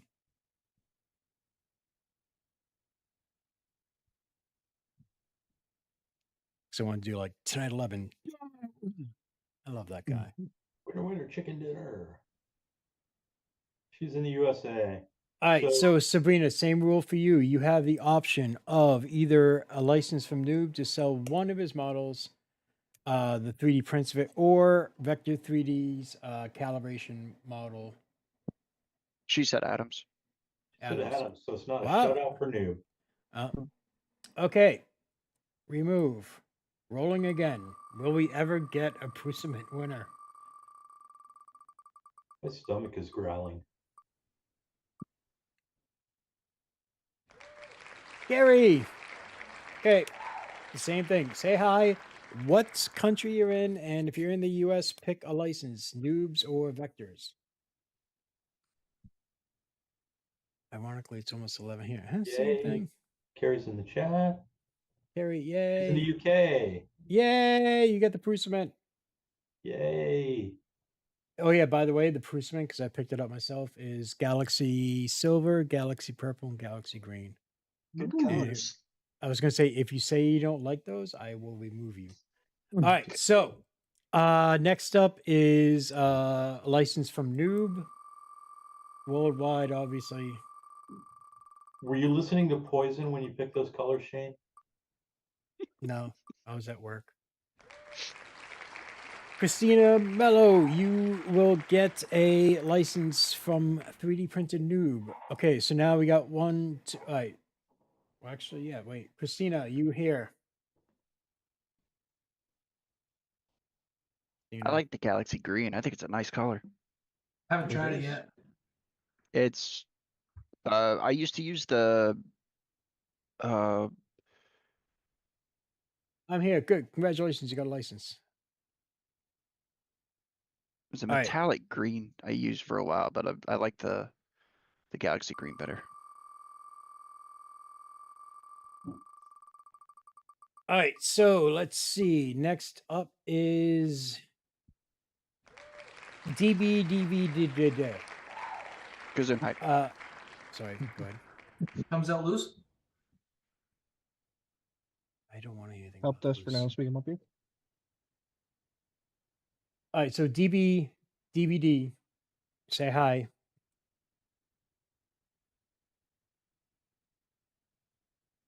Hello from USA. Cool. Thank you. Let's take a look. All right. Next up is the E3D Bamboo High Flow Obsidian Nozzle Combo Pack 0.4, 0.6. Okay. It might be all right. With this one's worldwide shipping. Okay. Yeah, your Adobe got updated. The Adobe stuff is now here under plugins. You guys hear And then Fernando? Fernando. Fernando. He turned off his camera and meant to No mute problem. himself. He didn't mute himself. Right, he Where is clicked the this? wrong one. Damn it. Oh, I would have bounced him just to make sure that everything would be okay, you know. Thunder Keys. Thunder Keys, say hi. Let me know that Thunder. you're alive. Thunder. No. Thunder keys. Ho. Oh. Sorry, had to do it. That's okay. Thunder Keys.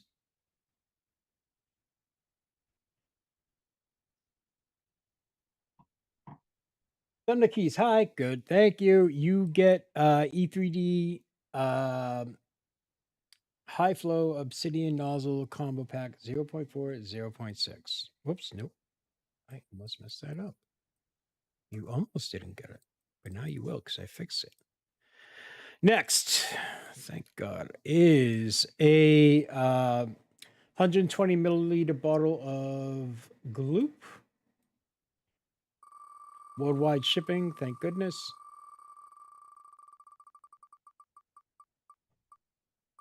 I think the next one I'll do this. I'll set up the prize and have Krusty do it and just do it the same way. Adam Malloy. Adam, are you here?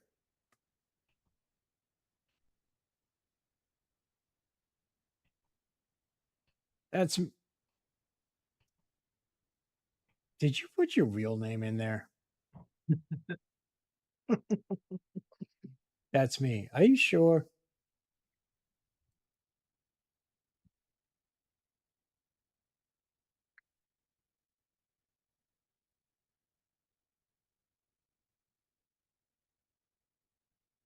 Why don't you put your real name for your screen name and not put your screen name? Did you do it so you put your real name as your screen name and your screen name as your real name? Yeah.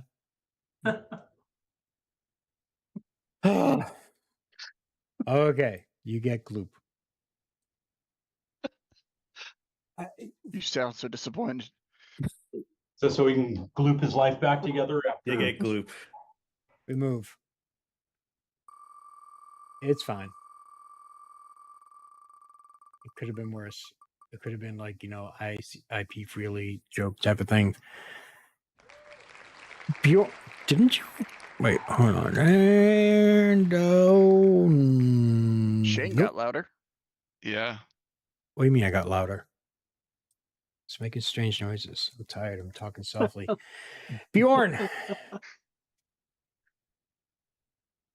There you go. You get Gloop for you too. Okay.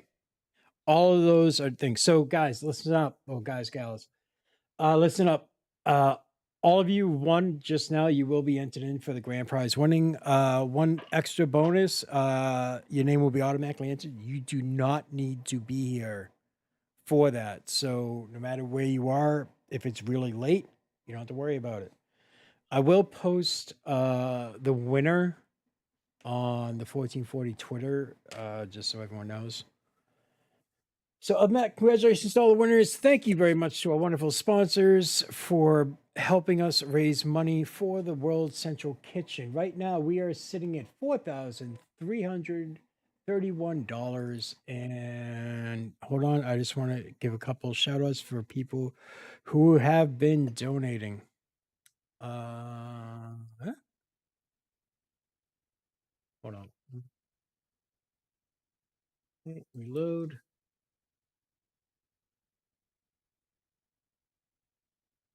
Didn't I? No, I didn't. 3D Printy with $100. The Reverend with $50.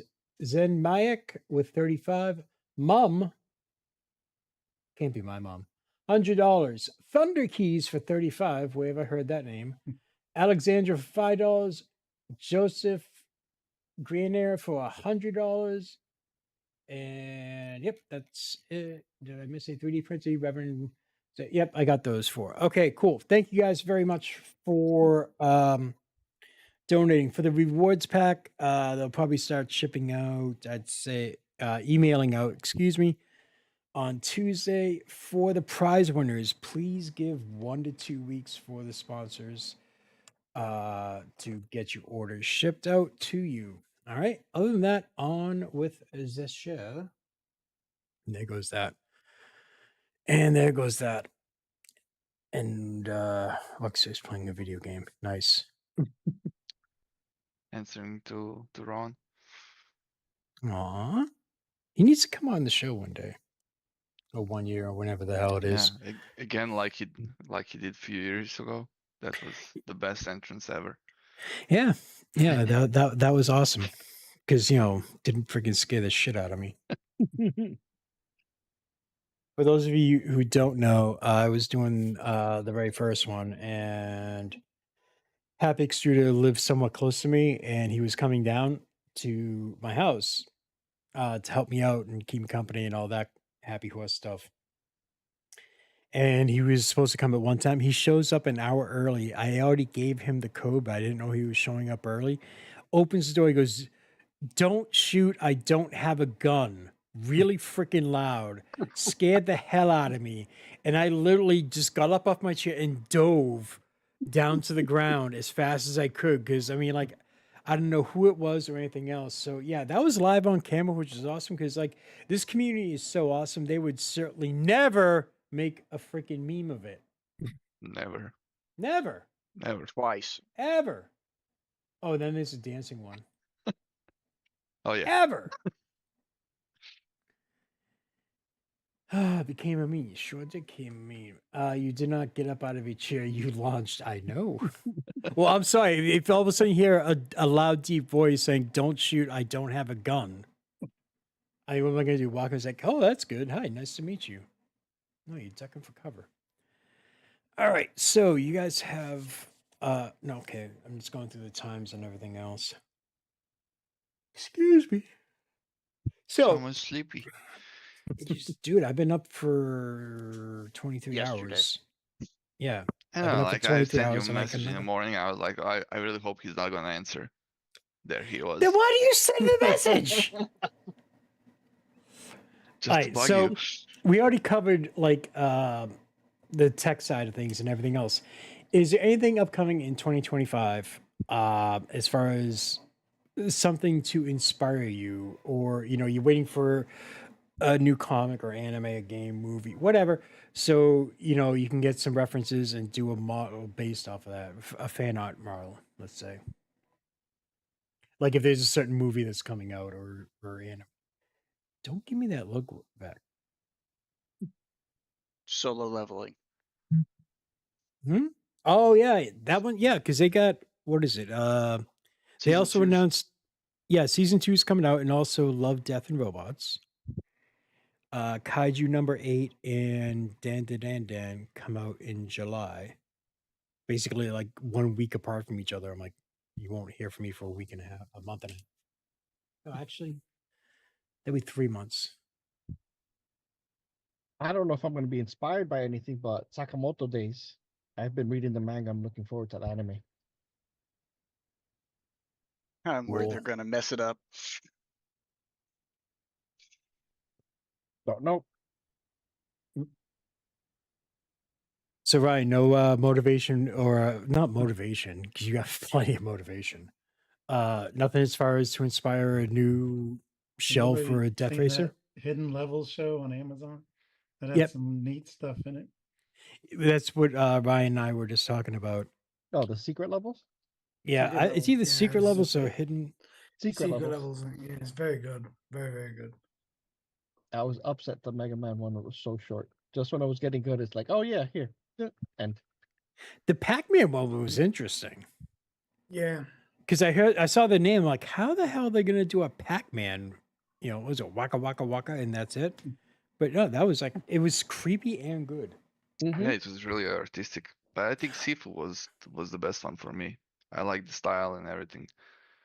Unpin the form. Jeez, Now what I did feel you guys old. Almost every episode, I wish there was a full season of each of those shows. It felt like he'd give you enough to draw you in, and then next, I was like, I want more of each. They're all very good. Thanks, Dude, Shane. I want an Armored Core series. yes. That's what I want. You just want That more was- packs. Yes. And You I see gave that like you it's a that bad last thing. year. I know you didn't. That's why you're one of my favorites because you know how to, I mean, Get and, me right and there. did you even print it? Yes, Did you? Okay. it's sitting at my desk office. And people ask me what's that, and I tell them, and then I tell them what it was for and what you did. Pin know- message. I think it comes to inspiration. Oh, sorry, Nick's Christy. bread and butter are the holiday models. Yeah. That's what he's most known for. And of course his bears. But I mean, do any of the rest of you have anything planned for holiday releases, or holiday themed models this year? Anything that's inspiring you there that you can talk about that's not gonna, give up any surprises, I guess.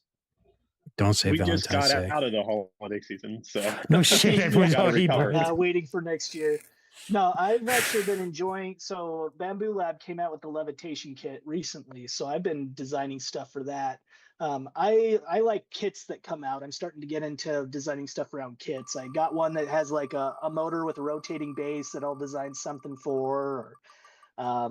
So, as I'm just excited for new stuff like that comes out because all these ideas fire that, oh, I can make this or that. So I have some plans for that. And then even older kits like the lamp kits, I plan on designing. Yeah, that's awesome. That's awesome. So I'll be doing more of that. But I just got a line of buildings that I have in mind that I'll be designing. I have 2 of them back there. But yeah, so I'll be designing throughout the year, maybe one a month or something. And then by December again, people will probably want their Christmas village. And so they're kind of big. So maybe they'll have to dedicate an entire living room floor to have their village. But, some people like them that big. I don't know. I always saw this one, and yes, you can call me a geek and nerd or whatever. I don't care. It's Godzilla trashing a Christmas village and eating a snowman. I'm like, I need that 3D printed, not like a hue forging. No, I need to recreate that whole thing. Wait, you Of a- told me about that. Yeah, it's the. that you're dude, gonna it's- make. I'm definitely gonna make. I already got Toy Maker's Mecha Godzilla model. I have to get the village, and then I have Godzilla to. is kind of a big thing in my wife's side of the family. Her late father passed away a couple of years ago, and he was way into Godzilla, watching all the old movies and all of the different creatures that are involved. So I'm sure she would be all into that if I designed some Godzilla kind of scene like that. There was a designer on Cults who did all the Showa era Godzilla models and everything else, and I'm looking at it, I'm like, that's not fan art. That's like a one-on-one.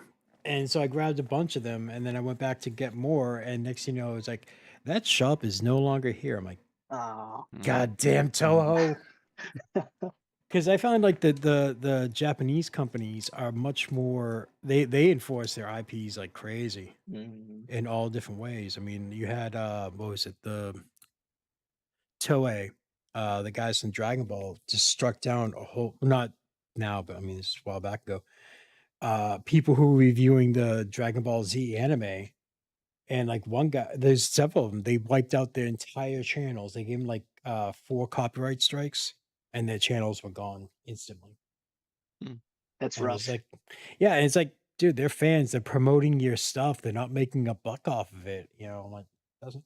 And then like, oh no, we were supposed to do it with we wanted it region locked. We didn't want it removed, but they never like went back and tried to make things right. And so the guy was just like, "Yep, there goes my YouTube career." Yeah. I'm not really making any fan art stuff next year, mostly because fan art models seem to be the ones that are stolen the most. But I am going to look for the Switch 2 to look for possible accessory designs. So whenever a new piece of hardware like that comes out, it's worth taking a look and being like, okay, where is like the utilitarian need here? So I might make something for, you know, holding the games, or maybe something with the controller. We shall see.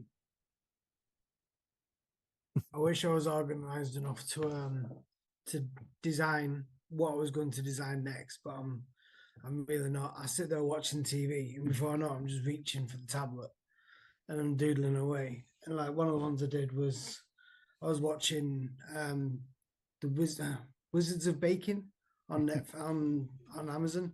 I'm sorry, Wizards of Bacon? Yeah, it's like a Harry Potter baking show.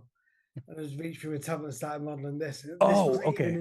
Wasn't even in the show. It That's was just cool. Harry Potter was enough of a connection to be like, just watching the show, doodling away. Something just sparks your interest, and you just got to start like working on it right away. Yeah, it wasn't even connected to it. It was enough of inspiration that I'm watching Harry Potter type thing, and I'm just sat there just doodling away, just playing on the thing. That's why I think things like this are brilliant. Like to be able to, I don't need to go to a computer, to a desk, so that I can just reach from a tablet. I might get an iPad Pro sometime this year, just so that could be a possibility for me. I just have a desktop. That's an But, iPad Air. It's not even a Pro. It's just the Air. Oh, it's, nice. Yeah, Well, I want to ask Ricky about the model that he's holding, because I saw some pictures of it before. Whoops! Damn it! Sorry, I muted you. I'm an idiot. I wanted to do that. Unmute. There you go. Yeah, I saw that and everything else. That is insane, and he has multiple parts for you, so you can add on his other models on there. So it's like, you know, almost like an all-in-one if you get it all finished. But that's insane. It's modular too. You can pick and choose your configuration. Yeah, that thing's insane. I love that thing. Well, because like that's kind of like another thing I was thinking of. It's like, especially because like stupid me is still a kid at heart, where I see stuff like that and I just instantly go back to my childhood. You know, it's like, do you guys ever sit there and think of like, oh, I never had this as a kid. Oh, I wish they made this as a, you know, as a toy or whatever. Was that a yep or no? So like this, absolutely. This is absolutely. I mean, it's inspired by a real life military vehicle. There's the RMMV and the HEMTT that are obvious inspirations for this, because they're the the 8x8 big like equipment moving kind of vehicles. The only thing I have left to do is get the my Longer gosh, arms. that's the massive. front end of the trailer done. Fantastic. The part with the trailer jack and stuff, and that's what I've been working on lately, is the trailer jack. So I want it to be a functional thing that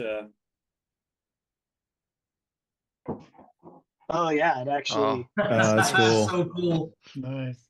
and I just cranked the crank right off of it there. I think making things modular, especially in the 3D printing world, just adds so much appeal, because people like to customize.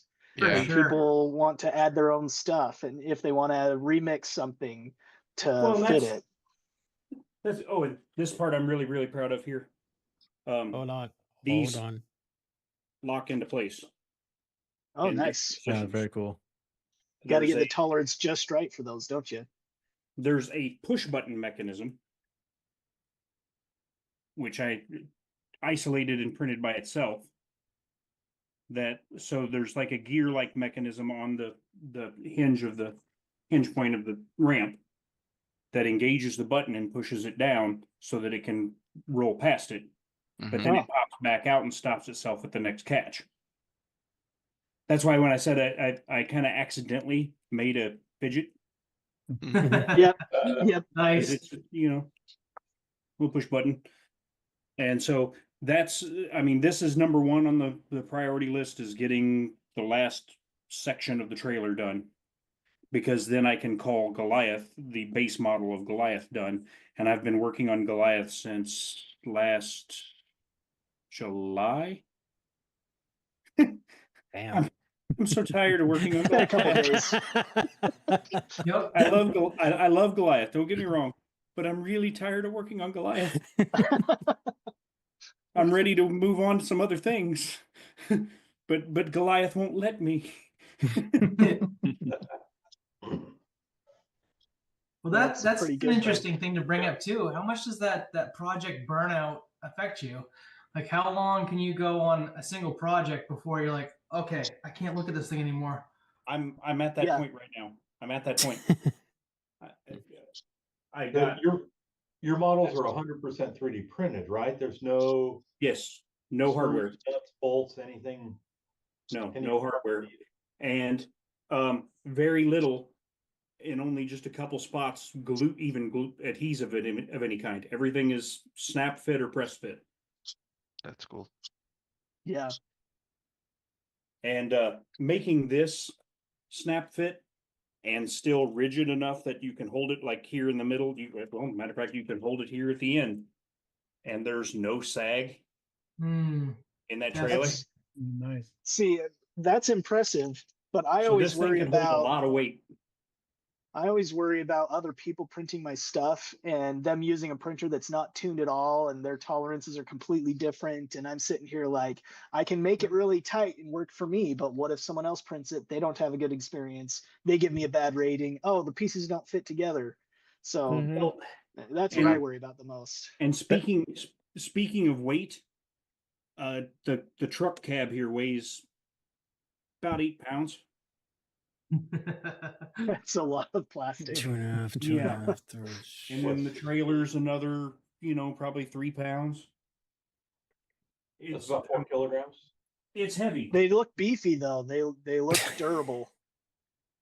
Now, do you all, before releasing your models, and you mentioned, the tolerances and how it works for other people. Mhm.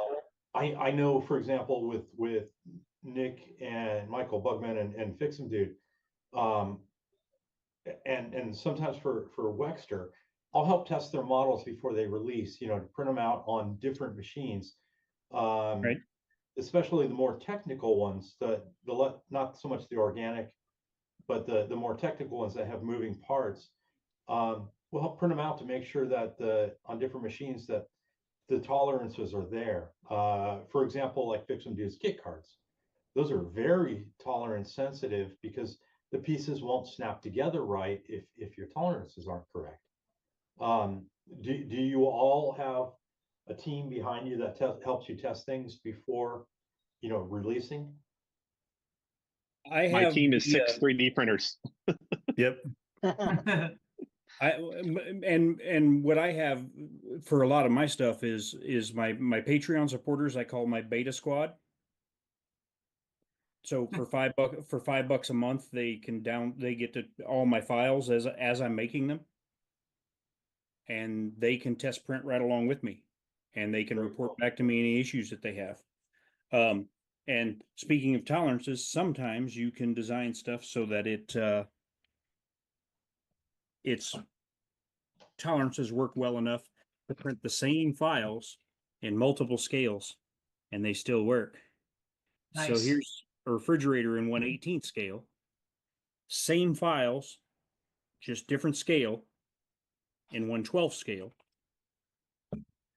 And How about 1-to-1? Doors all work and everything.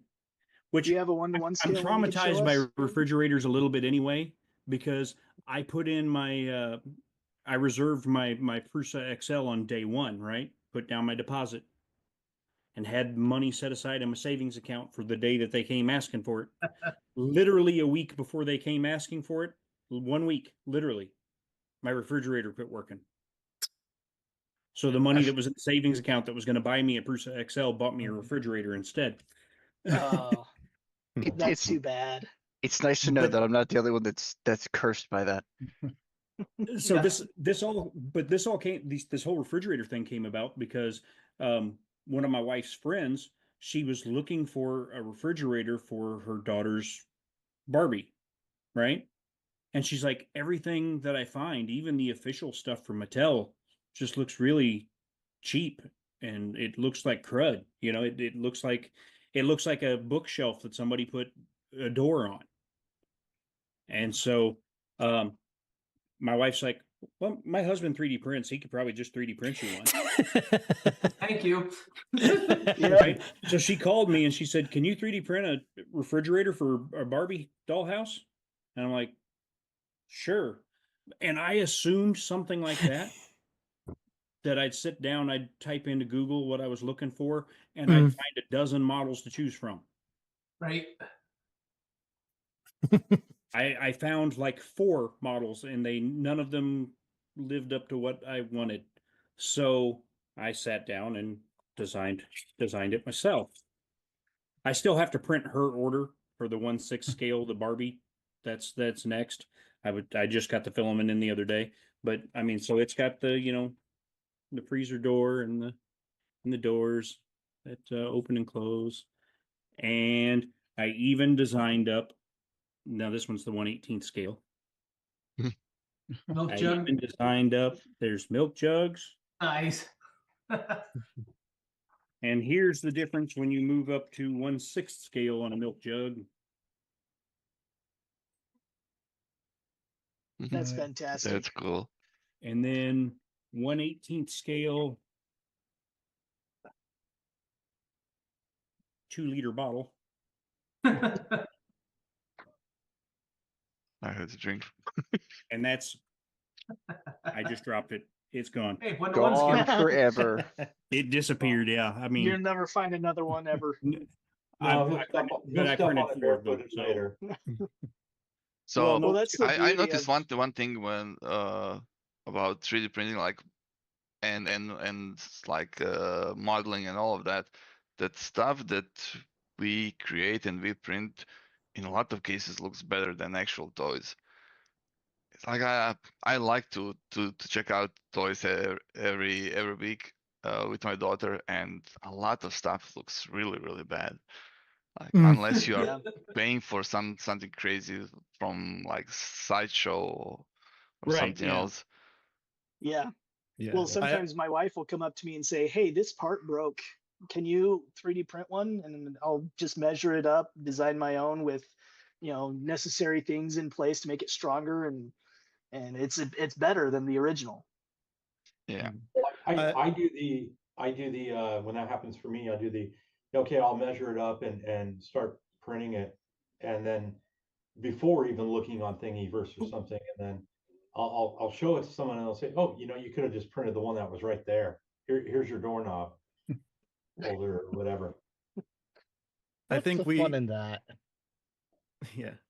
I think we as printers like tend to see all the flaws in what we print. Like we see the layer lines, we see the seams, and but like the lay person doesn't see that as much. And like a 3D printed thing can seem like a professional product. Like I've seen like as part of people selling my stuff without permission, they actually started injection molding them to pump them out faster. Yep. But Really? I've actually seen people say like, oh, don't get the injection molded ones. They look like crap. Get a printed one. And like, I've never seen that before where people are like, yeah, get the 3D printed one, because I see all the roughness in 3D printing. But it's actually a premium thing to people. Yeah, I think I stumbled across a version of your thing on like AliExpress or something. They're all over the place. Yeah. And it even had 13 in the name. Yep. It was something else 13. And I was Yeah. like, wait, that's just a straight up copy. And it looked like it might have been injection molded. Oh yeah, no, there's people out there who do reviews. Titan 13 or something. Yep. There's Titan, Nova, T. They're all over the place. And yeah, I think there's multiple molds out there at this point of people who have 3D or have injected molded them. But it's funny because is that why you're having to deal with somebody went and put a patent on it, found out you didn't have one? Yeah, I mean that's definitely part of it. I mean, yeah, because people are cranking them out, and so far, I guess the patent assignee, the only people they have gone after, is people who are also cranking them out.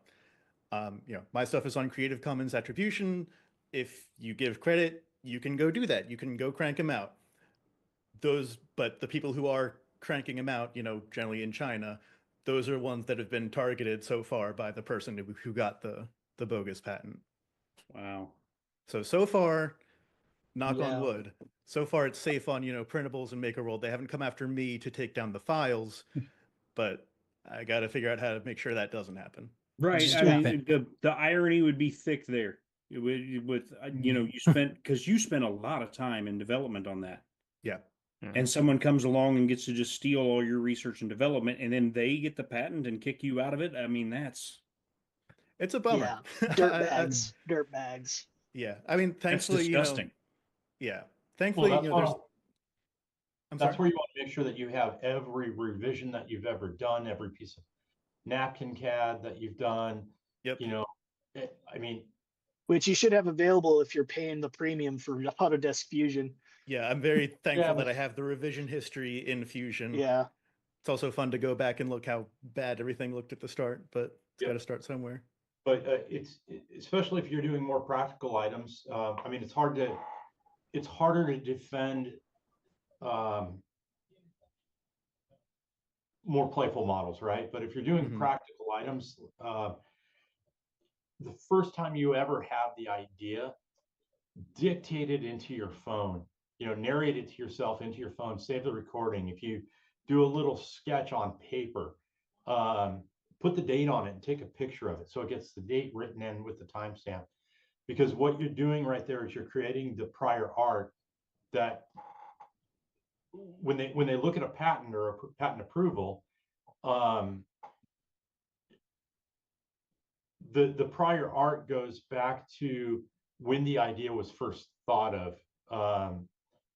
So if you and I had the same idea and you may have got it to market first, but I was thinking about it 4 years before you, and I actually had documented prototypes or drawings or something that could say, hey, I was working on this first, and it was in the public domain, you have something to fight with.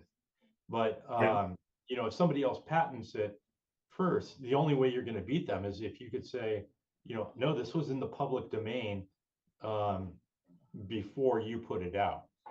Otherwise, it's just two people with the same idea. Yeah. It's no, really yeah, absolutely. I've always been like that. Yeah, I've always been bad at doing devlogs or anything, but I'm trying to get into the habit of okay, test print, take a picture with the tag that says everything, and yeah, keep my files and keep my documentation because apparently I'm going to need it at some point. Yeah.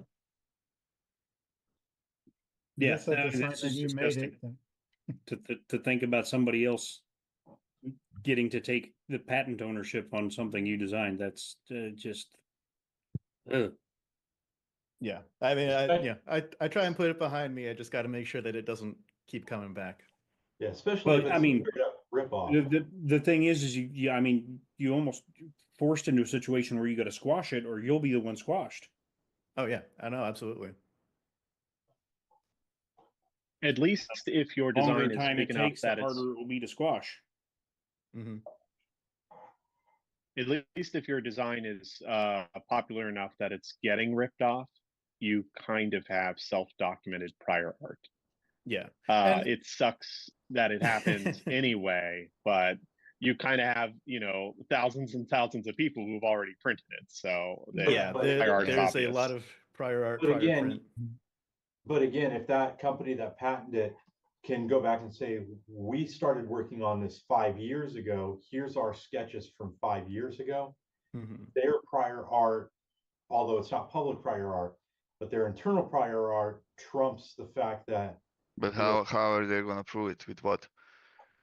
And that's why I say it's so important to document everything that you're doing in something like that. Again, it's a little bit more difficult with sculpting and that sort of thing. But if you're doing a mechanical or a physical part, a part for a sink, let's just say, a new idea for a piece for a sink or a vacuum cleaner, dictate it into your phone with a date, sketch it on paper with a napkin, write the date on it, take a picture of it. The first time you do your first print of the prototype, hold it up and spin it around and take pictures and narrate what it is, and just save that on your phone. It's a couple megabytes of space on your phone. In all honesty, chances are you're probably doing that anyway, because most of us can't keep our ideas to ourselves. We're sharing it with a buddy somewhere, so we're texting it back and forth. Yeah. How I'm often I guessing just that send a what happened- screenshot. Hey, look what I'm working on. Yep. Yeah. So there's your prior art to trump their prior art. Last year, I was, I would say it was more like a understanding, or someone pushed someone to think in that way. But I was accused that I stole idea model of another person who is in our community. And at first I was completely sad. So Gabe, I really don't know how you feel right now with your situation, but I felt extremely bad. And then I went back and I checked everything where I had proof. When I started doing that, I found messages between me and my wife sending me idea and writing that stuff through my illustration style that I did for a t-shirt. I went down the rabbit hole, picked all the stuff and made a little video, and everything was sorted pretty fast. So I really don't know what you're going through, and that definitely sucks. I really hope that you're gonna resolve it fast in your case. Yeah, we'll figure it out. It happens.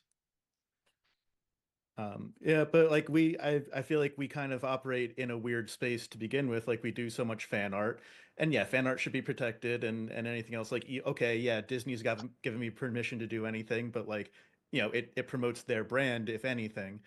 But yeah, if you go and print out a knob for something, then the knob company probably doesn't love that. If you're doing repairs, or if you're doing functional parts that replicate something that is patented, people don't always love that either. So we give and take a little bit. Well, so, usually if I have to design something to fix something else, I'm not going to post it online and distribute it and sell it to other people. I'll just do it for me, for my situation. And then even friends in the neighborhood know that I design and do 3D printing. So they'll say, oh, there's this part on my stroller that broke, but they're only selling the whole assembly. I only need this little part. So I would grab their broken part and, design it and 3D print and give it to them. But I'm not going to market it and say, hey, you can now buy this for me to fix your stroller. Right. I just don't feel like that's but you could. Yeah. Yeah. We have as much capacity to rip other people off as they do to rip us off. Yeah. It's just not my branding. Other people, all their models are just functional. My models are usually decorative and fun to play with. So I'm not going to start uploading functional tools and stuff, because it's just not my branding.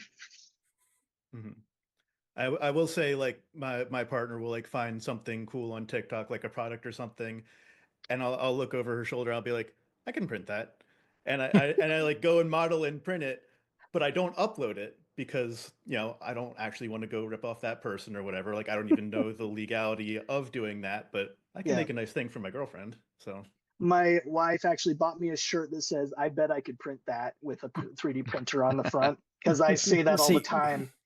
I think you need the opposite shirt. It's to say, No, I will not 3D print that for Yeah, you. pay me for filament. Yeah. No, I joke with my girlfriend that like if I was a toy and you could pull the string in my back, the first thing it would say was, "I'm gonna go run some prints." Yeah, I'm doing good. I'm just gonna fire off a few prints real quick. My wife always says, "Okay, see you in the morning," whenever I say that. Don't pause the TV. I'll be right back. Just gonna start a print. Yeah. As soon as you leave the room, play. He's not coming back anytime soon. I'm really not. Yeah, it actually happened with my sister. She sent me a TikTok. It was just this gift box where you open it and there's just this hand with flipping the birdie that pops up on a spring. And she's like, "Can you make this for me?" I'm like, "Sure, I can." So I gave it to her, and she videotaped herself, like, giving it to her colleagues and getting their reaction. And that was kind of fun.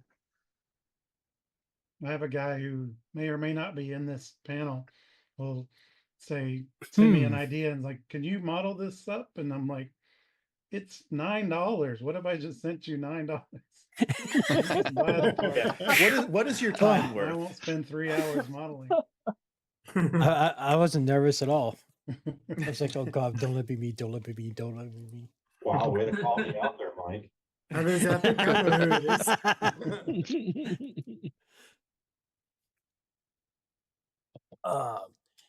Hey Ryan, I got Ryan Reed, Offset. Hi, how are you? You're quiet over there. He's really quiet. Yeah, we need to break you out of your shell more. But so with all the Death Racer designs that you have, what was one that pushed you the most and was the most creative for you? If that makes sense. Probably the Jurassic Park racer I showed earlier. Yeah. That one pushed me a lot. I like that haven't Toy gotten Story into one behind you ZBrush too. or Blender yet. So eventually someday I'd like to model heads or bodies or whatever for these things. But right now I'm just ripping off Wexter. I'm extremely happy that you're doing that. See, that was like another question I had though with the Death Racer files. Like a designer or even like a designer starting out, as long as they're using the right models and following the licensing for it, they could basically mash up different, like get the core design of the Death Racer and then customize it to what they need for what they want, right? Right. I'm a member at Wexter's page there. So before printables, it was the Patreon. Then after you switched over, I think I ended up just following you the printables. But there's certain ones like this little guy. The heads that are already removable, those are super easy to adapt to these little racers. But yeah, I haven't quite got to the point in what I do to be able to model that myself. Like, whoops, that side. Buzz that's like the only thing left that's not mine. You just horrified any child that was watching the stream. No! Sorry, I couldn't resist. The organic heads, that resemble someone. I got Bob the Builder over here. Again, it's something else that was pulled off of printables and adapted for one of these racers. I'm not there yet. I do not understand Blender yet. Yet. It's on the list, but I'm going to school right now too. So thank you, college, for that Fusion 360 license, because I've already filled the hobbyist license like 5 times now. So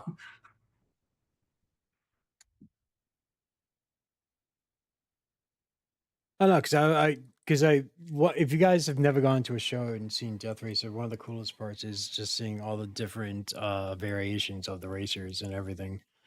And now you just released the second version of the Death Racer files. Oh yeah. So my first paid model, I guess, is Hold on. is this guy.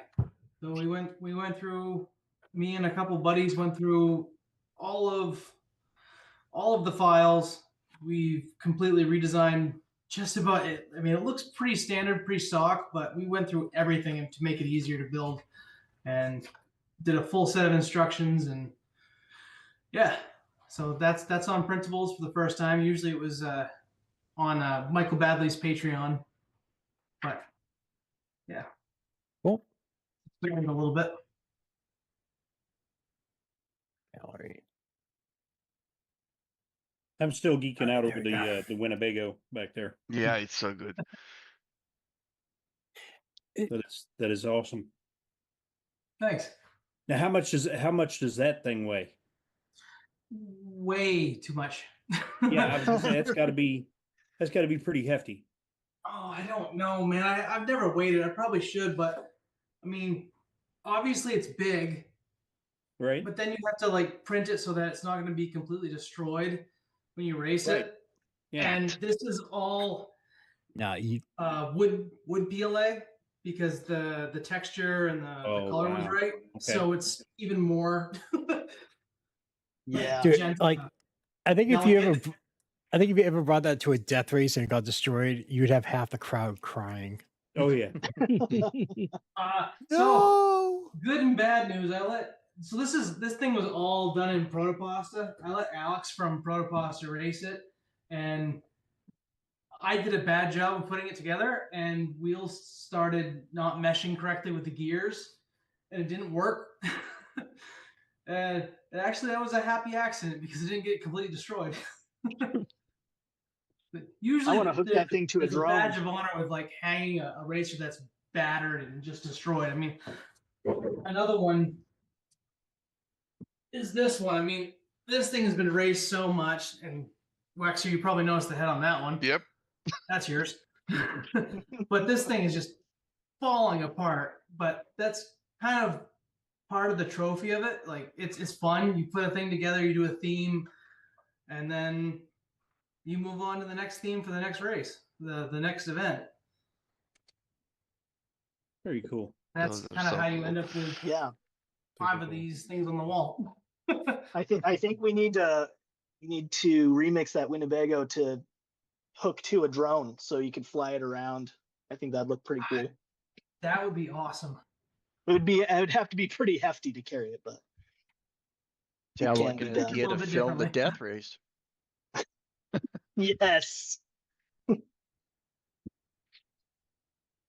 Yeah, that's a blast. I don't know if you guys have been to those events and seen the death races. They're so much fun. Just to beat the snot out of each other.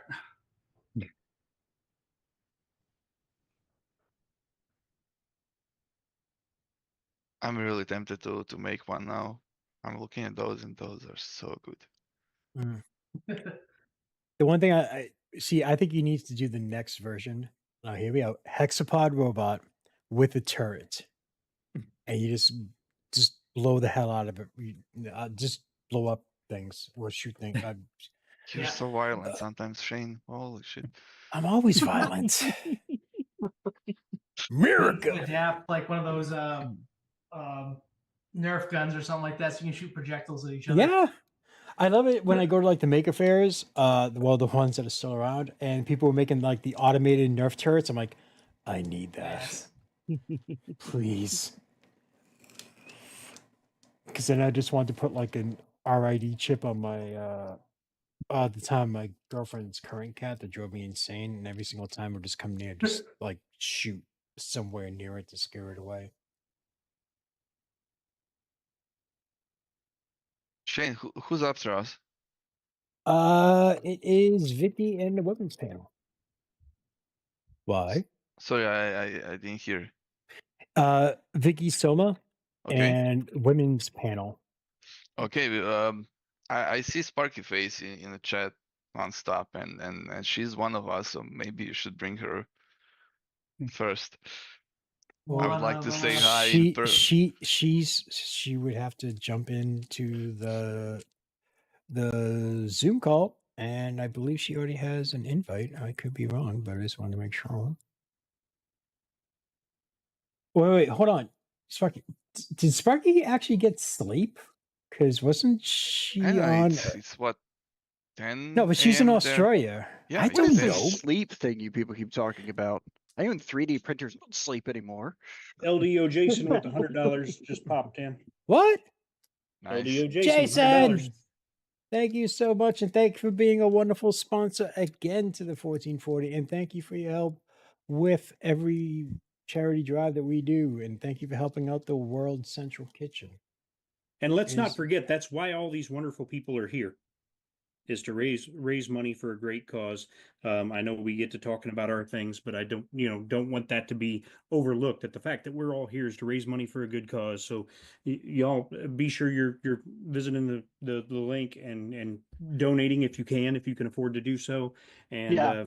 for your donations, you're getting the chance to download and print some models like this one that I modeled. And as I said before, this is exclusive to this charity. Once this charity event is over, you will not be able to get this model ever again. It will go into my vault and go away forever. So this is your one and only chance to get it. And it's Yeah, pretty I'm damn getting that cool. thing before the weekend's over. Yeah, definitely.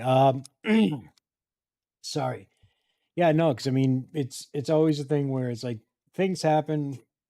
We all get together and everyone just gives as much as they can. As far as the viewers go and everything else, it's like, yeah, you'll see people donating whatever amount of money. You know, it's first off, donate responsibly, and don't think it's things like, well, if they're doing this, I have to do this amount. It's whatever you can. You know, the lowest amount you can donate is $1. There are people who donated $1, and that is fine because you want to know why? There are probably 10, 20 other people somewhere around this, during the stream who donated $1. That turns into $20. That 20 gets added into everything else. One good thing with the World Central Kitchen, their overhead costs, I don't know how they do it.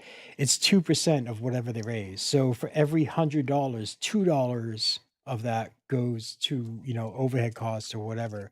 And when you see the things that they do, it's like unbelievable. And they have a very high score on several charity watchdog groups that I keep.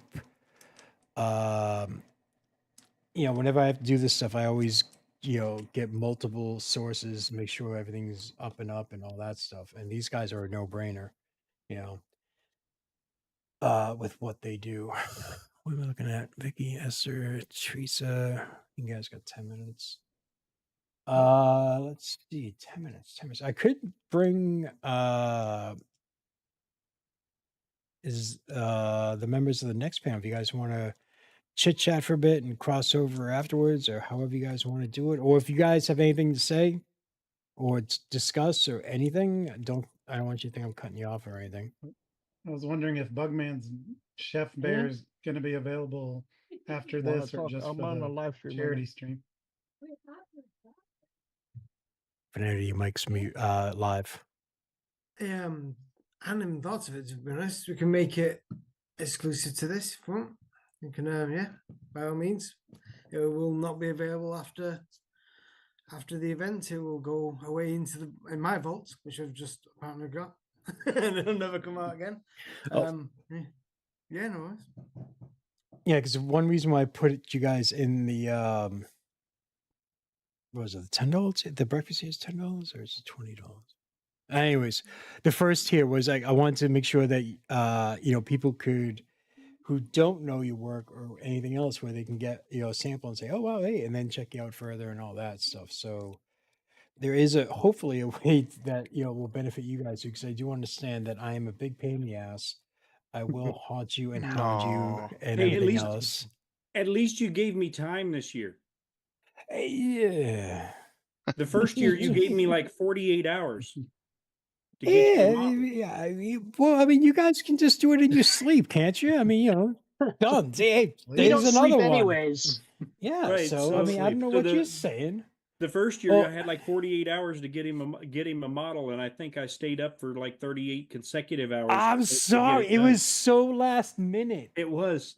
It was like, no, You gave me everything time was this so time. last minute. Everything was so last minute. And then So there was like no stress this time. So I appreciate that. And then when we did the pandemic stream, there was like time for that, and I'm like, wow, this is so much better when we're not running around like idiots.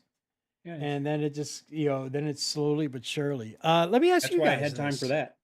Last time.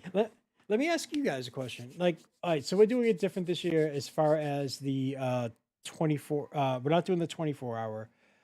We increased the panel times to 3 hours. Do you guys as panelists like that or not?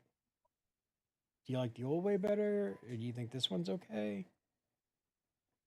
It's I've better than the enjoyed it. 1 hour because everybody gets to speak and it doesn't just concentrate on like one person. Yeah. It's my first time here, but I liked having 3 hours with you guys. Yeah, same. Okay. Yeah. Yeah, I same. think 3 hours is Yeah. fine. Yeah, because what I've seen before though is like when 2 hours, it gets so good, and it's like I'm supposed to interrupt you guys for a giveaway, and then also be like, "All right, guys, you have to go. The next crew is coming in," and it's like, oh, there could have been so much more, All right, let's see. We can start bringing them in, I think. So coming up, actually, the start time is in 5 minutes or 6 minutes, but we'll bring them in. Vicky Soma, incredible, lovely woman who's like, anytime I'm always like, "Hey, Vicky, I want to do this for the show or do that for the show." She's like, "I'm on it and it's done." And I'm like, "Can I get a clone of you, please?" Actually, you know what? Screw it. I want to. Does amazing work, is very vital and key to helping you organize panels and doing whatever you can, and along with also Ryan, Carson, and Krusty, and several other people, and also to the mods. There's mods that will be here from start to finish, both days. And even though I yell at them to actually go have a life, they won't. They'll stick around and help out. And there's members of the viewing community who will share the links and do whatever they can to help out. And I just want to say thank you so much. I appreciate it. All right, so I'm gonna bring them in, and then we'll just do the switch over. Admit all. I didn't know there was an admit all button. It makes things so much easier, much more chaotic too. And I probably should have told them that I'm bringing them in. Surprise. I'm sorry. Hey. Hello. I didn't tell you I'm bringing you in. I'm like, I hit the button. I'm like, I should have told them. All right, let's see who is okay. They're all like, no, I'm turning off the camera. They're not seeing anything yet. Hello. Hello. First off, I think some of the panelists, they wanted to visit or say hi to Tessa, right? Yep. All right, go for it. We'll give you those few minutes to bond.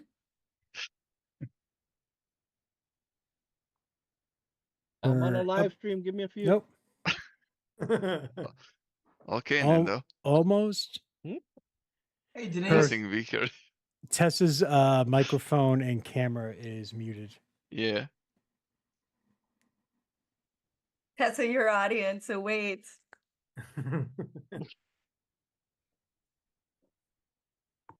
She has to be fashionably late. Do the whole Grand Diva entrance. There she is. Go. There we go. Okay, I was having technical difficulties. Hello, everyone. Hey. Hey. Hey, How are Tessa. you? My background. Okay, I'm good. I'm good. How are you? Oh my God, Wexter. Hi. Hi.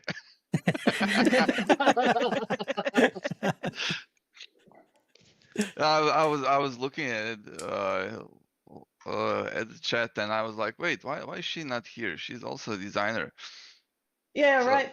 I just been typing away madly in the chat. I woke up 2 hours early to what I needed to because I got my time zones all mixed up.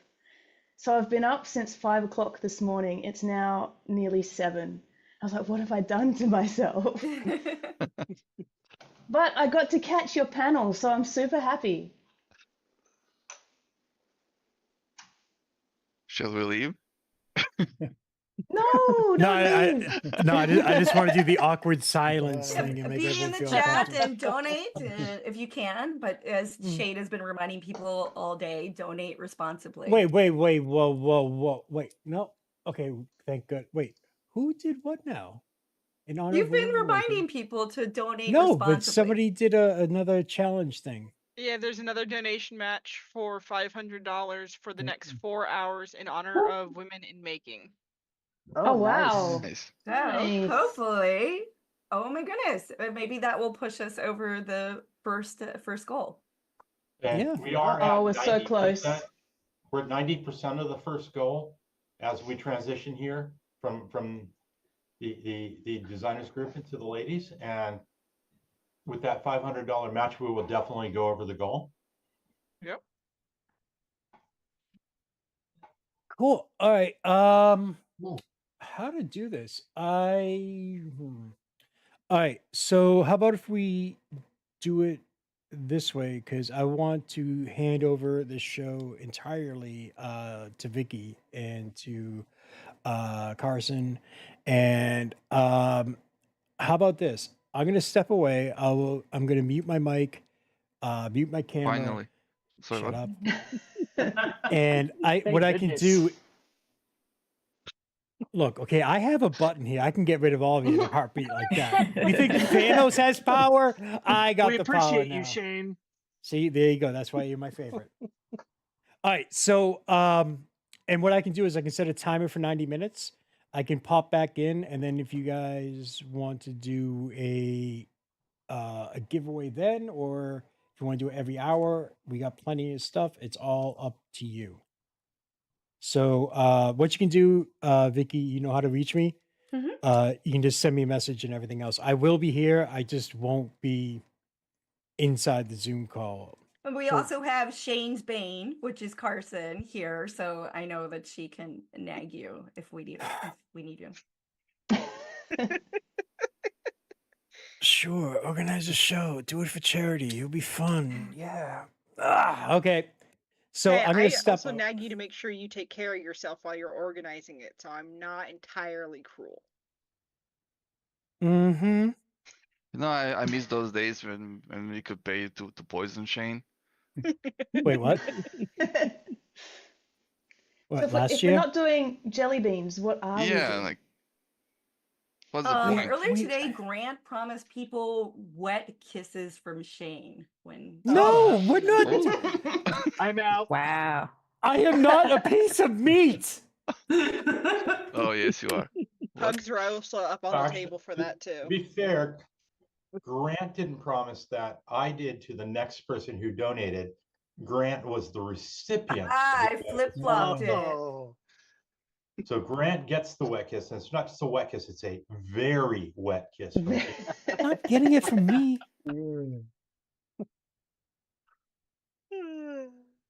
Pretty sure somewhere well- in the world of YouTube we violated a rule. Will it arrive in time for Valentine's Day? No. Do we have? Yeah, I don't know if we have a big 3D printing event before Valentine's Day. We have the Rocky Mount Rip Rap Festival coming up in May. Yeah, how about no? How to make sure Shane does not come stateside ever again. Oh, easily. Hey, you want to go to a show? Nope. Why? I'll be harassed by a particular content creator. I fear for my own safety and well-being, and I will not be attending the show. Thank you very much. Well, you should be because we're gonna see each other before that. Okay. Yeah, I'm so looking forward to that one. Yay, thanks. All right. So I'm gonna exit out. We're gonna turn everything over to Vicky and Carson and all the wonderful women on the next panel. And yeah, I'll monitor Discord on my phone. Thanks, guys. Thanks, Shane. Good night, Have a good everyone. restful Thanks, time. everyone. See ya. Bye, everyone. Guys have a good Bye-bye. panel. Nice. Bye. Bye-bye. I'll see you in chat. Yay. That sounded like a warning. Bye bye. All right, everyone, why don't we go ahead and get started? My name is Vicky Soma. You may see me over on the socials as Tegal or Tegal 3D. You may have also seen me at the registration desk at the the East Coast Rip Rap Festival or 3D Printopia. I serve on the board of that event. But tonight I have a good job. My job is to introduce the next 3 hours of this panel. And before we do that, I want to step back and talk about why we're doing this 1440 Makers charity live stream. So as you probably already know, we are trying to raise money for the World Central Kitchen, and there is a donation matching that is active and should be for the entirety of our panel or when we meet $500. If you're not familiar with them, the World Central Kitchen, they go right on the front lines and they provide hot, nutritious meals to families and first responders that are in disaster areas or humanitarian crises. In preparing for this live stream, I was mucking around on the World Central Kitchen website, and there was a quote that resonated with me, and I thought I would kick off our stream by reading it. Food is essential to life every single day, all over the world, and it is more important than ever in a crisis. Not only is it a thoughtful, freshly prepared meal, one less thing someone has to worry about in the wake of a disaster, it is a reminder that you are not alone, that someone is thinking about you, and that someone cares. Food has the power to be the nourishment and hope we need to pick ourselves back up in the darkest of times. And so right now, the World Central Kitchen has they're on the ground in multiple places all over the world, including just most recently Southern California. So they're on the front lines helping the first responders and the families that are impacted by all those devastating wildfires. Hey, Okay. Vicky, very Yeah. quick. We have somebody who has the stream on speaker, so we are getting an echo across the stream. So Somebody in the chat's right here. It'll light up in headphones. Yeah, if somebody could, we're trying to see who it is. I'm the only one unmuted. I think everybody else just muted. Oh, okay. Do you have YouTube going in the background? I do, but the sound is off and I have headphones on. Okay. Well, but the hopefully that is sentiment fixed. came through. Sorry. The Didn't wanna- sentiment about the World Central Kitchen being a wonderful cause came through, right? Yes. You sound loud and clear to me. I'm not hearing any echo at all. Okay. Wonderful. Yeah, Okay. I don't know. Guess we'll have to find out. Well, we shall see. Okay. Shall I looks like it's proceed, fixed. Carson? Yeah, go ahead. Okay. You're good. Sorry, I didn't want to interrupt while you're, because it was a very heartfelt message. I didn't want to interrupt, but everyone's like, there's an echo, Shane! Like, oh no. Really? He goes away and yeah, I mean, it's not him that, okay. Yeah. All right. Well, this brings us to this panel. For the next 3 hours, or roughly next 3 hours, for 2 hours and 55 minutes, we will be celebrating our women makers. And you may have noticed there has been an uptick in that demographic in recent years. Obviously, we can't have everybody on, but I think we have a nice little diverse subset of interests and of skill sets. Between all of our panelists, you'll see 3D modelers, we have electronics projects, math, art, engineering, content creating for both Twitch and YouTube, authoring, we have published authors among us, a small business owner, and of course, lots and lots of 3D printing. And so where I thought we would start was having each of these panelists introduce themselves to you. And so panelists, give your little elevator pitch. Like tell us who you are and where we can find you. Maybe even talk a little bit about your making journey, where you started and what kind of projects that you want to make now. And I can call on people if we want. Why don't we go ahead and start with who's right next to me on the YouTube screen, which is Abby. Hi, everyone. It's great to be here today. All of a sudden, I'm going to get emotional. For those of you who don't know, I live in San Diego, California. and I am less than a 2-hour drive away from everything that's going on in Los Angeles. And so a bit about me, I am a math teacher here in San Diego at Torrey Pines High School, where is my own alma mater that I went to school, and it's a lot of fun. And we just started our second semester. So I've been really active on the socials over winter break because I basically did no schoolwork, lots of 3D printing, lots of design, posting models. You can find me, I'm Abby Math on Cults 3D, on Twitter X, and Blue Sky. Instagram, it's Abby Math 3D. So I'm not too hard to find. But this last week, I've been really busy with the start of the first semester. And here in San Diego, we've been really feeling the emotional impact of what's going on in Los Angeles. We're having similar weather events, though the winds aren't as strong. And we have been on our own red flag warnings and alerts and being concerned about what could happen.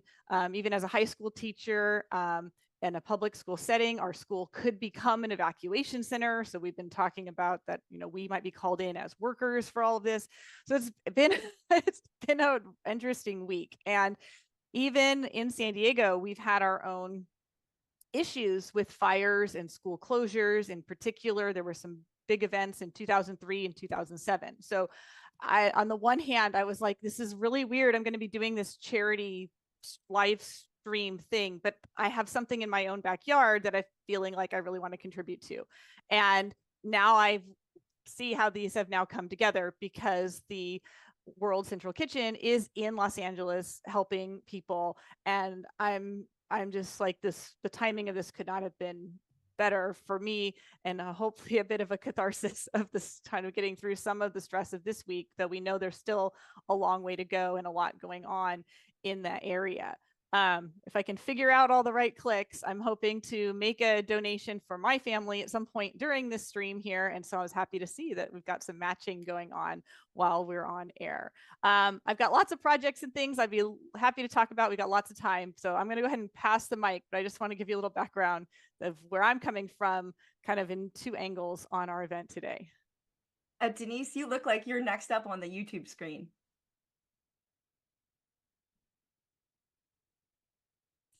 There we go. I think I unmuted. Okay. Yep, you're good. Okay, we can hear. Guess I'm using a weird setup here. Okay. I don't think I like the headphones. Oh. Okay, so I'm STL Denise. I review 3D printers for Tom's Hardware. I also have a YouTube channel where I'm comparing printers and then also doing projects. I have a background in journalism, not engineering, so I'm coming at 3D printing from more of the consumer angle. So when I review printers, I'm thinking like someone who just got their first printer and unboxing it, and is it going to be easy for them? So other than that, I don't know. I don't have a long spiel, so I'm just happy to be here. No, that's fair. Yeah. All right, Tessa. Hey everyone, my name's Tessa. I'm also SparkyFace5 across most social platforms, and recently I'm also Only Frogs. I don't know if I got a hat on this one, if you've seen my Only Frogs on Fangs. I started 3D printing in 2015 with a kit printer from China with all the little screws and no instructions, and I fell in love with the technology.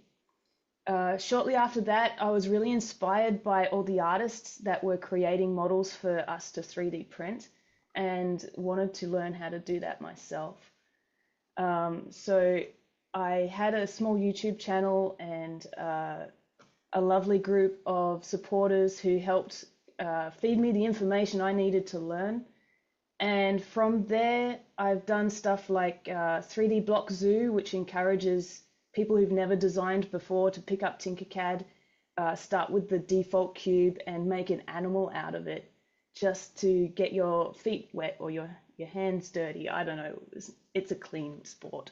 But that was really great. So I'm all about encouraging people to pursue a new hobby or their passion and explore those things. You know, we're all afraid sometimes, but sometimes you just got to try. And I'm all about seeing people's eyes light up with the excitement when they've made a thing, right? And 3D printing is something that's just so amazing that I can create something, give it to you on the other side of the world, and you can hold it in your hands. And I don't know what else to say. I've also been doing a little bit of work with Polymaker Education. I'll have some models up on their thanks page very soon. Nice. And they're doing educational outreach. All those models are for free. So go Which check out is Polymaker Education on thanks. spearheaded by another woman maker, Yes, which is by Creative Bricks. Britt. Yep. Yes.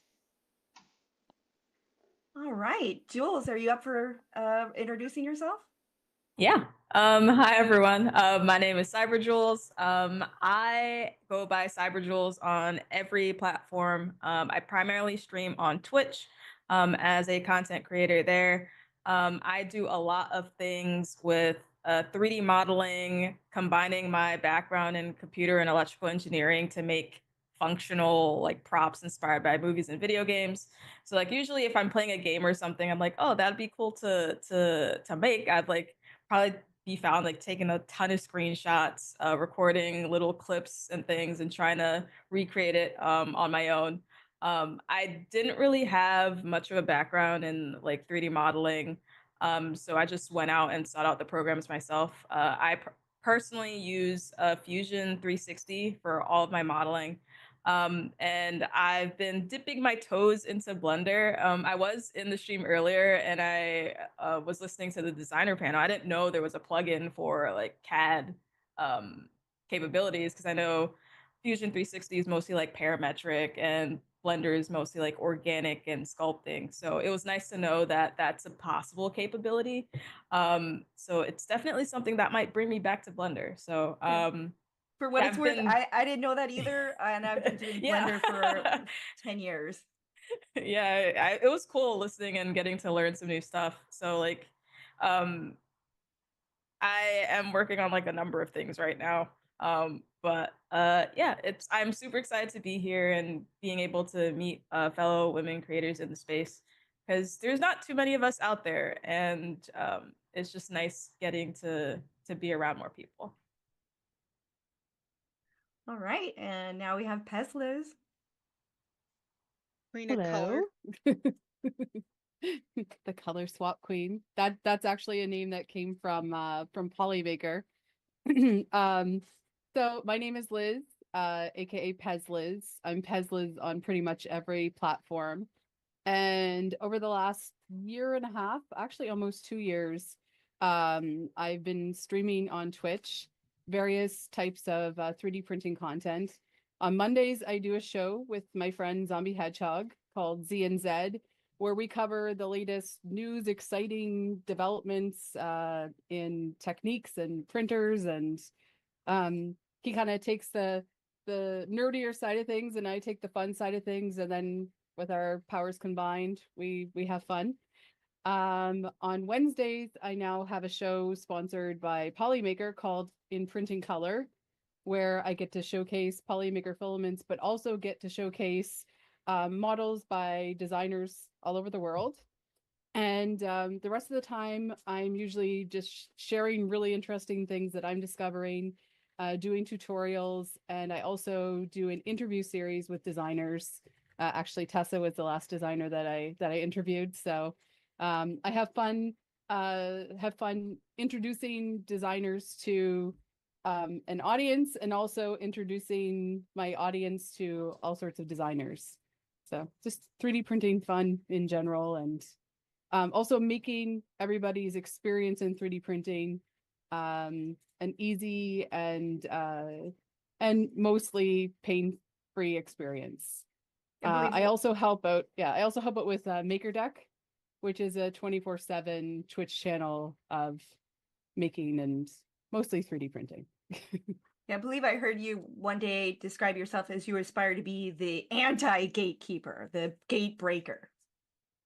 Yeah, I think that there's I mean we can talk about this further, but there is like this culture of like, who is this person? Instead of who is this?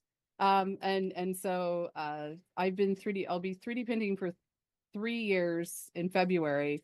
And ever since I started, I've had really good mentors, but I've also learned a lot along the way. And I think having with anything new in 3D printing, whether it's a new person or a new printer or whatever platform, cautious optimism.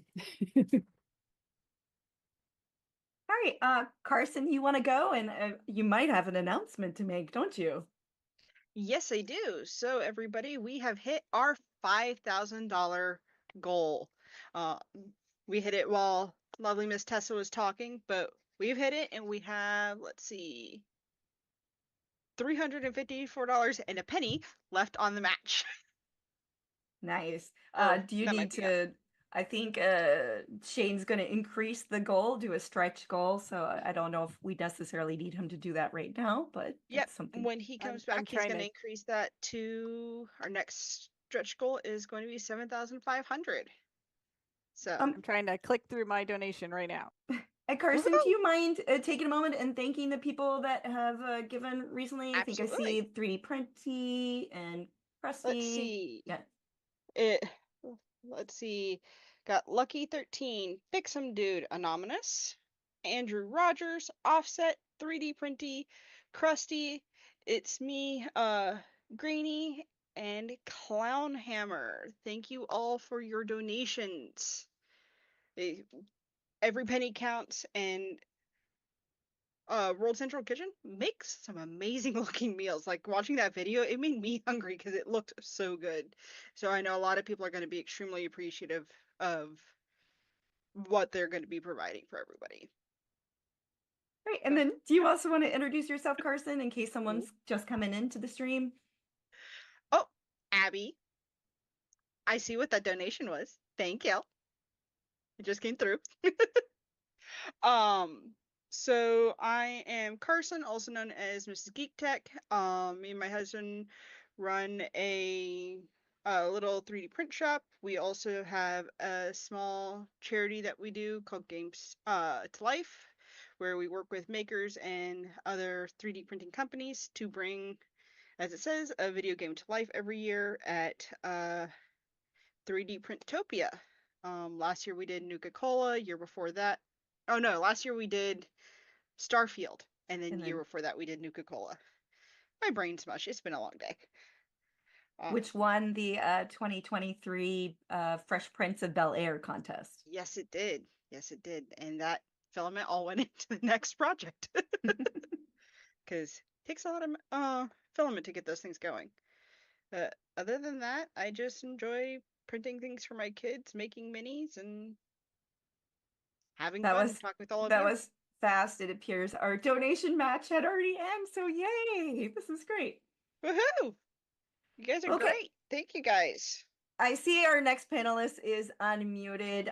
If you have dabbled in HueForge, you may have already encountered some of her amazing creations. She is also joining us on her morning in Australia. So we have Cyanide Sugar. Hello, everybody. I'm Esther, also known as Cyanide Sugar. Cyanide Sugar on every platform, I think. Yes. Well, Cyanide Sugar 3DP on Instagram. I have a Twitch channel, but that's for my video game exploits, so you're not going to see a lot of 3D printing there. But everything else, I'm Cyanide Sugar. And as Vicky said, I primarily work with HueForge. I accidentally stumbled onto it after seeing some tweet about it a couple years ago, and I was like, I can do this on my Voxelab Aquila Ender 3 clone, which turns out you cannot do it on those machines because the pauses and the G-code manipulation that you need to figure out for those machines are really technical. Anyway, I started with that and then decided to get a Bamboo Lab, and that was how everything started. I don't do a lot of CAD. I'm not very good at it. I do a lot of HueForge though, so that's my story. I mean, I work in Blender, and I think the HueForge has a comparable learning curve. So I think it's yeah, impressive, everything that you've been able to do. It's definitely a steep learning curve, and it forces you to understand how filament colors work, and getting to know your filament very well. So I tend to, well, I spend a lot of time in the HueForge program, so I can look at a picture and know exactly which filament that I want to use from my library, because that's just how much time I spend on it. And you know how I pretty much have all the TDs of my filament also memorized because of it. But like you're right, it's a very, very steep learning curve. But once you get past that learning curve, it's really nice. Amazing, yeah. It's and it's stuff that people are coming up with these days, because Steve from HueForge is constantly updating the software to introduce new settings and new features. So the things that people used to find difficult to do now are so easy. Denise has one of yours. Denise does have one of mine. I have one of yours downstairs. Yeah. Yeah, so that's one of my most popular prints that I didn't think would be as popular as it got. But yeah, that's me. Wonderful. Thanks for having me here. This is really nice. I do I'm so excited to finally meet you. Yeah, I do want to mention one thing about you, which is your creations are garnering appeal outside of the 3D printing community. And so like earlier this year, right, you designed a collector edition storage box for the Michael Crichton, James Patterson book. I want to say it was called Eruption. Yeah. So that was like, I think when I got the email about that, it was like a week of, is this my life right now? Because so you know, awesome. James Patterson is like he's huge, and Michael Crichton too.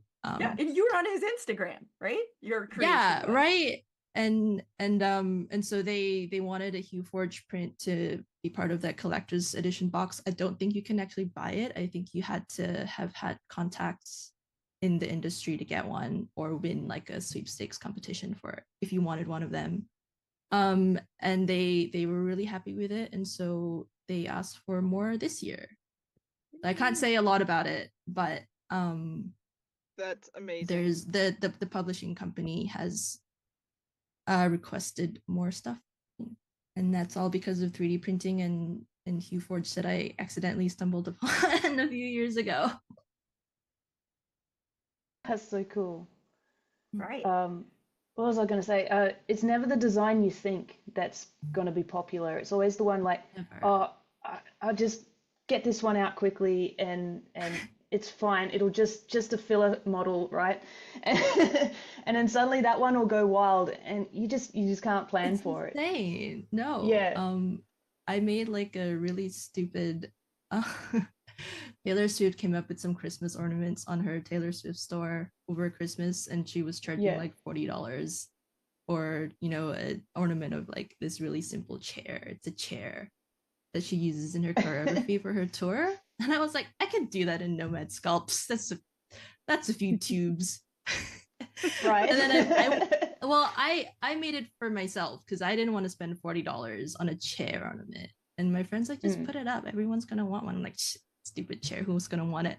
And it kind of blew up. I was like, oh, I guess everyone wants a stupid chair ornament. Don't underestimate the power of Swifties. Swifties are crazy.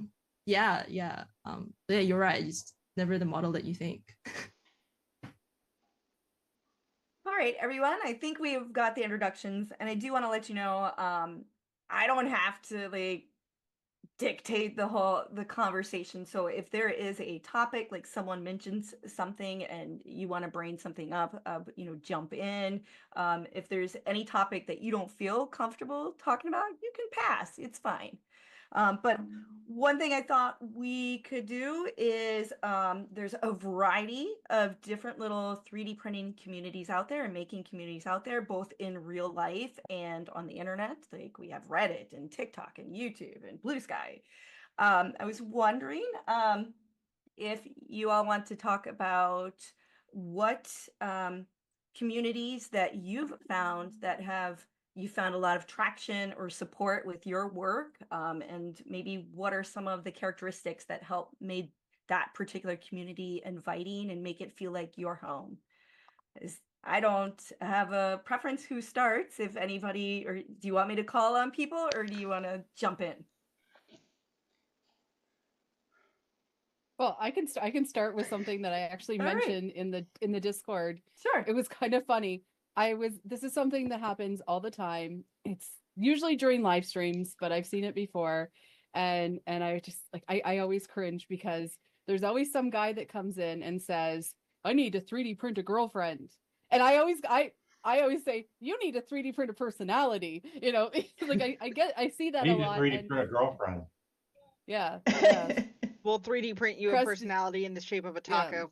He jumped in just for that. Taco girlfriend. But it's like the second that you step in somewhere and you see something like that happen, it's deciding how you're going to react to it, and also how other people react to it, and that's kind of how you feel whether it's a welcome space or not. I definitely do not need kid gloves in any situation.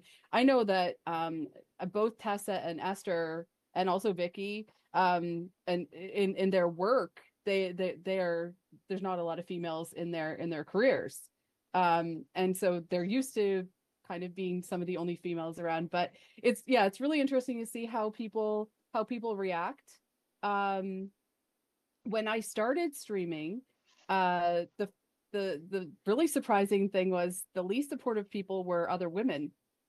And Really? it was really interesting. Yeah, we called them hall monitors. I had people, watching my streams and reporting back to other people what I was saying, that she flirts with this person in chat. So like we even have a joke, like my friend Daddy Wazzy, he calls me girlfriend, just to make fun of those people, because of the way that they reacted. But so I found that really interesting. But the more that I get into not just 3D printing, but the whole making and crafting space, I find people are just extremely welcoming and excited, and they want to learn. And I think that's where everything sort of gets erased when it comes to the sharing and learning aspect of 3D printing and making and crafting.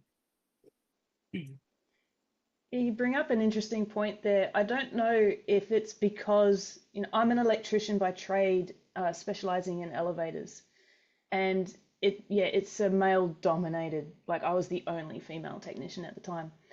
And sometimes that was quite hostile. And I don't know if it's because I have that context, but the 3D printing community from day one for me has been extremely supportive. There was no question about my femininity. The YouTube side of things is a different story because that took a while to take off. I lift Sparky. Yes, that's why. Oh, that's Sparky face because I'm a Sparky. Okay, and I have a face. So yeah, no, I've had mostly good experiences in more of the 3D printing spaces than not, with the exception of a very few minority of people. I think, I hope it's the same for a lot of other women. It was the same for me. Yeah. Like compared to, I think, a lot of you, I got into 3D printing. Well, seriously got into 3D printing really late, like late 2003, early 2004. You got in after the bamboo revolution. Yes. So exactly. And everyone that I've come across in the 3D printing space has been so welcoming. And I've honestly not had like a truly negative experience or interaction with anyone. Which is, compared to, so I before the 3D printing stuff, I was heavily into video game and Twitch streaming and speedrunning and the negative interactions there were that it has a reputation. A little bit more intense when you're a woman, and so when I started, hue forging and had all these questions and what does this button do on this fancy new bamboo printer? Like no one was like, can you just Google that? That there wasn't any of that. experience for me when I was starting out, which is really nice. Where were you asking those questions out of curiosity? Oh, just like Discord and Twitter and I think I started with Reddit before I found the Discord communities, and it was just really nice. Smart move on avoiding the Facebook communities. No, I No Facebook for me. I tend to stay away from Facebook communities because I think we all understand why. Yeah, Denise, no, you're on it's the been front really lines nice. of some of the Facebook communities. My community that I avoid is Reddit. Reddit, I had a really bad experience like early on, and I can't go back. So I'm sure there's good Reddit groups, but they're really quick to jump on you if it seems like it's your own model or anything like that. Like not even advertising, just like, guys, I'm really proud of this thing I made. And they're like, go get a job, if you need money that badly. I'm like, what? I have a job, thanks. Yeah, that's okay. The Hugh Forge Reddit is nice. Yeah. Yeah, I might have to pick your brain for Hugh Forge actually, not today, but anytime. another time. Because someone Anytime. gifted me a We're license. in kind of the same time zone, so it's super easy compared to Oh yeah, talking with anybody else. Are there time zones? What are these time zones? They're that we both in speak of? Australia, so it's no. I'm Sunday saying morning. we're 3D printing. There's no such thing as a time zone. Yeah, true. I was gonna say Australia is almost as big as the US in landmass. Yeah. So, It didn't they didn't do alarm bells, Tessa, when you're like, oh, I'll get up early, I need my coffee, anything. Esther, you said that it'd be like your midday, so I just assumed it's like your different time zones. I know that I'm 12 hours off from EST, but it's daylight savings over there, so I'm 1 hour wrong. And I moved that hour in the wrong direction. So I got up 2 hours earlier than I needed to and still had no sleep. So I'm a little bit I don't know, not caffeinated enough. Sleep is overrated in the making community. Yes. I know that Jules and Pesliz and Esther, I think you've all found a community on Twitch. Do any of you want to talk about Twitch? I could start off. Personally, yeah. I haven't ventured like too far into the 3D printing community on Twitch as of yet, but I have been seeing like channels of people like just simply people just showing their machines working in the background. Sometimes I'll sit in and be like, oh, what are they working on? But yeah, from a like a live stream perspective, I get that it could be very unpredictable, very chaotic. Like you don't know who's gonna stop in and say anything ridiculous. I personally have no issue just banning someone for saying something stupid. So that's just something that like over time you learn how to like to kind of manage within yourself, like because you're reacting to things live, so it's like hard to kind of keep a straight face sometimes. It's like, oh, you know what, I'd rather just like get rid of this person that's kind of being like disruptive.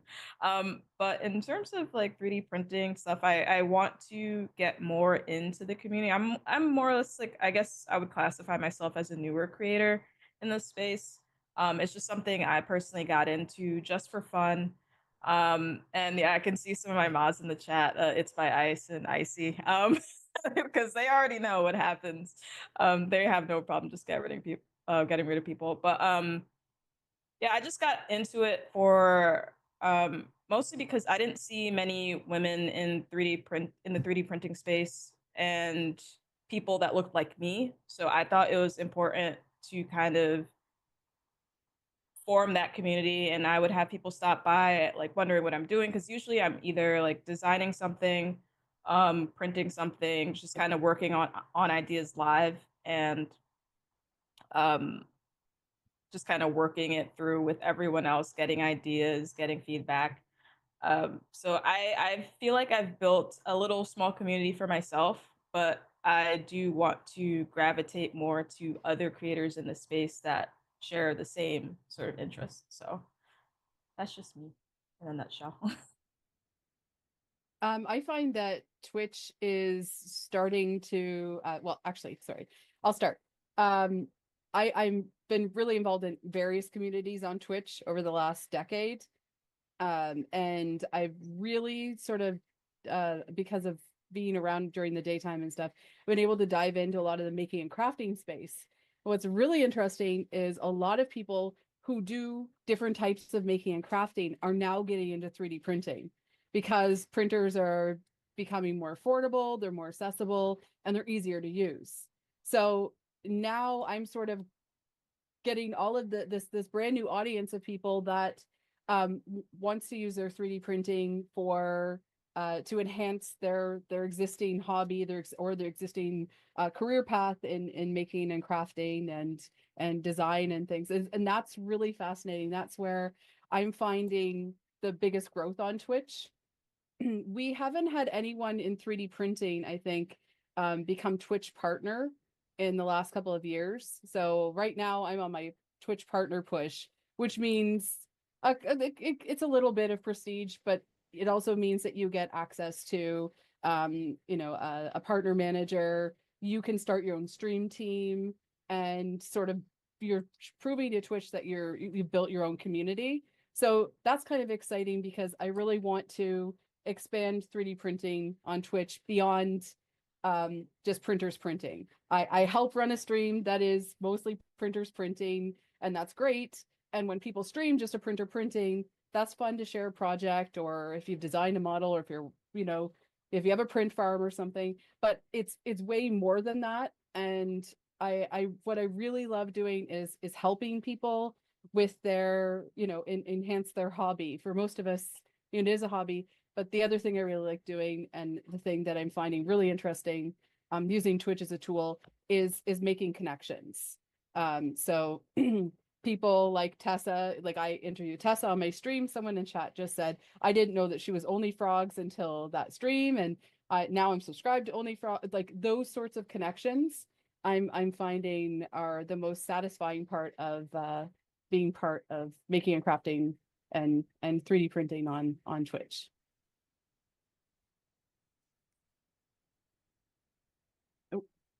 Sorry, Vicky, you're muted. Denise, did you want to speak at all? What communities you've found yourself feeling comfortable in? Sure. With regards to Facebook, I did start with just the regular one. I've been printing for like 5 years, and the regular Facebook groups are kind of not great. But I stumbled on some groups that are like women women with bamboos, women who 3D print, that kind of thing. And I found those groups to be a lot more fun. And maybe part of it there is that because a lot of us are not real technical people and nobody cares, so it's like, I can't get this thingamajig to work, and it's like, well, take a picture of it. Oh, we know what that is.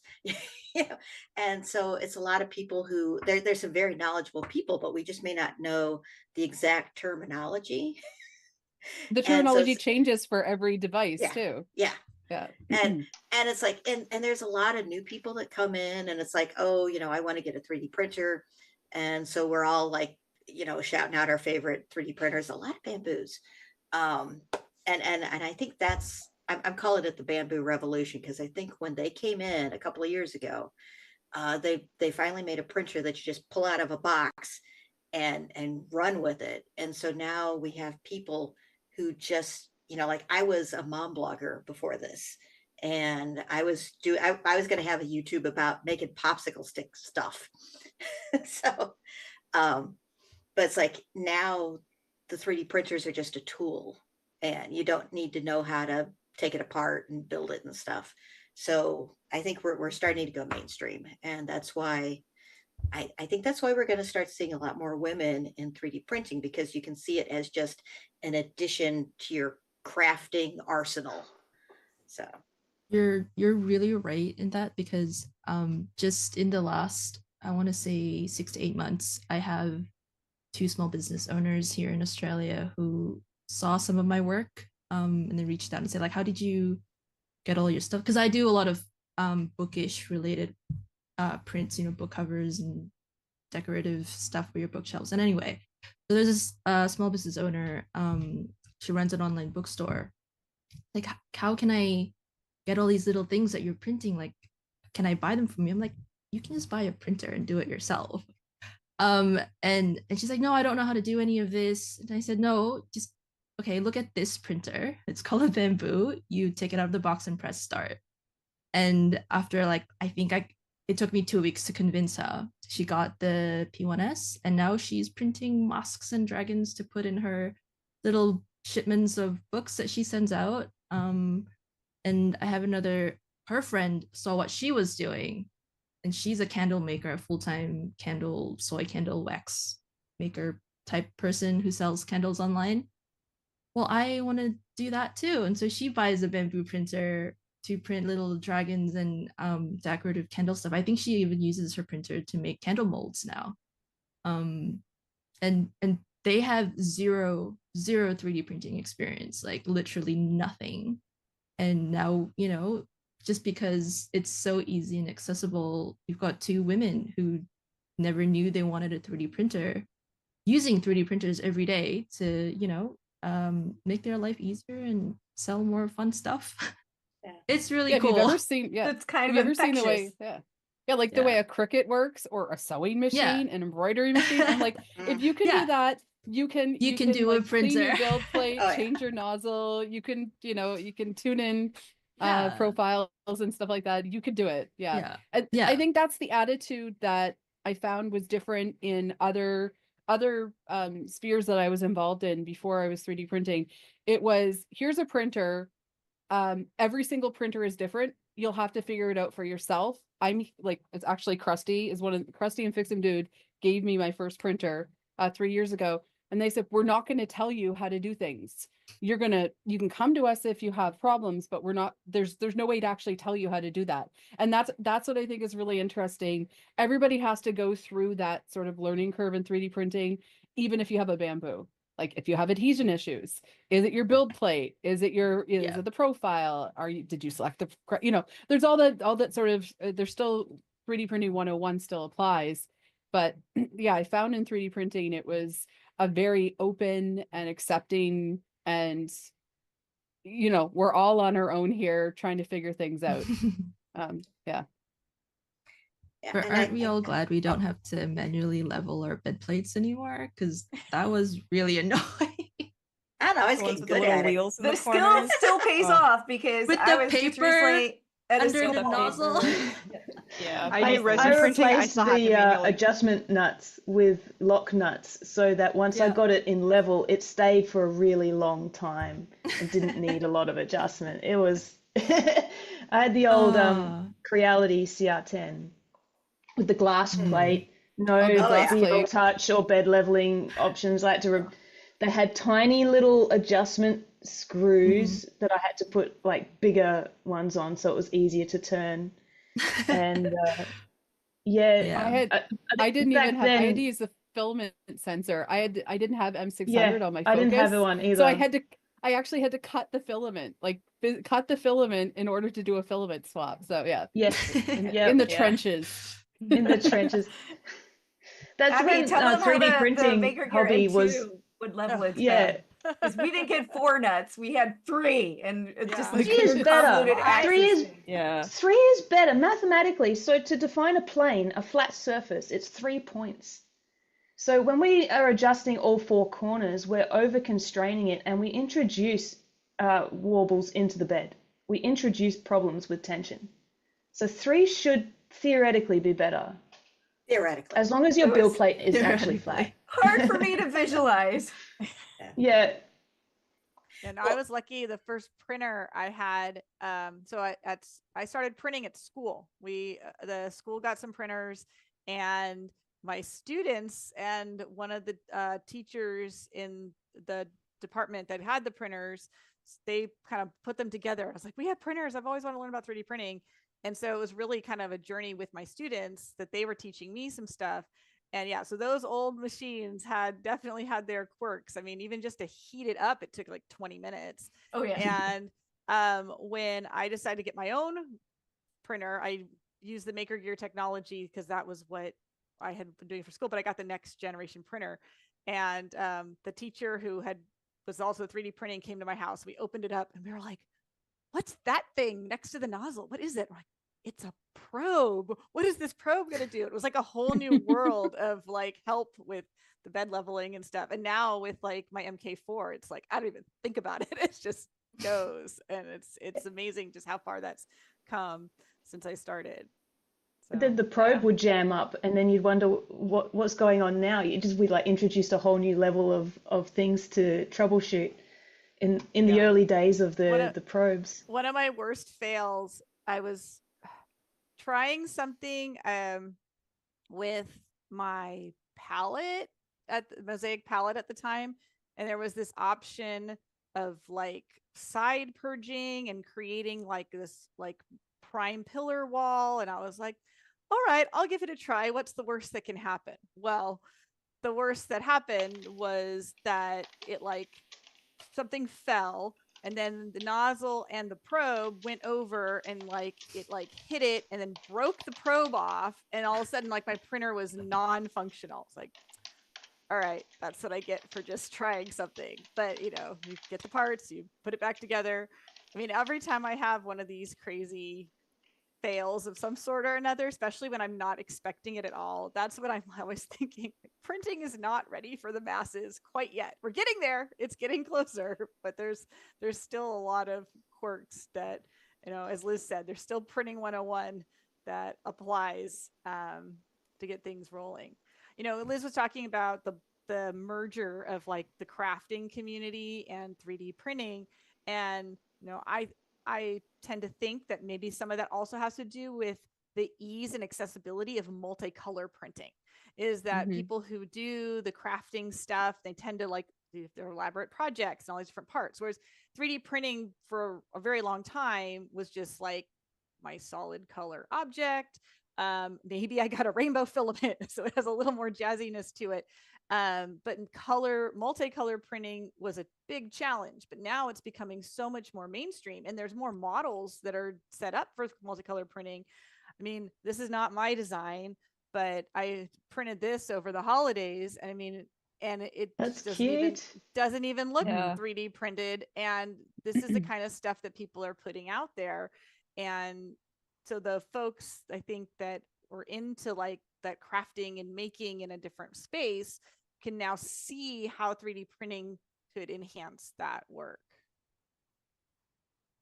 Yeah, absolutely. And I think the variety and quality of filament has gone up too.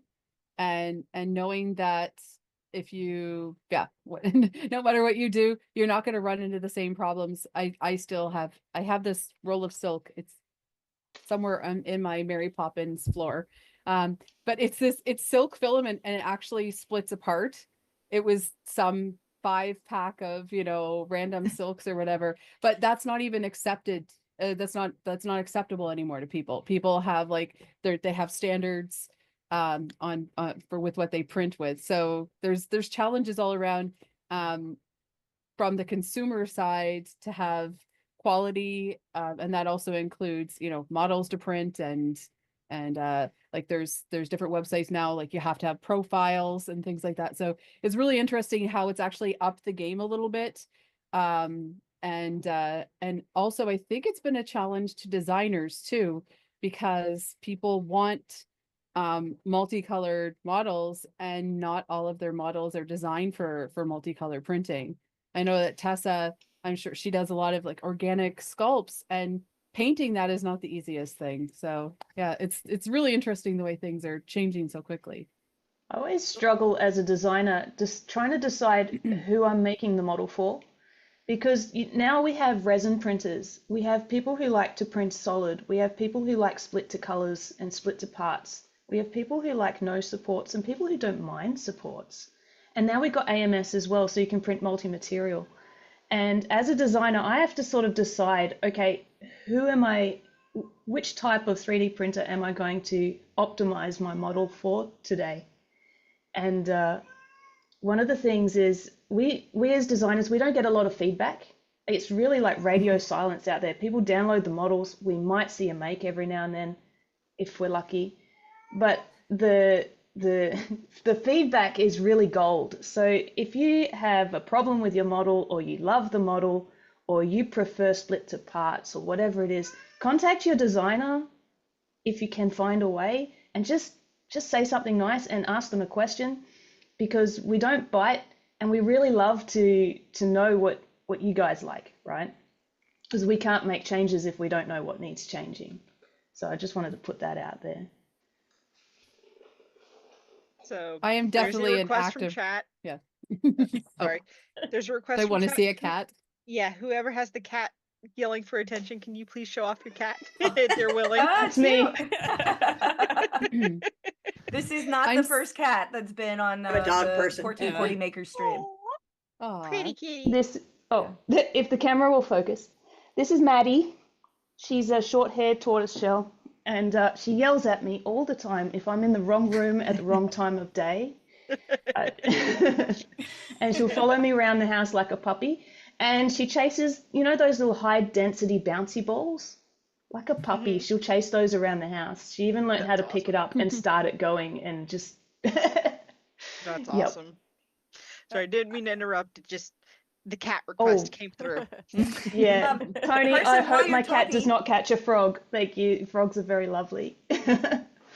Yeah, Carson, you know, like on the subject of communities, you've seemed to really find a home in an in-person community, like with your volunteering at 3D printing festivals. You want to talk about that?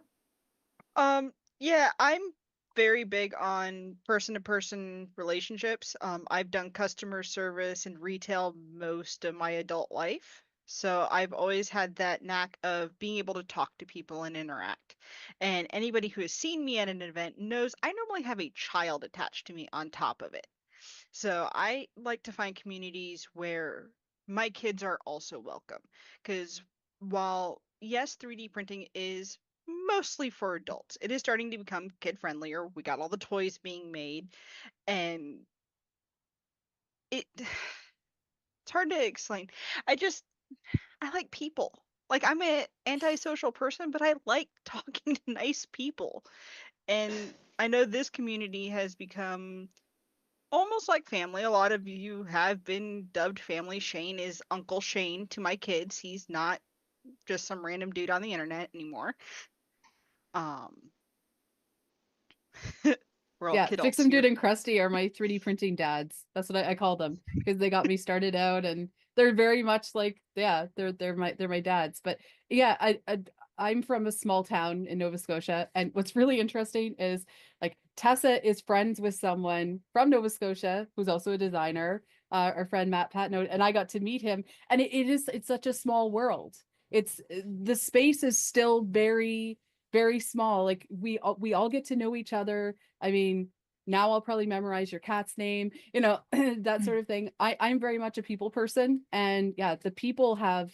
If all my printers were broken, and you know, I don't know what else happened, I would still have the people. And I think that the community of 3D printing is really fascinating, because we have a lot of diversity, a lot of neurodiversity, and yeah, it's a very welcoming environment. It really is. And it's the people that brought me into 3D printing. Vicky was there when I went to my first ERF. It was actually everybody's first ERF. And she saw me as the disgruntled wife being dragged by her husband to go do this show with him.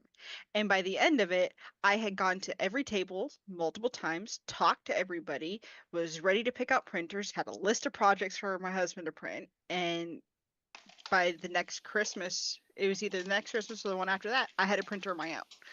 So it didn't take much, but it was the people that brought me into the community more than the hobby. So it's pretty awesome. Yeah, for me, it was more like it was the printing. And then I was posting some stuff on Thingiverse, because that's where I was downloading some stuff. And it was actually the people at Cults 3D who reached out to me and said, hey, we kind of like the stuff you've done. You might be interested in our website. And so I revived an old Twitter account. I had my account to follow some work my husband was doing, but I way back, like 10 years earlier, and I had never posted anything on it. And so I'm like, all right, well, let's put a couple things out there. And then one day, I found somebody tagged me because my work was on hot makes. And I was like, what's this? And Hot Makes really became my entry point into like a community of people involved with 3D printing. Like, there was a few people here and there, but it was like, oh my gosh, there's like people talking about it and doing different things. And so I've always enjoyed, participating when I can with their show and tagging things and so forth, because it's like, that was to me how the community got built. In recent years, I've gotten really involved with the community Christmas print drive and contributing designs and 3D prints for that. And so there's like a whole nother group of people in community, and of course there's all this overlap and people sharing their work. And so it's really fun because it's like a whole different outlet and set of friends. And as Liz talked about, it's like your family kind of knows some people. Like I'll talk about certain people enough, I'll be like, oh yeah, well Denise did this, or Denise put this thing in this article, and I'm like, oh Denise. Like they've never met Denise, but they know who she is because I talk about her. And Denise, I have to say, I don't know if we've actually been on screen together and a chance to talk face to face. This is the closest we've come. That's We created exciting. so many emails and messaging and tweets and things over the years. So it's fun to like be in an actual same space with you as close as we have been. It's interesting. Whimsy Crafting's in chat, and she's like, I relate to the story of being dragged to an event or whatever. This lady is incredibly talented.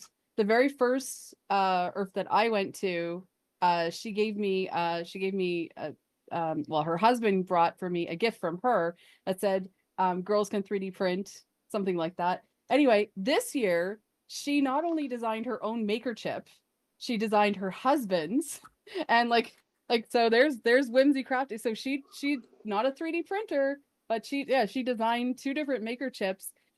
Digital Dragon's wife designed a maker chip. So this became like a family activity, the maker chip itself, but like it's, it was her, I think, her step into doing her own 3D printing and design, which is really, really neat just to see in chat. Her 3D and gateway. Yeah, 3D and T printing, that's a husband-wife team. Yeah, so it's really interesting. And Denise, she has the opposite. She brings her husband to events. Love watching him sit there and try to talk with everybody, and he's just like, yeah, all her.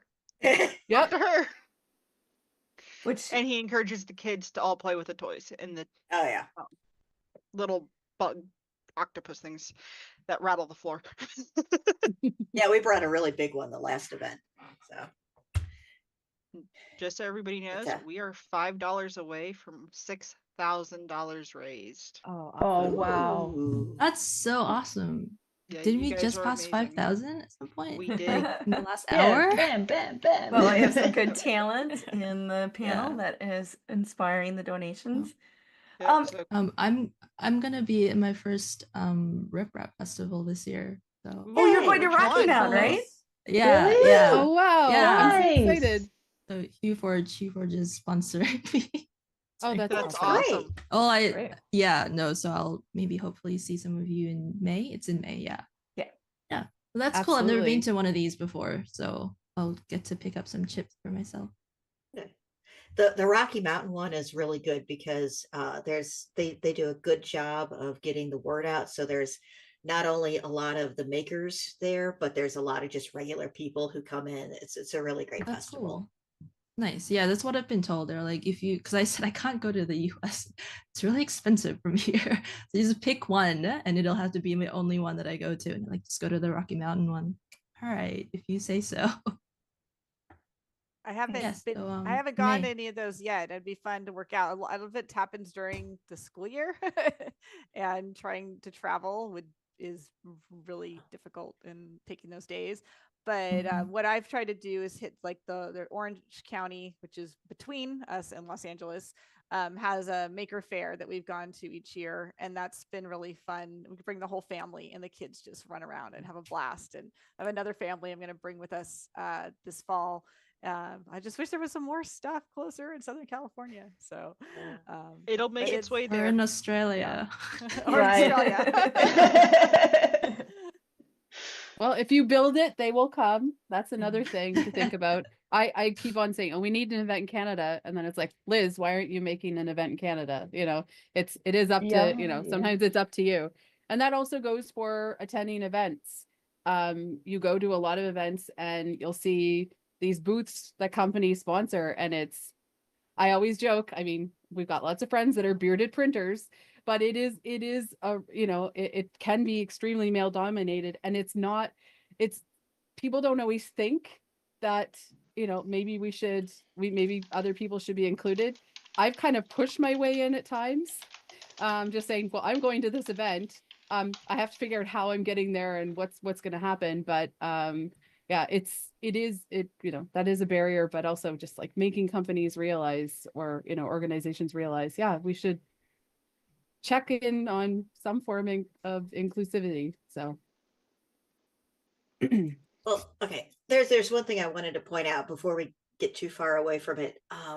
One of the things I've noticed, because like I said, I've been doing this for about 5 years now, and started on a CR10S, and so the Ender 3 was the, you know, that first printer everybody got. But what I've noticed is that, partially because maybe things coming online, but the women have been getting in, and they may not be that visible on YouTube or doing what I do with the reviews, but they're designers. And you will notice that, you know, 5 years ago, if you went, you had to like go to Thingiverse, and half the stuff was made by some fifth grader for their class, you know, because Thingiverse was like the place where you sent your kids. And I think MakerBot was like making up the curriculum for the teachers there. So it's like half of it was crap that some kid made, and then it was, you know, brackets and stupid things. But now it's like we're getting those crafty women on board, and they're designing things, and there are so many more really cool things that are just ready to roll for you. I mean the biggest one, I mean, I got my little cinder wings here, you know, and it's like everybody wants these freaking dragons. But if people only knew, yeah. yeah, there's a lot of people that complain, but if they only knew who Cinderwing was, that's the other thing that I get really frustrated sometimes. We like, not another dragon. But I'm like, do you not realize that this is like you know, this is an entrepreneur. This is someone who's, you know, it's it's really interesting. Well, and the other thing, like with the dragons, I did an experiment over the summer, and I signed up to do some vending. So I was selling dragons locally, and I was doing like adopt a dragon, and that was my whole theme. And a lot of people have told me, you know, dragons are, you know, they're boring. Nobody wants it anymore. But that's the people in the community who've seen these same dragons for 3 years. And when you go set up your table, just, you know, with regular people out there, they're so fascinated by them. And I like had a kid go, oh my God, it's the TikTok dragon. Everyone wants dragons. It's one of the first things people ask for at shows too, because we do them, but we don't do the dragons because we know that there's going to be the more entry level people in there with the 3D printers who are doing the STL flicks, the dragons, and there's another one that does like little flexi animals. I know they're going to be at almost every single 3D printing table. So we try to stand out and bring more of the fandom stuff, the stuff that you use at home. We do a lot of D&D accessories as well, like dice boxes and stuff like that. So we try to step away, but at the same time, we know we're shooting ourselves in the foot in the market because we don't have those dragons. It's a weird place to be. Yeah. Dragons are popular. Yeah. I use them to bribe my students. I have a lot of freshmen this year, and they weren't so keen on wearing their like gold freshman t-shirts for like our spirit days at Make. And I said, all right, every kid that wears their yellow shirt to come to class, I'm going to enter them into a raffle, and we'll raffle off a dragon. And oh my gosh, they all showed up in yellow. I want my dragon. That's good.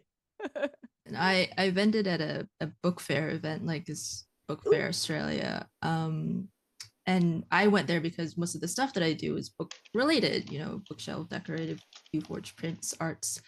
And I was like, I'm not going to bring any dragons because who's going to want dragons for a book? It's a book fair.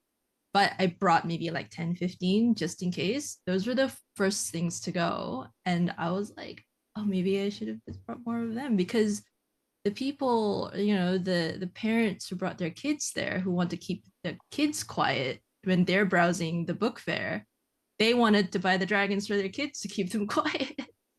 So they all went so fast. So I guess, I think maybe the community is tired of dragons, but people in general aren't. There's a huge market for them at the moment, which is interesting because they take a while to print some of these dragons.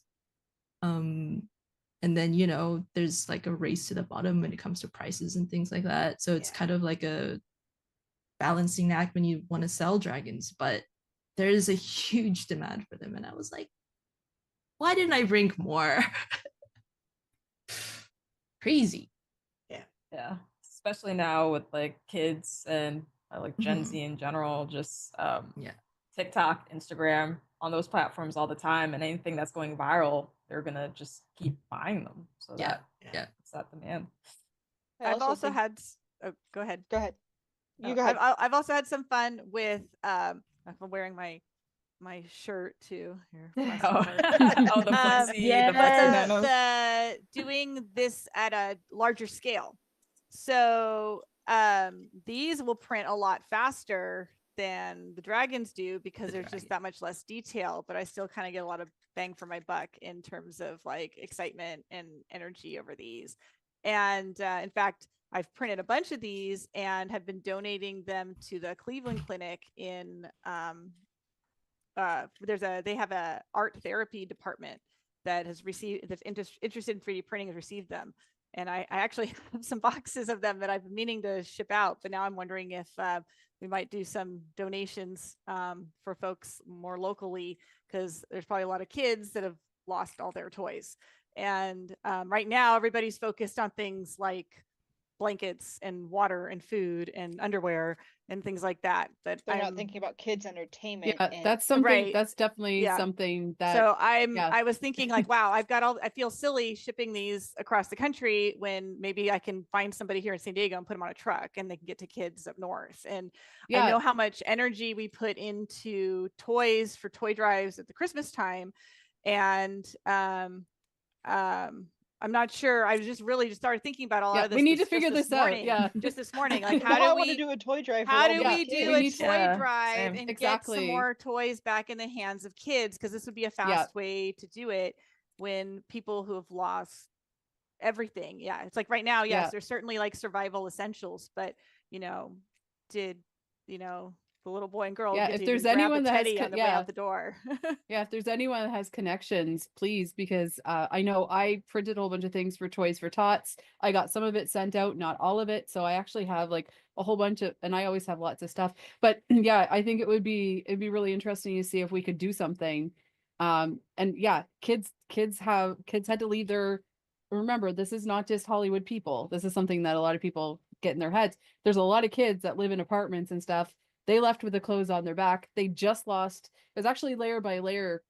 Steve, he contacted me the other day. He's like, let's try to figure something out. Is there something? So if anyone knows of anything, this is the time to ask. And it would be easy for the 3D printing community to start producing because of the toy drive stuff we've already done. Like with the community print drive that Loyal Moses has organized, it's not like, oh, we need new designs. Like, let's just start doing the and there's all the from Toys for outer Tots space theme, approved, or let's just start doing the ones or the Toys for from Tots approved ones, the pirate theme, right? Or the Toys for Tots approved models. Like, there's so many things that people already have like their profiles. All they do is go hit print. And it'd just be a matter of finding an organization or people that could receive and distribute. We could probably make an impact as things go forward. So I don't want to call anybody out, but maybe we should talk to Matter Hackers because they're in California. I wonder if they would be able to assist in some way. So look at this whole brainstorming. Okay, let's figure this out. I don't want to call it out, but let's get this taken care of today. Yeah. I think one of the reasons I know SliceWorks is in Orange County too. Yeah. They've always been interested in helping with things with the community. LDO Motors, Jason is in the general area as well. So I think we just gotta kind of figure out how we can take advantage of that. Again, it's still, I feel like, on the early side. Like, even I was talking with my husband this morning, like, what can we I feel like I need to do something, and today I get to do this, and so that really helped. But I also feel like it's not, I mean, the fires are still burning. This isn't like, okay, now you're solving the problem. I mean, this problem is going to be a very There's long more time. kids going to be affected, more families, and it's not done. I have a feeling we're going to be seeing fire news of it burning for at least another week. Yeah, it's with how bad it is. And as a teacher too, I've been thinking about, there's reports about the schools that have burned down, and this, I'm just like, I can't even hardly get my head around like what that even mean. And I know there'll certainly be different programs for different aspects of the community and people and stuff. And so it's just, I think everybody's still just trying to see where we're at and what we can do to move forward. So just a quick note on the toy drive, in the chat, Druid mentioned a big thing in education in his country is there's still a lot of concern about quality and everything, and cleanliness. Abby, do you want to speak on how the community print drive kind of tackled that? Like we had settings and the toys were clean before they were sent out, right? So the big community Christmas print drive, there are settings that everyone, like, not maybe not so much settings as it is, well, I guess it would be settings, yes, like you should have so many perimeters and how much infill and top and bottom layers, and if you're using silks because of the brittleness that we were talking about earlier, that you have to up these settings to a certain amount to really try to make them durable. The models themselves, it wasn't just a free-for-all of what people were contributing. Like something like a dragon was not included because it would be so breakable. And even like I contributed a design of these little car, and somewhere I have like this like a bus, and when I first designed it, they had wheels that roll, but when they underwent the thorough testing of throwing it on the ground 3 times, the wheels popped off. So then we said, okay, let's still make it still fun, but let's just fuse the design together. So I just modified it so the wheels don't spin for the toy drive purposes. I mean, some kids still going to be very happy to get this and zoom it around on the floor and things like that. So, but the Fix 'em Dude models make the test. They pass the test. They're so there were others that did, and they also passed the crusty test. It's kind of funny. Someone reviewed one of Fix 'em Dude's first vehicles, and they said my toddler broke it, and they were like, Fix 'em Dude went over the settings and stuff. So we have this. It's only kids from France that break the Fix 'em Dude vehicles, because if Krusty can step on it with this, he puts it through the full test. It's kind of funny, but yeah, for Toys for Tots, they also have regulations and stuff. So we could even work with those, with those lists and be able to come up with things. And as for safety and stuff like that, if it's already passed the test of 2 different, 2 different groups or whatever, just like any toy that a kid has, it's going to go into the kid's mouth.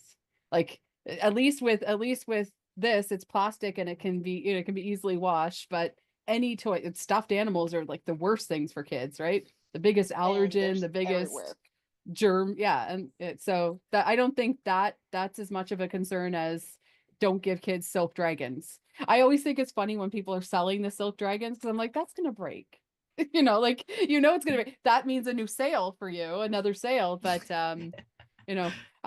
every time a filament company comes out with a really interesting PLA that's not silk, like Polymakers, the Starlights and the Celestials and stuff, I'm like, oh, the filament of dragons, please, people start making, so it's always interesting. My house is full of 3D printed toys. Some are very safe and would be Toys for Tots approved. There are others that are not, and the small bits that are breakable are gone. And I've had to go searching around my house to make sure my kid didn't swallow them, because I do have a 1-year-old who puts everything in her mouth. And pets. And my pets ignore the prints. They prefer raw filament. Carson.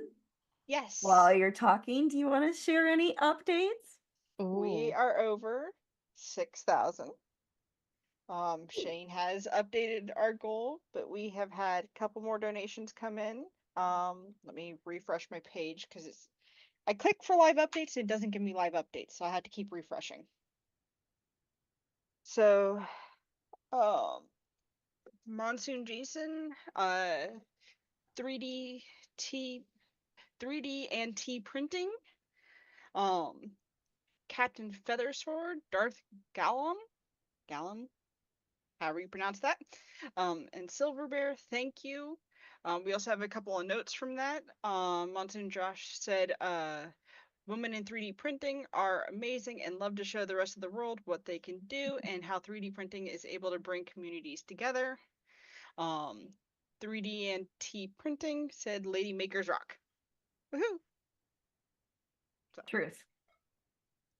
T is the female in 3D and T. Oh yeah, yeah, So, and I believe they were at 3D Printopia. Yeah, they were booth buddies. They were the booth buddies. So yeah, it's really fun. Wait, I do have a new topic to suggest if you're up for it. Are we? Sure. Thumbs ups? Yeah. This is actually just jumping off of something that Jules said earlier and also Denise, and it's about visibility. So there's this phrase there, if you can see her, you can be her, which is, you know, like if you're out there and demonstrating that things can be done, then, you know, like other people are inspired. Almost like what we were talking about with cyanide sugar and doing the Hue Forge and inspiring someone else to get a bamboo and another bamboo. So I was hoping maybe we can talk about the impact of visibility and whether you as female makers, how responsible do you feel of putting yourself out there and being visible for others? And we kind of already know Jules' answer because of her inspiration for her Twitch, but maybe Jules, you want to start off with about talking about visibility? Yeah. So I started on Twitch in like late, I don't know, 2020, let's say, but I was very inconsistent with it. I wasn't really sure at the time like what I wanted to do, so I like did the thing that people did, which was play games. But I personally didn't find it fulfilling, and also I just didn't see many people in the space that like looked like me that wanted like that played games and stuff. But I also at the time liked building things. So I personally started, I got my first 3D printer in 2017. So it was prior to my start on Twitch, and I was always making things before then. Usually it's like, it was just like pieces that help with things around the house or something, just something that like fulfilled my creative needs. And then I was like, it would be interesting if I started streaming me building stuff in general on Twitch. And that's just kind of how I got my start. And I started doing that consistently, maybe like midway through like 2021. But as I was just doing my thing, people started coming in that they're like, oh, this is interesting. I've never seen anyone stream this type of content before. And it's usually in process because when it comes to making things like props or cosplays, it's usually I see it on YouTube and it's usually edited down. You don't see any of like the background work. You just see the final product at the end. So I think that me kind of showcasing, oh, these things can be done, inspires other people to try it out for themselves. I've definitely had people come in and saying like, oh, what are you printing with? Like, what machines do you have? What software are you using? So I like freely offer that information. Like, hey, like this, if you want to learn how to take apart your printer and stuff like that, you can probably get like an Ender or something. But nowadays, now we have the bamboo printers. So like, oh, maybe you want to do like the A1 Mini, just because out the box, you don't know anything about 3D printing, you can print right there. So like, just kind of being in the space and inspiring others to just kind of pursue their interests has been a really good thing. And it inspires me to keep pushing out that kind of content. So yeah, that's all I got for now. Anybody else want to talk about being visible? There's so much. It's like everyone jump at once. When I started, I made a 3D. I made a YouTube channel, and I put together my 3D printer in the video. I was so shy, I didn't speak. It was just assembly. And then I was sort of showing my process just because I was learning a thing, and I thought if I find it interesting, maybe somebody else will too. And at the time, there were not very many 3D printing channels, let alone female 3D printing channels. But I guess the gender thing didn't really jump into my head straight away until people started actually coming up to me and saying, my daughter, this, right? My daughter, that. I have grandkids. And that's when I realized that totally by accident, just showing that I'm learning it and I can do this is helping other people to realize that they can do it too. And I think that's really powerful, because we don't know what we don't know. So, sort of like before I became an elevator technician, I never thought about what the inside of a lift shaft looks like. I never considered that somebody would go to that piece of equipment and maintain it or repair it or what that job might be until I got into the industry and could see it, right? And I think it's the same with art, and it's the same with technology, it's the same with 3D printing. And for those of us who are brave enough to put ourselves online on socials, I think that's super powerful for people who can discover us, right? I was behind the scenes for a long time. I worked for YouTubers and I helped out Twitch streamers as a moderator. And I started streaming on Twitch with Zombie Hedgehog. I had this idea for us to do the show. We both entered 3D printing within the same time frame. He was learning a lot about building printers and doing that sort of stuff. I was really interested in the models and also just about learning how to maintain my printer, fix my printer. And I thought it'd be really nice to have a crutch, a bit of a crutch. Like if there's something that I don't understand, he could explain it, or, you know, and we built a really good audience and community around that. In that if there's something that I don't know, terminology I don't know, everyone knows that you're not stupid if you don't, like, it's really funny. I had a problem with my I just put it away. I had a problem with, and I still don't even know what the term is.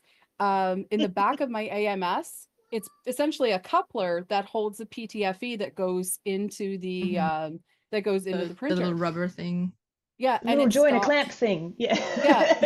And so it stopped gripping. And I was looking on the Bamboo wiki, trying to finally I filed a ticket, and it's got some really strange name, but it's true. There's so many different terminologies for different things that you know, it's nice. It was really nice for me, at least when I was starting out with streaming, to have the show with Zombie. So I kind of had that to fall back on. And then as I was encouraged to do my own thing. It was really interesting, because then I realized, oh, I can do a tutorial on how to, there were people that didn't know how to paint in Bamboo Studio. There were people that didn't know how to cut things in the slicer, in Prusa Slicer. There's all sorts of new techniques, and to be able to do it live is a lot different than doing like this instructional video that's, you know, edited and everything. I'm making mistakes as I'm doing it. And I also had to learn, Abby's a teacher, you have to explain what you're doing. You can't just do it. A lot of the time, a lot of people that are sharing new things in 3D printing, it is just a screen that's, you know, flashing around, and then all of a sudden it's done. And so if you actually are able to answer the questions live and demonstrate live, I think it can make a bigger impact.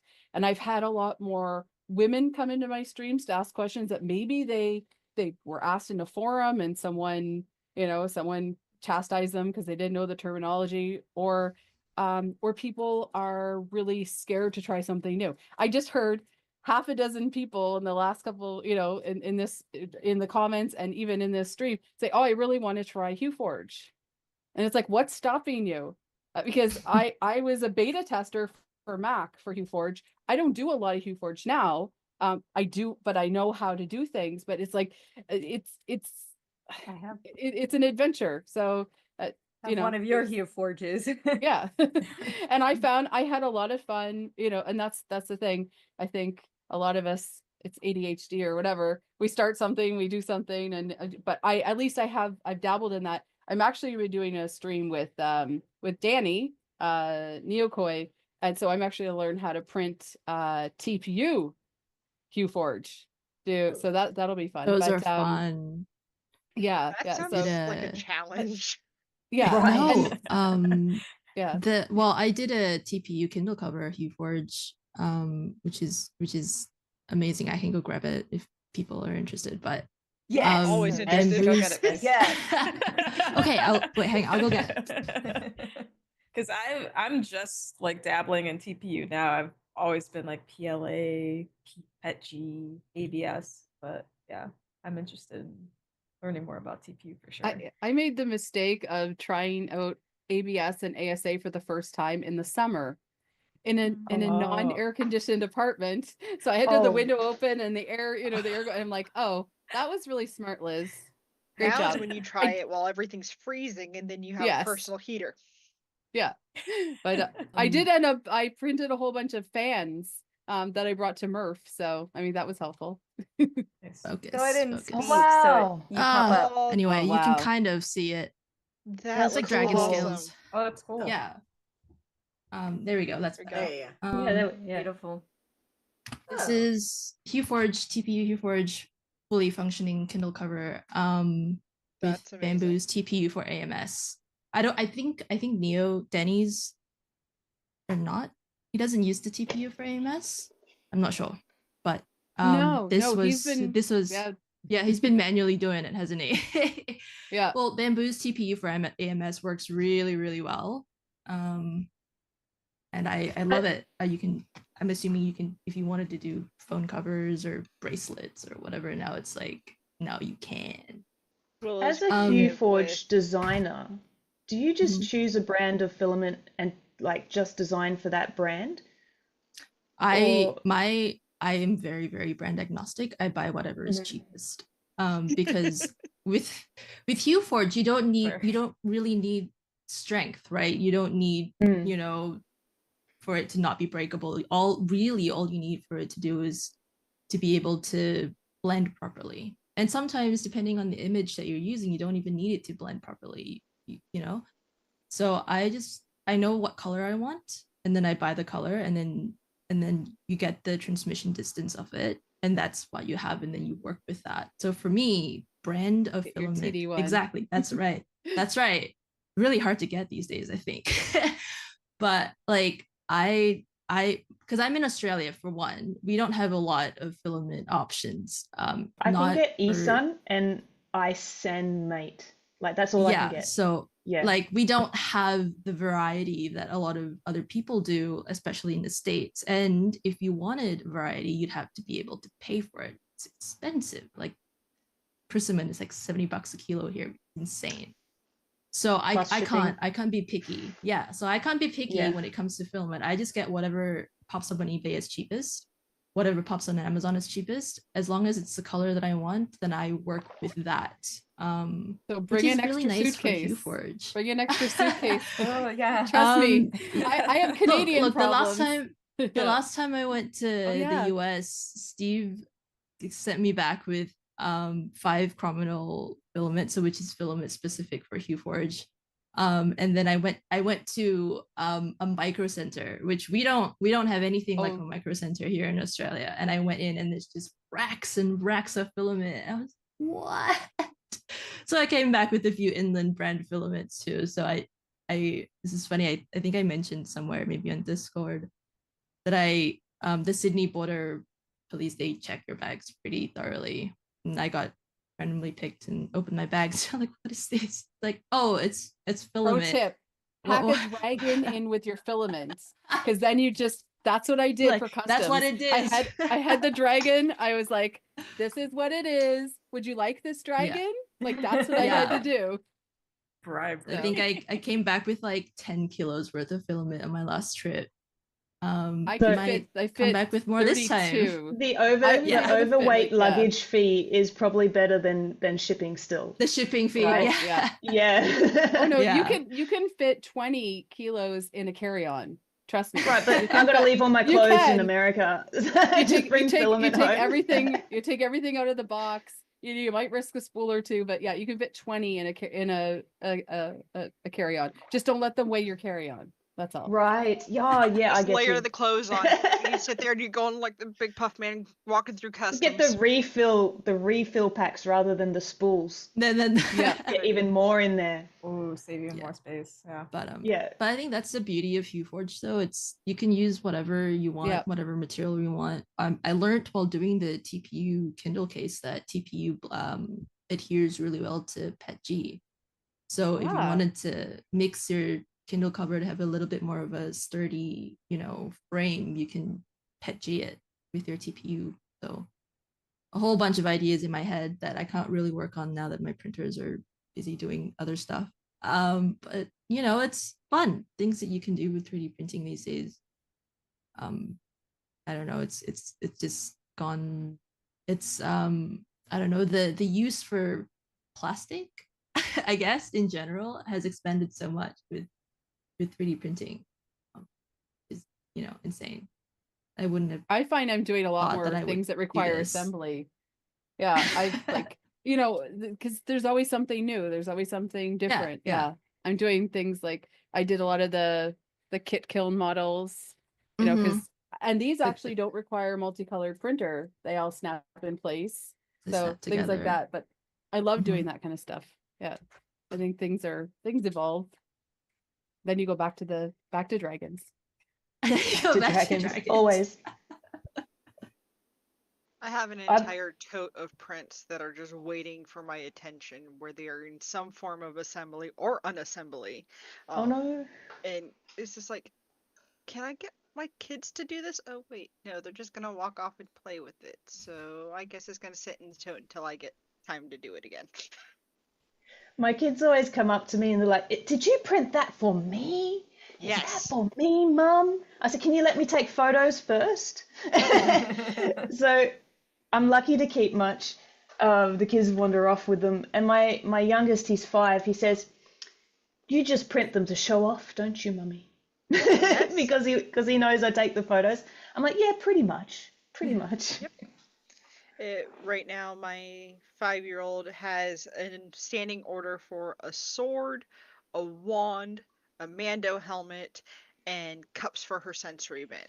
And she has to have them all in specific colors. So she takes all my pretty filament. That's when you get the kid your own printer. Soon. She will be adopting one of the minis when she can prove that she won't chuck it across the room. My son lately has been asking not so much like for prints for himself. He comes up with this. My friend, he names his friend at school, wants this. My friend wants that. But we helped out a couple with they were doing like making games, and he came in. He's like, they want little tokens that like some red and some blue tokens with an R on them. Like, can we do that? I'm like, oh, we can do that. And we just one night just busted out a bunch of tokens. It was so easy, for us, and they were just so thrilled. Like, it's just amazing, like how something that it just doesn't seem like a big deal at all to us, and just can like light up somebody. Absolutely. I've put 3D modeling programs on my kids' computers, and they've been naturally just opening it up and having it play. So I'm hoping one day they can join me in Designerland. Well, it's like I was trying to get my teenager into 3D printing because he's a pretty crafty guy, and he's got a real strong art streak, and he just didn't want to do it. And finally, I gave him one of the mini. That's a Prusa mini, and because I figured out, okay, what can we get in your room? What fits on the dresser? And I gave him the Prusa mini, and now he prints. So he just didn't want me like looking over his shoulder and telling him, "Yeah, don't do it that way." But they need the freedom, right? Yeah. It's like, Jules, on your Twitch stream, your rules, you actually gave me food for thought in your rules, because you have something like no backseat driving. Like, if you want help, you don't want your commenters to like jump in and tell you how to do things. If you want help, you'll ask. And I realized how much time I'm giving unsolicited advice to my husband and my kids. So now I'm like trying to step back because of your Twitch station. But I guess that's kind of what your child was resonating with or wanting to have. It's kind of nuts. Every time I leave town, I get a text message from him. By the time I'm in another state, because we usually drive, so I'm in the middle of Illinois, and I get a text like, the print head on the XL's block. You know, it's so he comes down here and uses my big printers when I'm out of state. So it's like, you can use them anytime you want. They're just sitting there. So Denise, I have learned not to. Oh, sorry. No, I have a question for Denise. Just, I know you have run through your home so many printers because of the reviewing and the articles. I'm curious. We don't need to what's your favorite brand or anything, but what? No, I'm saying we're not going there. But how many printers do you feel like these are mine, and this is like what I have going in my world? Like these are what I need. Like, do you use 2 or 3, or you have 10? I'm curious. What?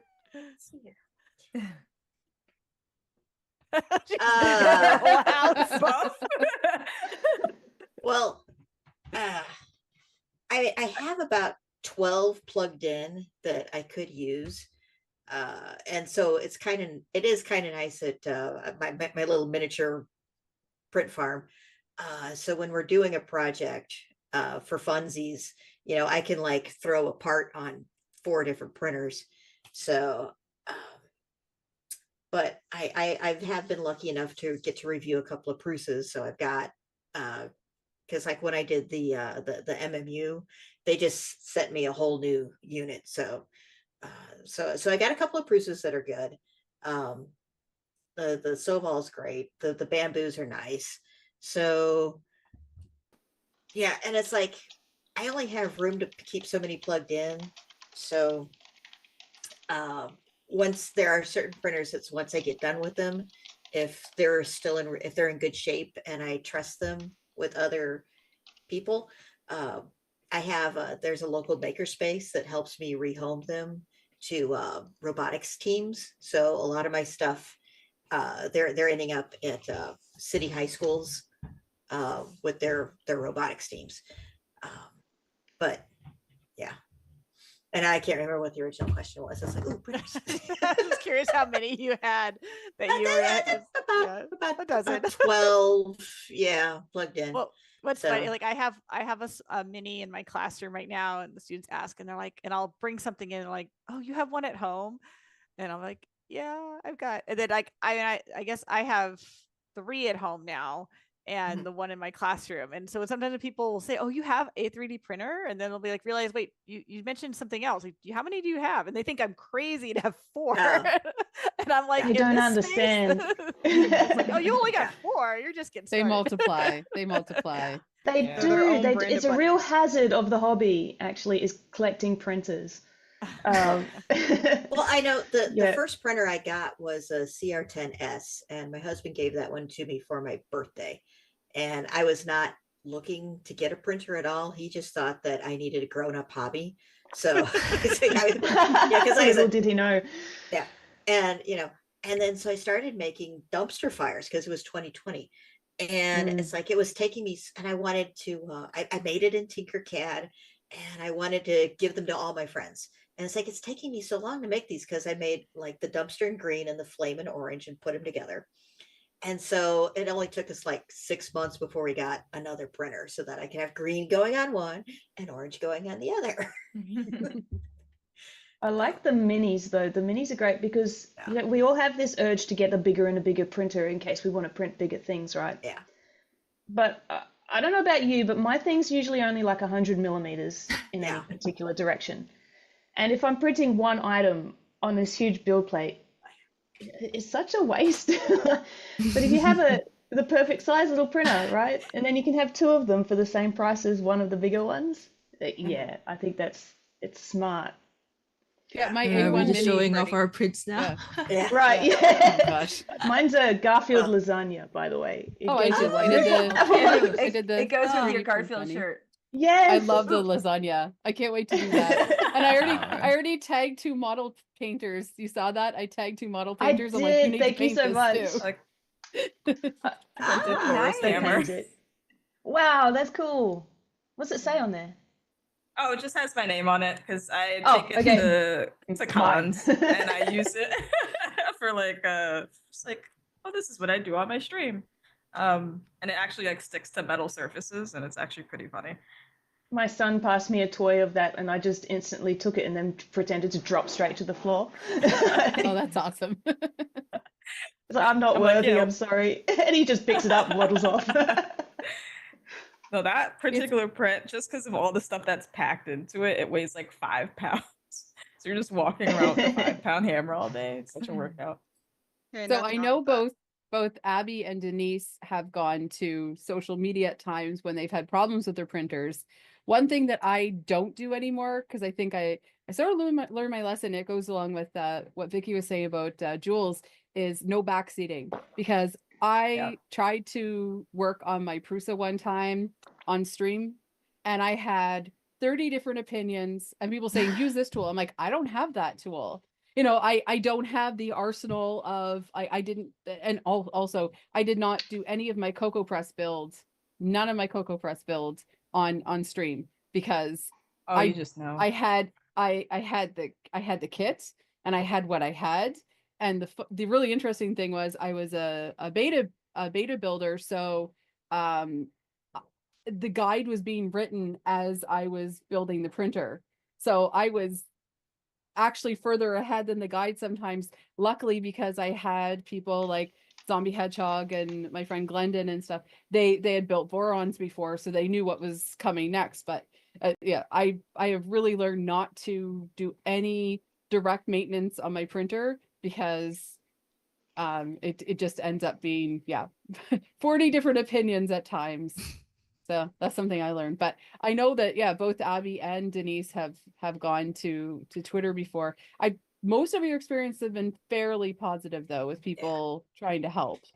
Yeah, it's a blessing and it can be a problem. Like typically it's like when I feel like I need a fast fix, especially when I feel like I know people know how to do this, I just don't know how to do this. And so by putting out a photo or a quick like help me, usually I can get some feedback pretty quickly, or at least an idea that sends me in a different direction that can help me troubleshoot. But then it's like once I've solved the problem, it's like I don't need everybody else. So it's one of the disadvantages of just that way that space works, is people like they see it late and then you're like tagging at the end like, oh no, I already solved it, thank you. And yeah, but it's it does help. I try not to also do a lot where I'm like complaining about things. That's just not my style. So it's but sometimes I might reach out to folks like more on the side, like, hey, maybe you could help me with something here, rather than making it so public. But there's been times when the folks on the 3D printing community on Twitter have saved me, like, oh my gosh, what do I do? And it's like, oh yes, oh thank you, that's exactly what I needed. So but I also don't have a forum like Twitch or YouTube where I'm streaming in the public in a space like that. Come into chat anytime. We're here. I know. I would also love to. Discords. I see your alerts all the time, Liz, and it's just like by the time it's time. I mean, I'm working like all day, and then we got the family, and everybody here I think is a lot of, we're talking about our kids and this and that. There's always that balance, and no, it'd be fun to be able to get more in. It's those minutes. That's my Hue Forge hurdle is time. I actually got the license for it when it first launched and did the promo with Polymaker, and I'm like, I want to be able to sell these things and design them, and it's just been sitting there uninstalled because I said I had to clean up my house first before I could do Hue Forge. And it's been a long priorities. So many things to learn. Yeah, because I need space to make for all the stuff I'm going to make, right? So it's nice and flat, so it can store.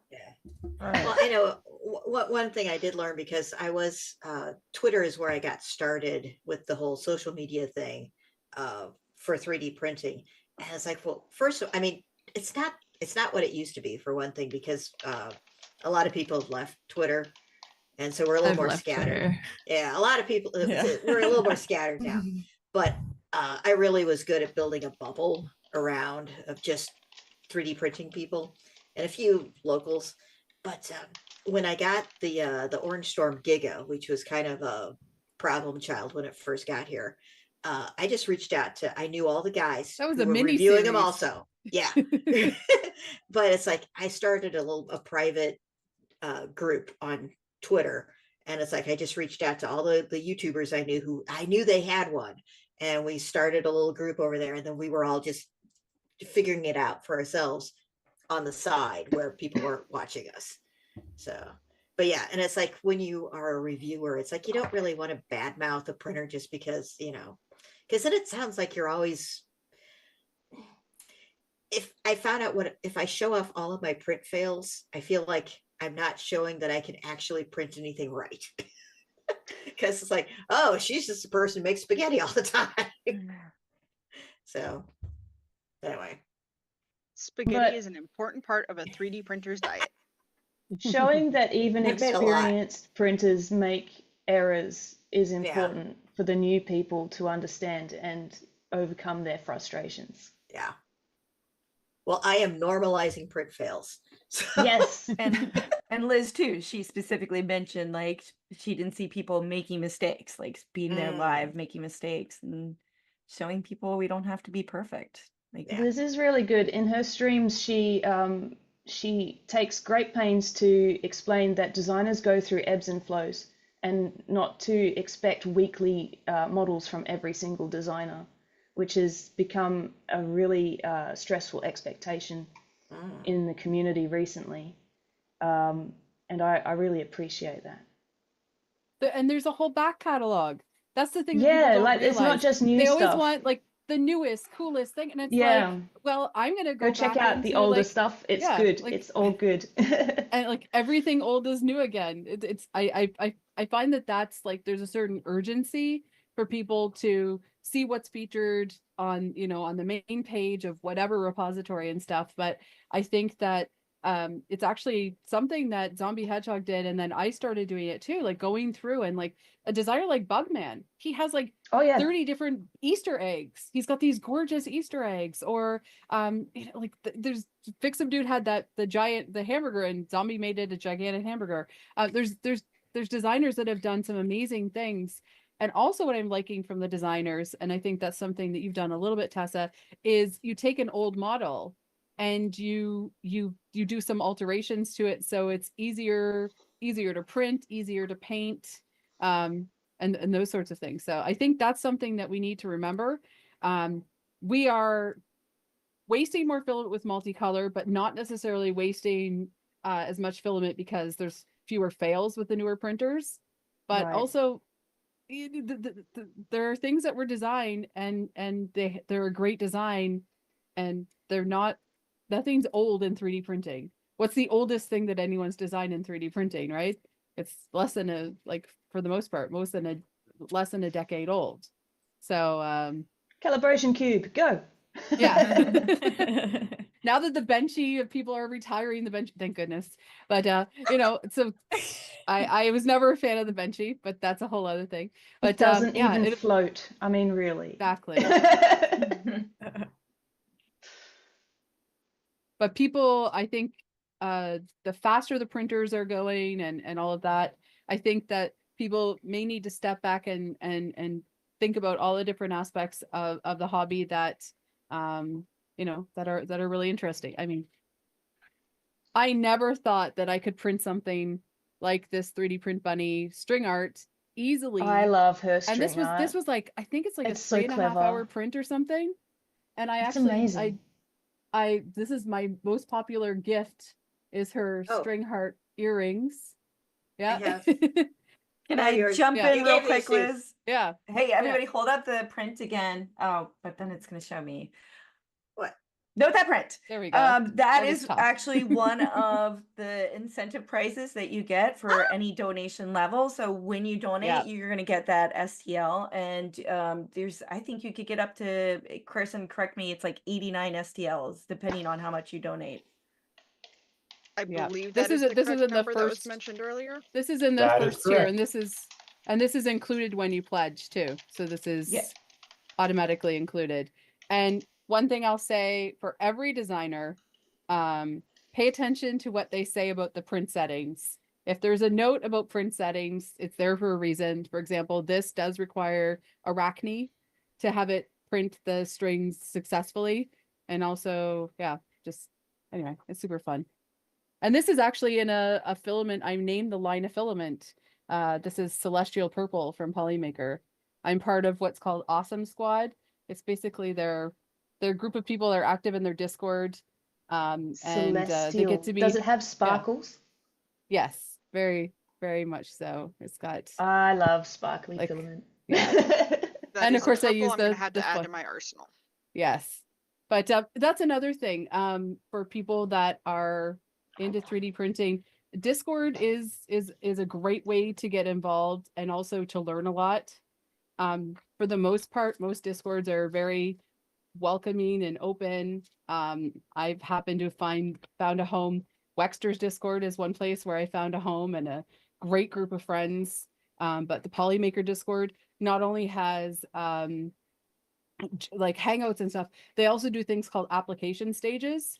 So they have people that are experts in a particular field, for example, HueForge or light boxes and things like that. And they do educational sessions, hour-long sessions once a week.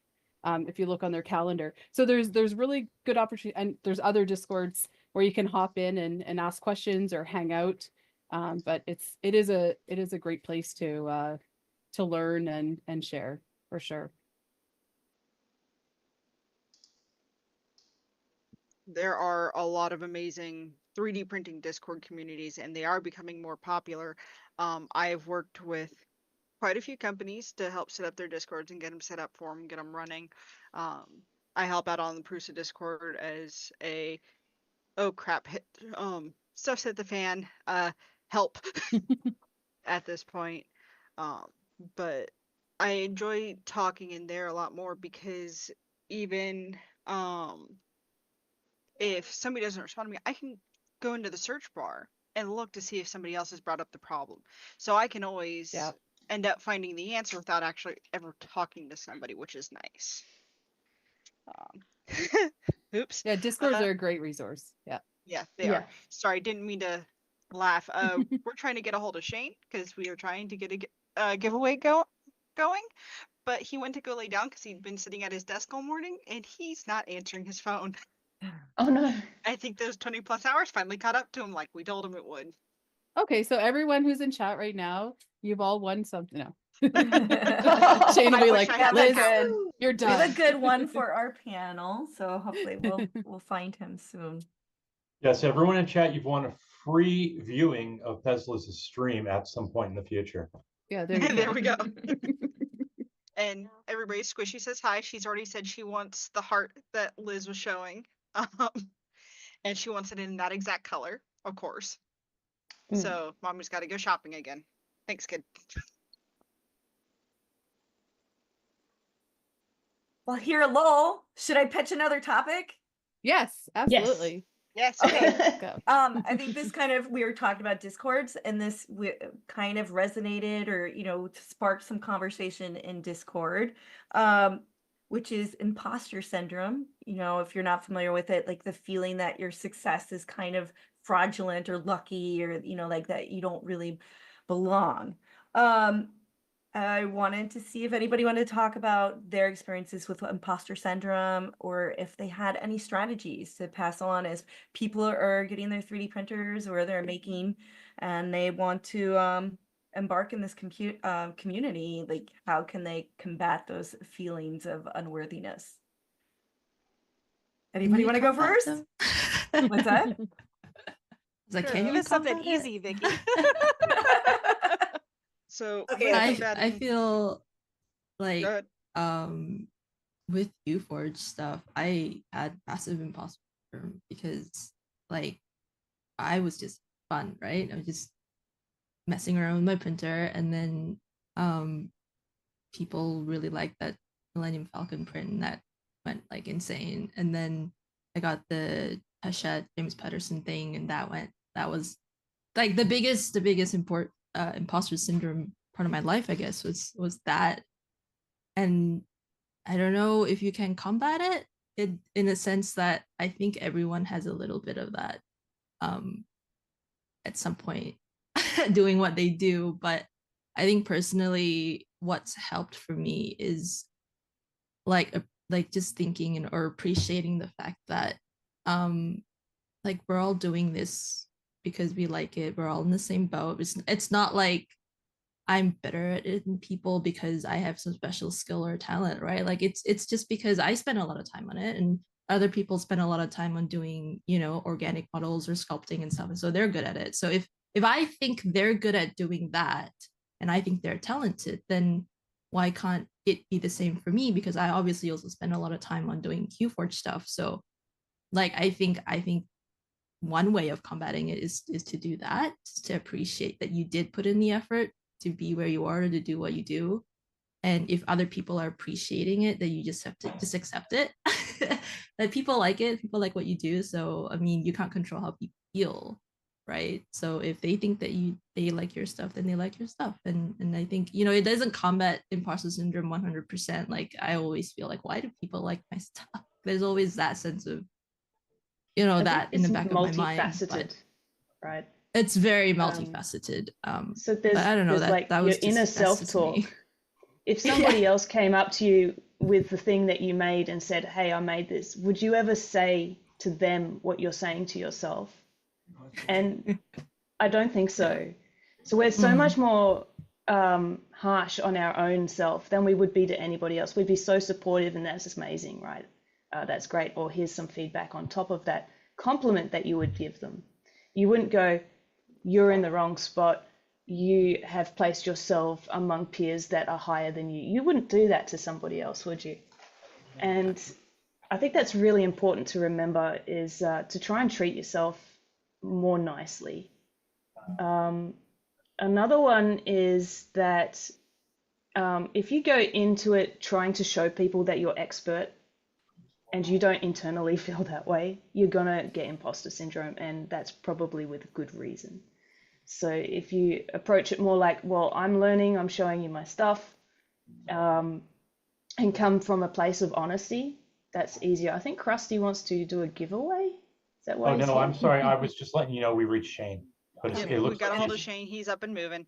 I suggest that maybe we continue on this conversation and then we'll. I saw the chat after I popped in, so sorry. Yeah, people do struggle to be kind to themselves, and that's a really, really big part of it. For me, the imposter syndrome didn't really hit until I tried to monetize, because especially here in Australia, it's a hard thing to do, to ask people for money. Like it's a really hard thing to do. And in fact, when I started, my viewers on YouTube, they commanded that I make a Patreon. So like I was pushed, there's no, we want to support you.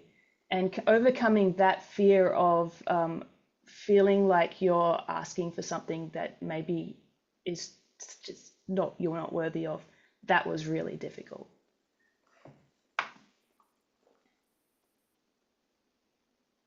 Yeah, I think that. Go yeah, ahead, Liz. sorry. Oh, Just go around. No, I think for me, like I said, when I first started streaming, there were a couple of people saying, what do you think you're doing? Who do you think you are? Whatever. But I kind of realized, okay, I have to get over that aspect of things. There's always going to be, actually, it was Royal Nomi that said to me today, she's a huge cheerleader in the space. She's a fantastic human being. And she said, 95% of people are in your corner, no matter what's going on. And I think I've in the last year or so, I've learned to embrace that. And I've seen a lot of success from that. And what's prevented me from having imposter syndrome is some of the stuff that I'm doing, no one else is doing it, or at least I haven't found someone else that's doing it. So I'm like, okay, there we go. I found my spot. I found where I think I fit in. And one of the things that I always say is I'm still learning. I'm still trying out things. I'm still, still growing. And I think that's what sort of prevented me from feeling as much of as an imposter as I might have in the past. But definitely, it's been there, and lots of doubt and stuff like that. But I think the other thing that sort of it's humbled me at times where someone will say, well, you know, you have all this film and all this stuff, and I'm like, I have worked hard to get to where I am. Like, I have done a lot Yeah. to get this is not, and this is a wall of filament that's constantly moving. Like, this, people will see, they're like, oh, you're missing all your red. I'm like, yeah, I just finished, you know, a whole big project or whatever. So yeah, I think part of it is it's when someone might be on the outside looking in and might say something critical, and I'm like, no, I'm just in a little basement apartment here. I'm not I'm not anyone special, but what I'm doing is different, and what I'm doing is interesting. And then what I like to do in my streaming and stuff is I like to find people, introduce them to, you know, and say these people have unique talents, unique gifts, and showcase them. And I think that's something, because like I said before, this is still a really small space. We all are getting to know each other, and I'm sure we all know almost everybody else. And when anyone new comes in, I think our responsibility is to welcome them in and you know, show them the ropes and whatever else. Yeah, so that's I just found what I was doing was different than other people, so I don't feel the imposter syndrome as much. Yeah, it's really easy to discount the effort that you've put in yourself when you're thinking about these things, especially when you're looking at other people in the space. You're only seeing the success, but you're not seeing all the work that led up to that. Like, there are no overnight success stories.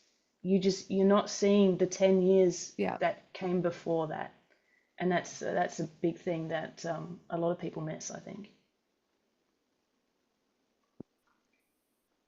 I know my biggest imposter syndrome thing is how the hell I still end up being here, like amongst all of you ladies, amongst other panelists, and help co-host this stuff, because it's not like I'm constantly on social sharing amazing prints or do streams and stuff like that.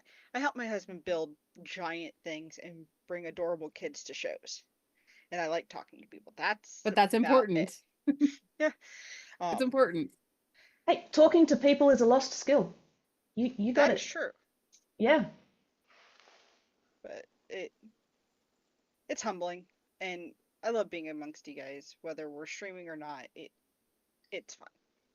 And well, my very first event was 3D Printopia, ERF at the time, and I know both Carson and Vicky. They welcomed me in. Krusty was my Sherpa or whatever. Like, he guided me through, but it was those welcoming, you know, that welcoming, those smiling faces and welcoming conversations and stuff, and that's what made me feel comfortable. So it is very important. What you're doing is important. So I think as a teacher, I'm used to being the expert in the room. Like, that's who I am. And there's a lot of time, like in recent years, I started teaching a new class for me. And there were topics like I had to teach that, because of the way the curriculum had changed, were top things I had actually never even done in mathematics. And so I'm like learning, but I have to present myself as the expert. But I think one of the things that I've learned is just you still bring other things to the table. Like, even though I might not know how to solve these problems like as well as I can solve other types of problems, I have experience in that I can bring and help us get through it. I also think the big thing is not being afraid to make mistakes or admit that you make mistakes. I mean, I make mistakes every day in my classroom while I'm teaching. And I told my students the other day, I said, I'm used to teaching vectors, but now I'm doing all these problems with slope and I'm getting my X's and Y's mixed up. And I said, I know what I'm doing. I'm just trying to do it so fast while I'm teaching you, but you have to stop me. You have to call out my mistakes, you know? So admitting, or to yourself as much as maybe to your audience, like that, you know, you're human and you're still learning, and it can make a big difference too. And you know, so it's I think for me with the 3D printing space, is I just have to remember that there are things that I do bring to the table, and there's certain areas when it's at some points I have felt like the expert, like, oh, I know what's going on. And then there was this kind of gap, I think, in terms of catching up, was everybody was getting their bamboos and this and that. And I was like, I had my palette on the shelf and I wanted to get involved, but now it's like, oh, now I got my Prusa Excel and I'm back to multicolor printing, but now I have a whole new learning curve and there's so much I want to do, but I'm not feeling like that expert anymore, but I still have other skills and aspects and things that I know about 3D printing that I can bring. So I just have to remember that even though I'm not necessarily the expert or on some areas, there's still a lot that I can share and help others with too. The moment you believe you don't make mistakes and can't admit to that is the moment you stop learning. So I think that's a really good attitude to have, is like, I make mistakes, please point them out. I'm happy to learn with you. Or, you know, I'm not infallible. I don't spell well, you know, whatever it is, right? Yeah. And you get more respect that way too, not just from external, but for yourself. And I think that will help combat any imposter syndrome feelings that come across too, is if you can feel comfortable within your own humanness, right? Is that a word? Humanity. Let's make it a word. Oh, look, you're modeling, making mistakes. There we go. Yeah. Well, I know when we starting to go to the Rip Rap festivals, it's like the first one we went to, it was mainly because I wanted a table so that we could put our Death Racer somewhere. And you know, but it's like, okay, what am I going to do? So I'm promoting my blog because I freelance for Tom's Hardware, and they didn't want to sponsor me because they're like, well, you're going to be the only one there. We should send a team if we're going to sponsor a table. So I was just there flying my own banner, and I know, like, the first one, people come up, it's like, who are you? I was like, I got a little blog. But what I found out, because I'm a mom, it's like we brought toys to hand out to kids, and it's like I'd rather just deal with the children. So we do the Viberbots that we make, which is what actually this big guy, because every time we would do our hex bugs that we made, some guy would come up and say, oh, I remember that when I was a kid, we had football. So we're making this anyway. But it's like, I'm finally getting to a point where I guess I've been around long enough that I had the first guy come up to me and say, I'm really glad that you're doing this because I have daughters. And he's like, so I feel like I'm finally kind of getting out of the imposter syndrome phase. So it's like, Elegoo has reached out to me, and I'm going to be a mentor for their women in 3D printing program. So nice. And yeah, it's like Elegoo with her. So I'm going to do a workshop and teach a class on doing something, and then help a couple of people through the process to like start their businesses. So, and you know, and I was talking to a rep who was like, oh, you know, maybe you would like to visit our factory sometime. And it's like, yes, I would. Yes. So, and I don't feel like I'm an expert or worthy of all of this, but I don't know.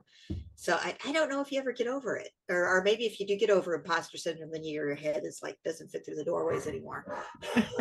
So. My advice is find friends like Krusty, because he's one of the people who encouraged me to keep going and take it further. That's why he's one of my dads. Yeah. Yep. I will say, along the lines of imposter syndrome, we are our own worst critics. We are never going to be 100% happy with everything we do. It's impossible. Yep. But if we can acknowledge that other people love what we do, we can love it too.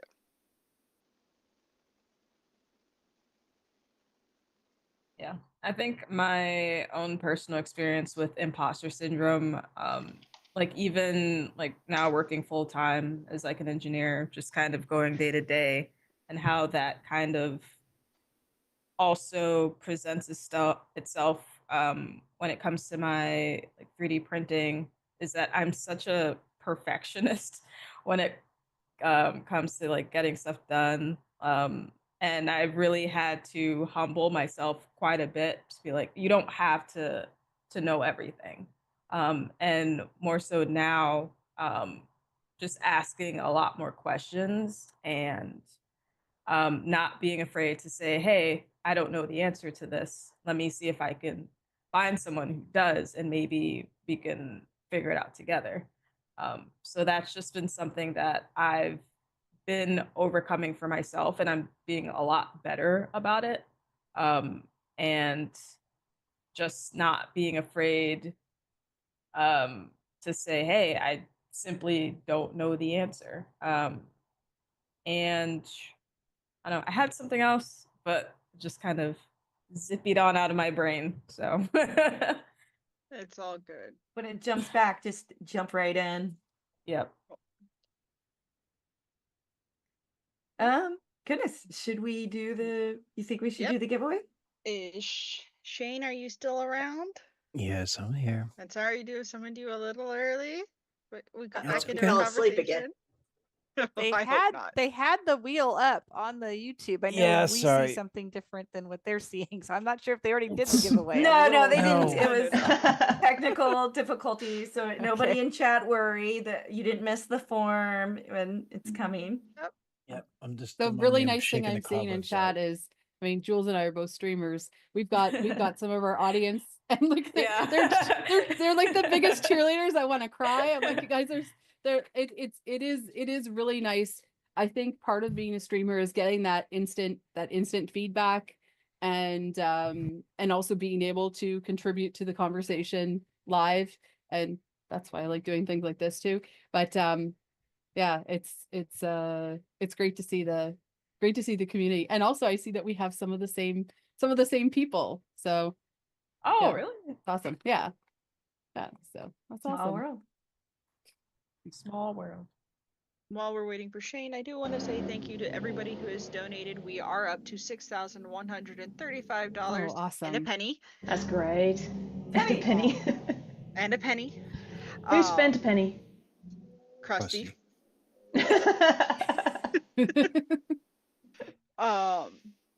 Do want to note for everybody who has picked one of the reward packs, you're automatically getting the 3D print bunny heart.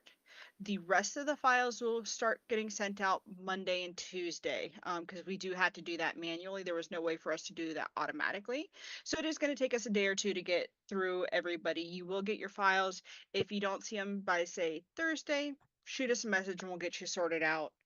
But yeah, you guys are amazing, and extremely thankful for you guys. We're well past our original goal. Ooh. Fantastic. So I'm thrilled. It would Love help being if in I this hit the community. unmute button when I talk. Yeah, Oh, yeah, that would coming in. kind of help. Shane, you're a pro Okay. streamer. Exactly.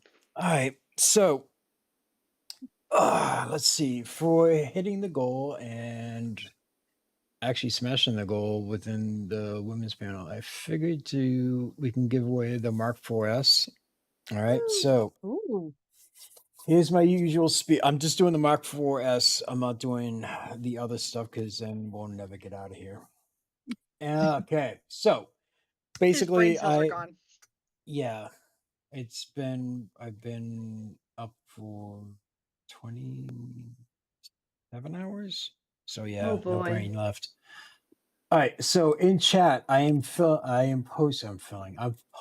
a Google form.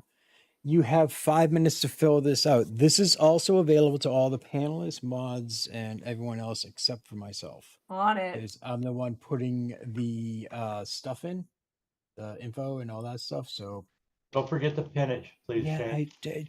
just patience is a virtue. The love One between entry those per two. person. 1 entry per person, correct. I already said it. It should be already there as far as 1 entry per person. So basically, for this one, it's open to everyone worldwide. It's a Mark 4S assembled. Let's see what else. Worldwide, if you win this prize, you will automatically be entered into the grand giveaway, which is a Prusa 2 Toolhead XL. 1 second. Hitting all the wrong buttons. I can hear So everybody you typing. got Do you have to Yeah, be all- present to win? What's for the this rules there? I'm I'm getting there. Too much pressure. All right, so for this one, you have to be here. All right, pretty simple. I call out your name. You have 60 seconds to say here. Okay. Someone said the form says 2024. This is the 2024 campaign. Yeah, just Yeah. yeah. It's For because anyone that's confused. Yeah, I started this in December, and it just was very bad timing for everyone. So I moved it to June. I Due to think the this is holidays, perfect it got a timing. little I chaotic. think this is perfect timing. It's so apt that World Central Kitchen is the charity too, because of what's going on. Yeah, the crazy thing, it was decided to do World Central Kitchen before all this happened. So Yeah. all right, so yeah, for this, just before I forget, for this prize, you have to be present. If you win, you get entered into the grand prize drawing with everyone else who's watching the event.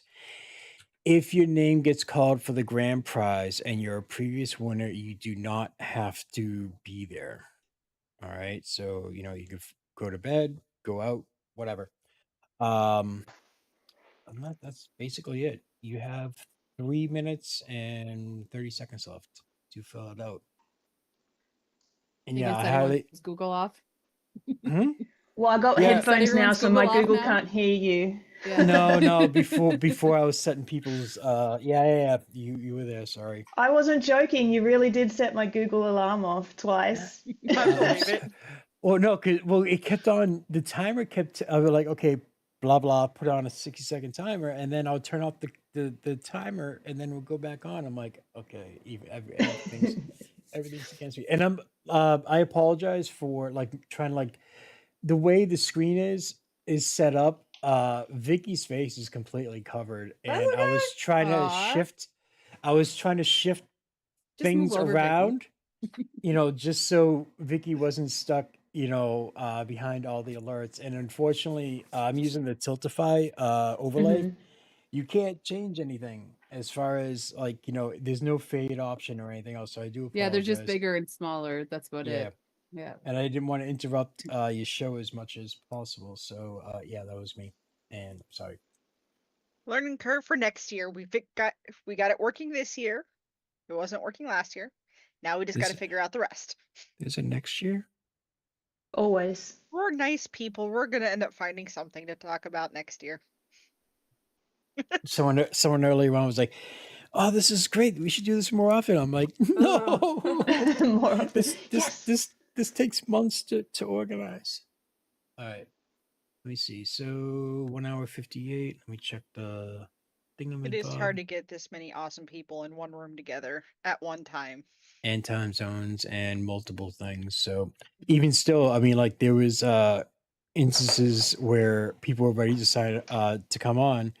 A couple of people were sick. Another person got stuck in a storm, and all So it's always, you never know what it's gonna be. You could have everything lined up perfectly, and things happen. Shane, to be fair, Vicky, Tessa, and I, and a few others used to get this many awesome pieces pulled together every single Friday night.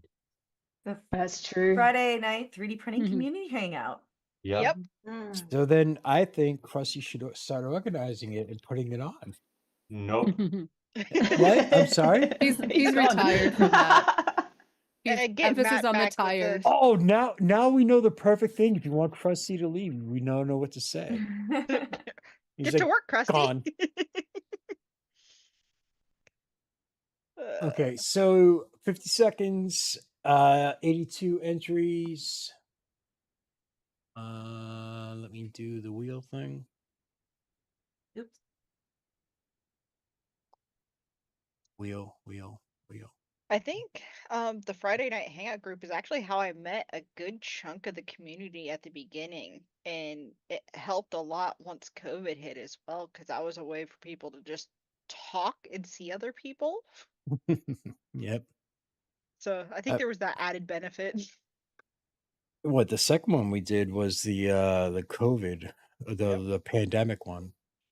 I can't Yeah, believe it's been 5 years since the Australia wildfires and the first time we did this. It's crazy.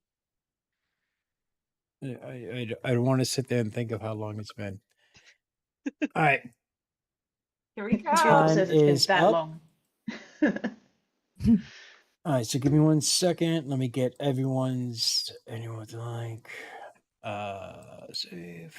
Let me get the responses, viewing sheets. We'll clear that.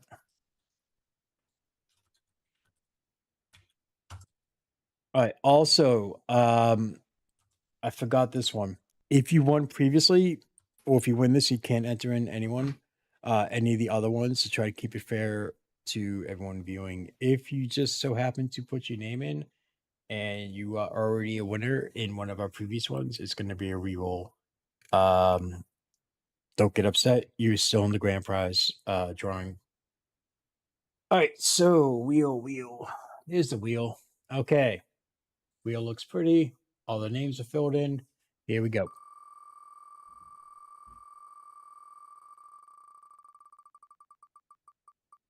What a beautiful wheel. I wish I Okay. could choose different colors for the wheel. You can. It's Peekaboo. but then that adds. Oh, I know Peekaboo. He's Peekaboo, from you have Congratulations, Peekaboo. You have 60 He seconds has to say met here. Matt. Tessa, he's met Matt. See? Oh, There we he have met 4. Matt. Here he Yes. is. Okay. Yep. Easy peasy. Congratulations. You are the winner of a Prusa Mark IV courtesy Oh my goodness. of Prusa. Congratulations. A Nova Congrats. Scotian. Yay. Yay. All right, let me hide the wheel to get it out of everyone's face. So Here we now go. he can let his girlfriend use the other printer. And that's his now. Or he could be a real champ and like, here, dear, I got this for you. No, I didn't win it in a giveaway. This Happy is for Valentine's Day. Exactly. Oh, that's awesome. It's a great gift. I'm gonna go vanish in the shadows again. Well, kind of. you. Okay, just take some caffeine with you. Good idea. It's 2:25 a.m. We're almost done. I know. If I have coffee now, I'll be awake for another 12 hours. Oh. Okay, fair. Go do some jumping jacks or something. I don't know. Stay awake. Cold water on the face. Ah, there you go. Oh, All right. man. Crazy, crazy day. So I have another topic. I have two. We think we could do 2 more topics before the end of the show, which is in just 36 minutes. This all goes so fast because you're all just such wonderful people. I mentioned earlier there's uptick of women in this space, and there's just so many personalities and talents that couldn't be in this little panel. So I wanted to give us an opportunity to maybe do a talk about women makers that inspire us or that have caught our eye or maybe helped us along our way. So we kind of share the love, if you guys are up for it, or you all are up for it. And I can go first if you want. Yes. Okay. Well, first off, every single one of you are on this panel because you've caught my eye and I just love what you do. And I think you're all amazing. Tessa, you've been, Tessa, you've been around in my life Aw. for 9 years. Oh, I'm copying cyanide sugar. She did it first. Yeah. So. All the hearts. Yeah. All the hearts. Everybody heart. Yeah. But I guess way back in the day, there's this, I started off with not FFF FDM printing. I was working in the Shapeways community, and they would do the selective laser centering, and also they could print your piece in wax. They'd print the piece and then cast it in wax and do like real jewelry with it. And there's a woman there named Kimberly Falk who did science-based jewelry that I always thought was amazing. And then going back in the past, we talk about perfection. And I think when I was dabbling in doing YouTube content, I was always like, oh, I need to do my makeup. I need to put my hair in right. I need to do, and you wouldn't believe how much stuff I re-recorded because like, oh, my glasses were crooked or something like that, And there's a woman, Claire Mason, who did the Make It and Fake It challenge and a channel, Make It and Fake It channel, and she just went out there, and and I think Tessa, you did too, and I think that was, Yeah. I mean, of course, I'm still putting on eyeliner and everything like that, but I think it was just very empowering. The people are like just there, and I'm just sharing my stuff. It doesn't matter how I look. So I have a couple of minutes making that have like inspired some of the stuff I do and that I like pointing my daughters towards. Because along with the two littles, we also have an 18-year-old who is still trying to figure out her place in the world, like all of us have. And Willow's creative and Amy Double D, they both do cosplay and 3D printing and STEM and stuff like that. And that is what our oldest is interested in. So I've always loved seeing the stuff that they come up with, and they get creative, very creative.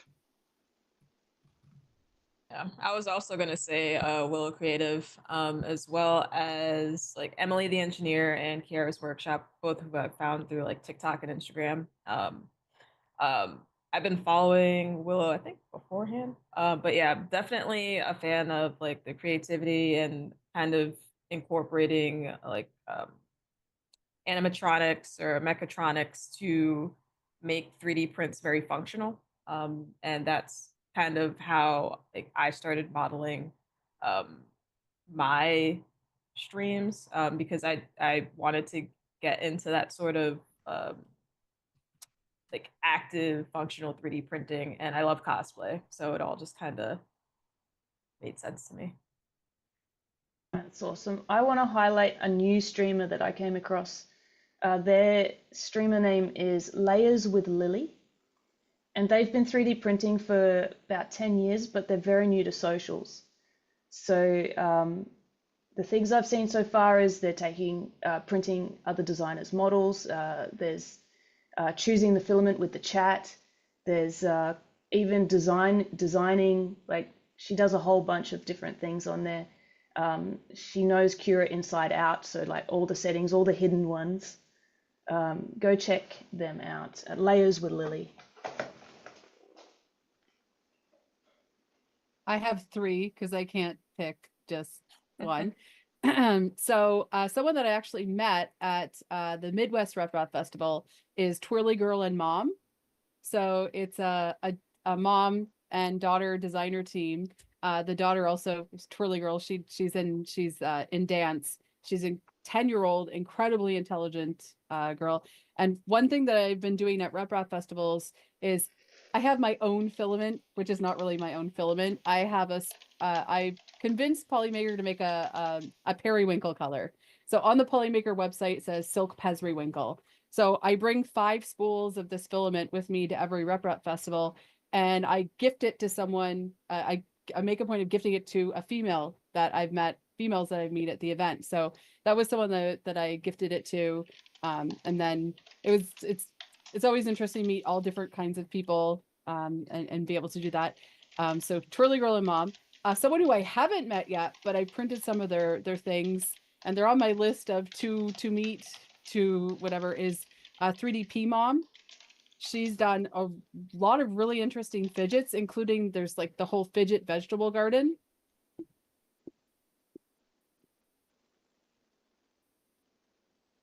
Did we just lose her? Did we lose her? I did not press a button, I swear. That was not me. She's frozen. It's too cold in Canada. The 3D print mom was too cool for the stream. Okay. Yeah. Oh. Am I I'll back? keep an eye out. Yes. Yes. There we go. Yay! People didn't want to share the world. Moko made with the world. There's a brother and sister team. They are on Twitch every weekday from 10 a.m. to 4 p.m. essentially. But it's Derek and Devin, and Devin is the sister. She also has a 1-year-old that's in the, they involve, they're working out of her basement, and they're makers and crafters. She's just got more into 3D printing, and she's going to start design. But Devin from Moko Made is definitely someone that I think is needs to be introduced to more of us, and she's definitely inspiring and encouraging. So, and I put the links in the Discord for 1440 makers. If I don't know, we can share it or whatnot. Excellent. I would put it in chat if I had the ability to. There's another cat on stream. Oh yes. Meow. Do we have a count? Like how many cats total the whole Aw. day? I think we've had like 6 or 7. I'm not 100% sure because I wasn't paying attention to how many cats Steve actually brought on stream. I Steve have has 2 some more that I cats. can bring over. So yeah, this is our one. This is Zelda. She is the princess and is upset that I have taken her throne's spot. Oh, we have suggestions of people to highlight from chat, which is 3D and T printing. We mentioned them earlier. And Lady Makers Rock. Oh, I think we just already talked about that. And here's something. Monsoon, Josh, 3D. Women in 3D printing are amazing. Thank you. And love to show the rest of the world what they can do and how 3D printing is able to help bring together communities. I think we read that one earlier too, right? Yes, that was the message along with their donation. Okay. But Well, it's still it's a an sentiment amazing worth sentence. repeating. Okay, I've got one because I'm coming from a writer's background, so my reviews started off just written for Tom's Hardware, and I wasn't seeing any gals doing YouTube really. I mean, there's more popping up now, but it was Courtney at Filament Stories, and it's like I saw her stuff. It's like, yes, I can do this too. And so I was really happy that I get to. That's one of the reasons why I really love going to the Rip Rap festivals, is that so many people who are online are there, and then you get to run up and give them a big hug. Quick plug. Courtney from Filament Stories is going to be one of the panelists tomorrow morning on the Parent Maker panels, which I believe is 10 a.m. Eastern to 1 p.m. Eastern. So the fun and the fundraising will continue tomorrow. So join us too. I've seen over in the chat 3D Musketeers. So he's talking about Amber, and it's like I love when I run into Amber because Grant is always so damn busy doing his thing, and then I can sidle up next to Amber and we can talk shop. And she is so sweet. I love talking to her at shows. I'll jump in. I think I don't feel like I know any hidden gems so much with the women in maker community. But ones that stand out to me that I always get excited to see what they're doing next includes 3D Print Bunny. I think I saw her designs around the time I started really sharing designs, and it was like, oh my gosh, look what she's doing next. I also love following whatever Ellie Rose is doing with Cocoa Press. Yep. My son's fantasy printer is a chocolate belt 3D printer. That's what he wants. No, non-stop Just chocolate. imagine what yes. he's thinking he's gonna do with that. Yes, but and I have to again shout out to Denise. I feel like you were probably one of the first women I kind of felt I had a bit of a connection with personally through the socials when I started like entering the 3D printing community. I'm as a woman going through mathematics training, as some of you with engineering and so forth, I think we're just kind of I'm used to being in sort of a male dominated field. And so it doesn't, I don't always necessarily feel like I need to reach out and find the other women. That's not something that I've had in my own experience, that it's a need for always. But then when I do find them, it is fun to have these extra connections. I really enjoyed today sharing. And Denise, it's always been a pleasure communicating with you. And I'm, like I said, so excited to be on stream with you today. Do you know who else needs a shout out? It's Vicky. Oh, So Vicky does a how do you slice that stream on, is it every prime number Tuesday? Tuesdays are prime numbers, yes. You math Yes. people. Ugh. It's so cool though. I actually really like the schedule because sometimes you get 2 in a month, right? If you're really lucky. We had 3 in December, and I don't know how you real streamers do it. Yeah, and the people that you have on, always fantastic, always fantastic. So if anyone in the chat hasn't subscribed to How Do You Slice That yet, you should, and go check out some of the older ones too, because everything old is new again, eh, Pezlers? Yes, exactly. And I forgot to mention Karen Chow, who is a yeah. relatively newcomer in the space. And I feel like her designs kind of reinvigorated my, like my designing too. So I've learned a lot from her.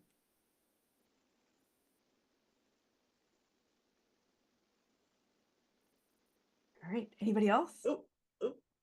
It's that silence where we've all said incredibly nice things and don't know what to say next. Oh, yeah. Well, I was gonna say 3D Print Bunny for me personally. Well, mainly because like I'm not on YouTube a lot. Like this is the first time in like probably 6 months that I actually logged into my YouTube account. And I don't do socials. Like I'm terrible with TikTok, and I basically only have Instagram and Blue Sky. Speak of the devil. Hey. But yeah, no, 3D Print Bunny, I think much like a lot of people here, like her string art design stuff was mind-blowing to me the first time I ever saw it, and I was like, you can do this? Yeah, with- I still with a can't 3D wrap my head around all she does. Like, it's how is this possible? So I feel like and also she's Australian, so that's cool. She lives like 3 hours from me, though we've never met. You need to, but yeah, you guys so- need to do something. You're Australian. Well, I know it's a big country, but it is big, and our transport system isn't great. Where you can't just go see people. It's terrible. It's expensive, especially from where I am. I can't get to a lot of places for under like $200. It's ridiculous. But yeah, 3D Print Bunny. I want to shout out as well to Creative Sprit, who does the yes, Too many. They stuff. forget them. Who's doing amazing, great work in a really good space. So yeah, but like I feel bad because I don't go watch streams and stuff a lot, so I don't know a lot of people. But it is nice to see that there are a ton of women in this space right now, and more are coming in and popping their heads in and taking a look at what we all can do, which is really nice. Can someone please put the Polymaker education links into the chat, because Britt is really, I've been super impressed with what she's been doing with those videos. Squishy was all over those prints and that booth all of the last 3D Printopia. We could not keep her away from there, and Britt had an absolute blast with her. Okay.